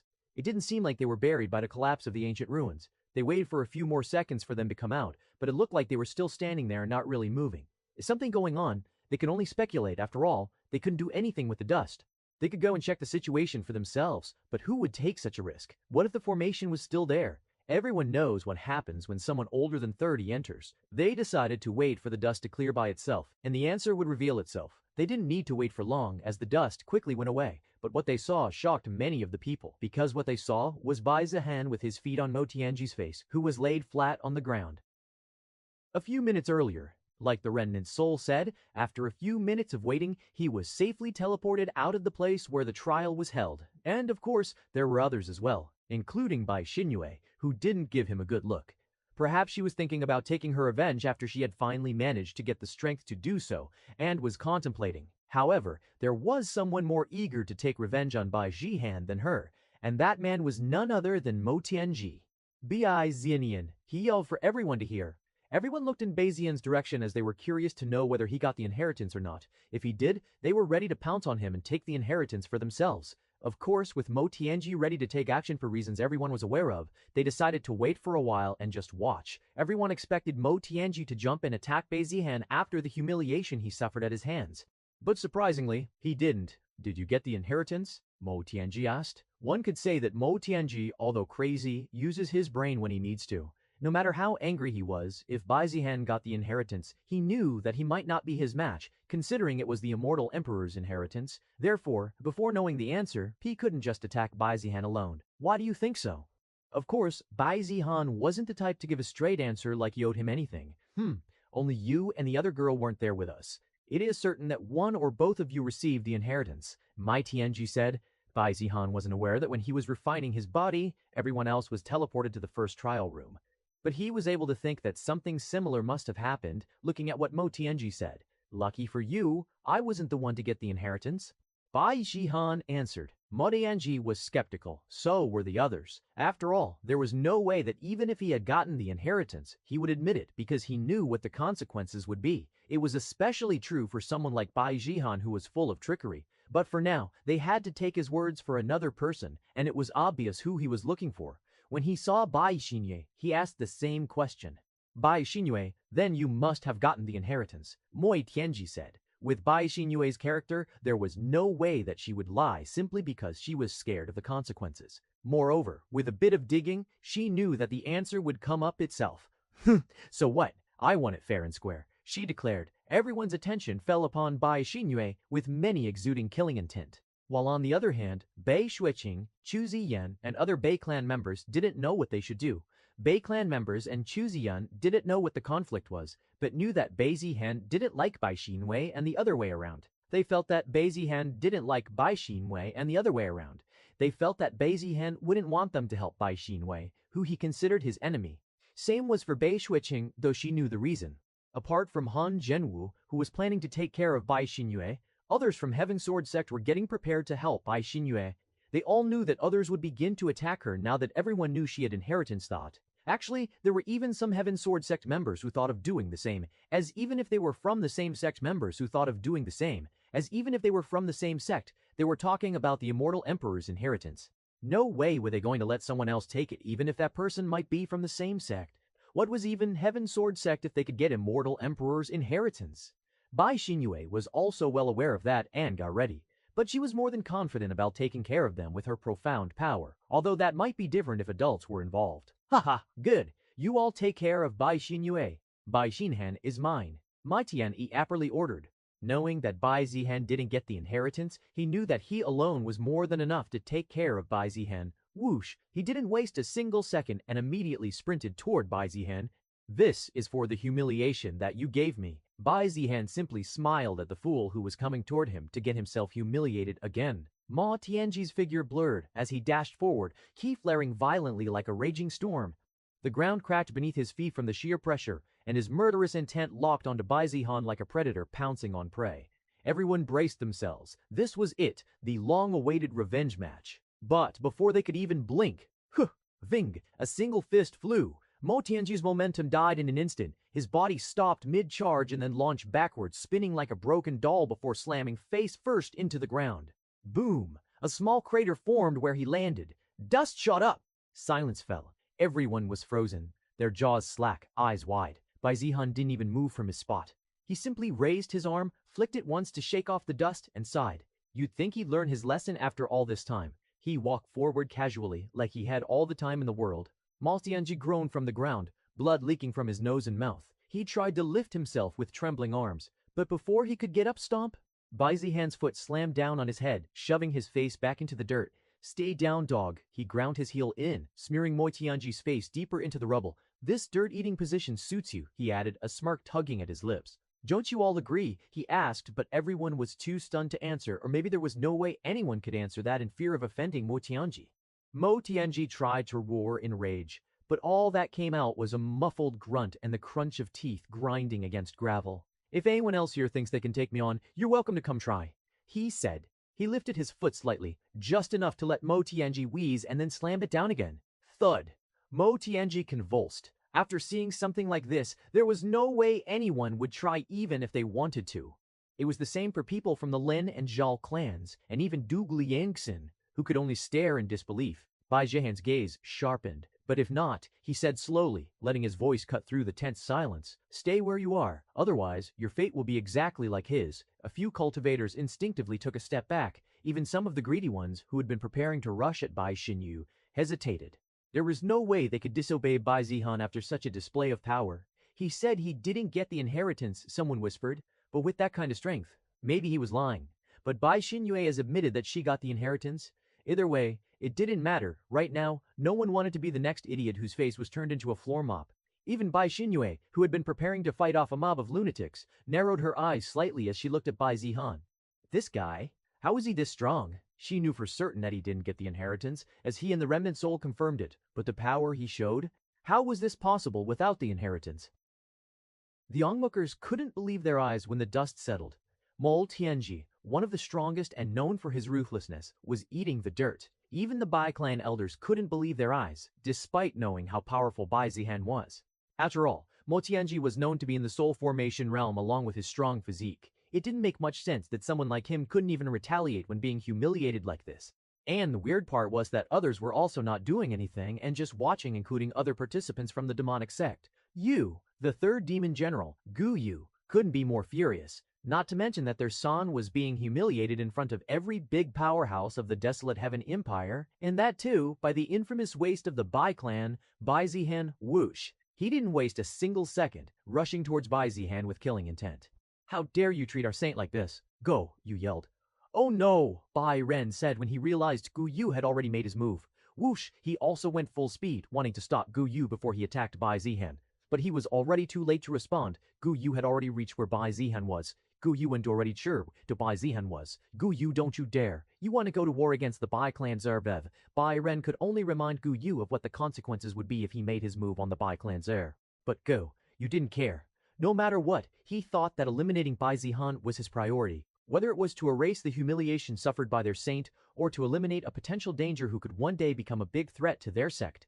And he had also thought about the potential of Bai Zihan being the one to have gotten the greatest treasure from ancient ruin, judging by how he was able to knock down Mo Tianji like that. All in all, he didn't hold back and quickly punched Bai Zihan, who still didn't have an idea about the potential danger. Bang! By the time people figured out what was happening, Go Yu had already pulled Mo Tianji up, and Bai Zihan was nowhere to be seen. However, with the participants spotting Go Yu, everyone could tell what must have happened. Are you okay? Go Yu asked. Where is that bastard? Mo Tianji gritted his teeth and asked. Dead. Go Yu answered.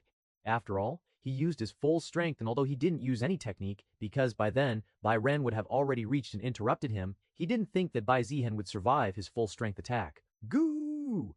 A thunderous voice cracked through the skies like divine wrath. Boom! The ground trembled, the air turned thick. A wave of suffocating chi burst out from Bai Ren's body like a tidal wave crashing down on the world.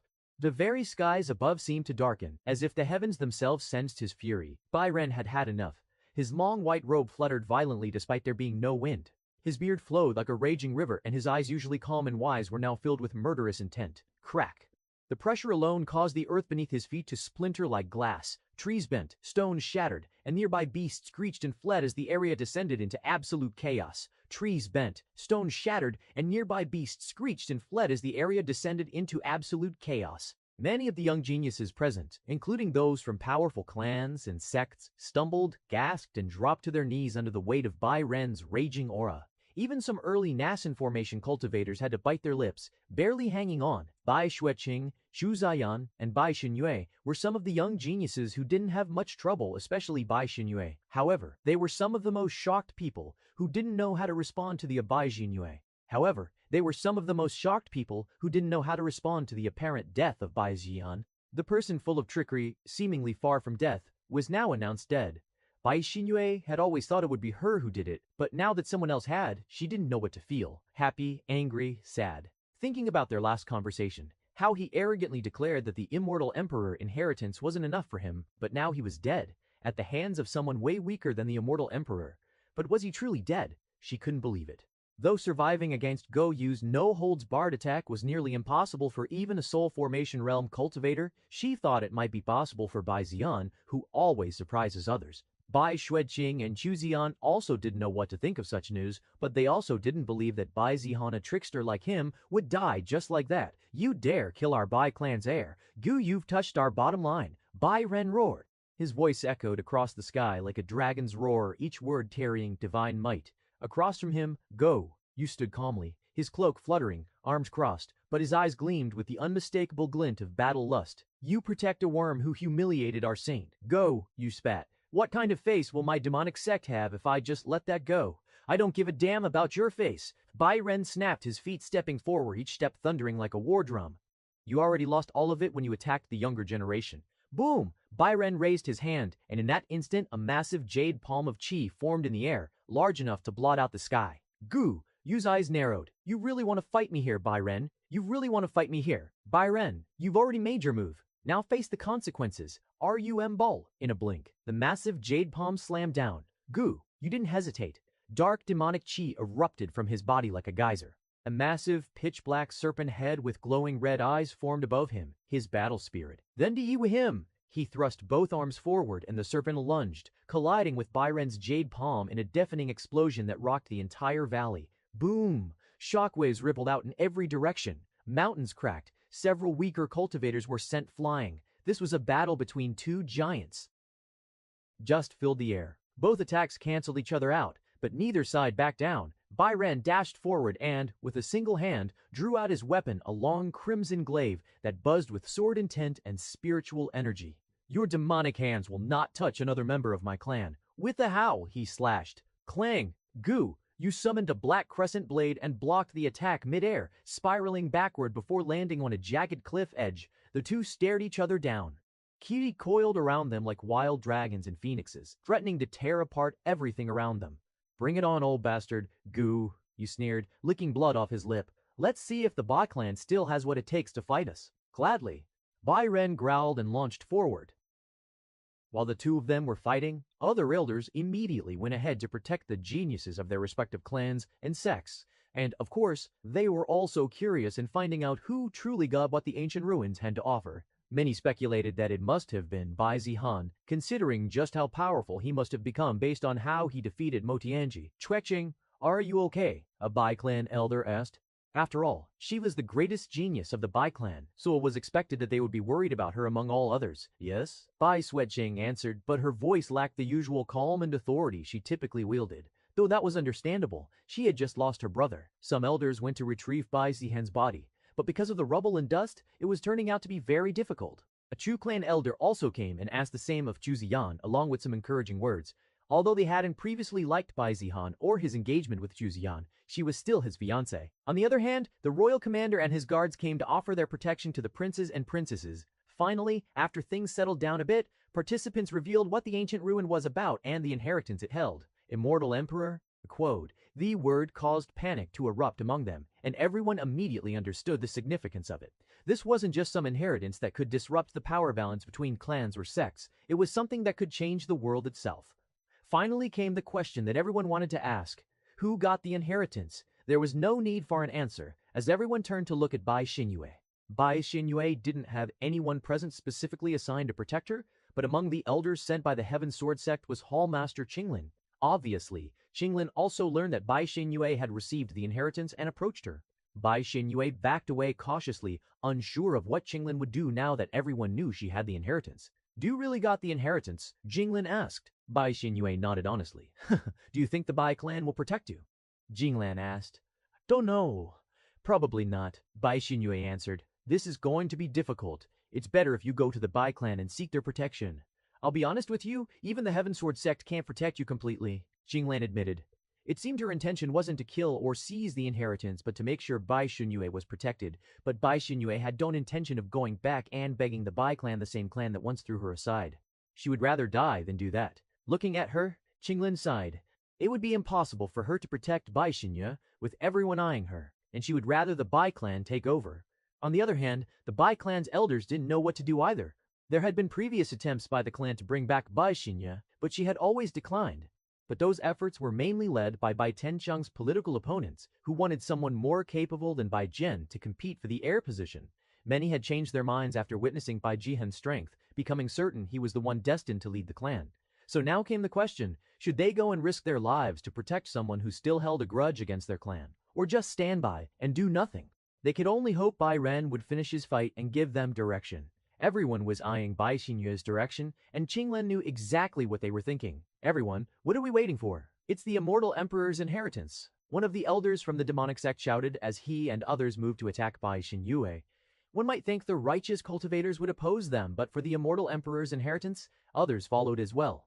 The royal commander only watched, not because he wasn't interested or wouldn't participate, but because he was waiting for the right time. Bai Xinye, hide behind me, Qinglan said, but anyone could tell that she alone wouldn't be able to protect Bai Xinye.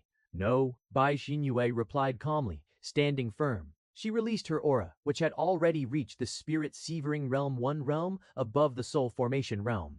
With that, there was no longer any doubt. Bai Xinye was the one who had obtained the inheritance. Qinglan's eyes widened in surprise. The girl she thought needed protection was just one realm away from herself. Still, against what they were facing, it wasn't enough. Not even close. Just as another clash was about to begin, boom, a sudden explosion sound startled everyone, including those ready to attack Bai Xinye and Qinglan. Everyone turned instinctively. From a torn patch of earth, a hand shot out covered in blood and dirt.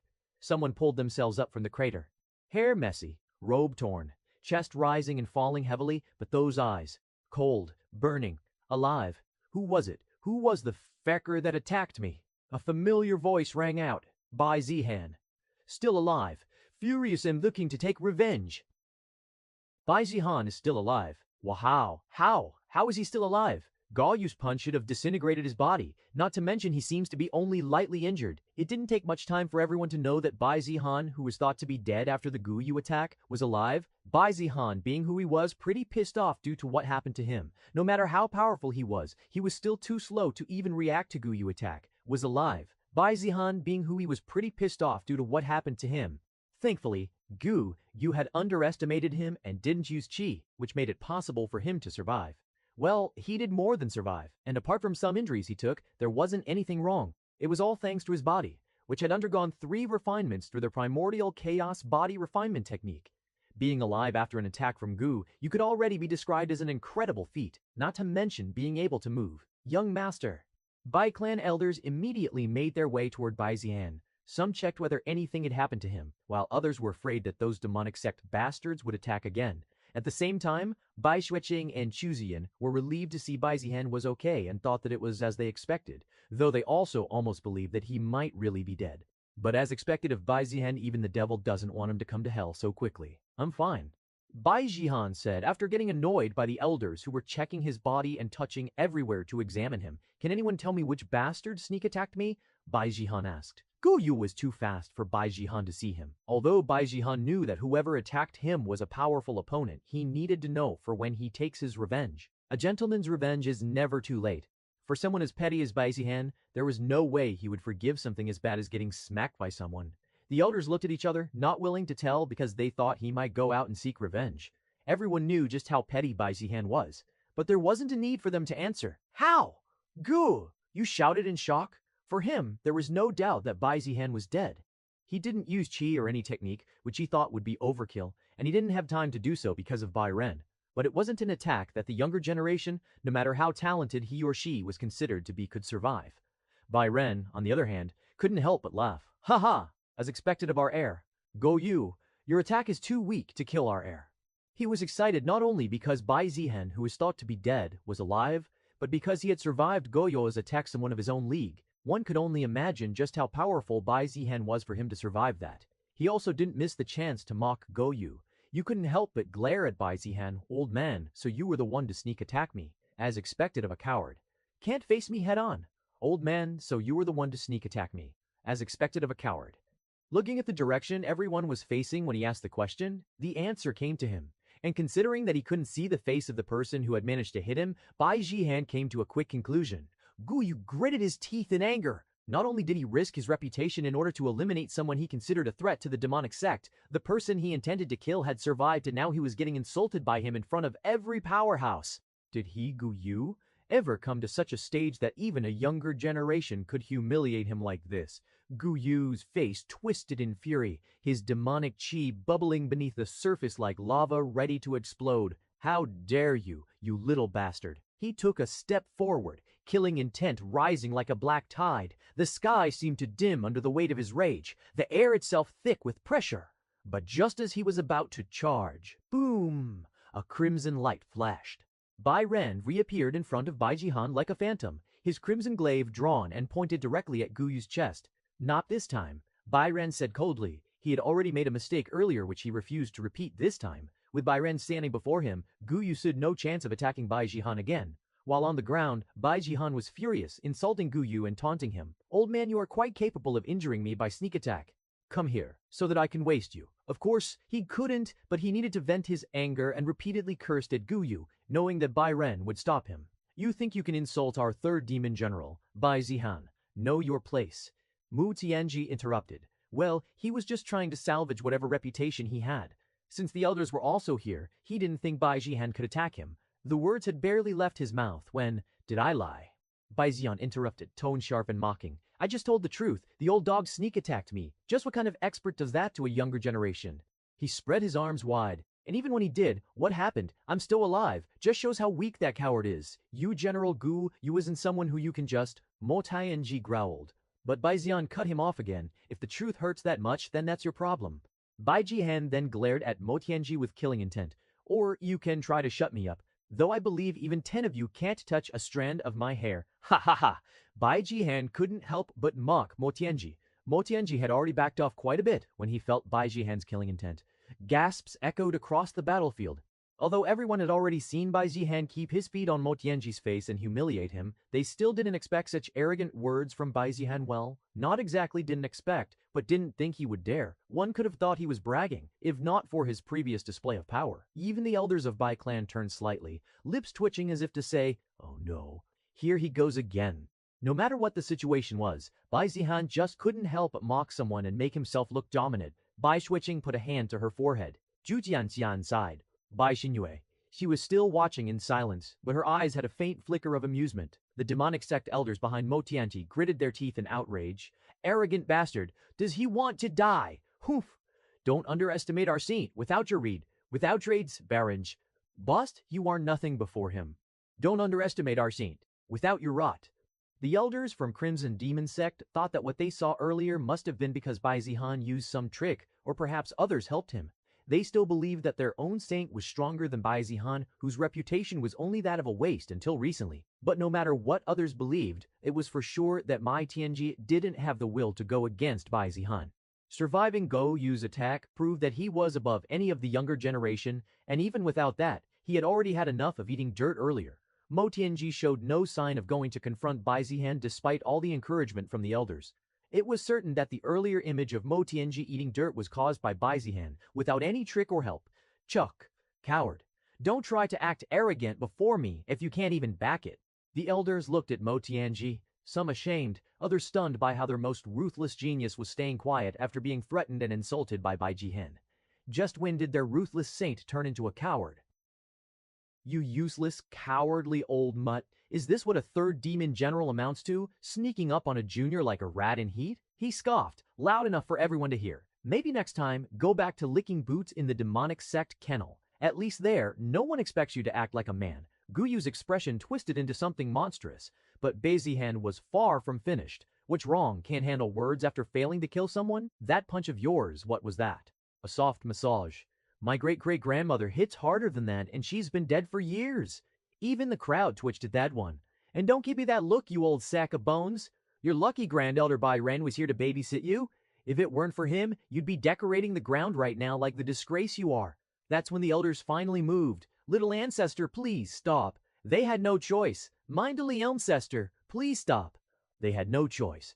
As much as they sympathized with his rage, Bai Zihan was one insult away from publicly declaring war, And more importantly, he was running out of curse words. Tch, that old dog is lucky that Grand Elder Bai Ren is stopping him from dying right here. The elders rolled their eyes. Please, can you stop bragging for a second? Although they agreed he was no longer a waste and now one of the strongest in the younger generation, killing Go Yu was still a long way off for him.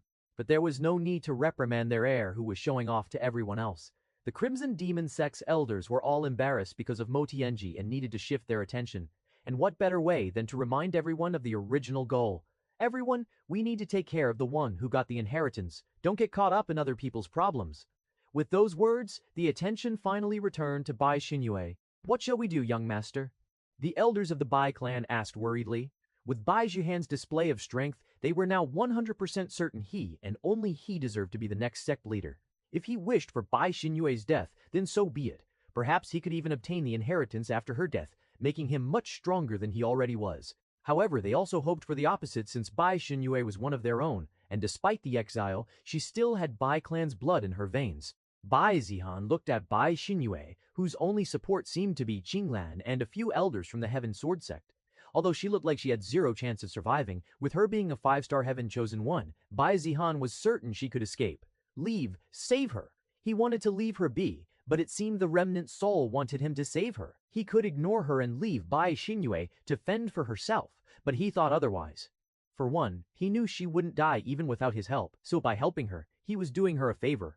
Additionally, he was also doing a favor to immortal Emperor Felion, and most importantly, saving her was easy for him. What are you all doing? Bring Bai Xinyue and take her with us. Tas! Bai Zihan quickly changed his words. The Bai clan elders' expressions lit up instantly, and they hurriedly nodded in agreement. Bai Zihan's words were heard by others. Too arrogant.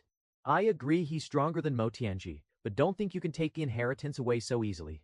Against so many of us, even with the Bai clan involved, what can they really do? They could only laugh at how arrogant those words sounded. Aha! Bai Zihan spoke as if he didn't even see those who were about to attack Bai Xinyue. Just what is he thinking? Bai Xinyue was stunned and confused about what Bai Zihan was planning. Just what is he thinking? She knew he wasn't doing this out of kindness, and although his words sounded like he was going to help her, she didn't trust him. On the other hand, Qinglin was relieved that the Bai clan was going to help protect Bai Xinyue. With Bai clan members getting involved, the chances of protecting Bai Xinyue increased. After all, if the Bai clan decided to shield Bai Xinyue, their allies might follow. Though, of course, some might still side with the enemy to get their hands on the immortal emperor's inheritance. Bai Zihan turned to face everyone. He stood there with a smug smile. You all are really pushing my buttons, Bai Zihan said. He raised his hand casually, like a king addressing his subjects. I'll make this clear. Once Bai Xinyue returned to the Bai clan, he turned, his eyes sweeping over the gathered crowd like a blade. Whoever tries to stop that, he smirked, will face the consequences. The air trembled slightly, not from chi but from the weight of his sheer arrogance. Ha! Someone from the demonic sect laughed, clutching his stomach. Does he think he's a god? What a joke. This isn't the Bai clan's territory, brat. Who do you think you're talking to? Others joined in, laughing as if they'd heard the greatest comedy of the century. But Bai Zihan didn't even blink. He waved a hand behind him and said lazily, Elders, go. Bai Zihan didn't even blink. He waved behind him and said lazily, Elders, go. I don't have time to waste here. The Bai clan elders paused but decided to follow the order. After all, they needed to protect Bai Xinyue anyway. They didn't fully understand why he was doing this, but as long as Bai Zihan ordered it, they obeyed. However, not everyone was willing to stand by and watch. I've had enough of your nonsense. A burly man in silver robes growled, ki flaring around him. He belonged to the Crimson Thunder Palace, and behind him stood their proudest genius, though not even one of them had made it to the third trial inside the ancient ruins. You think your words mean anything here? The inheritance belongs to whoever takes it. He stepped forward aggressively, eyes locked on Bai Xinyue. Qinlan moved protectively, fingers tightening around her sword hilt. Bai Xinyue narrowed her eyes, already sensing the killing intent. She began channeling her spirit-severing realm chi, prepared to counter. But before either of them could react, snap! Bai Zihan casually snapped his fingers. Boom! An ear-splitting explosion tore through the air as a figure behind the Crimson Thunder Palace elder was blasted backward like a ragdoll. Everyone froze. One of the Crimson Thunder Palace's geniuses was sent flying, blood gushing from his mouth. His barrier had been shattered as if it never existed. He slammed into the ground several meters away, crumpling like a broken puppet. Dead silence followed, then panic. What's just happened? Who attacked? All eyes turned back to Bai Zihan, who hadn't moved an inch from his spot. He casually dusted off his sleeve, as if flicking away dirt. "That was your warning," Bai Zihan said, voice calm and cold. "You make another move, and all your geniuses will suffer the same fate."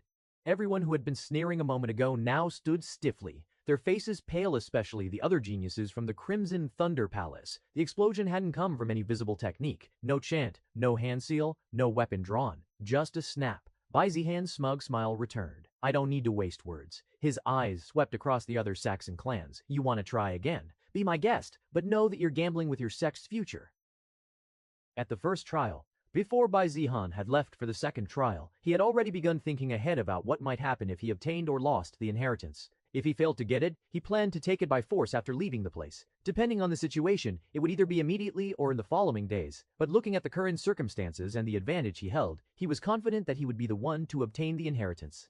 However, there was still one major issue. Once he acquired the inheritance, his life would be in serious danger. It was almost certain that powerhouses from many sects and clans would come after him. After all, it was the immortal emperor's inheritance, something that no one would let go so easily. So how could he avoid being hunted down? His gaze fell upon the other participants nearby, and a wicked grin slowly spread across his face. All the hostages were here. He just needed to capitalize on that. But how? He thought for a moment and scrolled through the system store for possible options. There were techniques like poison arts or puppet controlling spells, but those would require comprehension time and a constant chi supply to maintain. Not only that, but they were too messy and unreliable outside this realm. It wasn't ideal. He kept searching through the artifact section until his eyes landed on something perfect. Ghostbane incense, silent bloom variant, grade, earth function, a cursed incense that, once activated, releases an invisible, undetectable mist into the surrounding area. The mist carries soul-binding toxins that infiltrate the bodies of everyone within range. Once inhaled, the targets are unknowingly branded with a latent death mark tied to the user's will.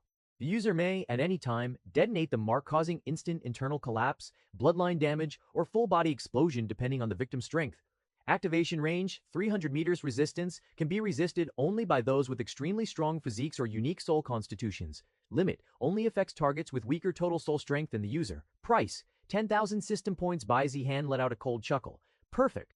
The only downside was that he couldn't target everyone. People like Mo Tianji were likely too strong to be affected. Of course, he also needed to make sure that there isn't a barrier of any kind for when he uses it. Luckily, everyone at that time was cultivating, making it almost too easy for him to make sure that he had everyone affected. There was also the price, which is a bit too high for a one-time use item, but he thought that it was money well spent for when he obtains the inheritance. Back to the present. People didn't quite understand what had happened, but after Bai Zihan's earlier warning and the sudden death of Crimson Thunder Palace's genius, everyone hesitated, including the elder from the Crimson Thunder Palace. They watched closely, unsure if Bai Zihan was bluffing, or if he really could kill someone with just a snap of his fingers. Normally, people wouldn't risk their genius's lives, but this was the immortal emperor's inheritance they were talking about. The Crimson Thunder Palace elder, too enraged to think clearly, stepped forward again. "You insolent brat! How dare you kill one of our geniuses?" This time he aimed his fury at Bai Zihan instead of Bai Xinyue. Bai Zihan did instead of Bai Xinyue. Bai Zihan didn't say a word. Snap. Boom! Another genius from the Crimson Thunder Palace exploded, blood spraying from his mouth as he crashed into the ground lifeless. The elder froze. He had been trying to see through the trick Bai Zihan had used, but once again, nothing. No formation. No fluctuation of chi, no sign of an attack. Yet another top genius of their sect was dead. Bai Zihan sighed, shaking his head. "What did I say? Are you deaf?" He quit his tongue, voice mockingly regretful. "Scooch, scooch, look what you made me do." Another innocent life lost. The crowd collectively rolled their eyes. He was clearly the one killing them. And yet he acted like the elder forced his hand. Gaslighting at its finest?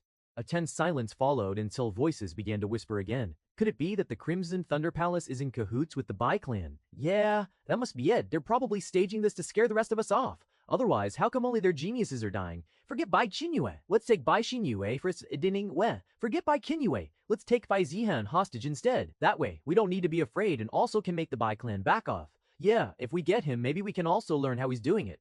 More voices joined in as suspicion turned into a shared plan.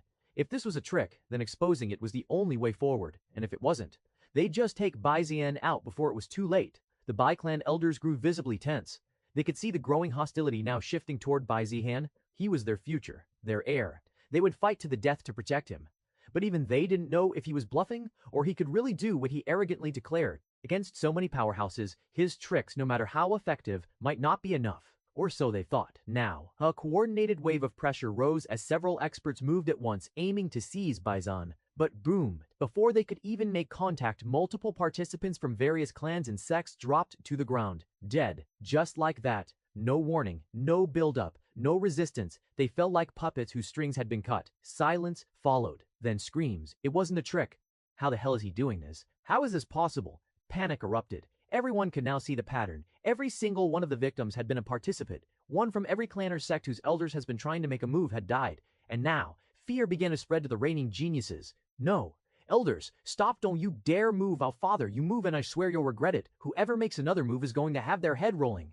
Most of the participants were heirs or held extremely high positions in their clans. Now that it was confirmed that Bai Zihan could kill them instantly, they weren't willing to take chances anymore. They issued direct threats to their own elders. If they moved, their geniuses would die. Of course, not everyone had that kind of authority. Some genius could only watch, terrified, hoping their sect elders would stop before it was too late. Even Mo Tianji had gone pale. He threatened his elders not to act, fear plain in his eyes. Deep down, he was convinced that he would be the first to die if Bai Zihan were provoked again. He didn't know that Bai Zihan couldn't target him, and Du Gulian's felt the same. Despite being outside Bai Zihan's control, she didn't know that, and the idea that her previous conflict with Bai Shuiqing might get her killed made her heart pound with dread. Now, one thing was clear to everyone present. Bai Zihan wasn't bluffing, and no one was safe. Here, gathered under the fractured sky of the ancient ruins, stood the strongest sects and clans of the entire desolate Heaven Empire. From the powerful sects of the north to the demonic sect of the deep south, geniuses, elders, and grand elders had all shown up.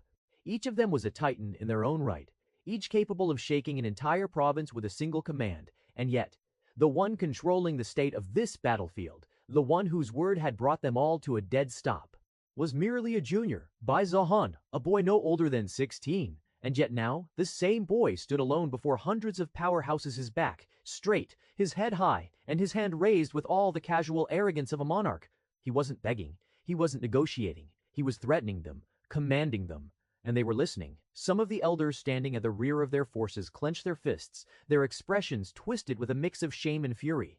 How had they been reduced to this, the elite of the Empire force, to stand still under the words of a brat barely out of childhood? Now that everyone is listening carefully, I have a few things to announce. Bai Zihan declared. Bai Zihan declared. Bai Zihan declared. Bai Zihan Wei will return to the Bai clan, and you all will not make a move otherwise. You know what will happen. Bai Zihan repeated himself, and this time, everyone knew he was telling the truth.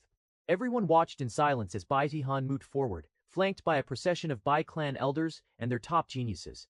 The crowd parted before them like water before a blade, and at the center of it all stood Bai Xinyue, face cold, body tense, eyes flickering with complicated emotions. She didn't move, just stared at him with the same quiet defiance she always had. The same expression she'd worn the last time they spoke before she was exiled, before her Dao bone was ripped away, before everything fell apart. Now she stood, wind tousling her hair, clearly unharmed, but not unchanged. Bai Zihan stepped up to her and gestured casually. "Let's go," he said, clearly speaking to Bai Xinyue. She didn't move. "I'm not going back," she said firmly. No matter what, she remained adamant about not returning to the place where her Dao bone was stolen and she was exiled. Bai Zihan's expression remained the same, calm, even relaxed, but his voice dropped a few degrees. "Oh, you're refusing?" Bai Xinyue raised her chin slightly. "I don't need your help." A pause. Then a soft chuckle escaped Bai Zihan. He took another step forward, now standing just a few paces from her. "You don't need my help," he repeated, voice mocking. "Xinyue, if I hadn't stepped in, do you really think you'd still be breathing right now?" Her hands clenched, but she didn't answer. Perhaps not. Or maybe she could have survived with the trump card she had. But what if Bai Zihan was thrown into the mix? Although she was already in the spirit-severing realm, even she had doubts about whether Bai Zihan could take her life the same way he had taken others. If he could, then why hadn't he done so already? Perhaps he couldn't. She didn't know, like it always has been. No matter what, you need to return. Don't trouble the Heaven Sword sect elders any further, he said, almost like reprimanding her for being too selfish. Bai Xinyue hesitated. She knew she was being selfish, and if not for Bai Zihan, Elder Qinglan and the other Heaven Sword sect elders might have died protecting her. And let's not forget, don't you owe me just a little? After all, do you think you could have gotten the inheritance if not for me giving it away? Her eyes widened ever so slightly. She still didn't know that Bai Zihan had given up on the inheritance because it wasn't compatible with his gender, and instead received other compensation. But of course, she didn't know that, and Bai Zihan had no shame in making it seem like he gave it away for her. At first, she thought it was a trap, but she ended up receiving genuine inheritance, one that might make her the strongest in the world. That only deepened her confusion. Why would Bai Zihan give up something like that? Compensation for what he'd done to her? Or something else? She didn't know. But his words made her pause, made her just a bit more obedient. She realized that if Bai Zihan didn't take the inheritance when he clearly could, then maybe he truly wasn't after it when he asked her to return. While Bai Xinyue was lost in those thoughts, the others were flabbergasted by Bai Zihan's words. Gave up the inheritance. You gave up the immortal emperor's inheritance. The Bai clan elders and even the Heaven Sword sect elders widened their eyes in shock and looked between Bai Zihan and Bai Xinyue. Seeing that Bai Xinyue didn't argue, everyone believed it must be true. But why? And how could someone just give up the immortal emperor's inheritance? Everyone could see how talented and powerful Bai Zihan had already become, even able to threaten elders from nearly every powerhouse in the desolate Heaven Empire. How much stronger would he be if he had taken that inheritance? At this rate, they might not have needed to wait long to see Bai Zihan rule over the world. Some Bai clan elders assumed it must have been to atone for the mistake his mother made stealing Bai Xinyue's Daobone, a form of compensation, and that only raised Bai Zihan's value in their eyes. Bai Zihan turned his back on her. Now stop being difficult, he said, waving his hand. We're leaving his hand. And just like that, he began walking back, not even checking if she followed. After all, he was only doing this because the remnant soul had asked him to. Otherwise, he was well aware that Bai Xinyue wouldn't have truly died even without his help. He had done and said what had to be done. If she still chose not to follow, then so be it. The Bai clan elders fell in behind him immediately, though their gazes lingered on Bai Xinyue, waiting to see what she would do. It's dangerous here. It's better if you go to the Bai clan for the time being. I'll also be there to make sure nothing bad happens to you, said Elder Qinglan, trying to persuade her. Bai Xinyue nodded her head slightly. Thank you, Elder Qinglan nodded her head slightly. Thank you, Elder Qinglan, risking her life. And now, even this. She could see now that Elder Qinglan genuinely cared for her well-being, even though she had once refused to join her peak because Bai Xueqing was there. As the group began to leave, the rest of the cultivators could only watch in silence. Bai Zihan's warning still echoed in their minds. They knew they were letting something precious slip away, but they had no choice. They were left to stew in a mix of fury, fear, and curiosity, and all those emotions were directed at one person, Bai Zihan. He didn't care. He walked like an emperor on a red carpet, calm, cold, untouchable. Haha, looks like it's a win for our Bai clan. Bai Ren laughed. He hadn't expected that Bai Zihan would have everything prepared beforehand, and that there wouldn't even be a need for him to step in. He had managed to take care of everything himself. Gu Yu gritted his teeth, his eyes burning with fury. The two of them had seen and heard everything below with their immortal senses, and Gu Yu knew they'd lost this time. With Mo Tianji and Dougal Liangson lives at risk, all for the mere possibility of obtaining the immortal emperor's inheritance, which had already fallen into someone else's hands. It had been a gamble. Even if he managed to kill Bai Xinyue, the chances of obtaining the inheritance for himself were slim to none. Everyone knew that, and yet they still attacked. Why? Because there was always a chance. A chance that they might gain something, perhaps a saint-grade technique or artifact that Bai Xinyue hadn't had time to use, something that might have been passed down along with the inheritance to Bai Xinyue. Even if that wasn't the case, they could take out someone potentially a dangerous threat to them. But now it had turned into a gamble where the collateral was the lives of the saint and saintess of the demonic sect plus other geniuses. If he could return with some kind of saint-grade technique or divine treasure, the loss of their lives might be justified. But if not, then losing Mo Tianji and Dougal Liangson would be added to his own death. He wasn't prepared to take that kind of risk when there were other options available. Bai Ren, consider yourself lucky for now, but be prepared the coming days won't be good for your Bai clan. Gu Yu declared, and it wasn't just an empty threat. With the revelation that the immortal emperor's inheritance had fallen into the hands of the Bai clan, not many would sit still and wait for their own doom. There would be assassination attempts, and possibly wars, power plays from old enemies, and even from so-called allies. Even the royal family might act, threatened by the Bai clan's sudden rise. Gu Yu knew it, and so did Bai Ren. Demonic sect, retreat, Gu Yu commanded, and the order was obeyed without hesitation. Other powerhouses began to take their leave as well. Now that they had failed to kill the one who obtained the inheritance, they needed to go back and prepare. It was simple now, either align with the Bai clan or prepare to go against them. As the various sects began their retreat, the tension in the air didn't fade. It simply settled into a quieter, more dangerous, pressure-like embers waiting for the next wind to turn them into wildfire. War was coming. Assassins, spies, plots, alliances, it was only a matter of time. But for now, the Bai clan stood victorious. Bai Ren descended from the sky, landing heavily beside Bai Zihan. A wide grin stretched across his scarred face. Ha ha ha! You little rascal! He bellowed, his laughter echoing across the place. You really toyed with all of them, didn't you? Damn brat. Before Bai Zihan could reply, Bai Ren's massive hand came down and slammed into his back with a loud smack. Buh. Bai Zihan's body jolted slightly. Even with his enhanced physique, Bai Ren's celebratory slap packed a punch. If it had been anyone else, they might have spat blood. Bai Zihan narrowed his eyes and tilted his head. Old man, are you trying to kill me or congratulate me? Bai Ren barked out another laugh. Both, maybe. You've made me feel like a damn fool for underestimating you.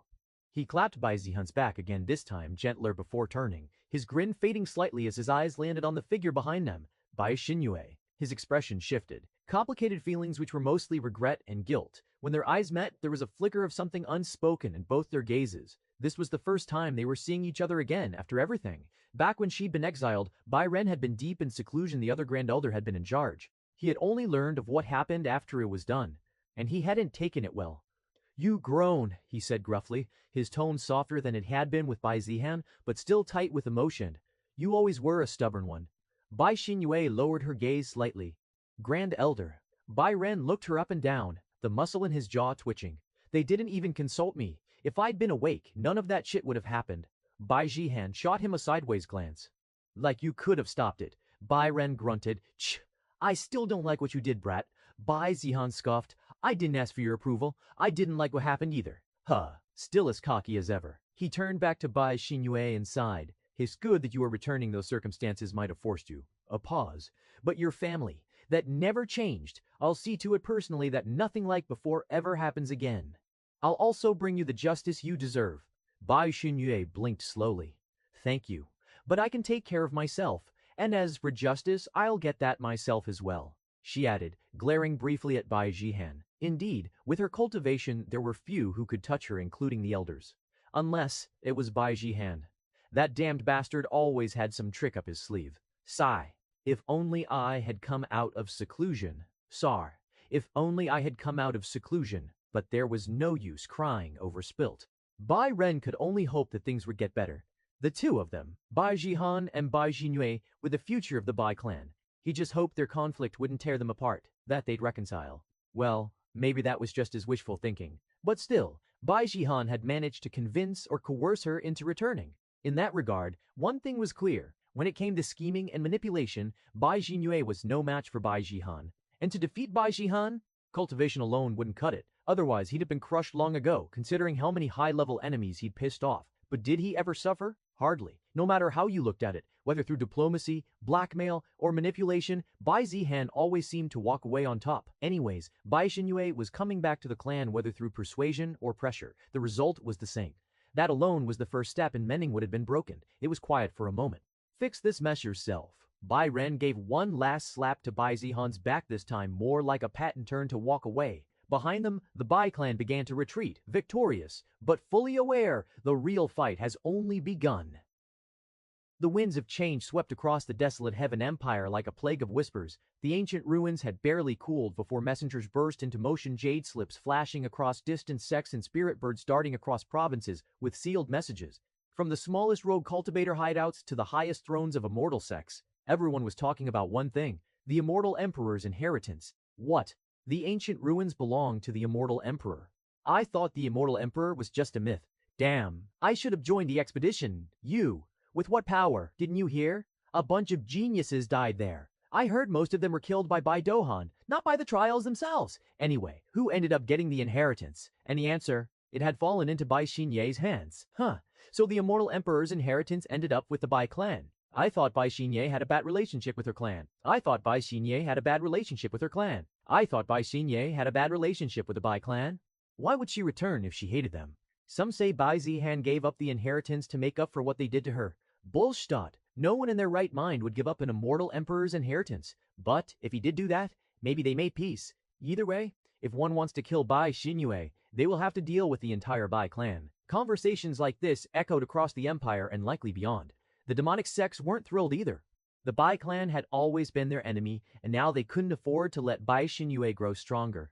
especially when she still has the Bai in her name. Then, there was also Bai Zihan's feat that was being talked about everywhere along with immortal inheritance. To many, it was hard to believe that infamous waste, once mocked for draining resources, had done what? Humiliated Mu Tianji, the saint of the demonic sect. Survived an attack from the third demon general, Go, Yu. Threatened every powerhouse present there. Any one of those feats would have made headlines, but Bai Zihan did all three. At first, people laughed it off as a rumor, but the more they heard it from different people, from multiple sects, the more undeniable it became. The desolate Heaven Empire was in chaos. Meanwhile, the Bai clan was celebrating. Ha! Young master made fools out of everyone, especially Mo Tianji. He probably can't even show his face anymore. I still don't get how the young master did it. One snap of his fingers and top-tier geniuses were dead. I wish he'd killed everyone from the Li and Zhao clans while he was at it. Maybe he didn't even see them as worthy. With how the Bai clan is rising, what are the Li and Zhao clans? Just bugs waiting to bow. The estate was full of praise for Bai Zihan. The mood was festive. However, the mention of Bai Xinyue was kept to whispers, it still a subject. But that didn't stop the servants from talking to each other in secret. I heard Ms. Bai Xinyue is back, and she got the inheritance from the ancient ruins. Yeah, I heard young Master Bai Zihan brought her back himself.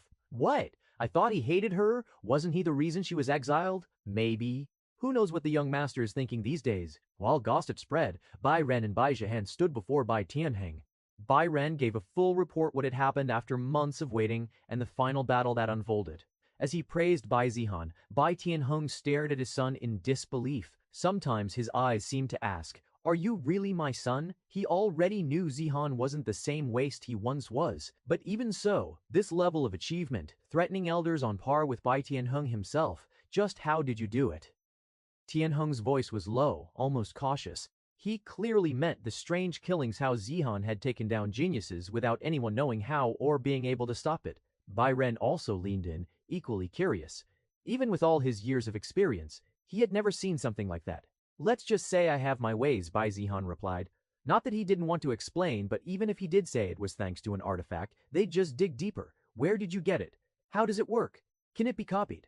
He didn't feel like getting interrogated today. Bai Tianheng let it go. But there was one more thing he needed to ask. Yana, did you really give up the immortal emperor's inheritance? Was that your way of compensating Bai Xinyue for what your mother did? Bai Tianheng's voice was gentle, probing. Yeah, something like that. Bai Tianheng's voice was gentle, probing. Yeah, something like that. Bai Tian lied with a straight face. Explaining every detail was too much of a hassle, so he stuck with that for now. Bai Tian looked complicated. He wasn't sure whether to praise him for doing something so noble, or scold him for being stupid enough to give up an inheritance coveted by the entire empire.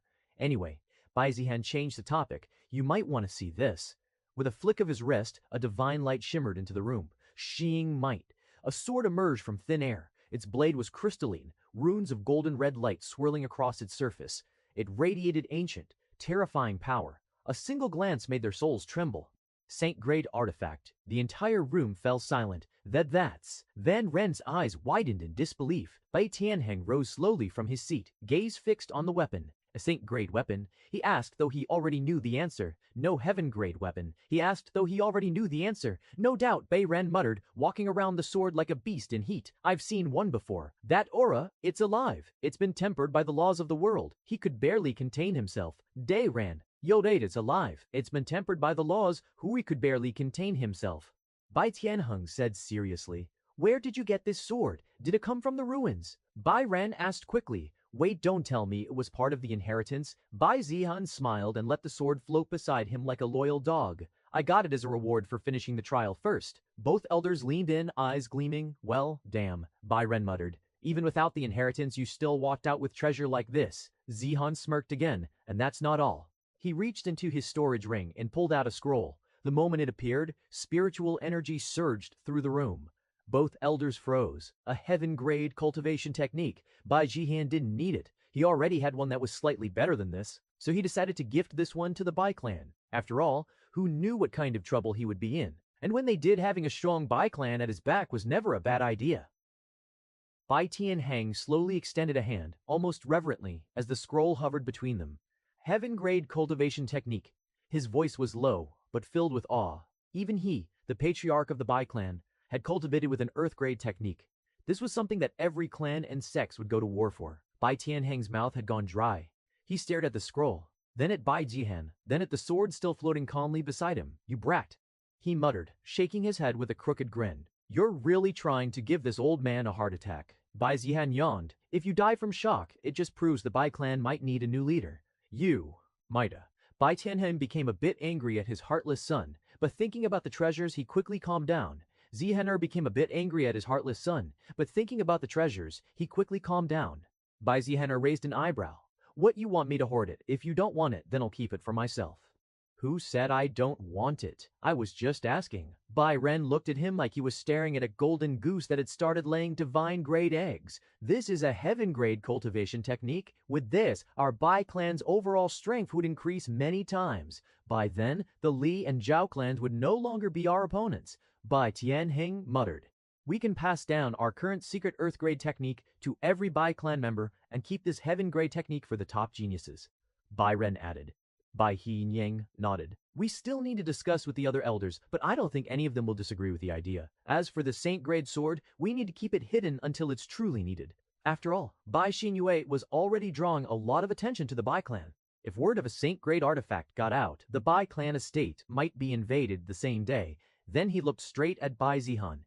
"But if you're willing to give something like this away so easily, I assume you got more out of those ruins than you're letting on?" Bai Zihan didn't answer, but the slight curve of his lips said everything. Bai Ren chuckled. "Heat, keep your secrets. At least you are willing to give back to the clan." Suddenly, Bai Ren chuckled. He Heng's tone sharpened. "We'll need to prepare." The air shifted. Everyone there knew what Bai Tianheng was talking about.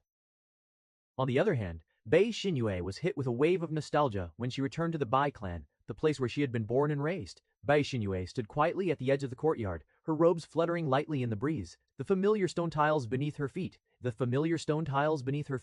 the towering peach trees in the inner garden, even the scent of plum blossom incense wafting from the distant ancestral hall.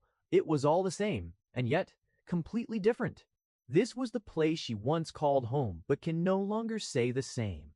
She ran her fingers across one of the old pillars near the courtyard gate, the wood smooth with time. Her expression didn't change, but her heart churned. Still standing after all these years, she murmured.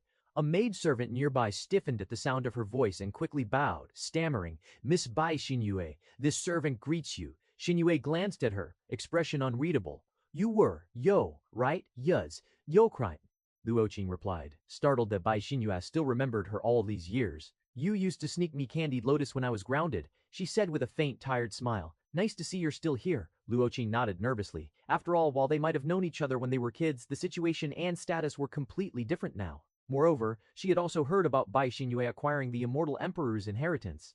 Although she didn't know exactly what it was, judging by everyone's reaction, even a mortal could tell it was a big deal. And the reason she was chosen to serve Bai Xinyue wasn't because she was being bullied again, not after what Bai Zihan had done previously. It was because she had volunteered herself. Others were afraid of Bai Xinyue. Even some elders treated her with cautious respect. If they made a mistake, they feared they'd have to kiss their lives goodbye. But Lu Qi knew Bai Xinyue. She knew Bai Xinyue wasn't what others imagined her to be. And since the others were afraid, she stepped forward. Moreover, with Bai Shuiqing's master, Elder Qinglan, and several other elders from the Heaven Sword sect visiting, the Bai clan servants were completely swamped. Luo Qing, on the other hand, had it relatively easy. Even though she has to serve Bai Zihan now that he is back, he rarely gives her much to do. So she figured she might as well lend a hand and help out where she could. Some tried to stop her, fearing what Bai Zihan might do, but she insisted. She even said she'd explain things to the young master herself. So, here she was. "That bastard didn't mistreat you, did he?" There was no need to explain who Bai Xinyue was referring to. "Young master treats me very well. I even became his personal maid. Did he lay a hand on you?" Lu Qing's eyes went wide as her face flushed a deep red. She immediately began waving her hands frantically. "And no, miss. Young master didn't do anything improper. He's been very good to me. Honest. Bai Xinyue narrowed her eyes, clearly unconvinced. "Respectful. Bai Zihan, are we talking about the same person?" Lu Qing lowered her gaze and spoke softly. "He's changed. A lot." That gave Bai Xinyue a pause. Her steps slowed as she continued walking into the courtyard. Lu Qing quietly following.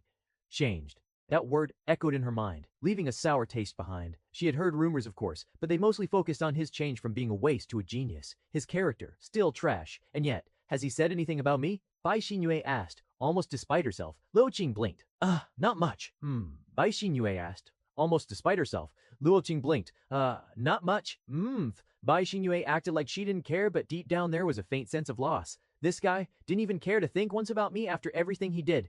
What else did I expect? So, Luo Qing, what brings you here? Miss Bai Xinyue, your room has been prepared. You can rest if you'd like. Or, would you prefer to see the rest of the estate? Let's go to the room. I want to rest. After all, it had been a long, exhausting day filled with tension and the constant threat of death at every moment. Even now, she can't let her guard down. Bai Zihan might have convinced her to come with him, but she was never going to trust him again. They walked non-stop until she stopped at the edge of the training grounds. There, a few young disciples were sparring barely in Foundation establishment. They paused when they saw her, murmuring among themselves. Is that her? The one who got the immortal emperor's inheritance. It heard she used to be a disgrace to the clan. And now, she's probably stronger than the elders. Shesh, don't gossip, you don't want punishment, do you? Bei Xinyu didn't acknowledge any of them. Her eyes instead landed on a worn, cracked wooden post near the corner of the training field. Faint traces of sword marks still covered it, her sword marks. She used to train here every morning back when she believed that hard work would one day make her truly part of the clan. A bitter laugh slipped past her lips. I was so naive. And you aren't now. The voice came from behind. Bai Xinye turned to see Bai Zihan approaching, hands behind his bide, wearing his signature smirk. Bai Zihan. She nearly yelled. Her eyes immediately filled with anger. Luo Qing, what are you doing with her? Bai Zihan asked casually, noticing Luo Qing. I'm serving Ms. Bai Xinyue, Luo Qing answered. Bai Zihan frowned slightly, thinking she might be getting bullied again, but considering his reputation, he doubted anyone would be stupid enough to repeat that. Is that so? Then continue, he said calmly. Then he turned to Bai Xinyue, who seemed to be on the verge of bursting with anger. Can't even control her emotions and thinks she's grown up. Bai Zihan could only shake his head in pity, watching how Bai Xinyue was letting her emotions flare up in front of a potential enemy. One should never reveal their true emotions to an enemy or else they take advantage of it. Bai Xinyue could control her emotions to an enemy or else they take advantage of it. Bai Xinyue could control her emotions. She had done it countless times, but in front of Bai Zihan, never. Just seeing his arrogant smirk, his expression that screamed he was above the world. His complete lack of remorse, everything about him irritated her to the core. Why are you so angry, Bai Xinyue? Bai Zihan asked innocently. Bai Xinyue's fists clenched at her sides, her nails digging into her palms. Angry? So what? Should I be happy? Bai Xinyue asked sarcastically. Perhaps, that's on you. But don't you know that one should never show their true emotions in front of an enemy? Bai Xinyue, you can't even learn that. How do you think you'll ever take revenge against me? Bai Zihan said. It was clear from his statement that he knew he and Bai Xinyue were enemies, even though Bai Zihan might have somewhat saved her from a dangerous situation previously. Luo Qing, stuffed between the two, didn't know what to do. She thought she should try to ease the tension, but it was Bai Zihan, heir of the Bai clan, and Bai Xinyue, heir to the immortal emperor there, was nothing she could do. I have the immortal emperor there, was nothing she could do. I have the immortal emperor there, was nothing she could do. You're an easy opponent for me. Bai Xinyue said. Do you really think so? Bai Zihan asked seriously. One could tell that between the two, Bai Xinyue would absolutely demolish Bai Zihan in a direct clash. But Bai Zihan's feats were nothing to scoff at stronger cultivators than Bai Xinyue had no choice but to stand still against Bai Zihan's schemes. Did she think she could win? Yes, but obviously, only if it was a fair fight. And who in their right mind would expect a fair fight from Bai Zihan? Moreover, in a territory where he held significant advantage, she'd be an idiot to believe she could win through brute strength alone. Anyways, I came here to warn you that you better stay quiet for a few days. The Bai clan will be facing quite a storm, and I hope there's no need to explain why. Bai Zihan said. Bai Xinyue narrowed her eyes, a bit guilty because she knew that it was due to her. Bai Zihan, don't think that I'll be grateful for this. Do you remember I am the one you used to torment? Her voice was calm but sharp. The one whose Daobone your mother stole for you. She turned to him, her gaze icy. I haven't forgotten. Did I ask you to? Bai Zihan asked, voice low. Silence. For a moment, only the wind spoke. Why did you really bring me back? She finally asked. Bai Zihan asked, voice low. Silence. For a moment, only the wind spoke. Why did you really bring me back? She finally asked. Was it guilt, regret, renefits? She didn't think it was. Bai Zihan looked at her carefully. Do I need a reason? Yes. He paused, then smiled again. But this time, the smirk didn't reach his eyes. Well, you're the target of everyone in the empire. I thought you'd make good bait to lure those bastards out and take care of them. Bai Xinyue stared at him, searching for something behind his words, but those words never came. What did I expect? Humph, Lu Jiang, let's go. Humph, Lu Qing, let's go. I don't want to see this bastard's face, Bai Xinyue said. She knew that she would get nothing but lies from Bai Zihan instead of a real answer. Lu Qing looked between Bai Xinyue and Bai Zihan and didn't know what to do. Pull, Bai Zihan said, which made it easier for Lu Qing to follow after Bai Xinyue. Bai Zihan looked at Bai Xinyue, then away, his smirk vanishing. Can you believe that guy? Bai Xinyue couldn't help but complain. Young master must be very worried about you, Luo Qing said softly. Ha, Luo Qing, do you seriously think that? There's no need to defend that guy. All he knows is how to exert his dominance and show off. Bai Xinyue replied, young master has always had trouble showing his real feelings. But seeing that he came to find you after his meeting with the clan leader, I think he came to check on you because he was worried, Luo Qing said with a smile. Luo Qing's words almost made sense until she remembered they were talking about Bai Zihan. In this world, perhaps only Luo Qing would believe those things about Bai Zihan. He probably just came to check whether I ran away or not. Not because he cares. In Bai Xueqing's room, Zhu Ziyan had also come to the Bai clan. Since she was Bai Xueqing's friend, and Bai Zihan say the Bai clan had no issue, even while in a high alert state, that was kinda scary, wasn't it? Zhu Ziyan said, obviously referring to the earlier situation where almost everyone was targeting the Bai clan. Of course, the situation had been resolved rather easily thanks to Bai Zihan. Bai Xueqing nodded, though she seemed deep in thought. Just when did Bai Zihan get so strong? She hadn't fought him herself, but after seeing how he completely crushed Mo Tianxi, someone considered the strongest from the demonic sect, there was no denying it. She didn't think she'd lose to Mo Tianxi, but Bai Zihan didn't just beat him, he obliterated him. In the end, we didn't get the inheritance, but I did find something valuable, Zhu Ziyan said regretfully. Bai Xinyue, was it? Hey, Bai Xueqing, can you tell me what happened between her and my husband? Zhu Ziyan asked. It's a clan secret. Bai Xueqing declined. Oh come on, I'm your younger brother, soon-to-be wife. I'm not an outsider. Zhu Ziyan could him through 5. I'm not an outsider. Zhu Ziyan continued to pester. Eventually Bai Xueqing gave up. Thinking about it, the truth was already halfway out. With how much attention Bai Xinyue was drawing, people would know soon anyway. Besides, she figured it was better for Zhu Ziyan to know, and perhaps be a bit wary of Bai Zihan too. Bai Xueqing explained what had happened, not trying to shift her mother's blame onto Bai Zihan, but stating that since he didn't help Bai Xinyue, the girl likely held a grudge against him, maybe even more than toward his mother, who had orchestrated the whole thing. Zhu Ziyan listened carefully and finally understood why things were so awkward between the Bai clan and Bai Xinyue, and why she'd been exiled in the first place. But why would Bai Zihan bring Bai Xinyue back? Doesn't he know she wants revenge on him? Zhu Ziyan asked, puzzled. Who knows what he's planning? Zhu Ziyan blinked at Bai Xueqing's cryptic tone. What do you mean, who knows what he's planning? You make it sound like my future husband's some kind of scheming villain. Bai Xueqing gave her a long, dry look. Disnander Bon. Dishonor? What? You do know who you're marrying, right? Right? Zhu Ziyan rolled her eyes. Yes. Bai Zihan, manipulator, cold-blooded trickster, blah blah. But he's my cold-blooded genius now. Bai Xueqing, gemmer, manipulator, cold-blooded trickster, blah. But he's my cold-blooded genius now. Bai Xueqing chuckled at that. Just don't get too pom-quain-one. Yuzhaner, vry, there was a my braze winking's eyes. Well, let's just day. Bai Xuan Duong. She followed him around constantly. Zhu Ziyan blinked. Wait, what? I'm serious. It was to the point where people started saying she might have liked him. Even after he started acting like an ass, she didn't leave him alone. Zhu Ziyan's jaw dropped slightly. She liked him, even while he was treating her like crap. Bai Xueqing tilted her head. Bai Xueqing tilted her head. Bai Xueqing tilted her head. She probably didn't even realize it herself, but you should have seen her playing at her lips. I mean, she wouldn't admit it. She probably didn't even realize it herself. Every time he looked even remotely hurt, she'd run over and worry like a mother hen. He'd yell at her and she'd still show up the next day to bring him soup or something. Koog, she used to make lotus soup, said it helped with injuries. Bai Xueqing laughed. I used to think she was either too kind or into pain. Okay, what happened then?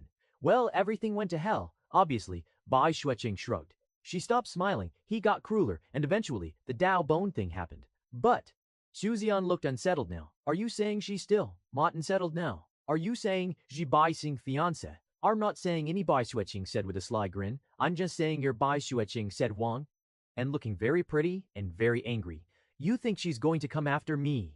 Bai Fuqing sipped her tea casually. I don't think anything. I don't think anything. But if I were you, I'd sleep with one eye open. Oi, Bai Fuqing laughed, leaning back on her cushion. Chu Zihan crossed her arms, frowning. I'm gonna go stab him. That's the spirit. Bai Fuqing said cheerfully. Then more seriously, she added, Zianer, just be careful. I'm not joking when I say things between does, deebed. Zianer, just be careful. I'm not joking when I say things to do. I'm not saying they're in love or anything like that, but whatever it is between them, it's messy, and people get hurt when they get too close to something messy. Chu Zihan didn't respond right away. She just sat there, fingers tapping lightly on her knee, her playful expression replaced by quiet thoughtfulness. Chish, men. The Baiji clan estate slept beneath the hush of midnight. Moonlight painted the rooftops in silver, while the faint hum of protective arrays echoed gently over the walls of formation that was normally impenetrable. But tonight, blood had been paid to breach it. A ripple tore silently through the air, and just like that, the barrier flickered once, dimmed and died. A breath later, shadows slipped through the trees, their presence like oil staining silk, fast, coordinated, professional. 10 figures in total, silent assassins, draped in black robes embroidered with faint, shifting runes. Suppression arrays lined their sleeves, tailored specifically to avoid detection by even the senses of a void refinement cultivator. Their leader, a masked man marked with a golden sigil across his brow, carried a short blade wrapped in multiple sealing talismans. His cultivation, peak spirit severing. Kill the targets, leave no trace. He ordered coldly, his voice warped with spiritual distortion. There was no need to clarify names. Each jade slip pulsed with engraved instructions bearing either Bai Zihan or Bai Jingyue. 5 assassins peeled away, led by the leader, vanishing toward Bai Jingyue's quarters without another word. The remaining 5, led by another fair-masked killer, sprinted toward the inner courtyards reserved for the Bai clan's direct descendants. Their destination, Bai Zihan's residence. They moved like wraiths through the dark, slipping through courtyards and leaping across tiled roofs without so much as a whisper. Even the guards didn't notice. The assassins stopped outside a lavish and well-kept pavilion, nestled among ornamental trees and reflective ponds. A wooden plaque swung gently from a post. Be among ornamental trees and reflective ponds. A wooden plaque swung gently from a post. Bai Zihan's courtyard. The leader signaled, 2 men spread to block the exits. One scaled the roof. The other 2 advanced through the garden with weapons drawn. The leader followed behind with steady steps. Inside, Bai Zihan appeared to be asleep, sprawled on a jade bed, a loose robe on his frame, a book covering his face. The curtains swayed faintly in the night breeze. Without hesitation, the first assassin lunged forward, blade gleaming in the moonlight. He moved with perfect silence, fast, deadly and precise. A single thrust aimed at Bai Zihan's heart. Shh. The blade plunged deep into flesh, or so it seemed. The body on the bed twitched once. Blood sprayed across the sheets. The other assassins didn't lower their guard, but a few of them exhaled just slightly. That's it. One of them muttered under his breath, eyes scanning for hidden traps. No alarm, no resistance, just a clean kill. It was almost too easy. I hoped the infamous Bai Zihan would have a trick or two up his sleeve, but looks like everyone overestimated him. The lead assassin stepped closer, raising 2 fingers to signal a swift extraction, but then tick. A soft, metallic click echoed beneath their feet. All 5 froze. They looked down. Carved into the stone floor beneath the bed was a glowing formation previously hidden under an illusion. Runes lit up one by one, forming a spinning sigil laced with explosive chi. The body on the bed, now melting into ash, was nothing more than a high-grade puppet filled with blood and stuffed robes. Formation trap, the lead assassin cursed. Boom! A blinding explosion erupted from the center of the room. But this wasn't a simple blast. It was a chi-infused chain reaction, woven with suppression and explosive talismans specifically designed to trap and cripple cultivators. The entire courtyard detonated in the sphere of golden light and crimson fire. The blast incinerated the bed, shattered the pavilion, and vaporized 2 of the 5 assassins before they could even scream. The shockwave blasted the others into the stone walls, fracturing ribs and tearing muscle. And then chains of spiritual light surged from the burning formation, binding the survivors midair and dragging them down like prey caught in a spider's web. From above, a voice rang out soft and lazy. Well, that was easier than I thought. Bai Zihan stood atop a nearby rooftop, arms crossed. His hair was slightly tousled, night robes fluttering in the breeze, but not a single wound marked his body. He hadn't even been in the room. Well, that took long enough, he muttered, cracking his neck. I was beginning to wonder if you were skipping out. He wasn't asleep. He had known the moment the outer barrier flickered. The remnant soul had warned him. At first, 2 of them assumed the assassins would go for Bai Jingyue. That would have made more sense. She had the immortal emperor's inheritance after all. But when the shadows divided and veered toward his pavilion instead, it became obvious. He was also one of the targets. Ada's froze mid-step. Bai Zihan gave them a lazy glance. He was also one of the targets. As the assassins froze mid-step, Bai Zihan gave them a lazy glance. Let me guess. Li clan, Jiao clan, demonic sect, or perhaps some assassination group that works for whoever pays best. The masked leader didn't respond. Instead, he flicked his wrist. 3 talismans flew through the air, each sealing a pulsing black crystal. Bai Zihan's eyes narrowed. Explosive talismans, cute, somebody came prepared. Boom! The courtyard vanished in a burst of red light. The blast ripped through trees, collapsed walls, and vaporized half a dozen guards. But when the smoke cleared, a golden barrier shimmered calmly in the debris. Bai Zihan stood at its center, brushing ash from his sleeves. Waste of time. He raised his hand slowly. The eternal spirit sword beside him trembled, then shot forward like bolts of divine lightning. Crash! One pierced the rooftop, dragging the assassin hiding there into the sky, then slammed him into the earth with a thunderous boom. The second curved like a serpent, slipping through layered defenses and cleaves through a protective barrier before slicing into another assassin's ribs. 2 down, 1 left. Bai Zihan muttered, his voice cold now. It seems like the assassins underestimated him too much and sent their weakest 5 while their strongest had gone to Bai Xinyue's residence. After falling into his trap, their strength was shattered. They couldn't even endure a flick of Bai Zihan's hand. Damn. The lead assassin realized too late they weren't here to hunt Bai Zihan. They were the ones being hunted. Bai Zihan stepped forward, his shadow long beneath the moonlight. All right, he said, his smile razor sharp. How about a bargain? You tell me who sent you, and I will give you a painless death. He descended slowly toward the shattered courtyard. The lead assassin, injured but still conscious, gritted his teeth and tried to draw another talisman. Too late. Sword switch. Bai Zihan's swords vanished, then reappeared instantly in front of the man's wrist, slicing the limb clean off. The assassin collapsed with a groan, clutching the bleeding stump where his wrist had once been. Bai Zihan landed in front of him, boots crunching on shattered stone. The eternal spirit sword hovered ominously beside his head, humming with restrained power. You got about 10 seconds to start talking, Bai Zihan said, voice low and calm. I'm in a generous mood tonight. You tell me who sent you, and I might even make it quick. The assassin spat blood, glaring through the cracked lens of his shattered mask. I've heard it all before, Bai Zihan said, crouching down to eye level. Loyalty, vows, soul-binding contracts. All that righteous martyr bullshit. He reached out, grabbing the assassin by the collar and yanking him upright with one hand. But here's the thing. A wave of chi surged through his palm and into the man's body, flooding his meridians with searing pain. I'm not asking nicely. The assassin's body convulsed as Bai Zihan poured more pressure into the technique, his chi locking down the man's dantian. Veins bulged across his neck, and blood trickled from his ears, but he still didn't scream. Still didn't speak. Not even a grunt. Stubborn bastard, huh? Bai Zihan said, narrowing his eyes. You really think you'll die with dignity? He shifted his stance, ready to increase the intensity of the pain. But just as he prepared to do it, the assassin smiled, a twisted, blood-stained grin. And his chi flared. Bai Zihan's eyes widened.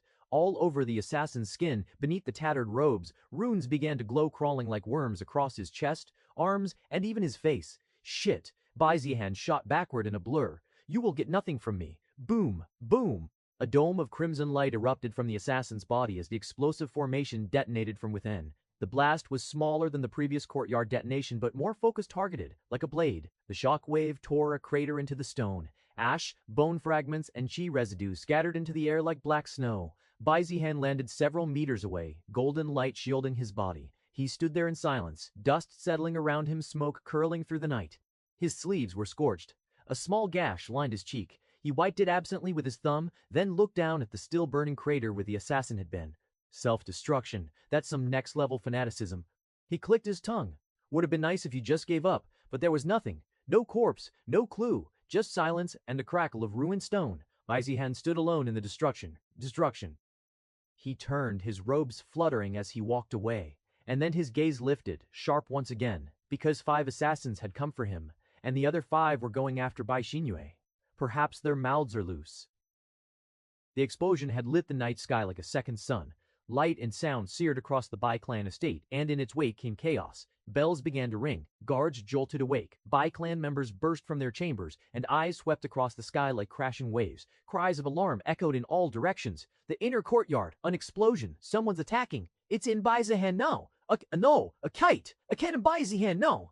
Meanwhile, halfway across the estate, heading towards Bai Xinyue, the second group of assassins had stopped short. They stood on a tiled roof just outside the barrier leading to Bai Xinyue's residence, silent, cloaked in shadow, still unseen. But all five turned toward the sudden blast of light in the distance. The leader's eyes narrowed behind his mask. Those idiots. It had only been a few seconds since they had separated, and already an explosion had rocked the estate. They knew their silence and secretive mission had been exposed, and it was all thanks to the other five. Or so they blamed. One of them clicked his tongue.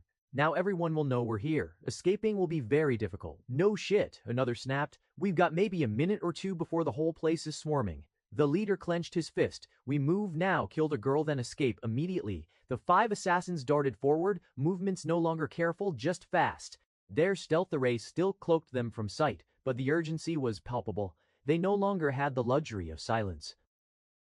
Wind rushed past Bai Zihan's face as he dashed through the air, the scorched remnants of his courtyard vanishing behind him. He didn't bother calling for backup. There was no need. With that explosion, he was certain the elders would arrive soon enough without being summoned. Bang! By the time he reached the outer wall of Bai Xinyue's residence, the sound of distant crashing echoed through the air, followed by Xinyue's residence, the sound of distant crashing echoed through the air, followed by muffled screams and the sharp thud of bodies slamming into stone. His eyes narrowed. And then, a pair of black-robed assassins flew through the air like broken dolls, crashing into the courtyard walls with sickening force. One twitched once, the other didn't move at all. Bai Zihan landed silently on a nearby rooftop, just in time to watch the last two assassins stagger back, blood spilling from their mouths. Standing in the center of the courtyard, surrounded by shattered paving stones and torn flower beds, was Bai Xinyue. Her long hair whipped in the wind, her white nightrobe lightly scorched at the edges. Her eyes were sharp and cold. She didn't look surprised. Only annoyed. Her gaze swept over the assassins with disdain. Who is there? But then she caught movement above and turned her head sharply, locking eyes with Bai Zihan. She didn't lower her guard. Instead, her voice rang out calm, yet laced with Bai Zihan. She didn't lower her guard. Instead, her voice rang out calm, yet laced with suspicion. Was it you? Bai Zihan raised a brow. What? Was this your doing? A sharp breath of silence passed. Then Bai Zihan scoffed, stepping down from the rooftop and landing lightly on the ground. His robes fluttered in the moonlight, still singed from the earlier explosion. He dusted off his sleeves and looked her dead in the eyes. You overestimate yourself. His voice was flat. If I wanted you dead, Bai Xinyue, I wouldn't rely on third-rate assassins like these. A faint flicker crossed Bai Xinyue. Although there was no way she could trust him, no one should trust Bai Zihan, who was full of schemes and underhanded methods. This assassination attempt was too hasty and clumsy to be his style. And more importantly, she'd already been awake. The explosion from Bai Zihan's courtyard had torn through the night like thunder, shaking the entire estate and jarring her from meditation before the intruders even reached her perimeter. Therefore, she was able to be prepared and face the assassins. Otherwise, if it wasn't a case, there was no saying what might have happened. And indeed, after looking at Bai Zihan's appearance, one could tell that he was involved in the earlier explosion. However, Bai Xinyue didn't lower her guard completely, but she no longer saw him as the threat at that moment. Bai Zihan, on the other hand, looked far too casual for someone who'd just been the target of an assassination attempt. He stepped past the ruined hedges without a care, eternal spirit sword trailing calmly behind him. One of the assassins near her groaned, trying to crawl away. Looking at everyone's cultivation, he seemed to be the strongest and the leader of the group. Bai Zihan hoped that he would at least have an answer rather than self-explode, unlike the earlier leader of the group. He pointed his sword at him. Schlick? A sword of light streaked through the air and pinned the man's shoulder to the stone with a wet crunch. The assassin screamed. Bai Xinyue didn't flinch. She watched Bai Zihan walk past the downed killer, his gaze sweeping the ruins of her courtyard. Who sent you here? Bai Zihan asked. He was certain that the assassin would give no answer, and just as expected, he didn't. The assassin only gritted his teeth, refusing to speak, blood oozing from his mouth, pain etched deep into every line of his face. Bai Zihan's expression remained unreadable. With a flick of his wrist, he had the eternal spirit sword cut off almost every part of his body and made him a cripple. Still, there were no words from the assassin's mouth. Then, Bai Zihan stepped forward and crouched, his eyes cold and detached. I asked you a question, he said calmly, his voice dangerously low. I really don't like repeating myself. When the man didn't answer, Bai Zihan sighed as if disappointed. He pressed two fingers to the assassin's forehead. A pulse of qi surged from his fingertip. It wasn't an attack, no. It was far worse.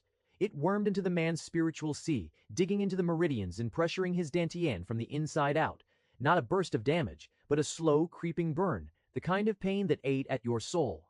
The assassin convulsed, jaw clenched so tightly it cracked. He shook, back arching, veins bulging like ropes under his skin. Still, he said nothing. "You're really testing my patience," Bai Zihan muttered. Although he said that, even he must admit that the assassins that the person bought were of highest quality, refusing to answer anything despite all this torture. Of course, that didn't mean that he would let the assassin leader go. He increased the intensity. It was a brutal method. Crude, painful, and effective. Normally a person would have begged by now, but this assassin, he only bit down on his tongue until blood streamed from his lips, eyes locked onto Bai Zihan with a defiant glare. "Still nothing, huh?" Bai Zihan leaned in closer, voice dropping to a whisper. "You got the same look in your eyes as the last one right before he blew himself to bits." The assassin's pupils contracted just slightly. That was all Bai Zihan needed. Without waiting a breath longer, his fingers blurred through a rapid series of seals. Snap, and in an instant, every meridian in the assassin's body was locked down. He froze. The assassin jolted, eyes wide. He struggled, but it was useless. His cultivation was still there, but it was locked tight, like being buried alive in his own body. Bai Zihan stood up, dusting off his sleeves. Their locking were still there, but it was locked tight, like being buried alive in his own body. Bai Zihan stood up, dusting off his sleeves. There, no flow of qi, no detonation. You're not dying on your own terms. His glare twisted into something venomous: frustration, fury, and disbelief, all churning behind his broken mask. He knew. He had been seen through. The smug, resigned calm in his expression vanished, replaced by unfiltered hate. "You were going to kill yourself," Bai Zihan said. "Would have been a lovely fireworks show. Bit redundant, though. I already had my courtyard blown up today. Well, most of it was already blown away by his own trap.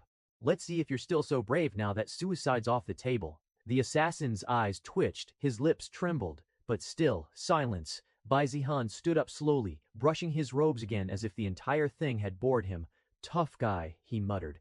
It was at that moment, whoosh! Several figures descended from the sky, their robes flaring with elder insignias. Led by a powerful pressure blanketed the courtyard. In an instant, a dozen guards followed behind, weapons drawn, expressions grim. Zihaner, Zinyoer, the one at the front by Ren, who was both worried and angry. What happened? The other elders fanned out behind him, immediately assessing the damage. The hell is going on? Who launched a sneak attack inside the estate? "It was an assassination attempt," Bai Zihan said. "The estate. It was an assassination attempt," Bai Zihan said flatly. 10 total, 5 came for me. 5 for her." The elders' expressions darkened instantly. "We neutralized them," Bai Zihan continued. "Others are all dead. This one," he gestured toward the chained man writhing on the floor, "survived. He's the leader of the group," he added. "He's not talking yet." Bai Zihan's gaze sharpened. "But that's your problem now." He stepped back and waved his hand, releasing the assassin. "I've already made sure he can't self-destruct," he said. "I suggest you try to get as much information as you can from him." Word spread fast. As expected, no one could hide an explosion like that. Not when it lit up half the Bai clan estate like a miniature sun. Not when so many eyes had been watching the Bai clan more than ever since Bai Xinyue obtained the inheritance. Sex spies, rival clan agents, hidden pawns planted long ago, all of them had reported back before the night was over. Within hours, the assassination attempt had become public knowledge. From the remote village to the bustling capital, the Bai clan estate became the eye of a brewing storm. By morning, one thing was certain. Someone had tried to kill Bai Zihan and Bai Xinyue, and they had failed miserably. The news of assassination, along with the news about the ancient ruins, had also reached a small town called Cloudbreak Town. The main street bustled with travelers, hawkers, and mercenaries loudly bragging about their recent near-death encounters with powerful monsters. The scent of roasted meat and cheap liquor filled the air. At a tavern nearby, a young man was ordering a simple meal. His body, lean and scarred, was covered in charred sigils that pulsed with faint crimson light. His name was Ni Fengzhou, and once upon a time, he had been engaged to Bai Xueqing, but that was a very long time ago. Back then, he was a so-called genius of the Ni clan, talented, proud, destined for greatness, until it all vanished. His cultivation stalled. His reputation fell harder than anyone thought possible. Labeled trash, mocked by the same people who once praised him. His then fiancée, Bai Xueqing, came along with other sect member to break off the engagement. When the engagement was broken off, no one was surprised. He was no longer useful, just a burden. But fate hadn't abandoned him. Somewhere in the depths of a ruined volcanic temple, amidst crumbling lava halls and bone-cracked silence, Ni Fengzhou found something else. What he found. Flames. Pure, unfiltered agony, soul-burning flames that tried to erase him from existence. And instead of dying, he endured. He clawed his way out alone. The fire didn't consume him, it reforged him. His bones were reborn in flame. His body was rebuilt from ash. His crippled meridians melted and tempered into a new, unstable, volatile, and powerful. That man from before, the discarded fiancé, the laughingstock of the younger generation, had died in those flames. What emerged from the fire wasn't a failure. It was a blade, sharpened by hate, fueled by vengeance. Ni Fengzhuo had shed his skin as trash and now walked the path of a monster in human form. He kept cultivating using those flames, despite the pain that he needs to endure. Wrapped in an ordinary black cloak, Ni Fengzhuo sat alone at a corner table of the crowded tavern. His face was half covered by a hood, a faint glow from a fire-forged talisman peeking from beneath his robes. A steaming bowl of wild boar stew sat untouched before him. Instead, his focus was fixed on the loud table behind him.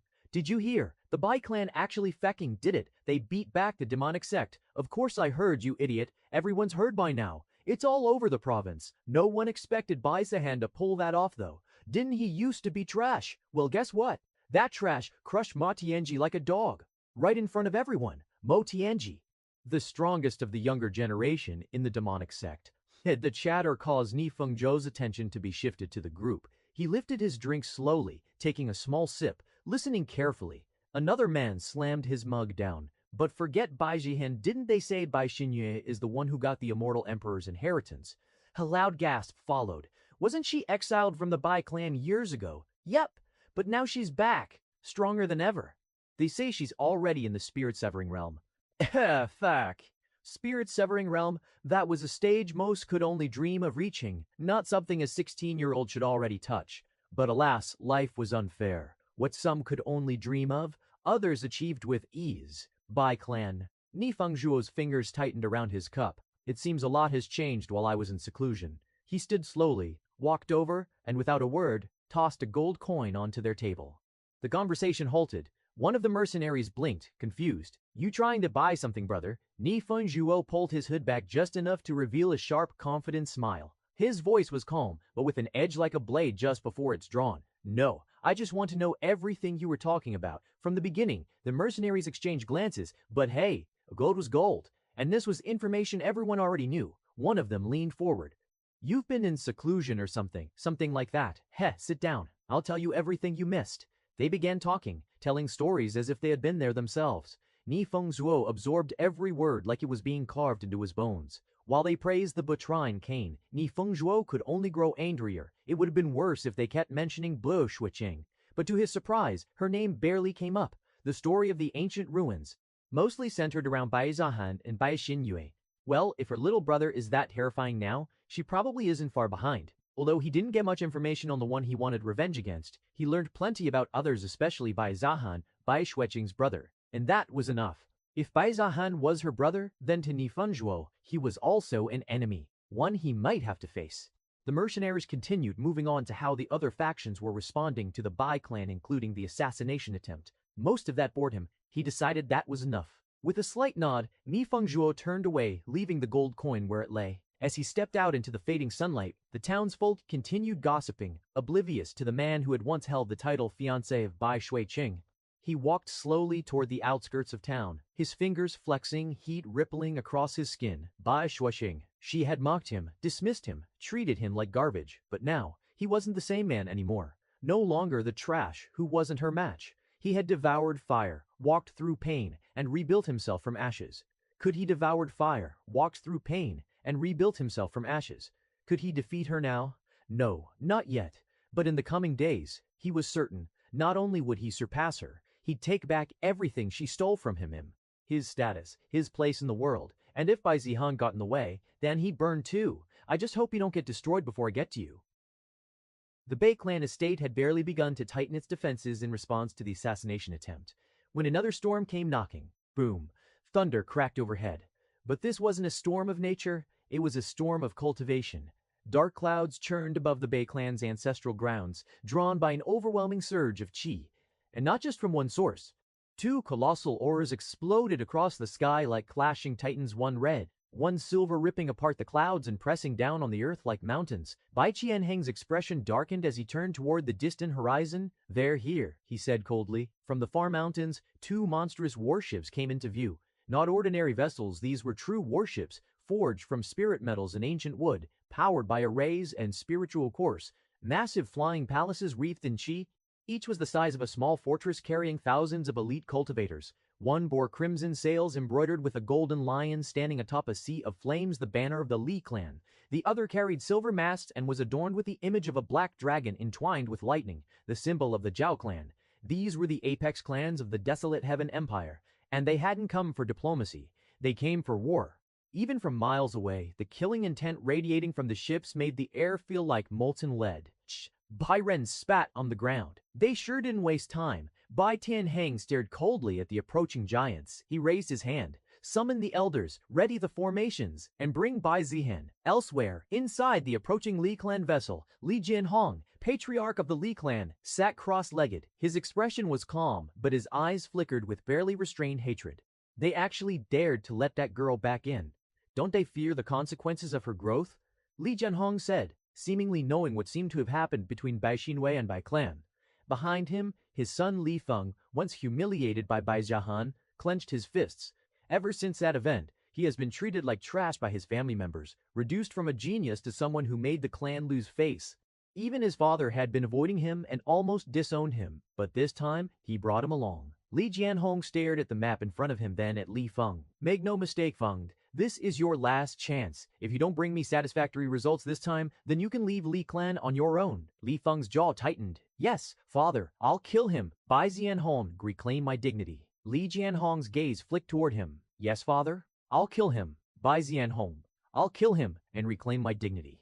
Then make sure you have the power to back those words. There is no more chance for you if you fail. On the Zhao clan vessel, Zhao Chen, the silver-tongued manipulator and one of Bai Zihan's enemies, looked far too tearful. Beside him, Zhao Wuchen, the Zhao clan's patriarch, was grim-faced. I assume you've prepared what I asked for. Zhao Wuchen, the Zhao Kenj, chuckled. Of course. I prepared everything, father. He stared out at the Bai clan estate like a predator. I'll deal with Bai Zihan myself. Others might have failed, but I won't. With such a storm brewing, how could others afford to miss it? As the Li and Zhao clans made their thunderous entrance, powerful cultivators from all corners of the desolate Heaven Empire turned their eyes toward the Bai clan estate. It was no longer just a feud between three apex clans. It was a battle for survival. Li and Zhao clan couldn't afford to have Bai Xinwei, who got the immortal emperor's inheritance, to grow, or else they would need to face annihilation in coming years. From hidden mountain sects and ancient families long thought reclusive, from merchant guilds to lone wanderers, from black-robed elders who moved like shadows to young prodigies, everyone had come to witness this historic event. Some are flying ships, some riding beasts that blotted out the sky, some simply appeared, stepping out of spatial tiers or drifting down on lotus petals made of qi, hovering above mountaintops, watching from afar, concealing themselves within clouds. All of them wanted the same thing, to see whether the Bai clan would stand or fall.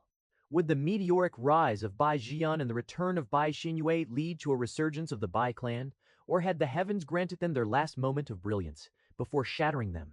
Tension wound through the empire like a taut string. Whispers filled every major sect hall. Even the imperial court aloof and cold had paused everything and was waiting for the outcome. Although most of the time the imperial court would try to prevent a major conflict that involved most of the empire's strength, this time they didn't, because they too wanted the inheritance to be taken out of the Bai clan's hands. Otherwise, their authority and position in the empire might be at risk. But of course, they couldn't allow it to fall into the hands of the Li or Zhao clans either. With their ambition, how could they possibly tolerate staying beneath the imperial family when they could simply seize power? The best-case scenario for the imperial family would be for both sides to suffer heavy losses, allowing them to swoop in and claim the inheritance for themselves. But that was just the best case, which is unlikely to happen. No one dared get too close to where the fight might break out. One wrong step, and they could end up as collateral damage. The Li clan and the Zhao clan had clearly come with intent to crush. Their auras, vessels, and killing intent left no room for misinterpretation. They didn't come to negotiate. They came for blood. At the Bai clan estate, the elders gathered under Bai Tianheng's call. Defensive formations lit up across the sky, layer upon layer, glowing like chains of light sealing the heavens. Sentries readied their spirit bows. Elite cultivators stood at the gates. And deep beneath the main hall, ancient spiritual veins rumbled, slowly awakening to prepare for war.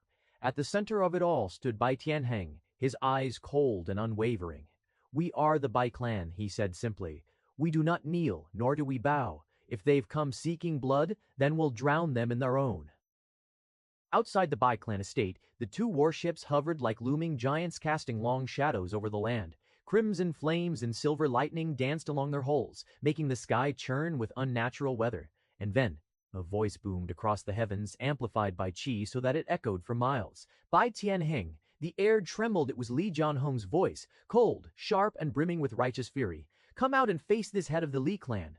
The spiritual pressure behind his words sent cracks rippling across the clouds. Several weaker cultivators down below staggered just from the weight of his voice. Inside the Bai clan's main courtyard, silence fell for a breath. Then Bai Tianheng walked out slowly from the ancestral hall, robes fluttering, hands clasped behind his back. His long black hair swayed in the wind. He gazed up at the massive warships without a hint of fear, and then he spoke, his tone relaxed, almost playful. Li Jianhong. He tilted his head slightly. You've come all this way and with such fanfare. Don't tell me. Have you come to congratulate us? A few of the Bai clan elders barely held in their laughter. Bai Tianheng went on as if having a polite conversation at a tea house. After all, our Bai clan has had quite a few happy events recently. He smiled faintly. It warms the heart to see our old friends from the Li clan rushing over so eagerly. It's touching. A pause. Then Li Jianhong's voice thundered again, no longer masking the killing intent. Enough with the games, Bai Tianheng. You know damn well why we're here. Bai Tianheng raised a brow and said lazily, Why are you here? Pray tell. From atop the Li clan warship, Li Jianhong's face twisted into a sneer. The girl, he said coldly. Hand her over. She carries something far too dangerous to be left in the hands of a single clan. We won't allow the Bai clan to hoard the immortal emperor's inheritance for themselves. His words rang out like thunder sharp, biting and dripping with unspoken threats. But before Bai Tianheng could reply, another voice echoed from the second warship, this one smoother, more composed, but no less heavy with pressure. Patriarch Bai, said Zhao Wuqian, stepping forward. There is no need for this to become something regrettable. His voice was serene, almost gentle like a kindly senior advising a junior. As Patriarch Li said, what the girl possesses is not something that should belong to any one clan. He looked down at the Bai clan estate, eyes half-lidded yet glinting with calculation. The immortal emperor's inheritance, if properly shared, could uplift the entire desolate heaven empire. Think of what good it could. Shared cultivation methods, ancient insights, treasures of immeasurable value. His gaze hardened. But if left in the hands of one family, what do you think will happen? A soft hum of tension spread through the surrounding onlookers, various sect elders, noble clan envoys, and rogue cultivators who had come to spectate. Most remained silent, eyes darting between the clans. Zhao Wudian gestured slowly, deliberately. We are not here for war. We are here to get justice for everyone. Let Bai Xinyue come forward and share what she received. In doing so, she will be helping everyone. Zhao Wuqian's words made it sound as if they were righteous saviors, here not to seize, but to help, to uplift others. He twisted the narrative skillfully, painting the Bai clan as selfish hoarders rather than victims forced to defend against an invasion. By invoking the so-called greater good, they position themselves on the moral high ground, casting their aggression as a noble purpose. After all, in war, it's not always truth that wins hearts, but the one who appears more righteous, and they knew it. Li Jianhong immediately followed up, his voice sharp like a drawn blade. This is your only chance, Bai Tianheng. Refuse and everything that follows will be on your head. The air grew still. Dozens of spiritual senses clashed above, locked in a silent storm, while down below, thousands watched with bated breath. Would the Bai clan give in? Or would they stand firm against the two apex clans at their gates? At the center of it all, Bai Tianheng simply smiled. Not because he found it funny, but because he had expected this exact charade. The greater good. The so-called peace offerings. All just veils. An excuse. Then Bai Tianheng looked back toward the two warships, his gaze calm, his tone light. But before he could speak, another voice cut through the air, young yet filled with biting clarity. Gentlemen, your speeches were lovely. The crowd stirred as all eyes turned. From behind Bai Tianheng, a figure emerged clad in black robes with a faint smirk playing on his lips. It was Bai Zihan. His presence, though nowhere near the two patriarchs in cultivation, didn't shrink beneath their pressure. Bai Zihan stopped at his father's side and looked up at the two massive warships in the sky. But if you truly wanted to protect the empire, he chuckled. I recommend that you go to the border, not come to my Bai clan. A sharp silence followed. Then Li Jianhong's voice exploded like a thunderclap. You impudent brat. He stepped to the edge of the Li clan warship, robes flaring behind him as his killing intent surged. This is not your place to speak. The affairs of clan leaders are not something a junior should interrupt. The air seemed to crackle with rage, and even many of the neutral cultivators nodded slightly. Normally, a younger generation member would never speak when clan leaders were negotiating at such a level. But Bai Zihan, he didn't flinch. Instead, he gave a slow, mocking clap. "Oh, I agree completely," he said smoothly. "It's not my place." Then he tilted his head, a faint smirk tugging at the corner of his lips. "Just like how it's none of your business what the Bai clan does with something we obtained." His words landed like a slap across the face. The implication was clear. If juniors shouldn't interfere in patriarch-level business, then what was Li Jianhong doing? Sticking his nose where it didn't belong. The crowd stirred. Even some of the spectators from other factions couldn't help but let out quiet exclamations. Li Jianhong's expression twisted. "You!" Minus Russians twisted. "You!" Minus. "Bai Zihan, why not take your own advice?" One shouldn't poke their nose in business that doesn't concern them. He didn't raise his voice, but the arrogance, the sheer gall in his tone cut deeper than any shout. Li Jianhong's face darkened like a thunderstorm. His aura surged. One wrong word more, and he might just attack. But Bai Tianheng finally raised a hand. "That's enough," Jianheng finally raised a hand. "That's enough," Jianheng obeyed, stepping back with a faint smile. But the damage was done. He had said what needed to be said. And he had made Li Jianhong lose face in front of everyone. Bai Tianheng turned his gaze back to the two warships. "So," he said calmly, "you've made your threats. You've shown your banners. Now let me be perfectly clear." His voice rang out, steady and cold. "If you want someone from my Bai clan, then come and try to take it." The words echoed through the sky like a gauntlet thrown, and at that moment the battle lines were drawn. Bai Tianheng's declaration still echoed through the sky. The words slammed down like a war drum drawing gasps and murmurs from the crowd. But instead of responding with force, Li Jianhong chuckled. It was a cold, sharp sound, not angry, not afraid, just confident, dangerously confident. He clasped his hands behind his back and stepped to the front of the Li clan warship, letting his voice carry without shouting. Bai Tianheng is still so stubborn, still so proud. He stared down at the Bai clan patriarch like he was looking at a particularly foolish child. Then his tone shifted, quieter now, but colder. "You sure you want to do this? Refuse us, and risk your Bai clan's dark little secret coming to light?" The air seemed to freeze. Bai Tianheng's gaze sharpened instantly. A faint ripple of killing intent escaped him, but he held it back. Li Jianhong continued, eyes narrowed with amusement. "You've done a good job keeping it buried. But are you so certain no one else knows? What would happen if the entire empire learned of the scandal you've hidden so carefully all these years?" His smile widened ever so slightly as he looked toward Bai Zihan, then back to Tianheng. "I'll ask one last time, hand over the girl, and there will be no problem between us. I can even promise to keep my mouth shut forever. Besides," his eyes gleamed, "isn't having her grow even more dangerous for you than for us? Don't you agree?" He didn't need to say what it was. He didn't have to. Because from the moment those words left his mouth, Tianheng understood that Li Jianhong knew what has transpired between Bai Xingwei and Bai Zihan. On the other hand, the onlookers were extremely excited and curious about Li Jianhong's words. Now they were staring at the Bai clan, eyes filled with suspicion, curiosity, and whispered theories already forming. What scandal? What secret? Why is he looking at Bai Zihan like that? Does it have something to do with Bai Xinyue's exile? Wasn't she a peerless genius back then? Why was she suddenly exiled? We never got the answer. Perhaps Patriarch Li knows something about this. The seed had been planted, and it was already spreading like wildfire. Zhao Wuqian folded his arms, saying nothing, but there was a glint of satisfaction in his eyes. This was part of the attack too. You didn't just destroy a clan with swords. You dismantled their image, first cracked their foundation with doubt, then broke them apart with shame. Bai Tianheng twitched. How did he find out? This was a closely guarded secret. He had spent enormous resources hiding it, ensuring only a few trusted elders knew. He was confident only a handful were aware, unless Bai Xinyue herself had spread it, but even then to the Li clan, he didn't think that was the case either.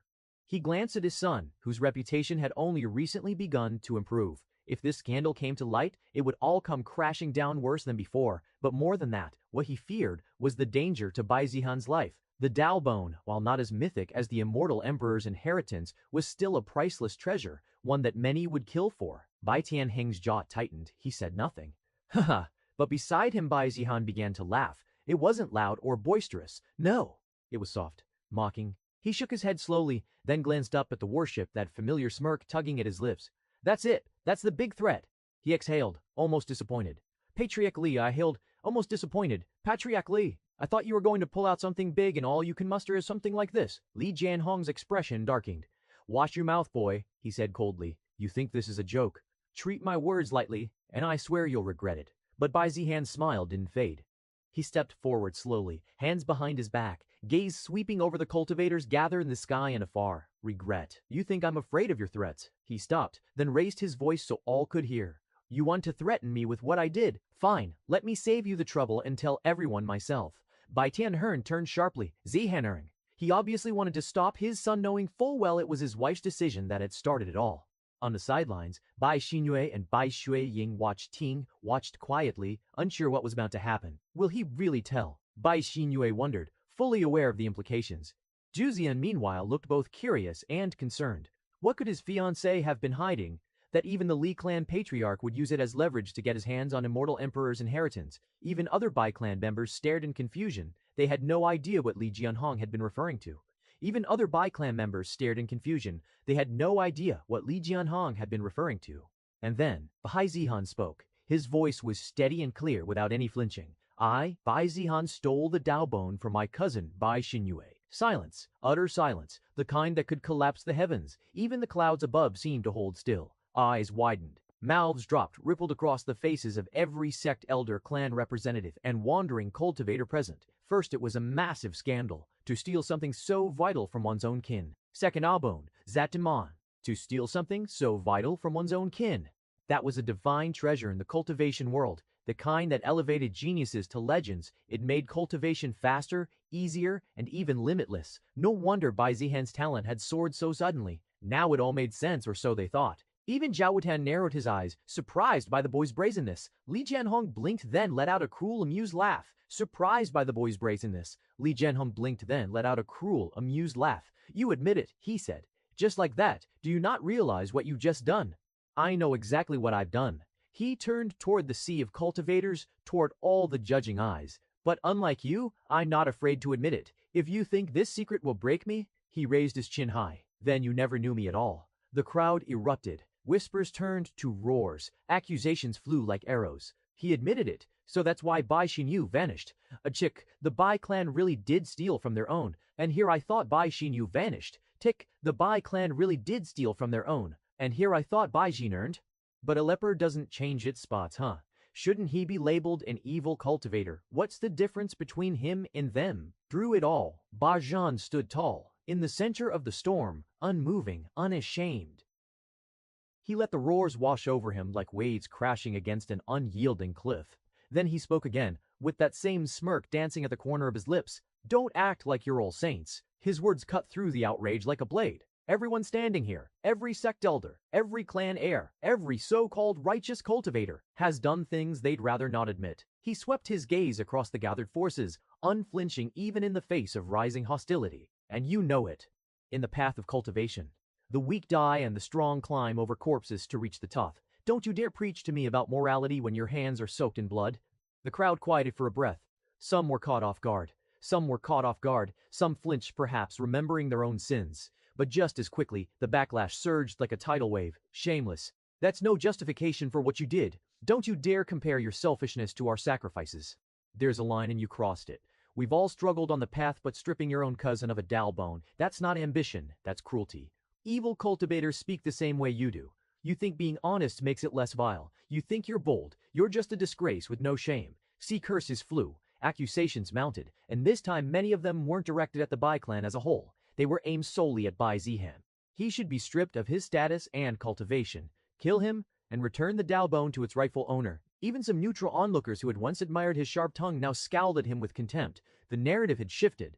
Before, he was the underdog genius trying to rise despite opposition. Now, he was the villain in a tale people wanted to hate. And yet Bai Zihan didn't flinch, didn't back down. He met every glare with that same cold, arrogant expression. Call me what you want, he said calmly, but don't lie to yourselves pretending you're any better. His words earned him more fury, more venom, but it didn't matter, because Li Jianhong was grinning, and Zhao Wutian, arms folded, simply nodded in satisfaction. The crowd was already tearing into him. His confession had done more damage than 1,000 blades ever could. Zhao Wutian, who had been silent until now, finally uncrossed his arms. His voice rang out, not loud, not aggressive, but with the calm, practiced weight of someone who knew how to manipulate hearts. Such a bold confession. He smiled, thin and composed. And yet, I must admit, I admire your honesty, Bai Zihan. Truly. His gaze swept across the outraged crowd, letting the silence stretch just long enough. Then his voice turned colder, sharper, each word like a knife carved from righteousness, but honesty does not excuse atrocity. He turned back toward Bai Zihan and the Bai clan. Stealing a Dao bone from one's own blood, a crime that even the most depraved demonic sects would hesitate to commit, and to then stand here, shamelessly admitting it as if wearing sin-leg armor makes you invincible. He let out a quiet breath, full of mock disappointment. How far the Bai clan has fallen. That line hit hard, murmurs rippled through the crowd again. Even a few sect elders who had remained neutral now furrowed their brows.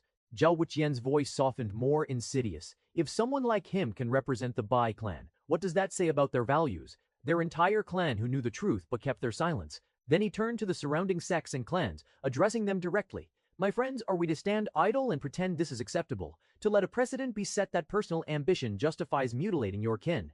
Today it's the Bai clan. Tomorrow, whose child will be next? That question echoed like thunder. It struck a nerve. A few sect elders exchanged glances. Several disciples clenched their fists. Parents, mentors, rivals, all began imagining their own future being stolen by someone just like Bai Zihan. Zhao Wuqian didn't press further. He didn't have to. He just smiled and stepped back, letting the fire burn on its own. Because now, the idea had taken root. Bai Zihan wasn't just a villain. He was a threat. A symbol of what could happen if power went unchecked. And that, more than anything, was the most dangerous kind of enemy. The crowd's mood turned darker by the breath. What began as a confrontation over inheritance had morphed into a public trial. Bai Zihan stood alone at the center of the storm, not cloaked in glory, but in infamy. Curses echoed from every direction. He doesn't deserve that Dao bone. Return it to Bai Xinyu. It was hers. Strip it from him. Let justice be done. Let her take it back with her own hands. Bai Tianheng's expression was grim, lips drawn tight. Things had turned into what he feared the most. The world no longer asked for explanation. It demanded punishment. And through it all, Bai Xinyu said nothing. She didn't speak. She didn't even move. Getting her Dao bone back had once been a goal back when she first entered the Heaven Sword sect, but not anymore. She didn't need help then, and certainly not now. She didn't need help then, and certainly not now. Besides, she had long accepted the immortal emperor's inheritance as a twisted form of repayment. No, she hadn't forgiven him. No, she hadn't forgiven him, but she no longer wanted the Dao bone, and yet, the world screamed for her to take it. And Bai Zihan, still standing tall at the center of it all, slowly exhaled. He looked around him, at their faces, at their hate, then finally at Bai Xinyu, still silent, still unreadable. On he laughed softly. You all want the same thing, don't you? Said voice low. His gaze swept over the warships, over the skies full of spectators, enemies, and would-be executioners. Fine, then let me show you hypocrites the difference between me and you. I admit my sins, and I'm ready to do whatever it takes to make things right. He took a single step forward, then another, each one heavy, until he stood at the center of the Bai clan's main courtyard, his figure framed by the blood-soaked sky. He looked to the heavens, shoved his hand directly into his own chest. Gasps broke out instantly. Blood sprayed, spiritual chi rippled violently, his robes tore, and still he pushed deeper. No scream, no hesitation, until he tore it out, the Dao bone. Gasps turned into horrified silence. Not the stunned awe of a dramatic reveal, but the raw, gut-punch kind of silence that came when reality shattered expectations. No one, not even his enemies, had really thought he'd do it. They thought he was bluffing, maybe a dramatic speech, a deflection, a flashy gesture to distract the crowd and regain control of the narrative. But this was madness. Someone whispered hoarsely, he actually did it. Another voice, shaky, disbelieving, followed. He tore it out with his bare hands. They stared at the blood dripping from his fingers, at the faint golden white glow of the Dao bone pulsing in his grasp, beautiful, pure, sacred, and soaked in his own blood. Even the wind stilled, because one should know removing a Dao bone wasn't just painful, it was catastrophic. The act didn't just threaten the body, it shattered one's cultivation foundation, made future breakthroughs nearly impossible. In many cases, it reduced one to a cripple forever severed from the cultivation. He might lose everything, he might become mortal. Even the warships overhead fell quiet, their thunderous engines humming low, stunned, as if witnessing something divine or deranged. Li Jianhong's sneer froze mid-formation. This wasn't part of their plan.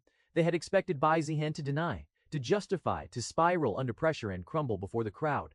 But Bai Zihan hadn't done any of that. He didn't hide. He didn't hide. He didn't beg. He didn't run. He admitted his sin and ripped open his own chest in front of the entire empire. And now he stood there, bloody, broken, and holding the very Dao bone they demanded. Ha! Ha!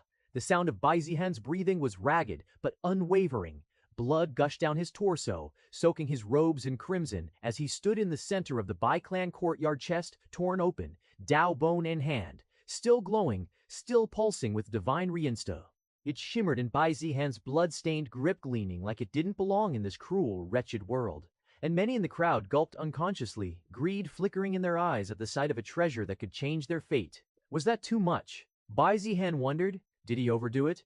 The truth was he never needed to rip it out. The Dao bone had been stored in the system store for a long time. He could have retrieved it without effort, without injury, but that wasn't enough. He couldn't just take it out. He needed to sell the illusion, make it real, make them believe. And to do that, he had to put on a show. He put his body on the line for the sake of a narrative, a performance, because once the Li and Zhao clans learned the truth, it was only a matter of time before it went public. They might claim they'd keep their mouths shut and negotiate, but who could trust that? Better to tell the world himself and on his terms as well. And if he could turn it into something that blunted the blow to the Bai clan's reputation, even better. Because while he didn't care much for reputation, he knew better than anyone. Wars were won not just with swords, but with public opinion, with moral high ground. If the Li and Zhao clans painted the Bai clan as monsters stealing from their own kin, then even outsiders would see their invasion as justice, not conquest. That couldn't happen. Not on his watch. Still, damn, it hurts. He winced internally. His body had grown so strong that injuring it wasn't easy. He'd had to use real strength, real force to even simulate the damage. A half-hearted effort wouldn't have made a scratch. But he pulled it off, a very convincing act. And by the stunned silence around him, it worked. Bai Shuqing looked at Bai Zihan in horror. Never, not in 1,000 years, had she expected him to do this. She thought he, a coward, manipulator, the kind of person who would never admit to stealing the Dao bone, let alone rip it out in front of the entire empire. This wouldn't just destroy his reputation, it could destroy his cultivation, everything he'd worked for gone, just like that. Bai Xinyue stood similarly shocked. Even after everything, after he gave up the immortal emperor's inheritance for her, she'd never imagined he would go this far. She'd assumed that act was his form of compensation. But if he already gave up the inheritance, then why this? Was he afraid of the backlash? She doubted that. The Bai Zihan she remembered never cared what others thought. So then, Bai Zihan, just what are you thinking? She couldn't see through him. Not then and certainly not now. She tried to understand him, tried to grasp what he wanted, tried to help him, but never really seemed to achieve any of that. So this is Bai Zihan. Never expected him to be this ruthless. Yeah. Doesn't he fear what his enemies will do once he's powerless? He might even lose his heir position. Still, I respect him to admit his mistake and undo it with his own hands. The onlookers whispered. Even those who hated him had to admit they admired his guts. And more than that, they feared him. Such ruthlessness, such cold resolve. One could only wonder what he might have become, what kind of monster or legend he could have been if he hadn't destroyed himself. Even Zhao Wutian couldn't deny it. Though the outcome was unexpected, perhaps it was better this way. Because someone like Bai Zihan, left unchecked, left to grow, he might have become something far worse than they could ever deal with. A dangerous man, Zhao Wutian muttered. Good thing he ruined himself first. Everyone knew that now that he had taken out the Dao bone, there was no future left for Bai Zihan. The Bai Zihan they once knew was gone.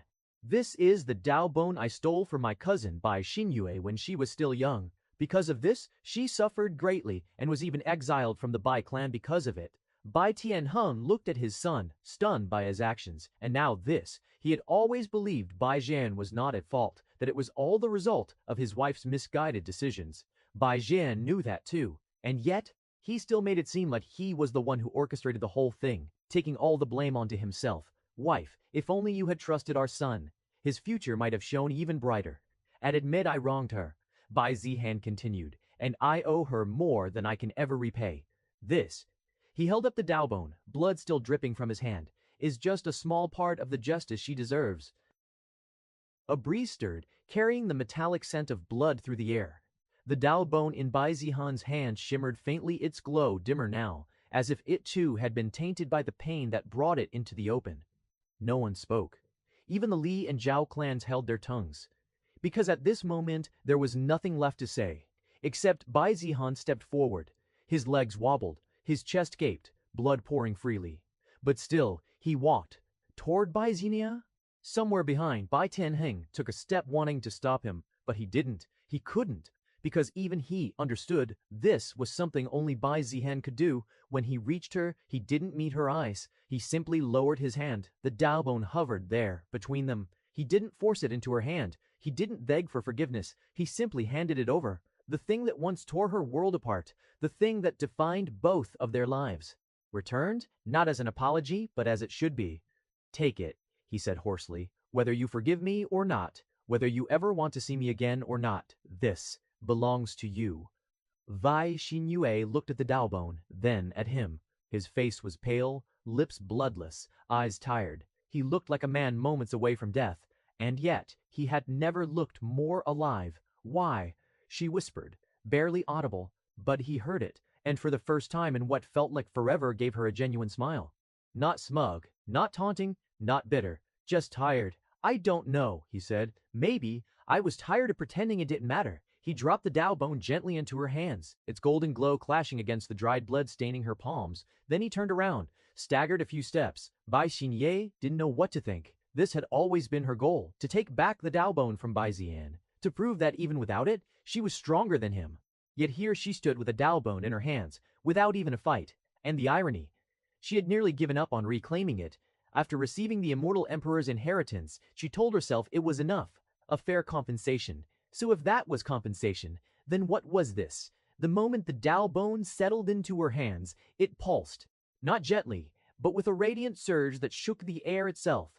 Golden light exploded in every direction, bathing the courtyard in its sacred glow. It was beautiful, divine, overwhelming. Gasps rang out again, this time not in horror, but in awe, because this was the power of a Daobone, a true, unmatched treasure that defied the heavens and twisted fate itself. A one-in-a-million kind of treasure. As the light grew brighter, hotter, and more oppressive, envy crept into the hearts of those watching. No wonder he rose so quickly. It had to be the Daobone. The Daobone was the source of all his strength. Squunt, nke. Daobone was the source of all his strength. All that arrogance built on stolen power. If I had that Daobone, I'd be a genius too. Same here. With that kind of cheat, even a pig could reach nascent soul by 16. Many believe that Bai Zihan became what he was thanks to the Daobone, not realizing that for years after receiving it, his cultivation barely progressed. Most of his achievements and fame weren't due to raw power but his schemes. But who cared? It was easier to point at the Daobone than face the truth. As if on cue, several cultivators' eyes narrowed on the Daobone. The kind of look predators wore just before they pounced. No one moved. Not yet. But the thoughts were there. What if I took it? They had condemned Bai Zihan for stealing it. Called him a monster, a disgrace. But now that the Daobone was right in front of them, all that righteousness evaporated. Greed was louder, stronger, and more honest. Some even began calculating Bai Zihan's ruin. The Bai clan is vulnerable with Li and Zhao clan targeting it. If we time it right, we could take it. It was there in the twitch of fingers, the slow rise of aura. But before any of them could act, the Daobone moved. It pulsed again, this time with urgency. Then, light shot out, wrapping around Bai Xinyue like ribbons of gold. She staggered, eyes wide, as the Daobone dissolved, not shattering, not crumbling, but fusing, directly, effortlessly, into her womb. A blast of divine light exploded from her body, knocking back those closest in a shockwave of pure spiritual pressure. The cultivators who had been preparing to lunge froze mid-motion, all thoughts of snatching it gone, because it was too late. The Daobone had returned to its rightful place, like it had been waiting for this moment all along, like it had always known where it belonged, and after years of separation, it had finally come home. The light faded, and Bai Xinyue stood tall. She had already become powerful thanks to the immortal emperor's inheritance. But now, she radiated something more. A complete terrifying presence. So what excuse do your clans have now? Bai Zihan rasped from behind, still pretending to be on the verge of collapse. He flashed a teasing grin. Maybe it's time you go home. Li Jianhong and Zhao Wutian both frowned. This wasn't what they expected.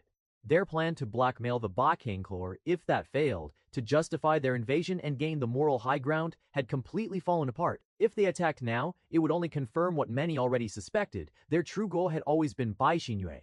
And that truth was no secret. They had just hoped to deceive the public, to twist the narrative, but that had failed too. Still, they couldn't back down now. Not when Bai Xinyue had become an even greater threat with the Daobone's return. If anything, it only made them greedier. Seizing Bai Xinyue would mean acquiring not just the immortal emperor's inheritance, but also the Daobone. They had already seen how powerful the Daobone was just by looking at Bai Zihan. a boy once mocked as a waste who couldn't even break through the chi refining stage. And yet, with the Dao Bone, he'd become a monster. Li Jianhong's eyes darkened. He glanced at Zhao Wuqian, their gazes met, and in that silent moment 2 things became clear. First, their plan had failed. Second, they couldn't allow Bai Xingyue to leave alive. If they let her go now, she would become untouchable. Her growth would be exponential. Within a few short years, no clan, not even the Li or Zhao, would be able to oppose her. She had to die now. Li Jianhong raised his hand slowly into the air. The elders behind him tensed, waiting. Bai Tianheng's eyes narrowed. Li Jianhong raised his hand slowly into the air. The elders behind him tensed, waiting. Tianheng's eyes narrowed. Li Jianhong, don't you dare! Attack! The order came out cold. A second later, boom. A dozen golden warships in the sky lit up with runes, weapons activating all at once. The Bai clan had a grade 5 defensive formation, but against such overwhelming attacks, it was only going to last a few more seconds at most. The Li and Zhao clans knew that just as well as the Bai clan did. Crack. As expected, after a few more rounds of fierce bombardment, the formation crumbled under the pressure. That's when the Li and Zhao clan members swarmed into the Bai clan estate. Their goal was clear: get Bai Xingyue. Cultivators surged from both the Li and Zhao clans, hundreds of them rushing forward like a tidal wave of blades, spells, and fury. Let's go. Time for Bai clan to know who we are. Of course, the Bai clan wasn't going to let them have their way so easily. They had prepared themselves to fight tooth and nail. Clash. Clash.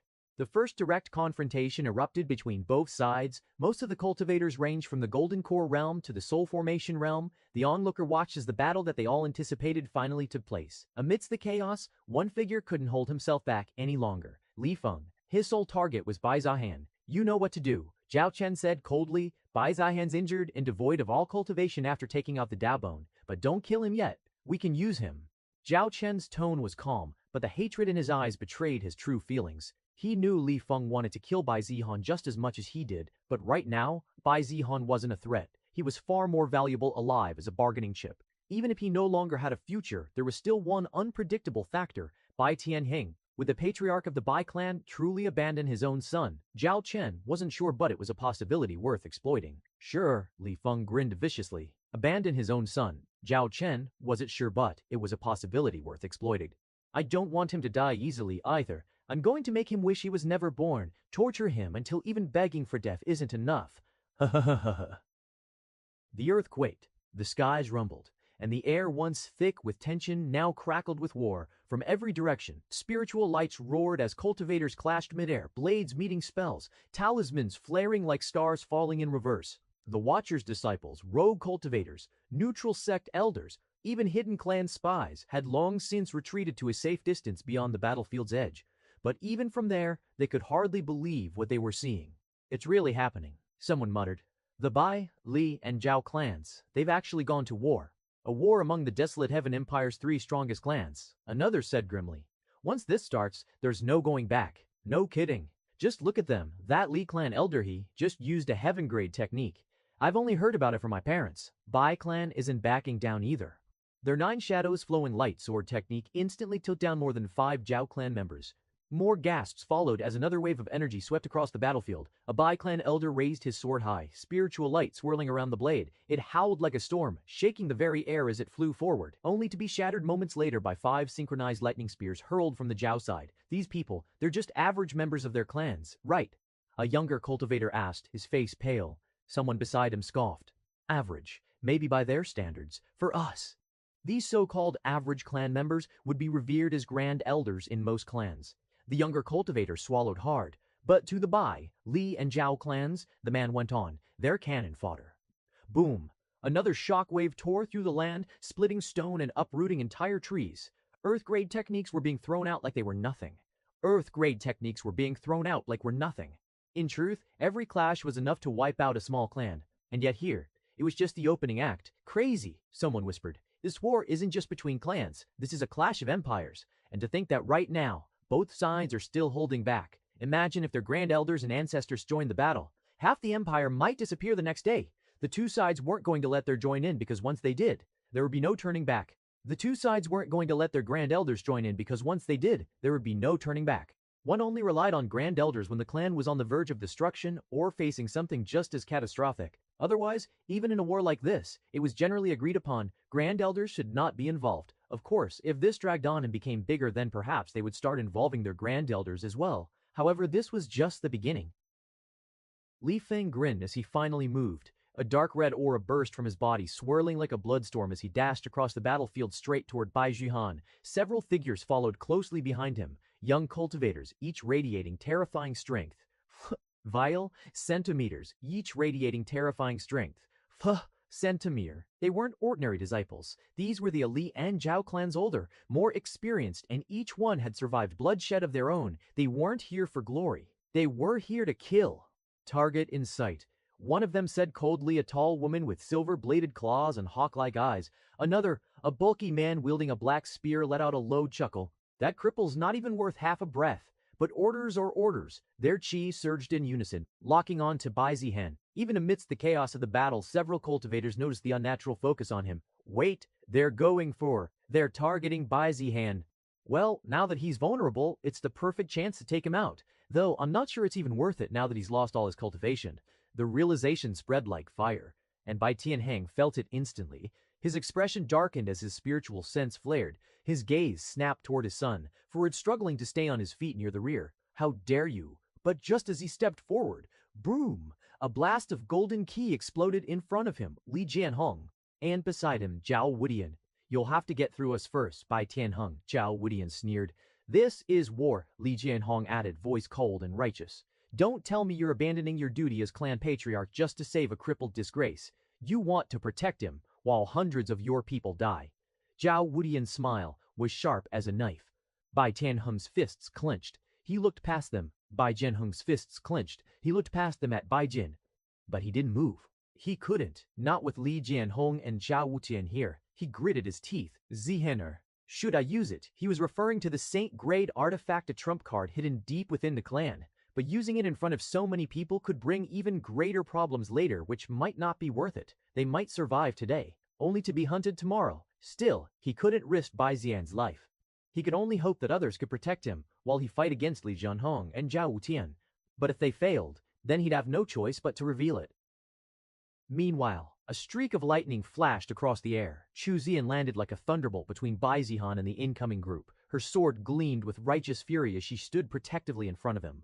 I dare you, she growled. Try touching him and see what happens. As his fiancée, how could she just stand by and do nothing? Moments later, Bai Xueqing appeared at his side, her icy blade radiating bone-deep chill. Her glare toward Li Feng could have frozen rivers. I knew you bastards couldn't wait to kick someone when they're down. And then, a gust of golden wind. Bai Xinyue descended behind them. For a moment she said nothing. She simply looked at Bai Zihan, bloodied, barely breathing, still standing. Her eyes narrowed as her aura surged with terrifying force. You touch him, she said softly, and I'll bury you with him. That sentence made many freeze. Even though the Dao bone had been returned, most still believed Bai Xinyue would harbor resentment and hatred even. But from the way she stepped forward to protect Bai Zihan, it became clear. That wasn't the case. But Li Feng didn't stop, nor did he plan to deal with the others first. He wasn't alone. From the side, a tall figure in a dark green robe stepped forward, folding his arms lazily. Shu Xian, long time no see. Zhu Xian's eyes flicked sideways. Li Shan, long time no see. Zhu Xian's eyes. Li Xian, a core disciple of the Li clan's main branch. They had met once during a sect competition where Zhu Xian had represented the Heaven Sword sect. Zhu Xian is 5 years younger and at time was one realm below Li Xian. So ultimately she lost the match, but not without making Li Xian bleed. Back then, Li Xian was ranked among the top geniuses of the Li clan. No, so many years has passed. His strength has obviously increased. Another figure appeared beside him, a serene-looking girl in Zhao clan robes embroidered with golden thread. Zhao Yue, like Li Xuan, she was also a top genius, 1 generation older than Bai Xueting. But unlike Li Xuan, Zhao Yuan had lost to Bai Xueting, a younger generation, a humiliation she had never forgotten. Bai Xueting, Zhao Yue had lost to Bai Xueting. Zhao Yue said coldly, Today, I'll repay that loss. Don't think I'm the same as before. Bai Xueting didn't reply. She simply raised her sword and got ready. More footsteps echoed. One by one, the older generation geniuses of the Li and Zhao clans emerged. 5 people had been assigned to keep Bai Xinyue in place, knowing she was in the Spirit Severing Realm. Although none of them had reached the Spirit Severing Realm themselves, all 5 were in the Soul Formation Realm themselves. All 5 were in the Soul Formation Realm. Even for someone in the Spirit Severing Realm, escaping from so many Soul Formation cultivators wasn't easy, especially when they belonged to the Li and Zhao clans. Outnumbered and surrounded. But even they felt it. This wasn't a fair fight. This wasn't a duel. This was a hunt, and they were defending a man who could barely stand.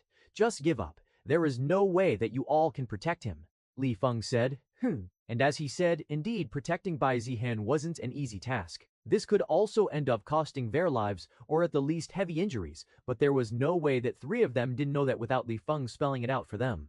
Li Feng's smile faded and his eyes narrowed. Perhaps he was disappointed because he wanted Bai Zihan to experience the same feeling of being abandoned after losing his cultivation, just like he had after being defeated by him. But unlike him, Bai Zihan still had people protecting him, even someone whose Dalbone he had stolen. He couldn't help but feel how unfair and unjust the world was, and that only made him angrier. Since you don't want to listen to my advice, then you'll just have to suffer the consequences of your decision. Boom! A thunderous shockwave erupted as Chu Zian's sword clashed against Li Xuan's spear, sparks flying across the battlefield. Her blade vibrated with thunder-respect spiritual qi, arcs of lightning dancing along the edge as she pressed forward, refusing to back down. You've improved, Li Xuan admitted with a smirk, blocking her next slash. But you're still not enough. Chu Zian didn't say anything and just focused on fighting with Li Xuan. A few meters away, Bai Xueqing moved like a ghost through the chaos, cold, sharp, and merciless. Her mastery of 9 shadows flowing like sword technique was almost on par with Bai Zihan. Zhao Yue's fan fluttered, unleashing blades of wind, but Xueqing's icy sword cut through them like paper, her movements precise and flawless. This again. Zhao Yu snapped, blood trickling from her cheek. Bai Xueqing replied flatly. You lost time. Bai Xueqing replied Rabo. You'll lose again. Arrogant. Slaying. Their weapons clashed again, shaking the ground beneath them. Meanwhile, Bai Xinyue stood at the front alone. 5 soul formation experts surrounded her, circling like wolves. However, Bai Xinyue wasn't going to back down. Rather, she felt quite invincible with her Daobone returning. You think you can stop all 5 of us? One of them scoffed. She didn't even glance at him. Try me. In an instant, she vanished. Boom! Bai Xinyue's palm strike landed like a divine thunderbolt, her golden chi roaring as it slammed into one of the soul formation cultivators. But to her surprise, the man didn't fly back. His barrier cracked, but didn't break. He staggered, coughed blood, yet remained standing. What? Her eyes narrowed. The others quickly repositioned, forming a loose circle around her. Then she saw it. The subtle flow of chi between them. They were linked. Some kind of formation, one that allowed them to share spiritual chi and distribute the impact of her attacks. Bai Xinyue attacked again, this time faster and stronger. Scrack! Her strike landed, but again, the damage was absorbed. Moreover, despite the opportunity being there, none of them attacked and were just focused on their defense. They weren't here to win. They were here to stall her. And while the 3 girls unleashed overwhelming pressure, tearing through elites and holding back waves of enemies, it still wasn't enough. Because no matter how strong they were, the Li and Zhao clans had brought many people to capture Bai Zihan, and their strategy was clear. Hold back the people trying to protect Bai Zihan, and send wave after wave searching for an opening to reach Bai Zihan. Surprisingly, Li Feng, who was more than eager to capture Bai Zihan, didn't make any move, possibly waiting for his chance. Whoosh! A whisper of movement. A shadow moved through the smoke, so small, so fast, no one noticed until it was too late. A dagger-wielding assassin wrapped in a stealth artifact slipped from beneath, just meters from Bai Zihan. He raised his blade, aiming for the back of Zihan's neck. No one will notice, the assassin thought smugly, but crack! A sword beam exploded through the assassin's chest before he could even blink. Ku Ziyan's voice rang out like thunder. Did you think I wasn't watching? She flickered across the battlefield, forcing Li Xuan back with a burst of power and making it in time to stop the assassin. Cling! Cling! The battlefield raged on. Chu Ziyan was locked in intense exchange with Li Xuan and the assassin, her bread, arms trembling from the relentless assault. Bai Xueqing's once pristine robes were torn, streaked with blood as she fended off Zhao Yu's unyielding storm of wind blades. Even Bai Xinyue, whose return of the Daobone had made her feel invincible, now found herself slowed. It wasn't like they could defeat her, but it wasn't their intention. Their goal was to stall Bai Xinyue, and it was working very well, little by little, minute by minute, and that was all the time he needed. Li Feng finally moved. He vanished from his spot like a ghost, leaving behind only a swirling imprint of blood-red chi. In the blink of an eye, he was already halfway across the battlefield, his twisted smile returning, eyes locked onto Bai Zihan like a predator about to end the hunt. Bai Zihan was still where he had always been, slumped, breathing weakly, head lowered, unmoving. A perfect target. Bai Zihan was still where he had always been. No, no. Vest target. Bai Zihan, you are mine. Li Feng muttered as he felt that finally he was going to have his revenge. No. Bai Xinyue's scream tore through the battlefield, raw and instinctive. She didn't even know why she screamed. why her heart clenched, why her body moved before her mind could catch up. After all, Bai Zihan was her enemy, the one who had stolen everything from her, the one whose name she had vowed to bury, but none of that mattered in that moment. All she knew was if she didn't move now, he was going to die, and she couldn't allow that, not like this. Her eyes locked onto Li Feng as he vanished across the battlefield, closing in on the vulnerable Bai Zihan like a blade of fate. Her chi erupted. Boom! Golden light surged around her, shaking the battlefield. The 5-soul formation cultivators surrounding her faltered, expressions darkening. She's trying to break through. Stop her, don't let her go. But they were too weak compared to her. Bai Xinyue's power spiked violently, her chi blazing like a sun. The pressure alone sent cracks through the air, itself space warping around her like reality couldn't contain her presence anymore. And then she moved. Her hand slashed through the air, and with it came a golden arc of chi like a divine phoenix, a technique that seemed to burn with power. It wasn't something they'd seen before. Not from the Bai clan. Not even from the Desolate Heaven Empire's countless clans and sects. A legacy of the immortal emperor. Or perhaps a technique she comprehended herself within the second trial. The technique roared outward like a divine decree. Crack! The formation shattered. Their defenses ripped apart like brittle glass under a hammer. 2 of the cultivators were sent flying. Another dropped to one knee, blood leaking from his mouth. She broke the formation. Impossible. But Bai Xinyue didn't spare them a second glance. Her golden figure shot across the field like a comet blazing, unstoppable. But Bai Xinyue didn't spare them a second glance. Her golden figure shot across the field like a comet blazing. She didn't hesitate, didn't question herself. She didn't know what this feeling was or why she was so desperate to save someone she swore she hated. But she was too late. Bai Zihan was already within Li Feng's grasp. Zhu Zian and Bai Shuiqing both sensed it too, but they were equally stuck, locked in deadly clashes with opponents that refused to let them breathe. It was happening. They were going to fail. Li Feng grinned. This is the end, Bai Zihan. He peered behind the weakened youth, his blade already mid-swing toward the back of Bai Zihan's neck. There was no defense, no resistance, no one in his way, except, right at that moment, Bai Zihan moved, just slightly, just enough. And the look he gave Li Feng, that smirk, that shit-eating, trap-has-sprung smirk, it made Li Feng hesitate. Just for a second, though, I'm going to turn that smirk into a scream. Li Feng thought, his eyes burning with killing intent as he accelerated toward Bai Zihan. Let's see if you're still smiling after I tear your limbs off. Shhhk. Just then, when it seemed like Li Feng would succeed, splat! Li Feng's head flew clean off his shoulders, spinning in the air as blood arced like a fountain. His body stood there, frozen before collapsing like a puppet with its strings cut. When everyone thought that Bai Zihan was done for, what they saw instead was Li Feng's head beheaded on the ground, followed by his body. The battlefield fell into dead silence for one brief moment. Even the fighting halted as eyes turned toward the unthinkable. And then Bai Zihan stood up and cracked his neck with a smirk. Eternal Spirit's sword in his hand. The previous image of helplessness and weakness was gone. Instead, it was replaced by the same arrogance and powerful presence he always had. The previous image of helplessness and weakness was gone. Instead, phew! That was close, he said, casually wiping blood off his sleeve. Almost thought I'd have to do some acting. His voice wasn't weak, his breathing wasn't ragged, and that wound on his chest, mostly superficial. The crowd collectively stiffened. What? I thought his cultivation was crippled. The crowd collectively stiffened. What? I thought his cultivation was crippled. Didn't he extract his Dao bone? Then Bai Zihan's aura surged. What crippled? Bai Zihan was in aura surged. What crippled? Bai Zihan was in the soul formation realm. Impossible. His cultivation. What crippled? Bai Zihan tilted his head with a lazy grin. What can I say? I'm a fast healer. Then he looked down at Li Feng's corpse and scoffed, again being the one to fall for my trap. Just how much bad luck can one man have? The battlefield erupted into chaos again, but the energy had shifted drastically. Who thought that Bai Zihan was easy? Taking him hostage, almost impossible unless elders take action. Bai Zhenyu landed beside him, eyes wide. You were acting. He nodded once. Of course. I might not have a Dao bone anymore, but I'm not some helpless weakling. Bai Zihan replied like it was the most obvious thing. You bastard, you tricked me. Bai Zihan just grinned. Well, not your first time, don't get too upset.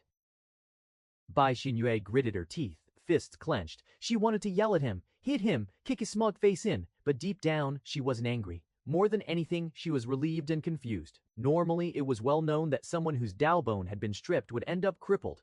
She was supposed to be, too, but thanks to her powerful physique and monstrous recovery, she managed to overturn that fate.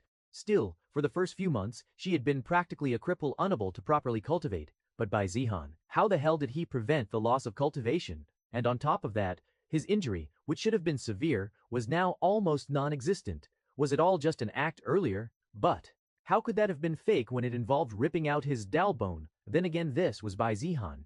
She felt foolish for even thinking, for even a second, that he was in real trouble. Next time, she muttered, voice low and trembling with emotion. Next time you pull something like that, I won't save you. Bai Zihan raised an eyebrow, still smirking. Oh, didn't know you cared. She glared at him like she was about to slap him into the ground. I don't.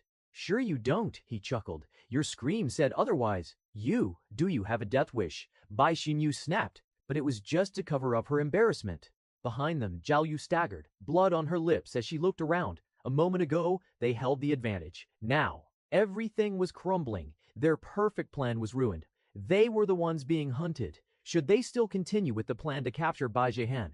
Was that even possible anymore? If that earlier performance was all an act, then Bai Zihan wasn't injured at all. And if that was true, then they were being told to capture a monster who had survived against Go Yu's attack. Could they do it? Maybe. But not with the other three helping him. Now was the time to retreat. Even without capturing Bai Zihan, the Li and Zhao clans still had the upper hand overall in this war. Eventually, the Bai clan would fall. There was no need for them to waste their lives here. Retreat, Zhao Yu commanded. Li Xian looked at Chu Xian with hatred, but didn't argue. Taking the opportunity while Chu Xian was still worried about Bai Zihan, Li Xian took off. Chu Xian didn't chase after him, not knowing whether Bai Zihan is acting or if he was truly fine. Since the enemy was retreating, she didn't think it was necessary to chase them down. The same went for Bai Suiqing, who had let Zhao Yu escape. Li Xuan and Zhao Yu felt relieved about that and knew they couldn't afford to linger here. Otherwise, they wouldn't be able to run away later. Bai Zihan saw them preparing to retreat. He smiled.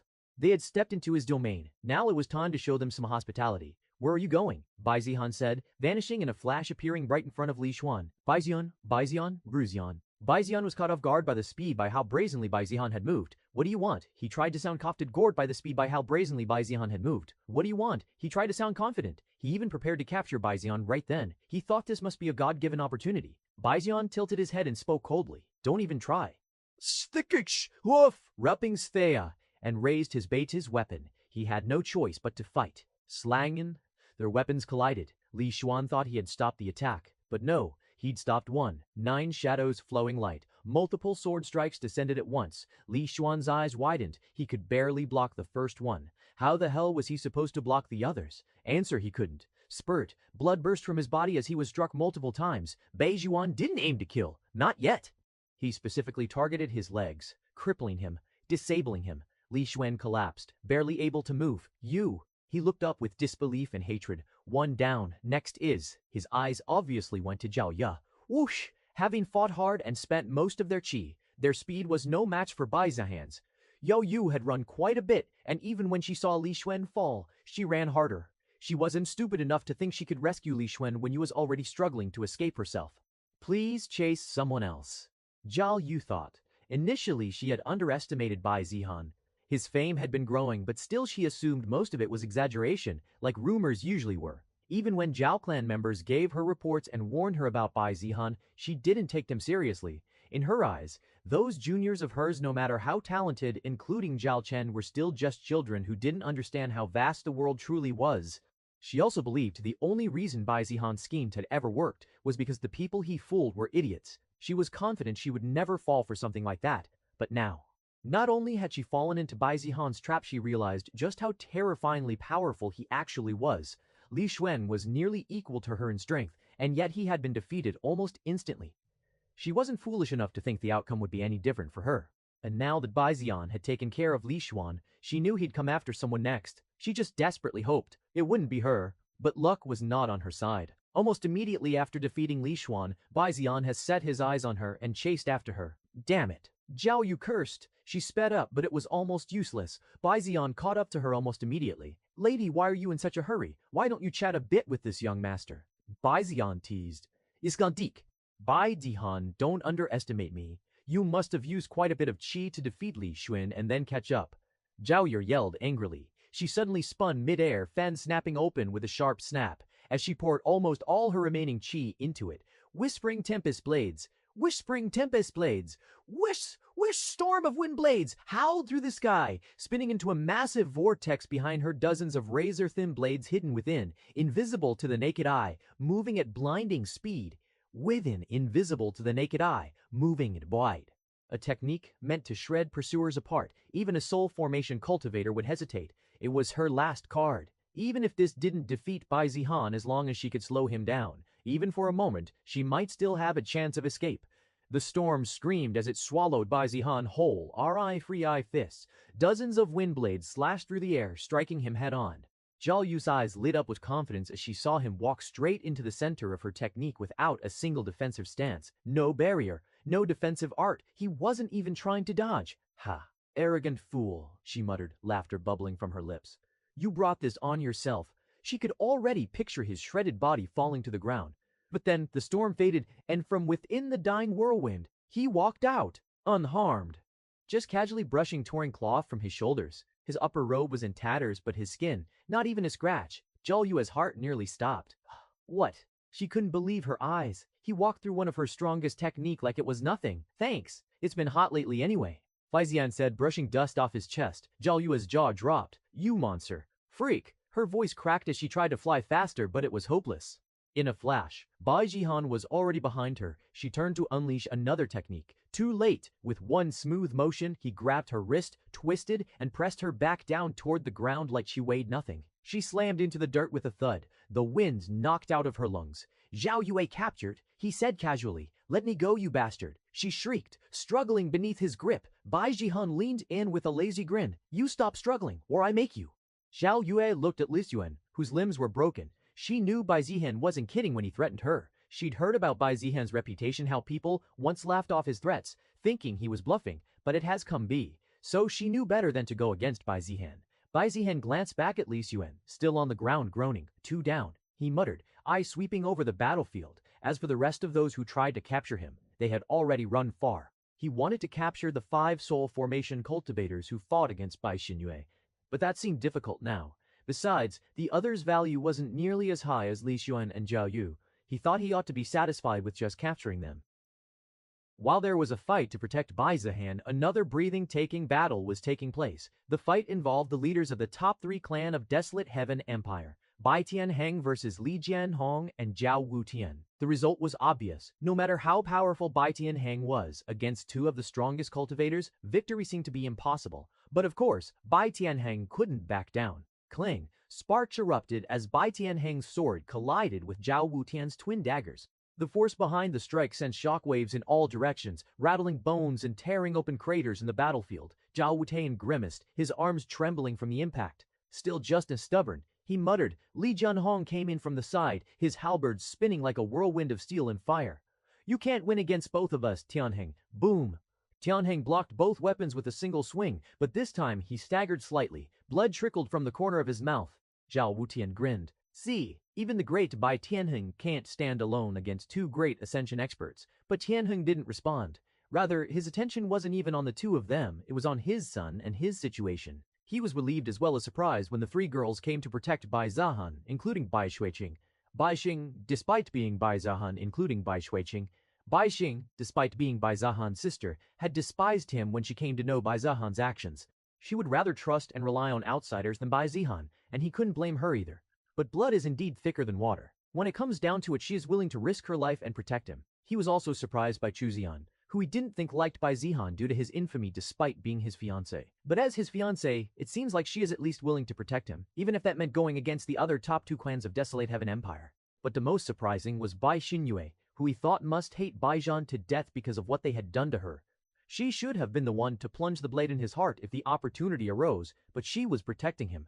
He knew that Bai Xinyue used to follow Bai Zihan when they were little, even though Bai Zihan's attitude wasn't good at all. But after what happened, even if their relationship was the strongest, it would have turned to hatred after such betrayal. Even if Bai Zihan has returned her Dao bone, that wouldn't be enough to warrant that she protect him at most. It would be that she wouldn't hold a grudge against him, which would be a surprise enough. Anyways, the situation seemed a bit favorable with them protecting Bai Zihan, though he was still worried, seeing that the enemy outnumbered them and Bai Zihan was severely injured. But he also couldn't afford to just worry and pay attention to them, as this could lead to his loss. His earlier injury was also due to him not concentrating on the fight and getting distracted by Bai Zihan's situation. Let's focus, Bai Tianheng thought. Tianheng thought, two of your mouths run quite a bit. Perhaps I should start taking things seriously here. Bai Tianheng said as his cry increased drastically. Boom! Li Jianheng and Zhao Wutian's expressions immediately changed. What? You've broken through! Zhao Wutian shouted in disbelief. You! Yao Wutian shouted in disbelief. The aura that Bai Tianheng released was unmistakably that of late stage of Great Ascension Realm. The three of them had been in the same mid-stage of Great Ascension Realm for so many years, but Bai Tianheng had overtaken them. Bai Tianheng did answer and smiled, but his aura gave all the answer that is needed. He has broken through. It was all thanks to the heaven-grade cultivation technique that Bai Zihan gave him, which made it possible for him to finally break through his bottleneck and break through. Whoosh!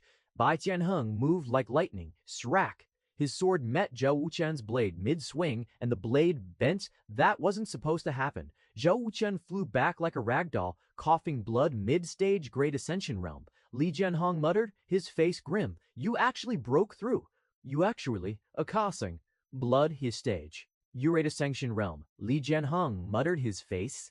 No wonder you dared stand alone. Zhao Wutian spat, staggering to stay upright. You've been hiding your strength all this time. Wrong, Bai Tianheng said coldly. I wasn't hiding it. I simply didn't need it until now. With a single step forward, the entire battlefield rumbled again. In the distance, the spectators felt it, despite the distance that they had from the actual battlefield.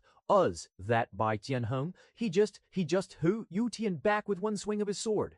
What the hell? Bai clan leader has made a breakthrough. No wonder he was always considered the greatest talent of his generation. But still, it wouldn't be easy to take on two mid-stage Great Ascension Realm cultivators by himself. As the realization swept through the bystanders, Bai Tianheng raised his sword filled with sword intent. He pointed it at both Li Jianhong and Zhao Wuqian. I'll say it once, he said. Move aside, or be crushed. Li Jianhong's eyes narrowed. You think you can. I warned you once. I will not tell you twice. Come and try us. And then Bai Tianheng attacked. No words, no delay. A flash of sword slash that screamed across the air. Li Jianhong blocked with his twin halberds, spiritual shields layering one after another. But none of it mattered. Crack. The first shield shattered. CR. Crack. The second. Boom. By the third, he was set flying, crashing into a mountain on the outskirts of the battlefield. Zhao Wutan moved in to flank him, but Tianheng's free hand turned mid-swing and backhanded him out of the sky, lightning dancing off his knuckles. Blood sprayed as Zhao Wutan tumbled through the air like a broken kite. This can't be. Although it was just a one minor realm difference between them, when the cultivation is as high as theirs, the difference is often very vast as theirs. The difference is often very vast. This is being experienced by Li Jianhong and Zhao Wutian, who are suffering at Bai Tianheng's hands due to that one minor realm difference. We can only stall him. Zhao Yu and others should capture Bai Zihan as soon as possible. Now that they know that defeating Bai Tianheng is close to impossible, at least for them, Zhao Wutian put his hope on the group who was sent to capture Bai Zihan. Moreover, he has seen Bai Tianheng looking back at Bai Zihan in worry, showing that despite Bai Zihan becoming crippled, he was still very important in Bai Tianheng's heart. Clang. Why are you so anxious, worried that your son might be killed? Li Jianhong provoked. Don't underestimate Bai clan. Bai Tianheng knew that Li Jianhong was trying to distract him from their fight, which he wanted to deny, but couldn't help it. Don't underestimate Bai clan. Bai Tianheng knew that Li Jianhong was trying to distract him from their fight, which he wanted to deny but could have it. Cripple or not, Bai Zihan was still his son, and although he knew that his enemy was trying to take advantage of that, he couldn't do anything. As they fought, finally Li Feng made his move. Finally, Li Jianhong and Zhao Wutian thought they were at a disadvantage after having fought Bai Tianheng, but they knew that they didn't need to endure for much longer since they could finally threaten Bai Tianheng. But then, it happened. Slash! Li Feng, who they thought would manage to capture Bai Zihan, had his head decapitated from his body. Then Bai Zihan laughed, mocking everyone and once again telling them that they had fallen for his act. Everyone was dumbfounded by that, including Bai Tianheng. Ha ha, that's my son. Bai Tianheng said, this brat fooling even his father. Bai Tianheng said, this brat fooling even his father. Bai Tianheng said, this brat fooling even his father. However, no one could blame anyone for falling for it because, for one, everyone fell for that, and secondly, because that is what is known to happen when one's Dao bone is stolen.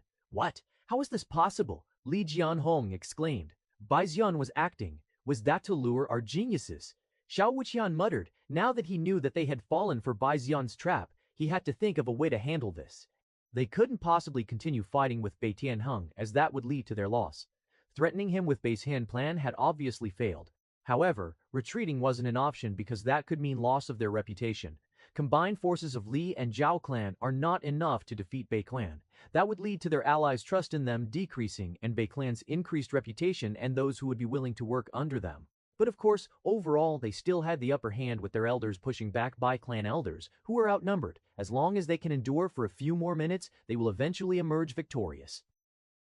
Bai Zihan stood tall amid the battlefield, his torn robes fluttering in the wind, one hand gripping Zhao Yu like a discarded rag doll. Li Xuan lay crippled behind him, bloodied and groaning in pain. He looked at the battlefield. Although his father had an advantage, the same could not be said for the other elders, who were suffering at the hands of the Li Zhao alliance. Would threatening them work? If one were to look logically, Li Xuan and Zhao Yue's value wasn't enough to stop something like a battle for the immortal emperor's inheritance. But they weren't something that the two clan leaders could ignore either. Anyway, I would lose nothing by trying. The wind carried his voice sharp. The wind carried his voice sharp and clear, amplified by Qi, Li Jianhong, Zhao Wuqian. He called of course without respect, addressing them by name.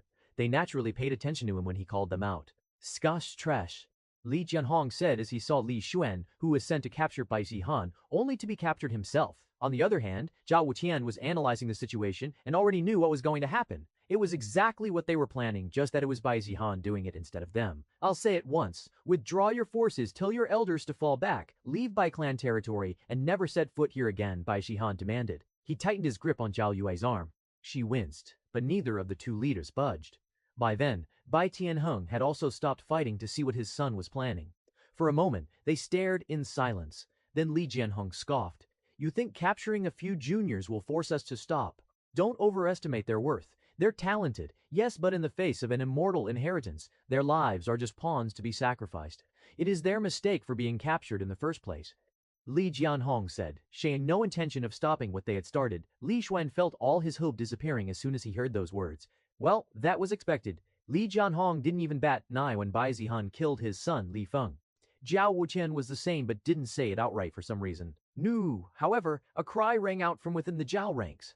One of the Zhao clan's elders, mid-strike, turned his head sharply, eyes locking onto Zhao Yu's figure being held like a rag doll. Wu! The cry was raw, almost animalistic, filled with fear and fury. It came from Elder Zhao Jian, one of the Zhao clan's most influential figures, and Zhao Yu's father. His hands trembled. Clan leader. Elder Zhao Jian's voice rang out, laced with urgency and barely concealed panic. That's Yura, my daughter. She's been captured. His tone was controlled, but the desperation beneath was clear to anyone listening. Zhao Wudian's body stiffened mid-air as the cry echoed over the battlefield, sharp and heavy with pressure. He couldn't give up, because that would mean letting go of the immortal emperor's inheritance. And who knew what would happen if they let Bai Xinyue grow up? Their whole Zhao clan might be in danger. Moreover, the damage to their reputation if they were to retreat would be immense. But could he ignore Zhao Yue? Not with Zhao Jian being here? He was one of the most influential elders of the Zhao clan, and also someone who supported him. Losing that would mean that his political opponents might take advantage of it, and he might even lose one of his most trusted elders and earn distrust from his supporters. Choosing to retreat and abandon their objective for the sake of Zhao Yue's life would invite scorn and raise questions about his capability as clan leader, someone who let go of what might have been the Zhao clan's greatest opportunity. Around him, other Zhao clan elders glanced his way. They didn't speak either, but their gazes were sharp, questioning, waiting, not accusing, not yet, but whether Zhao Wuqian chose to ignore it or not. The questions would come, the whispers. Either way, it wasn't going to be good for him. Meanwhile, from the Li clan side, another elder looked down at Li Xuan, still groaning and convulsing in the dirt. Xuaner, the old man whispered, clutching his halberd tight. However, unlike Zhao Jian, he wasn't a significant elder in the Li clan. Moreover, Li Jianhong didn't really have any opponents in the Li clan challenging him either. So his decision wasn't something that others could easily change. Since he had already declared that he wasn't going to stop, even with Bai Zihan threatening the life of Li Xuan, he meant it. His decision wasn't wrong either, because letting Bai Xinyue go would be an existential threat to their clan. Moreover, although Li Jianhong didn't show it, he knew that Li Jianhong must be pretty angry about Bai Zihan killing Li Feng and would definitely want to take revenge. Zhao Wuqian's eyes flickered. He didn't respond to Elder Zhao Jian immediately. He didn't even look back. Instead, his gaze slid toward Li Jianhong, cold, calculating. He won't retreat. Zhao Wuqian knew Li Jianhong well enough. Prideful, ruthless, and unbending once he made a move. Even if he himself chose to withdraw, it would make little difference. The attack would continue, the war would go on, and the loss of face would be his alone to bear. He would be labeled the coward, Li Jianhong. He'd spin it to his benefit and keep advancing like nothing happened. If I back down alone, I'll be the one blamed for failure. Xia. Zhao Rutian clicked his tongue silently and lowered the hand that had started to rise slightly. He made a decision. Do nothing. Let the situation develop, and if Zhao Yu died, if the elders lashed out in outrage, well, the one who refused to retreat was Li Jianhong. He could push the blame onto him. That old bastard had already drawn his line in the sand. Zhao Rutian would simply pretend to follow it, for now. And if needed, he could later say he tried to negotiate, but Li Jianhong didn't listen. He's got guts, I'll give him that. Who else would dare threaten Zhao Wutin and Li Jianhong like this? Tough. Guts, more like insanity. But what can one say? This is what Zhao Li clan was planning first. Bai Zihan just reversed it. But it will not work. Li Jianhong didn't even blink when his own son was killed. What's a nephew to him? It definitely seems like this war is not going to end up any soon. The onlooker discussed as they eagerly watched what was going to happen next. Zhao Jian, still looking at him, narrowed his eyes. But Zhao Wuqian didn't meet his gaze. Instead, he looked straight ahead, composed, unreadable. Damn you. Zhao Jian muttered under his breath, fury simmering beneath his otherwise calm expression. Normally, he would support whatever decision the clan leader made, but this time, it involved the life of his dear daughter. How could he just accept it? Li Jianhong, meanwhile, remained as impassive as stone. If anything, his disdain only deepened when he saw Zhao Wuqian stay silent. So much for being a calculating fox. Looks like even he can't stand against pressure from his own people. Li Jianhong didn't care about Li Xuan. He cared about victory, dominance, the inheritance, and now that Bai Zihan had revealed his strength, the possibility that the Bai clan might be hiding even more secrets behind their back made him want to tear the Bai clan down even faster. Letting Bai Xinyue walk free, just because of a threat to a junior like Li Xian, that would be ridiculous. No matter what Bai Zihan said, his voice rang out cold and clear across the battlefield. Continue fighting. Orders, no hesitation, no retreat. The elders of the Li clan obeyed, though a few glanced back at Li Xian. Leaders of the Li clan obeyed, though a few glanced back at Li Xian. Clan leader, Li Xian's father called out, but Li Jianhong didn't even glance at him, and he knew what that meant. Zhao Weidian stood there, unmoving, and said nothing. Bai Zihan looked at Zhao Yue. Li Xian was almost worthless, and he understood that, but Zhao Yue seemed to have a bit of value, looking at how it had made Zhao Yudian silent. You're worth more than I expected, he said casually. Then he turned his gaze forward. Li Xian, he said casually. Then he turned his gaze forward. Li Xian, he was groaning in the dirt like a broken beast, barely conscious. Blood leaked from his lips and his limbs trembled uncontrollably. Useless in battle now, but still useful. Bai Zihan's R's narrowed, cold and calculating. He turned slightly, dragging Zhao Yu a few steps with him before tossing her aside. She landed hard and gasped, but she wasn't the focus right now. Without a word, Bai Zihan walked toward Li Xuan, who tried to crawl away, one arm dragging behind him like dead weight. Please! Li Xuan choked, barely able to speak. You won. Just let me go. Sorry, but it looks like your clan doesn't value you. You can only blame them for forcing me. Bai Zihan raised one foot. Crack! Oh hi ha! Ore! One raid them for forcing me. Bai Zihan's wid. A scream ripped through the battlefield as Bai Zihan stomped on Li Xuan's forearm, shattering it. The sound was grotesque, bone snapping, flesh tearing, and that wasn't all. Bai Zihan knelt beside him, grabbed Li Xuan's remaining good leg and twisted. Snap! The shriek pierced even the clashing of weapons and roaring qi in the distance. Several elders from the Li clan flinched. Although they knew that saving Li Xuan wasn't as important as making sure the Bai clan didn't get the immortal emperor's inheritance, they still felt pity for Li Xuan. He was just following Li clan's order and ended up suffering for it. What if it was them? Of course, Bai Zihan's target wasn't the Li clan, who seemed adamant about continuing the fight. It was to show that Zhao Yu would be next, and this was the fate she would have to go through if they didn't listen to him. Zhao Yu, lying nearby, turned her head away, lips pale. Zhao Zhan's fists clenched so tightly that his nails dug into his own palms, drawing blood. Bai Zihan placed his palm on Li Xuan's chest. Do you think I'm bluffing? He asked quietly, but it echoed across the battlefield with chilling clarity. His chi surged, and boom, Li Xuan's body convulsed violently as his ribs cracked inward under the pressure. Stop! The old elder Li Xuan's father screamed, stepping forward. But of course, Bai clan elders weren't going to let him through and kept him there. Initially, it was them who made sure that they don't go to Bai Zihan to protect him. How has the table turned? Now, the Bai elders stopped others from approaching Bai Zihan, even though they were at a disadvantage. Bai Zihan turned his head, eyes landing coldly on Zhao Jian. I hope you're watching. His voice was sharp, each word cutting like a blade. Because if your clan leader continues to stand there pretending this isn't his problem, he stood slowly, blood coating his hands. Brand, your daughter will be next. Zhao Yue's eyes widened in horror. She tried to move, tried to rise, but she could barely sit up, let alone fight back. No, I already did what you wanted, please spare me. Zhao Yue begged, totally different from when she had attacked and tried to capture Bai Zihan arrogantly. Don't you dare. Zhao Yu warned. But of course, he knows that Bai Zihan wasn't going to listen to him. He can only turn to Zhao Wutian, who was still staying silent. Zhao Jian's voice cracked with fury, and at that moment, his worry for his daughter far exceeded his respect and loyalty to Zhao Wutian. You, minus. If she dies, Wutian, I swear. But Zhao Wutian still said nothing and ignored him. Not a word. He was still silent, still contemplating, still trying to ride the razor's edge between inaction and denial. And that silence was deafening. The wind howled, carrying the cries of the wounded. Bai Zihan turned back toward Zhao Yue. One foot slowly moved forward. The message was clear. No more words. She was next. Zhao Yu's breath hitched as Bai Zihan's shadow fell over her. Her pride once towering was now shattered. Her limbs trembled, strength gone, her cultivation suppressed by the brutal blow she'd taken earlier. She couldn't fight. She couldn't flee. Only beg. No, please, Bai Zihan, please. Her voice cracked, barely audible. I was wrong. I shouldn't have. Bai Zihan looked down at her. His expression wasn't cruel. It was detached. Like he was passing judgment, not vengeance. Like I care. You should ask your father to do a better job protecting you. He raised his foot again. Zhao Yu shrieked and covered her face on instinct, her body curling inward.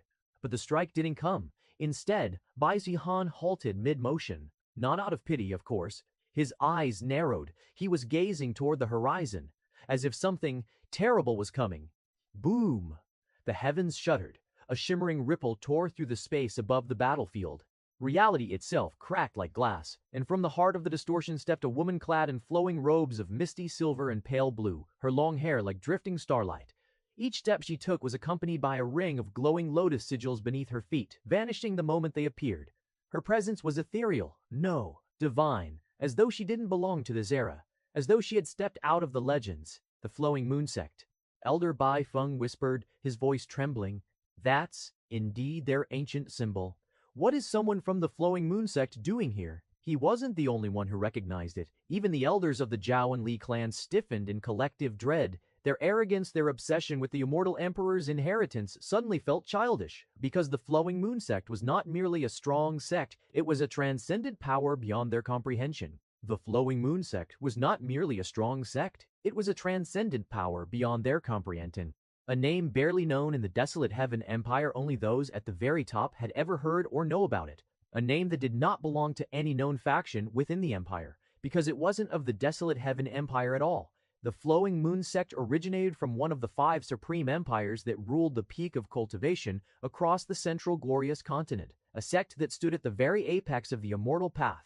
Within the hierarchy of the continent, the desolate heaven empire, as powerful and fearsome as it was, belonged only to the upper middle tier of empires. It ruled its surrounding region with unquestioned authority, overwhelming most other nations nearby. But above it, at the true summit of the cultivation world, were the 5 supreme empires who had the strongest cultivators of the continent. And the flowing moon sect came from one of them. A single envoy from the flowing moon sect carried more authority than the combined forces of the Bai, Zhao, and Li clans. Even the imperial court of the desolate heaven empire would not dare offend such a person lest they invite annihilation. Now such a person has arrived in the desolate heaven empire. The silence on the battlefield grew heavier. Even Li Jianhong, just moments ago sneering at Bai Zihan's threats, now clenched his fists helpless. There was nothing he could do. To challenge the flowing moon sect was to invite ruin not only upon himself, but upon the entire Li clan.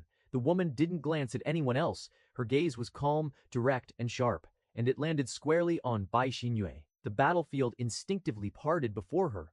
Cultivators from every clan lowered their gazes in silent reverence. What is someone from the flowing moon sect doing here? Do you know something about her? Sheesh, don't point at her! Sheesh, don't point at her! You'll get your entire clan wiped out. The onlookers murmured in awe. most not knowing who this celestial woman was, but looking at the expressions of the Bai, Li, and Zhao clans, they knew she wasn't someone to mess with, while those who has an idea about her began to explain it to other, and also warn them about making any comment about her. Is she the one? The woman finally spoke, her voice gentle, but impossibly commanding. Yes, someone answered behind her. Only then did the others notice the person standing just behind the envoy, and it was someone that most of them recognized. It was Peak Master Qinglun, Bai Zihan, and Bai Zihan East Ambassador. So it was her Qinglun who had informed the Flowing Moon sect. That was how they had known about Bai Xinyue, though they still wondered how just an elder of Heaven Sword sect knew such an esteemed person from Flowing Moon sect. So what do you think, Yue? Is she qualified to become a disciple of the Flowing Moon sect? Qinglan asked. By the way of how Qinglan was casually addressing the person from Flowing Moon sect, it looks like Qinglan was friends with her. The woman studied Xinyue closely. Indeed, I can sense something ancient which even I can't recognize. That should be related to the immortal emperor's inheritance. That alone would be enough to qualify her as a core disciple. Her eyes narrowed slightly, but that's not all. Dao bone and phoenix physique. She turned slightly to Qinglan. Qinglan, it seems she's worth far more than you realized. What? Qinglan was stunned. Dao bone, phoenix physique, she didn't know about that before. She turned to Bai Xinyue again, now understanding why she had obtained the immortal emperor's inheritance in the first place. It wasn't luck, it was destiny. She felt a trace of pity that their sect would lose someone like Bai Xinyue. But even more than that, she was certain they couldn't protect her. Someone like Bai Xinyue. Their sect, perhaps even the desolate Heaven Empire itself, simply wasn't enough for a talent of her level. Fairy Yu Wuxuang, what brings you here? Zhao Wuqian asked respectfully, his voice calm but his posture clearly deferential. He wasn't the only one to act. Just moments ago, the Bai, Li, and Zhao clan leaders had been locked in bitter, deadly combat. But now, they stood side by side, shoulder to shoulder, and then, together, they bowed and greeted Yue Wuxuang. Three of the greatest powers in the desolate Heaven Empire forced to set aside their hatred in the presence of a single woman, because they all knew exactly who she was. Fairy Yue Wuxuang, one of the brightest legends of the Central Glorious Continent, an immortal ascension stage cultivator. Why? Because she had achieved that level of cultivation before even reaching 1,000 years of age. In contrast, within the desolate Heaven Empire, those who reached the immortal ascension stage were considered founding ancestors who required millennia of accumulation to break through. Yet Yu Wuxuang had reached that same realm in less than a tenth of that time. A genius so terrifying that entire sects from middle-tier empires refused to even speak her name carelessly. Fairy Yue Wuxuang, Batian Heng said, his usually powerful voice low and respectful. It is our honor to welcome someone like you to this humble empire. Li Jianhong followed. If we had known you were coming, we would have cleared the continent for your path. Yu Wuxuang didn't respond immediately. Her gaze remained fixed on Bai Xinyue, and her spiritual sense quietly brushed over the girl again, as if confirming something. You should know why I'm here. The battlefield was dead silent. The three clan leaders, Bai Tianheng, Li Jianheng, and Zhao Wutianal, nodded solemnly. There was no need to guess. If there was anything in the desolate Heaven Empire worthy of catching Fairy Yue Wuxiang's attention, it could only be Bai Xinyue. A girl who now possessed the immortal emperor's inheritance, carried a Dao bone, and awakened the phoenix physique. She was no longer just the Bai clan's future. She was a blazing sun that could not be contained within their sky. Yu Wuxuang turned slightly, her eyes falling on Bai Tianheng. Clan leader Bai, he immediately stepped forward, cupping his fists with both hands and bowing deeply. Fairy Yu, he said respectfully, I am honored to answer. Yu Wuxuang gave a light nod, then asked, may I take her? Though her tone was soft, the meaning behind the words was no less than a divine command. It wasn't a threat. It wasn't a negotiation. It was a courtesy, a moment of respect offered to the Bai clan before she swept Bai Xinyue away from the mortal world. Bai Tianheng was silent for a moment. Bai Xinyue was someone who could literally change the clan if they were to keep her. Her relationship with Bai Zihan also seemed to have improved at the very least. She wouldn't kill him. But could they really keep her? Could they protect her from the storm she was destined to walk into? Not to mention refusing Yu Wuxuang? No. With a long breath, Bai Tianheng raised his head and smiled. Bittersweet. I, of course, do not mind. But it all depends on Bai Xinyue. If she wishes to leave, then she can leave without a doubt. He glanced at Bai Xinyue with guilt. But if she doesn't, then I couldn't force her either.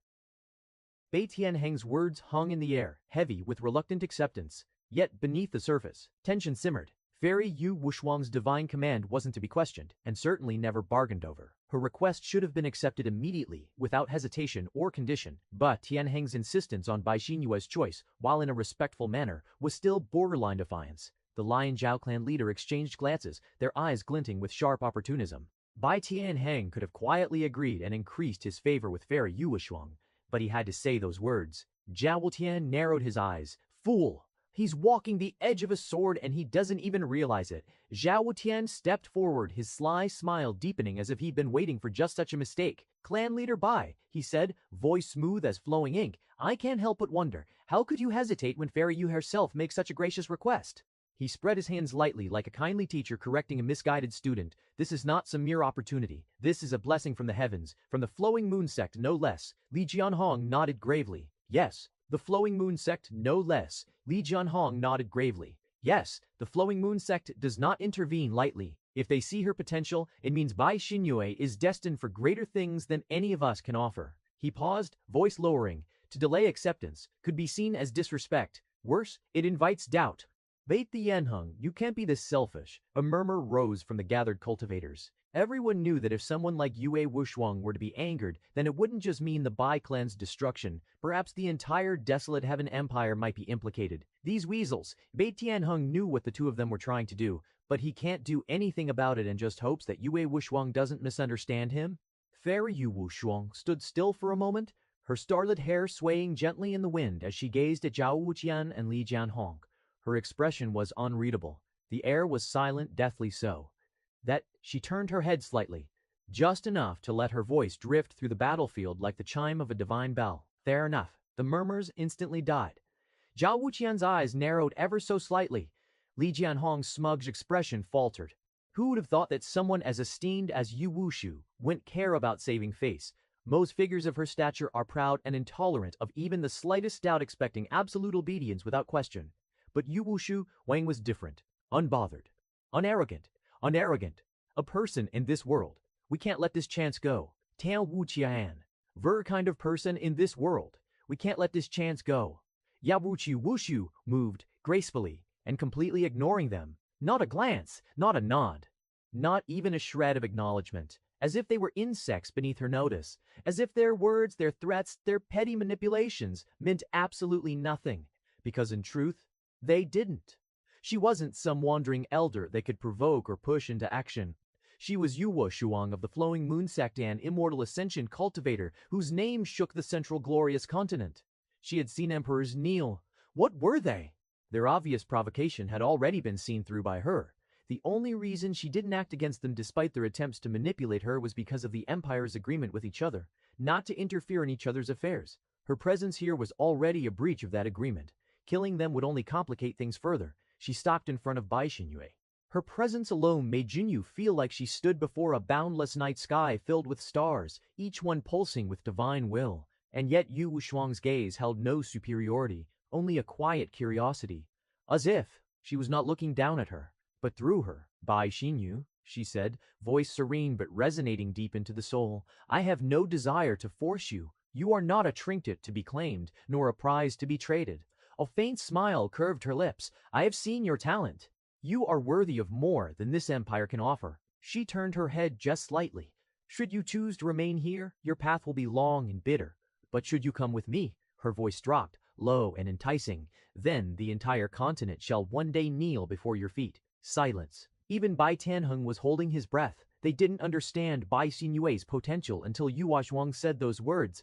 If it were any other person saying those words, it might have sounded crazy. But with Yu Wuxuang saying it, it meant it was something that was possible. Yu Wuxuang stepped back, her robes fluttering like moonlight. A single word, and I shall take you beyond the sky. All eyes fell on her. Bai Xinyue's hands trembled, not from fear, from weight, the weight of choice. Behind her, Bai Zihan watched quietly, expression unreadable. Indeed, 5-star fate heavens chosen. Indeed, a 5-star fate heavens Yueld. Indeed, such an opportunity being handed to Bai Xinyue might feel bizarre to others, but not to Bai Zihan, who understood her fate. It seems that even if he or the Bai clan weren't going to protect her, she wouldn't need them. To be honest, Bai Xinyue didn't have any particular lingering feelings for this place. There had been nothing but hurtful memories here. She didn't really care for it. Her gaze naturally drifted to Bai Zihan, perhaps the only connection to this land. Someone she once wanted revenge against, though. Now, that desire seemed distant. Perhaps it didn't even exist anymore. She didn't know, and despite everything, a strange reluctance to leave still lingered in her heart. Perhaps, in the end, she also knew that her roots and home had always been here. But even if she wanted to stay, she couldn't. The Li and Zhao clans would never stop until they had her. Her presence would invite a war far bigger than she could bear. One that would cost countless lives. And right now, it was just the Li and Zhao clans. Soon, the demonic sect might get involved. The imperial family was only staying quiet because they were watching from afar, but eventually, they would act. They would never allow a power they couldn't control to grow beneath their nose. No matter what, staying here would mean destruction for the Bai clan. Everyone stayed silent, awaiting Bai Xinyue's decision. However, deep down, everyone already believed she would accept. At least, if they were in her position, they knew they wouldn't hesitate for even a heartbeat. Some wanted to yell out, just say yes, but of course, none had the courage to speak. Not while Yue Wushuang herself stood, still waiting for Bai Xinyue's answer. Then, a cold voice cut through the stillness. Go, Bai Zihan. He simply looked at her, his expression flat and unreadable, eyes calm as a frozen lake. You've gotten everything you wanted here, he said, his tone faintly mocking. The immortal emperor's inheritance, your Dao bone. And now, even the flowing moon sect has come to pick you up like some precious disciple. His gaze drifted briefly to Yua Zhuang, merely to confirm her presence, then shifted away again, filled with complete disinterest. So what are you still doing here? He asked. Or is it that you still want revenge against me? I highly doubt you can win. Bai Zihan said it with confidence. A few people on the battlefield flinched. Everyone had witnessed how powerful Bai Xinyue was. Her cultivation had reached the spirit-severing realm, and she'd even overwhelmed 5 soul formation realm cultivators. While Bai Zihan was certainly formidable, he was still in the soul formation realm and clearly not on Bai Xinyue's level. Many thought he was being absurdly arrogant. Some were stunned, others scoffed silently, but no one dared to speak aloud. Bai Xinyue, meanwhile, stood still. She stared at him. There was no hatred in her eyes now. You really are the same, she said softly. Unshakable arrogance. One might think his arrogance came from recently acquired strength, but he had always been this way, even back when the world called him a waste. Arrogance that had never matched his strength. And even if you go to that sect, the Flowing Moon sect, I doubt you'll be any stronger than me, Bai Zihan finished flatly. That, of course, crossed the line. He was outright belittling one of the strongest sects in the Central Glorious Continent. A faint twitch crossed Yu Wushuang's brow. That was clearly an insult to her sect hall. That was clearly an insult to her sect. She looked at Bai Zihan, was clearly looking down on the Flowing Moon sect. There was no trace of fear in Bai Zihan, was clearly looking down on the Flowing Moon sect. There was no trace of fear in Bai Zihan's voice. He had spoken like he was simply stating a fact. Yu Wushuang couldn't detect any hidden meaning in his words. Ignorant fool, she thought. She assumed Bai Zihan was so confident only because he was treated like an invincible genius within the desolate Heaven Empire and hasn't seen the world. She believed that if he ever saw her sect, he wouldn't dare utter such nonsense. Qinglin quickly stepped forward with a nervous laugh. Aha, don't mind him, Yue. She gently took Yu Wushuang's arm like an old friend. That boy's mouth is truly a masterpiece. She gave Yue a sideways glance. You'll lose years off your life if you take everything he says seriously. Yu Wushuang stared at Bai Zihan a moment longer, then her gaze softened. No need to be angry over an ignorant boy who will never step outside this small empire. Is that so? No need to worry seriously, anyway. Qinglin sighed in relief, thinking Yu Wushuang wasn't offended, and glanced at Bai Zihan. Can't you hold your tongue just once? Then, Yu Wushuang asked casually, Qinglin, do you know who he is? And how is he connected to Bai Xinyue? Do you know who he is? And how is he connected to Bai Xinyue? Although she wasn't going to pursue the insulting remark, Bai Zihan had definitely caught her attention. Arrogant individuals like him either became monsters or met bitter ends, usually the latter. Qinglin gave a faint smile and turned her gaze toward Bai Zihan. At Yu Wushuang's question, she nodded calmly, her tone even as she began to explain. He was Bai Zihan, once treated as trash by his clan, now one of their brightest stars.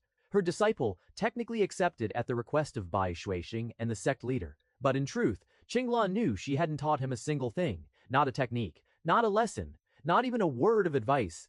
She was his master only in name because he had joined her peak, that was all. Still, formally, he was her disciple. That much was true. Qinglin went on to list a few of Bai Zihan's accomplishments. Yu Wushuang listened quietly, but her expression didn't change. None of those achievements impressed her. They were nothing compared to her own feats that could shake entire regions of the continent. To her, Bai Zihan's accomplishments were insignificant. But what did catch her attention was what Qinglin said next, without needing to be prompted. Bai Zihan and Bai Xinyue had a deep, long-standing conflict.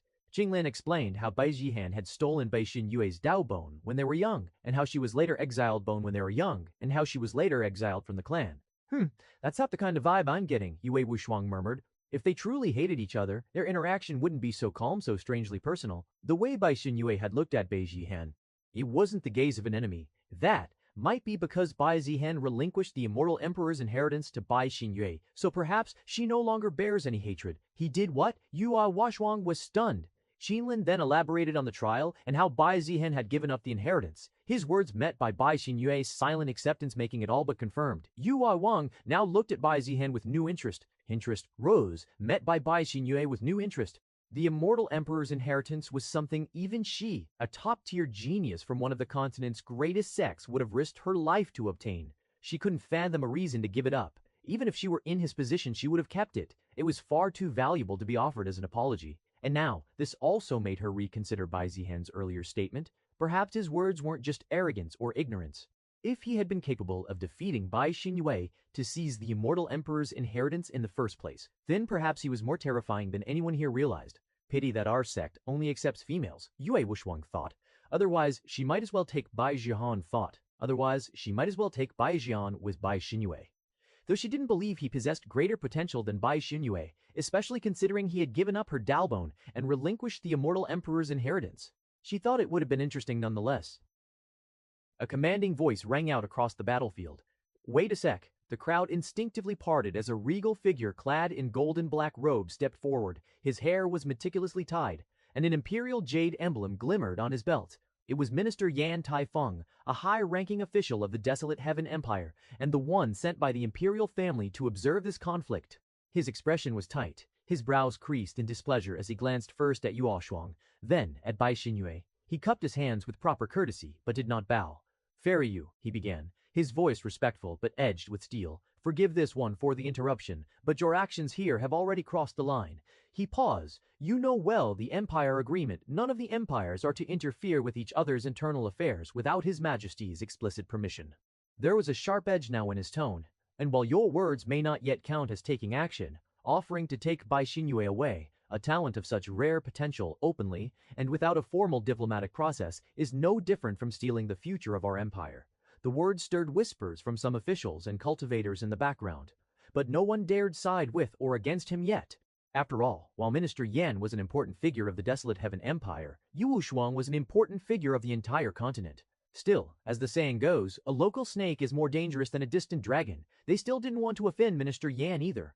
Everyone expected Yue Wushuang to be offended and teach Minister Yan a lesson. Yue Wushuang, however, remained still. Then she exhaled softly. Her calm tone drifted like moonlight over a still lake. "If your empire could protect her, I would never have appeared."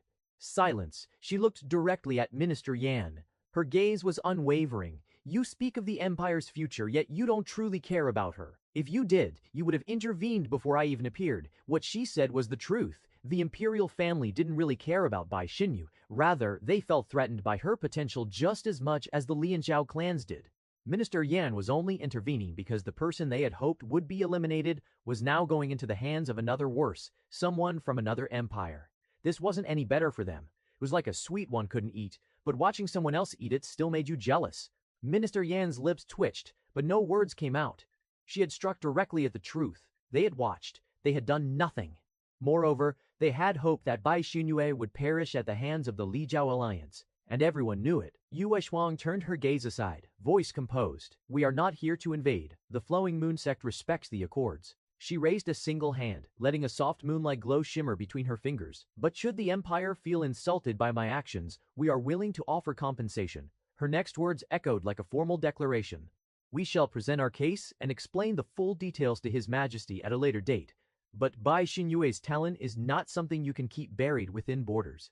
She let the glow fade, but her presence didn't soften. "She isn't someone your Desolate Heaven Empire can control." A heavy silence followed. Minister Yan clenched his jaw. He could not deny the logic behind her words, nor did he have the authority to risk clashing with the Flowing Moon sect directly. Yue Wushuang had given him away out compensation in formal talks, and a subtle warning. Behind her beauty and serenity was power that could shake empires. So instead, he lowered his gaze, cupped his hands stiffly, and said, "Very well, if your sect is willing to speak with His Majesty, then I have no objection." He hadn't even wanted to step forward, but if he had let everything play out, others might have started to question the imperial family's authority. One might start to ask, can anyone simply take away someone from the desolate Heaven Empire without regard for the royal family? There was a need to show that even in the face of the Flowing Moon sect, without the Empire's imperial family's permission, things could not be done easily. Of course, strictly in terms of strength, they couldn't do anything, but because of the agreements and understandings between empires, Yue Wushuang at least needed to show a bit of formality. One that she did, which saved face for the imperial family, with compensation being icing on the top. Meanwhile, Bai Xinyue and Bai Zihan were unaffected by Minister Yan's presence or whatever was happening to other places. Right now, only the two of them mattered, and they were speaking to each other. "Zihan," Bai Xinyue called out, not in the tone of her usual hatred. She looked straight into his eyes. "The hand." Bai Xinyue called out, not in the tone of her usual hatred. She looked straight into his eyes, the same eyes she couldn't look into when they were children. Many years had passed, and she still hesitated to meet his gaze. As they say, the eyes are the mirror of a person's soul. She had always wanted to know what Bai Zihan truly thought about her, but had been too scared to find out. Did he see her as a burden because she was clingy and useless? Did he hate her for being needy? Did he look down on her like so many others had, just because she had no parents? So many questions. But until now, she hadn't had the courage to seek the answers. So many questions. But until now, she hadn't had the courage. But what Bai Xinyue saw in those eyes made her breath catch. There was no condescension, no hatred, no pity, not even the faintest flicker of disdain or contempt. Instead, she saw a calm she couldn't define, steady, cool, and kind. A quiet sort of kindness. Perhaps she was imagining, or that is what she would like to believe. She wanted to ask, "Do you hate me? Did you ever hate me?" But the words wouldn't come out. Even now, she didn't have the courage to hear the answer. So instead, she swallowed the knot in her throat. "Let's fight." "Let's fight." The words rang clear, cutting through the heavy silence like a blade. Bai Zihan raised an eyebrow. He hadn't expected Bai Xinyue to challenge him, not now, not like this. "You want to fight me?" he asked, his voice low. Bai Xinyue nodded, her eyes unwavering. Bai Zihan nodded, her eyes unwavering. Bai Zihan studied her for a moment longer. "I don't think this is about revenge. Or is it?" He was confused. Although his earlier words might have sounded provocative, they weren't enough to justify a battle. Perhaps she just wanted to fight. Her gaze didn't carry malice, nor did it feel like a grudge. Anyway, since it seems like after Yu Shuang has intervened, the war between Bai and Li Zhao clan is going to be stopped, there is no need to decline her. He stepped forward. "All right, if that's what you want, then I'll show you the difference between us," Bai Zihan declared. Everyone watched with rapt attention. On one side stood a prodigy so promising that even a top-tier sect like the Flowing Moon sect had come personally to claim her. On the other, a genius in his own right, who had played with some of the Empire's strongest cultivators and walked away unscathed. While many still believed Bai Xinyu would be the eventual victor, they couldn't deny Bai Zihan's presence. Yu Chuang watched silently, intrigued. She wanted to see for herself how far Bai Xinyue had grown and just how dangerous this so-called waste named Bai Zihan truly was. Bai Xinyue raised her chi. The sword in her hand trembled as if resonating with her heart, its blade gleaming like a celestial star. Her cultivation surged to its peak, spirit, severing realm unleashed without reservation. Her robes fluttered violently in the storm of her own power. "Here I come." Boom. She dashed forward like a shooting star, Parabum Tower. "Here I come." Bai Zihan stood motionless. Then, without a word, he drew his eternal spirit sword. Clang! Their blades collided in a flash of light. Sparks flew as sword chi lashed out in every direction, shockwaves rippling outward like thunderclaps. The ground beneath them cracked, a spiderweb of shattered earth spreading outward. Dust and debris were hurled into the sky. Clang! Clang! Their swords met again and again, swift, precise, merciless. Neither side yielded an inch. Gum. Though their swords met again and again, swift, precise. Neither side yielded an inch. Bai Xinyue's strikes were sharp, elegant, and fluid, each motion refined to near perfection. The sword technique she'd inherited from the immortal emperor trial flowed through her body. However, Bai Zihan wasn't losing in technique. If anything, his swordplay was even more terrifying. His movements were subtle, minimal, wasting no effort. Each parry, each slash, each step carried the weight of mastery. It was not the cultivation realm that shocked the crowd. It was the fact that he was matching her blow for blow. Spirit Severing realm versus soul formation realm. And yet, Bai Zihan was not only holding his ground, he seemed to have upper hand. Yet Wu Shuang's expression darkened slightly. This boy, How is he standing equal to someone with the phoenix physique and a Dao bone? Someone with Bai Xinyue's constitution could easily overpower those above her level. And yet here she was unable to gain a meaningful advantage over someone technically a realm below her. That alone spoke volumes. We don't have time to waste, Bai Zihan said quietly, his tone calm. I'll get serious now. Suddenly, his sword began to emit a sharp resonance. The air itself trembled. A piercing pressure began to surge outward from his blade. Sword intent. She couldn't hide the shock in her voice. Sword intent. She couldn't hide the shock in her voice. As a sword cultivator herself, how could she not recognize that will? One needed years, decades of dedication to the sword to even have a chance at grasping sword intent. Talent alone wasn't enough. Even she, Yu Wushuang, considered a genius throughout Central Glorious Continent, had taken 30 years to comprehend the basics of sword intent. But now, a youth not even 17 had achieved it. Unbelievable. She whispered. No matter how many praises or accomplishments Qinglan listed about Bai Zihan, nothing had truly impressed Yu Wushuang. To her, he was just another talented youth from the desolate Heaven Empire. That is, until now. Sword intent, at just 16 years old. That was beyond being a mere genius of the middle-ranked empire. Of course, she wasn't the only one who noticed. Sword intent? Did he really? Bai Zihan has sword intent. The murmurs spread like wildfire. Of course, she wasn't the only one who noticed. Bai Zihan's sword surged with sword intent, and the awe it inspired was palpable among the crowd. Sword intent. Gasps echoed across the battlefield. Bai Xinyue, however, didn't react as strongly as the others, mainly because she didn't fully understand how difficult it was to achieve such a thing. But just from the aura alone, she could tell. Bai Zihan wasn't bluffing when he said he'd get serious. He was hiding something like this all along. When facing someone like her, someone with superior talent and a higher cultivation realm, any normal cultivator would go all out from the start. But Bai Zihan was different. He hadn't used his full strength until now. I see, Bai Xinyue said coldly, her eyes narrowing. Then I'll hold back no longer either. Her chi surged once more, rising to its true peak. Golden red flames burst from her back like wings of divine fire, forming the illusory outline of a divine phoenix. It wasn't fully formed, but the majesty was unmistakable. The air around her distorted under the immense pressure, and every step she took scorched the ground beneath. At the same time, her Dao bone began to shine. Normally invisible, the Dao bone now revealed itself as golden veins of light running through her limbs and spine, pulsing with her heartbeat. The sword in her hand trembled in resonance, as if awakened by the Dao flowing through her very bones.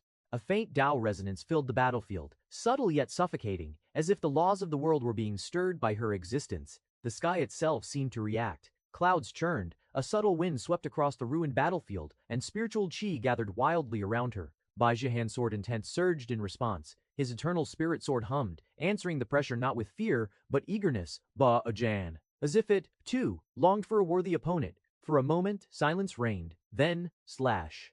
A blinding arc of light tore through the battlefield. A brilliant crescent that split the sky in two. For a heartbeat, time seemed to stop.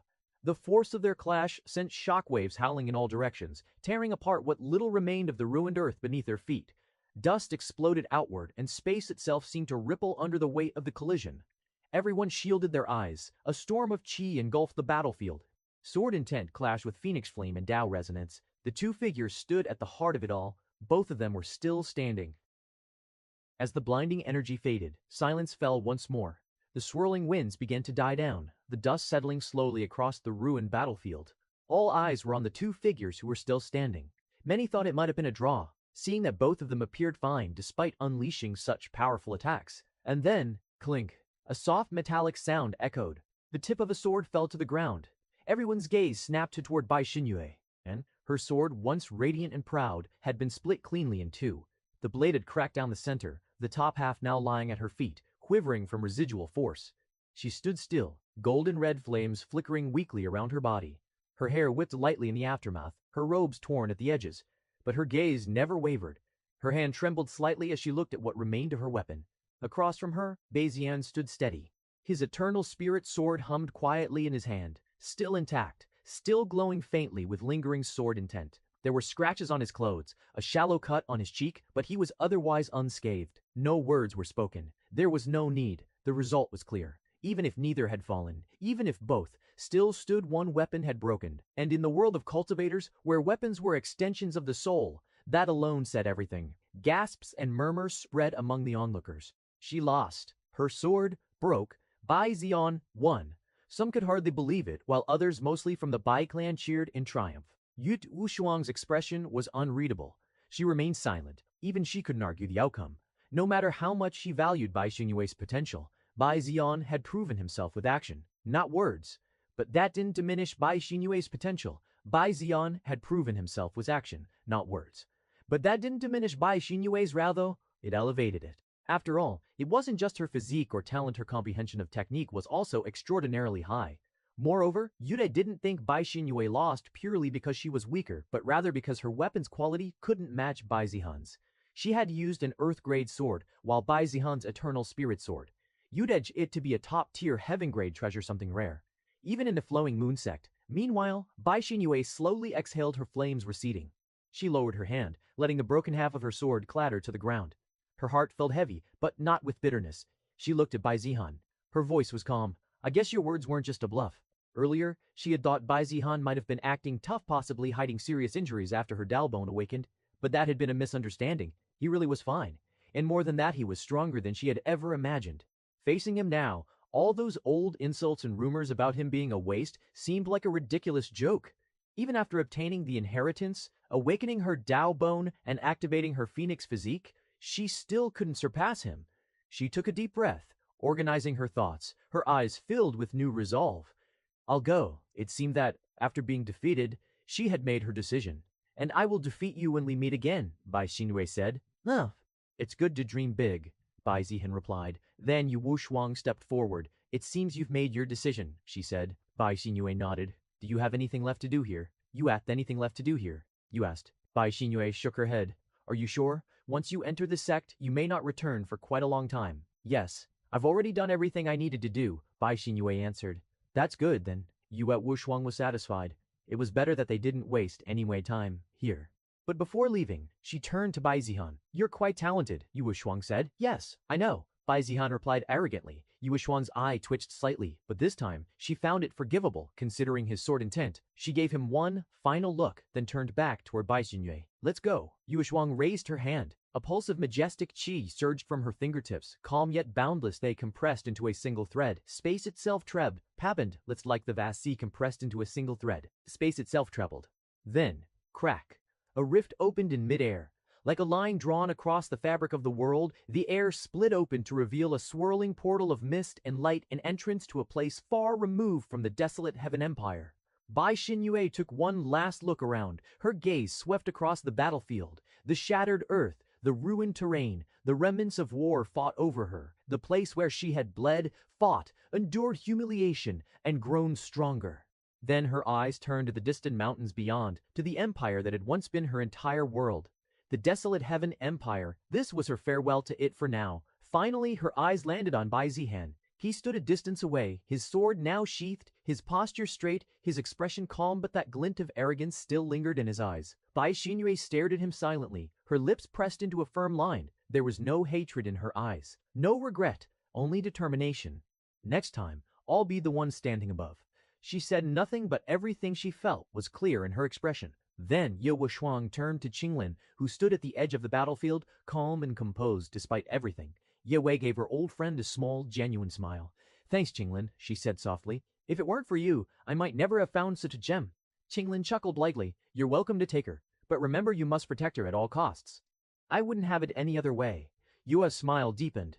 We'll catch up next time. I'll treat you to some 1,000-year-old wine. Qinglin raised an eyebrow. Well, I'll hold you to that. She then looked at Bai Xinyue. Cultivate well and become strong. If you face trouble, seek out Yue Wushuang, she will help you. Bai Xinyue gave a small, respectful bow. Thank you, Elder Qinglin, for everything. She meant it. Qinglin had protected her ever since she obtained the inheritance, then used her connections to summon Yue Wushuang and give her this opportunity to enter the Flowing Moon sect. Bai Xinyue even felt a trace of regret for rejecting Qinglin in the past due to her conflict with the Bai clan. Then Yue Wushuang turned back to Bai Xinyue. She placed a hand gently on her shoulder, and with a flick of her sleeve, they both stepped forward. The rift pulsed, a swirl of light, and then they vanished. The portal collapsed behind them with a quiet shimmer, as if it had never been there at all. The battlefield was silent once more. Everyone stood in place for a few lingering moments before the spell broke. Some breathed a sigh of relief, others exchanged uncertain glances. The question was clear. What now? What would happen to the Bai, Li, and Zhao clans? Would they continue the war? But with the reason for fighting now gone, few believed they would. What remained now was to return, reflect, and reassess everything after what had happened. At the very least, Minister Yan was already making plans. Everything that had transpired, he would need to report to His Majesty, especially Yu Wuxuang's intervention, which had shaken the very balance of the desolate Heaven Empire. Li Jianhong and ZH Nobu Tian stayed in the air, looking at the Bai clan estate. The person who they want to eliminate was conveniently taken away. In a sense, it was a mission completed. On the other hand, their losses were significantly higher than the Bai clan, and their reputation might also suffer greatly after this. Should we continue? Li Jianhong asked. Although he knew it was pointless, destroying the Bai clan wasn't possible, not with their grand elders still capable of protecting them. Moreover, even with both of them combined, they still couldn't defeat Bai Tianheng. That much he was well aware of. He only asked because he couldn't be the one to suggest retreat outright. After all, Li Jianhong had always portrayed himself as someone bold, someone who charged forward without hesitation, unafraid of the consequences. Zhao Wutan saw through his intent but didn't call him out on it. No, let's retreat. He said simply, "Everyone, we will be retreating," he announced. The soldiers and elders from the Li and Zhao clans, still dazed from the chaos and intensity of what had transpired, immediately began to fall back. Though their steps were orderly, there was no denying the bitterness lingering in their retreat. In the sky, Zhao Wuqian turned one final time to face Bai Tianheng. Their gazes met two titans standing on opposite sides of a war that had, for the moment, been paused by forces beyond their control. Zhao Wutian's expression was calm, yet not without a trace of weariness. "Don't fret too much, Bai Tianheng," he said evenly. "What happened today was inevitable. You would have done the same." Bai Tianheng stood atop the cracked pavilion rooftop of the Bai clan estate, arms behind his back, his robes fluttering gently in the wind. He did not respond immediately, but when he did, his voice was steady and cold. "Haha, yes, inevitable. Indeed." His gaze didn't waver. "And so is what comes next." There was no fury in his tone, only solemn promise. "Be prepared. The Bai clan will not forget today." He paused. "The reckoning will come. That too is inevitable." A cold wind passed between them. Zhao Wutan narrowed his eyes slightly, then gave a small grim nod. There was nothing more to say. The battlefield was finally still. No more clashing of weapons, no more cries of war, only the occasional clang of metal as Bai clan disciples moved through the debris, clearing away broken armaments, shattered flags, and the remains of war. The air, once thick with tension and killing intent, now carried only the cool breeze of dusk. Almost all of the onlookers have also returned to their respective clans or sect, with some still being stationed to keep an eye on the Bai clan. The Bai clan ignored them and focused on their own affairs. There was much that needed to be done. First, they had to rebuild their defensive formation. Second, they needed to honor and send off all the fighters who had perished protecting the Bai clan. Third, they had to convene and discuss the path forward.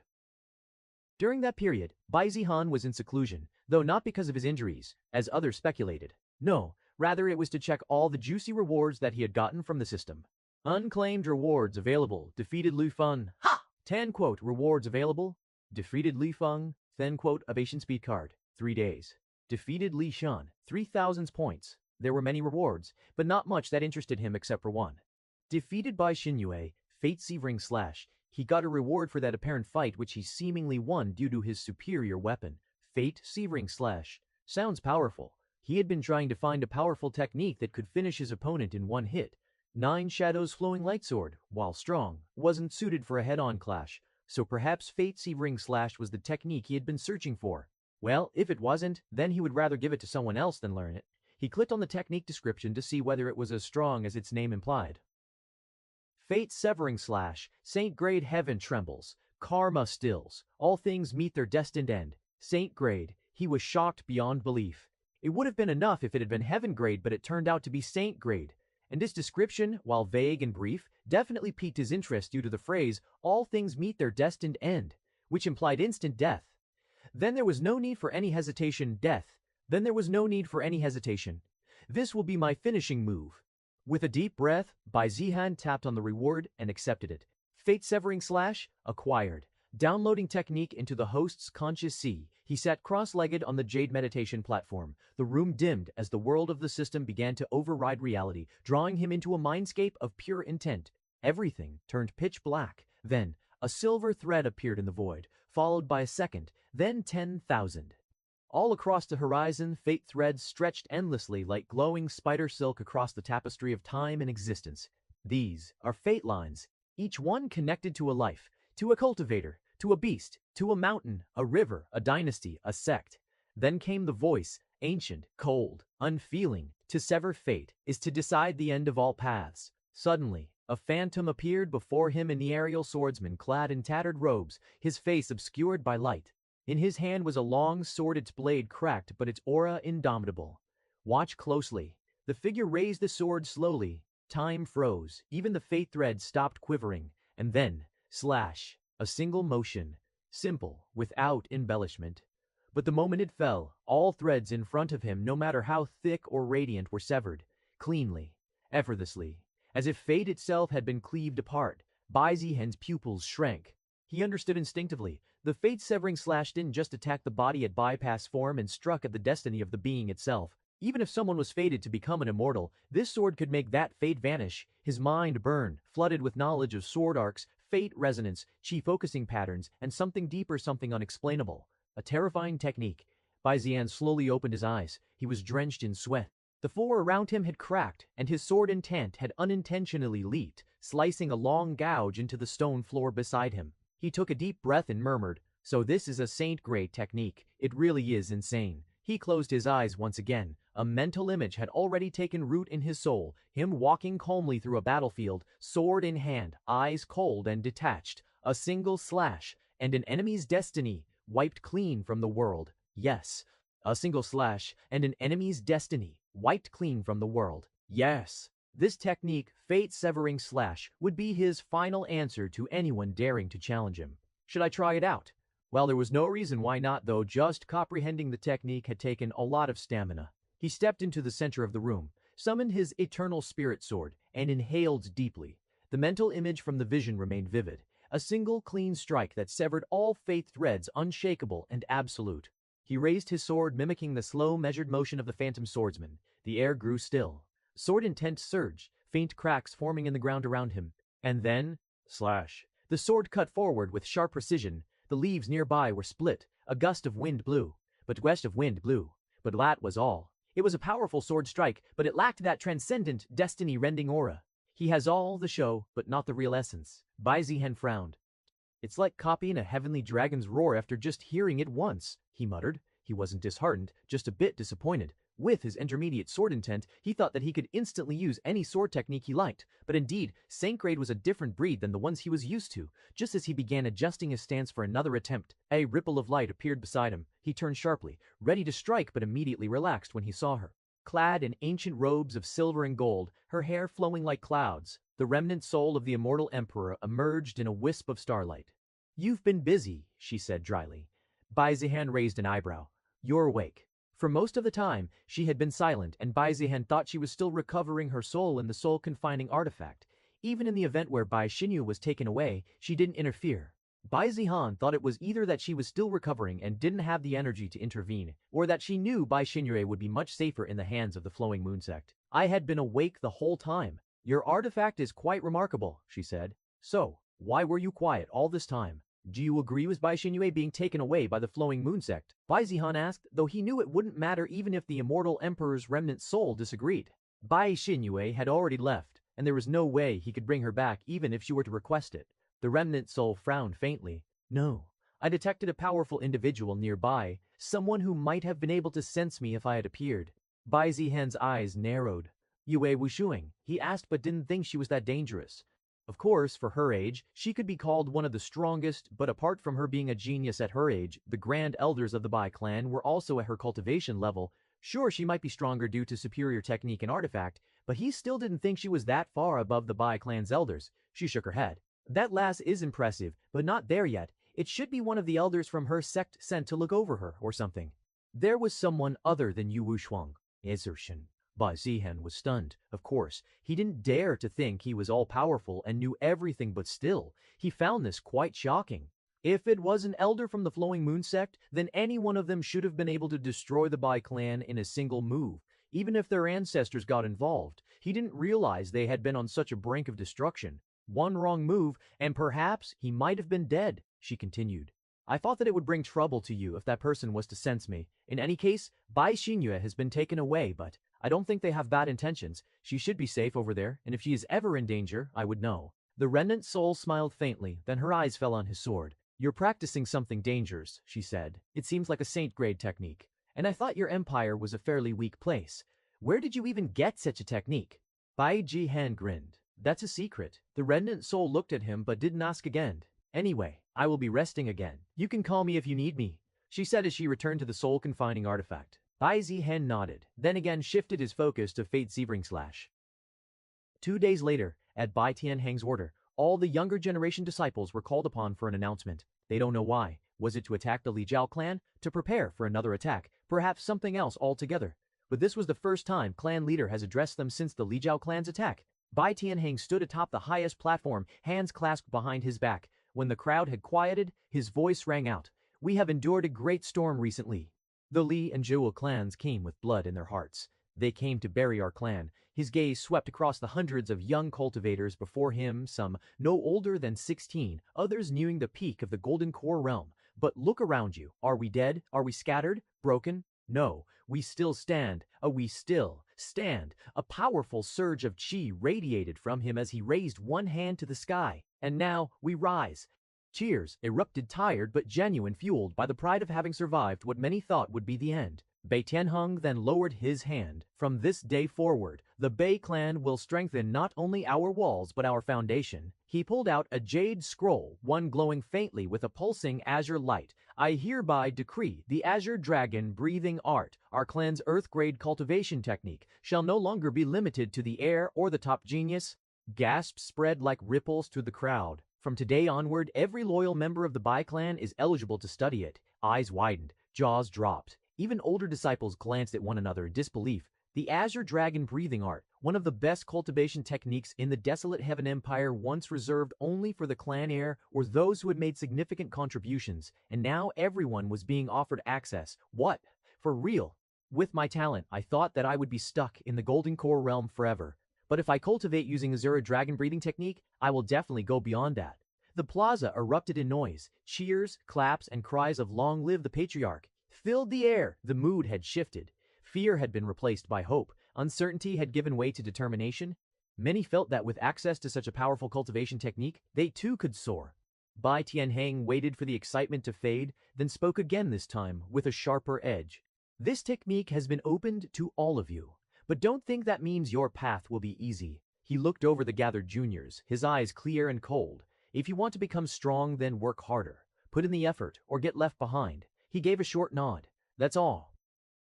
The skies above the Bai clan were no longer dark with war banners and ash. A quiet peace, tenuous but real, had returned to the estate. As the final repairs to the defensive formation neared completion and the morning ceremonies concluded, a new event quietly began stirring within the clan. Bai Tianheng had summoned the elders, his tone unusually warm. Zihan's 17th birthday is approaching, he said, standing at the heart of the ancestral hall.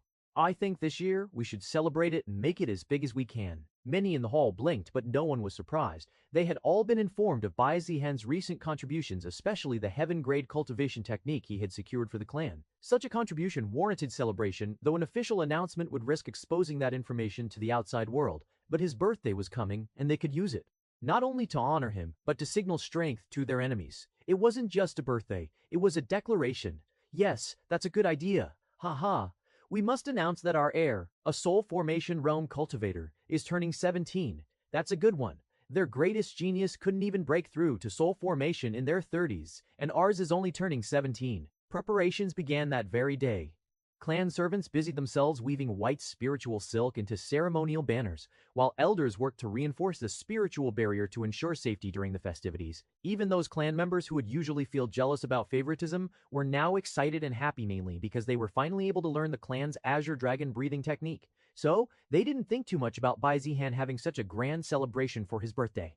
Not to mention, after Bai Zihan's performance in the war, there was no longer any doubt about his qualifications as the heir. Back in his courtyard, Bai Zihan had just finished his seclusion. I still can't grasp the technique's essence, even after so many tries. He muttered to himself with a frown. He had tried again and again, but continued to fall short. He didn't know exactly what he was missing, but he knew it was something fundamental. I should ask Luo Qing to tell the chef to prepare a full-course meal for me. Just as he was imagining all the food he could eat, the sound of laughter reached his ears. He turned his head slightly and spotted two servants decorating the stone pavilion with orchids. Ha, are we preparing for a festival? He asked lazily. One of the girls yelped in surprise and quickly bowed, flustered. Young Master Bai Zihan. No, not a festival, it's your birthday. Bai Young blinked, caught off guard. My birthday. He had completely forgotten. With all the fighting, the scheming, and regaining memories from his past life on Earth, it had felt irrelevant. 17. In most clans, 17 was when a prodigy's cultivation path began to stabilize. It marked the phase where childish impulsiveness gave way to focused intent when the name of a future legend often first began to take root. That also meant it had been nearly a year since he recovered his memories from Earth. Since then, he had changed completely, at least in terms of cultivation and strength. Even if his personality hadn't shifted much, he scratched the back of his head awkwardly. She scratched the back of his head awkwardly. The Chu servants could only smile awkwardly at his grumble. Just then, Luchi came running toward him. Young master, you're finally out, she said, sweat on her brow, hands smudged with dirt clearly from helping with preparations. Yes. In Luochin, tell the chef to prepare a full-course meal to satisfy me. Otherwise, well, they can practice cooking again, without sleep, Bai Zihan said with a grin. Luochin nodded. Young master, your father also instructed me to tell you he wants to see you in his office as soon as you're out. Huh, father wants to see me. What does that old man want now? Bai Zihan frowned. Normally, he'd only be called in after making trouble. He didn't think he had done anything wrong lately. But he wasn't sure either. Well, he'd find out soon enough. Bai Zihan walked toward his father's study room, and all around the Bai estate, there were preparations for his birthday. Isn't it bigger than last year? As the heir, of course, his birthday was always celebrated lavishly, with guests being the most prominent figures. However, this time, it seemed even more extravagant. Bai Zihan arrived at his father's study with a casual stride, arms behind his head, and a faint frown on his face. He didn't bother knocking.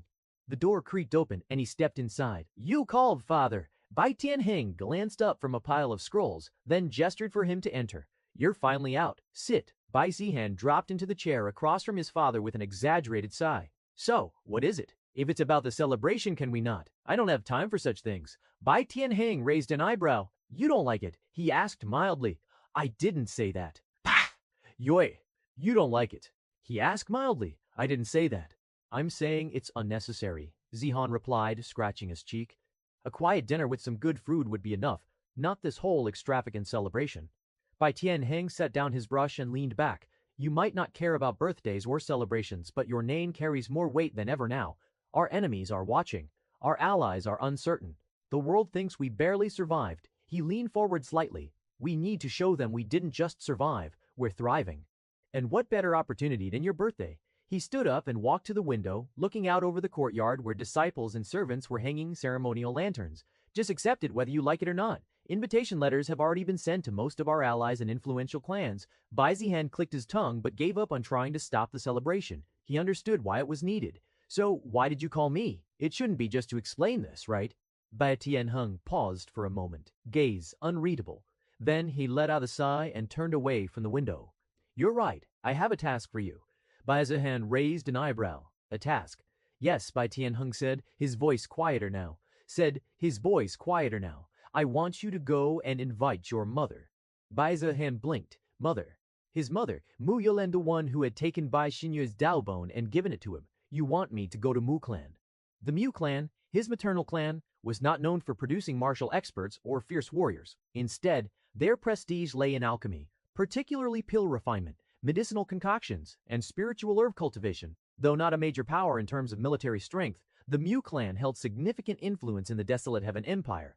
Their pills were widely sought after for healing, breakthrough assistance, and longevity.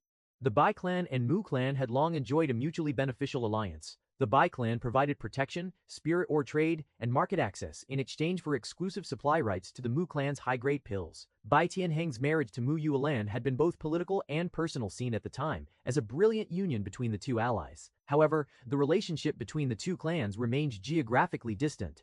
Most Mu clan members stayed within their secluded estate, refining pills rather than getting involved in marital conflict. Other than going out to find rare and precious spiritual herbs that they can't buy, they hardly go out. Bai Tianheng nodded. But isn't mother in seclusion? Last year, his mother had been in seclusion, trying to break through to the Great Ascension realm, and missed Bai Zihan's birthday.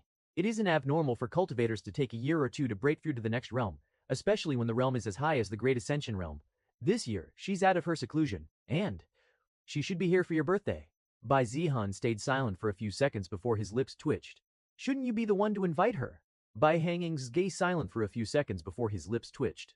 Shouldn't you be the one to invite her? Bai Tianheng's expression darkened slightly. It's been quite a while since we talked. Not since Bai Xinyue's Dao bone was taken. Bai Zihan thought. Bai Zihan didn't know the full details, but he did know they had argued, and after getting angry, his mother had left the Bai clan. Since then, unless it involved him or Bai Xueqing, she hadn't appeared in Bai clan. Well, Bai Zihan understood why his father was angry at his mother, because no matter how much you love your child, stealing someone's Dao bone, especially from a relative, was simply wrong. As the clan leader, Bai Tianheng also had to consider how the rest of the clan would react to such news, one of their own having their Dao bone taken. So in a way, it was understandable that he got angry.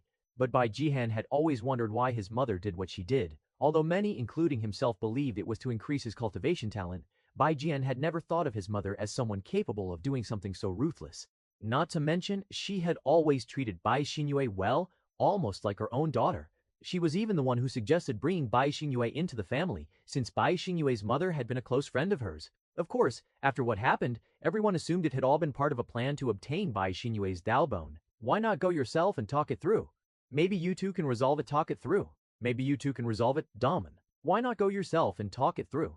Maybe you two can resolve it, Daman. Sciencean, Dinhin didn't say anything, but it was clear didn't want to go. Bai Zihan studied him, then exhaled through his nose. So you want me to go because it's awkward for you, because she'll come if you ask, Tianheng said. She might still be angry with me, but you're her son. She won't ignore your request. Jihan clicked his tongue. Fine, but you better talk with her once she arrives. Your fight has been dragging on for too long, and I already gave Bai Xinyue her Dao bone back. There isn't much left to argue about. Bai Tianheng just nodded. Bai Zihan knew his father understood even without him saying it, but he said it anyway, just in case his pride got in the way. Right, then I'll head out tomorrow morning then. Good. In the morning, preparations were already underway for Bai Zihan's journey to the Mu clan. His extravagant flying ship was ready, adorned with clan insignias and flanked by guards. Mu clan, huh? To be honest, he didn't really like going to his mother's clan. It wasn't that they were crazy in a bad way, but when it came to alchemy, they were downright obsessive. They could talk for hours about a single herb's root quality or the exact moment a pill furnace's flame should flicker. They barely cared about the outside world, and trying to have a conversation with them about anything other than pills was like pulling teeth. All in all, they were a bunch of boring weirdos who only knew how to talk about medicine. But what could he do? He'd already agreed to go. But is it really okay for you to come protect me, Grand Elder? Bai Zihan asked, raising an eyebrow. With his rising fame, plenty of people had started seeing him as a threat. There had already been one assassination attempt, so it wasn't surprising he'd be assigned guards. He just hadn't expected Grand Elder Bai Ren himself to come along. Still, he was pretty sure it was Bai Ren's own decision rather than his father's instruction. Of course, you are our precious heir. We can't allow you to be in danger, Bai Ren said with a hearty chuckle. Bai Zihan sighed. If you're that worried about my safety, couldn't you have gone and invited my mother instead? No. Bai Ren waved his hand. We elders don't meddle in the affairs of the younger generation. It wouldn't be proper to interfere in their relationship. But you're perfectly fine meddling in mine. Bai Zihan cursed internally. He was already getting annoyed by the Grand Elder who used to ignore him completely, but now hovered around like a clingy old grandpa who couldn't give his grandson a moment of peace. The flying ship soared across the sky, its runes gleaming as spiritual chi pulsed along its hull. Clouds parted at its approach, and a long shadow stretched beneath it like a dragon gliding through the heavens. Inside the ship, Bai Zihan leaned lazily against the railing, arms crossed as he watched the world blur past. We should be arriving soon, Bai Zihan muttered, glancing at the horizon where mist-covered peaks emerged in layers of jade and silver.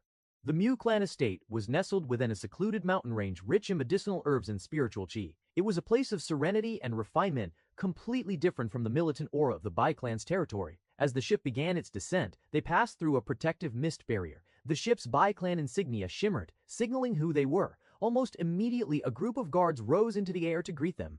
Though the guards wore the robes of the Mu clan in elegant green, marked with a cauldron emblem, their stance, posture, and the way they gripped their weapons betrayed something different. Bai Zihan narrowed his eyes slightly. These guys, most of them are from the Bai clan. Not surprising, the Mu clan didn't raise warriors. Most of their core guard force was supplied by the Bai clan hand-picked cultivators who'd sworn loyalty to both sides. As the flying ship docked at the landing platform, the head of the guard squad stepped forward and bowed deeply. Young Master Bai Zihan, it is an honor. Welcome to the Mu clan. His voice was respectful, but there was a clear hint of excitement behind his calm expression. The other guards followed in bowing, but their eyes kept drifting toward Bai Zihan. unable to hide their awe. It's the young master. His reputation has changed from what it used to be. He's defeated many top geniuses older than him. I heard even Mo Tianji, the saint of Crimson Demon Sect, was humiliated. His talent is now recognized to be greater than that of Bai Xueqing. After all, despite being younger, his cultivation realm is the same as hers. Grand Elder Bai Ren stepped off the ship next, nodding approvingly at the security detail. You done well, he said. Lead us to the main hall. Inform clan leader Mu that his nephew has come to visit. Yes, Grand Elder. The guard straightened and immediately dispatched one of their own to inform the higher-ups. Meanwhile, Bai Zihan descended the steps slowly, his eyes darting elsewhere. He could see many disciples of the Mu clan glancing at him curiously from young to old. Despite being in seclusion, it wouldn't be strange for them to have heard about his exploits, considering how big the news was. The guard led Bai Zihan and Grand Elder Bai Ren through a winding path of mist-veiled pavilions and jade-tiled bridges, finally into the main hall. Zihaner. The man's booming voice was filled with cheer. He wore pale green robes embroidered with silver cauldrons, and though his build was slim, there was a vigor in his eyes that made it clear he was no ordinary alchemist. Mu Qingyuan, current clan leader of the Mu clan and Bai Zihan's maternal uncle, strode forward with open arms. You've finally come to visit, brat. You've grown taller again. And look at you. Your cultivation's already at the soul formation realm. What are you eating over there in the Bai clan? Dragon marrow and phoenix blood. Bai Zihan smirked, stepping forward. Uncle Qingyuan, I'm honored to be welcomed so warmly. Of course I'm warmly. Ha! Of course I'm warm, how could I not be? Mu Qingyuan laughed, grabbing Bai Zihan's shoulders and giving them a shake. Every tea house and scroll stand in the empire is singing tales of the Ba clan's young master. First, you beat the Lai clan's top talent, then the Crimson Demon Sect's saint. Tell me, how is this brat my nephew? Haha, well, he certainly couldn't believe it at first. He knew his nephew well enough to find it suspicious, even if the whole empire was singing his praises. It was only when he saw Bai Zihan in person and sensed his soul formation realm cultivation that he realized those rumors might actually be true. Though he still doubted his so-called heroic exploits, knowing that he was more devil than hero. It's good to see the Bai clan's next generation living up to the name. We've already begun brewing a medicinal tea perfect for you. You'll like it. Servants came with tea and served it to the Bai clan members. So, what brings the young hero of the Bai clan all the way here? He asked. Bai Zihan glanced at Bai Ren, then looked back to his uncle. I've come to invite my mother, he said plainly, for my birthday. Mu Qingyuan's gaze lingered for a moment before nodding slowly. I see. He chuckled. She'll be pleased. She's in her personal courtyard now, just finished concocting a batch of 9 revolution bone-nurturing pills. You know how she gets after brewing grumpy if anyone disturbs her mid-refining, but calm when she's done. He looked at Bai Zihan more carefully this time, his tone softening. She's missed you, you know, even if she doesn't show it. Bai Zihan looked down at the teacup in his hands. I've missed her too. I'll take you there myself. Mu Qingyuan said, let's not waste time. I's missed her too. I'll take you there myself. Mu Qingyuan gave a nod to Bai Ren. Rest here, Grand Elder. I'll handle this personally. Bai Ren nodded in approval. Jude, I'll sample more of your tea. It's not often I get a peaceful moment. And with that, Bai Zihan and Mu Qingyuan stepped out once more, walking the quiet stone path toward the inner garden where Mu Yuan awaited.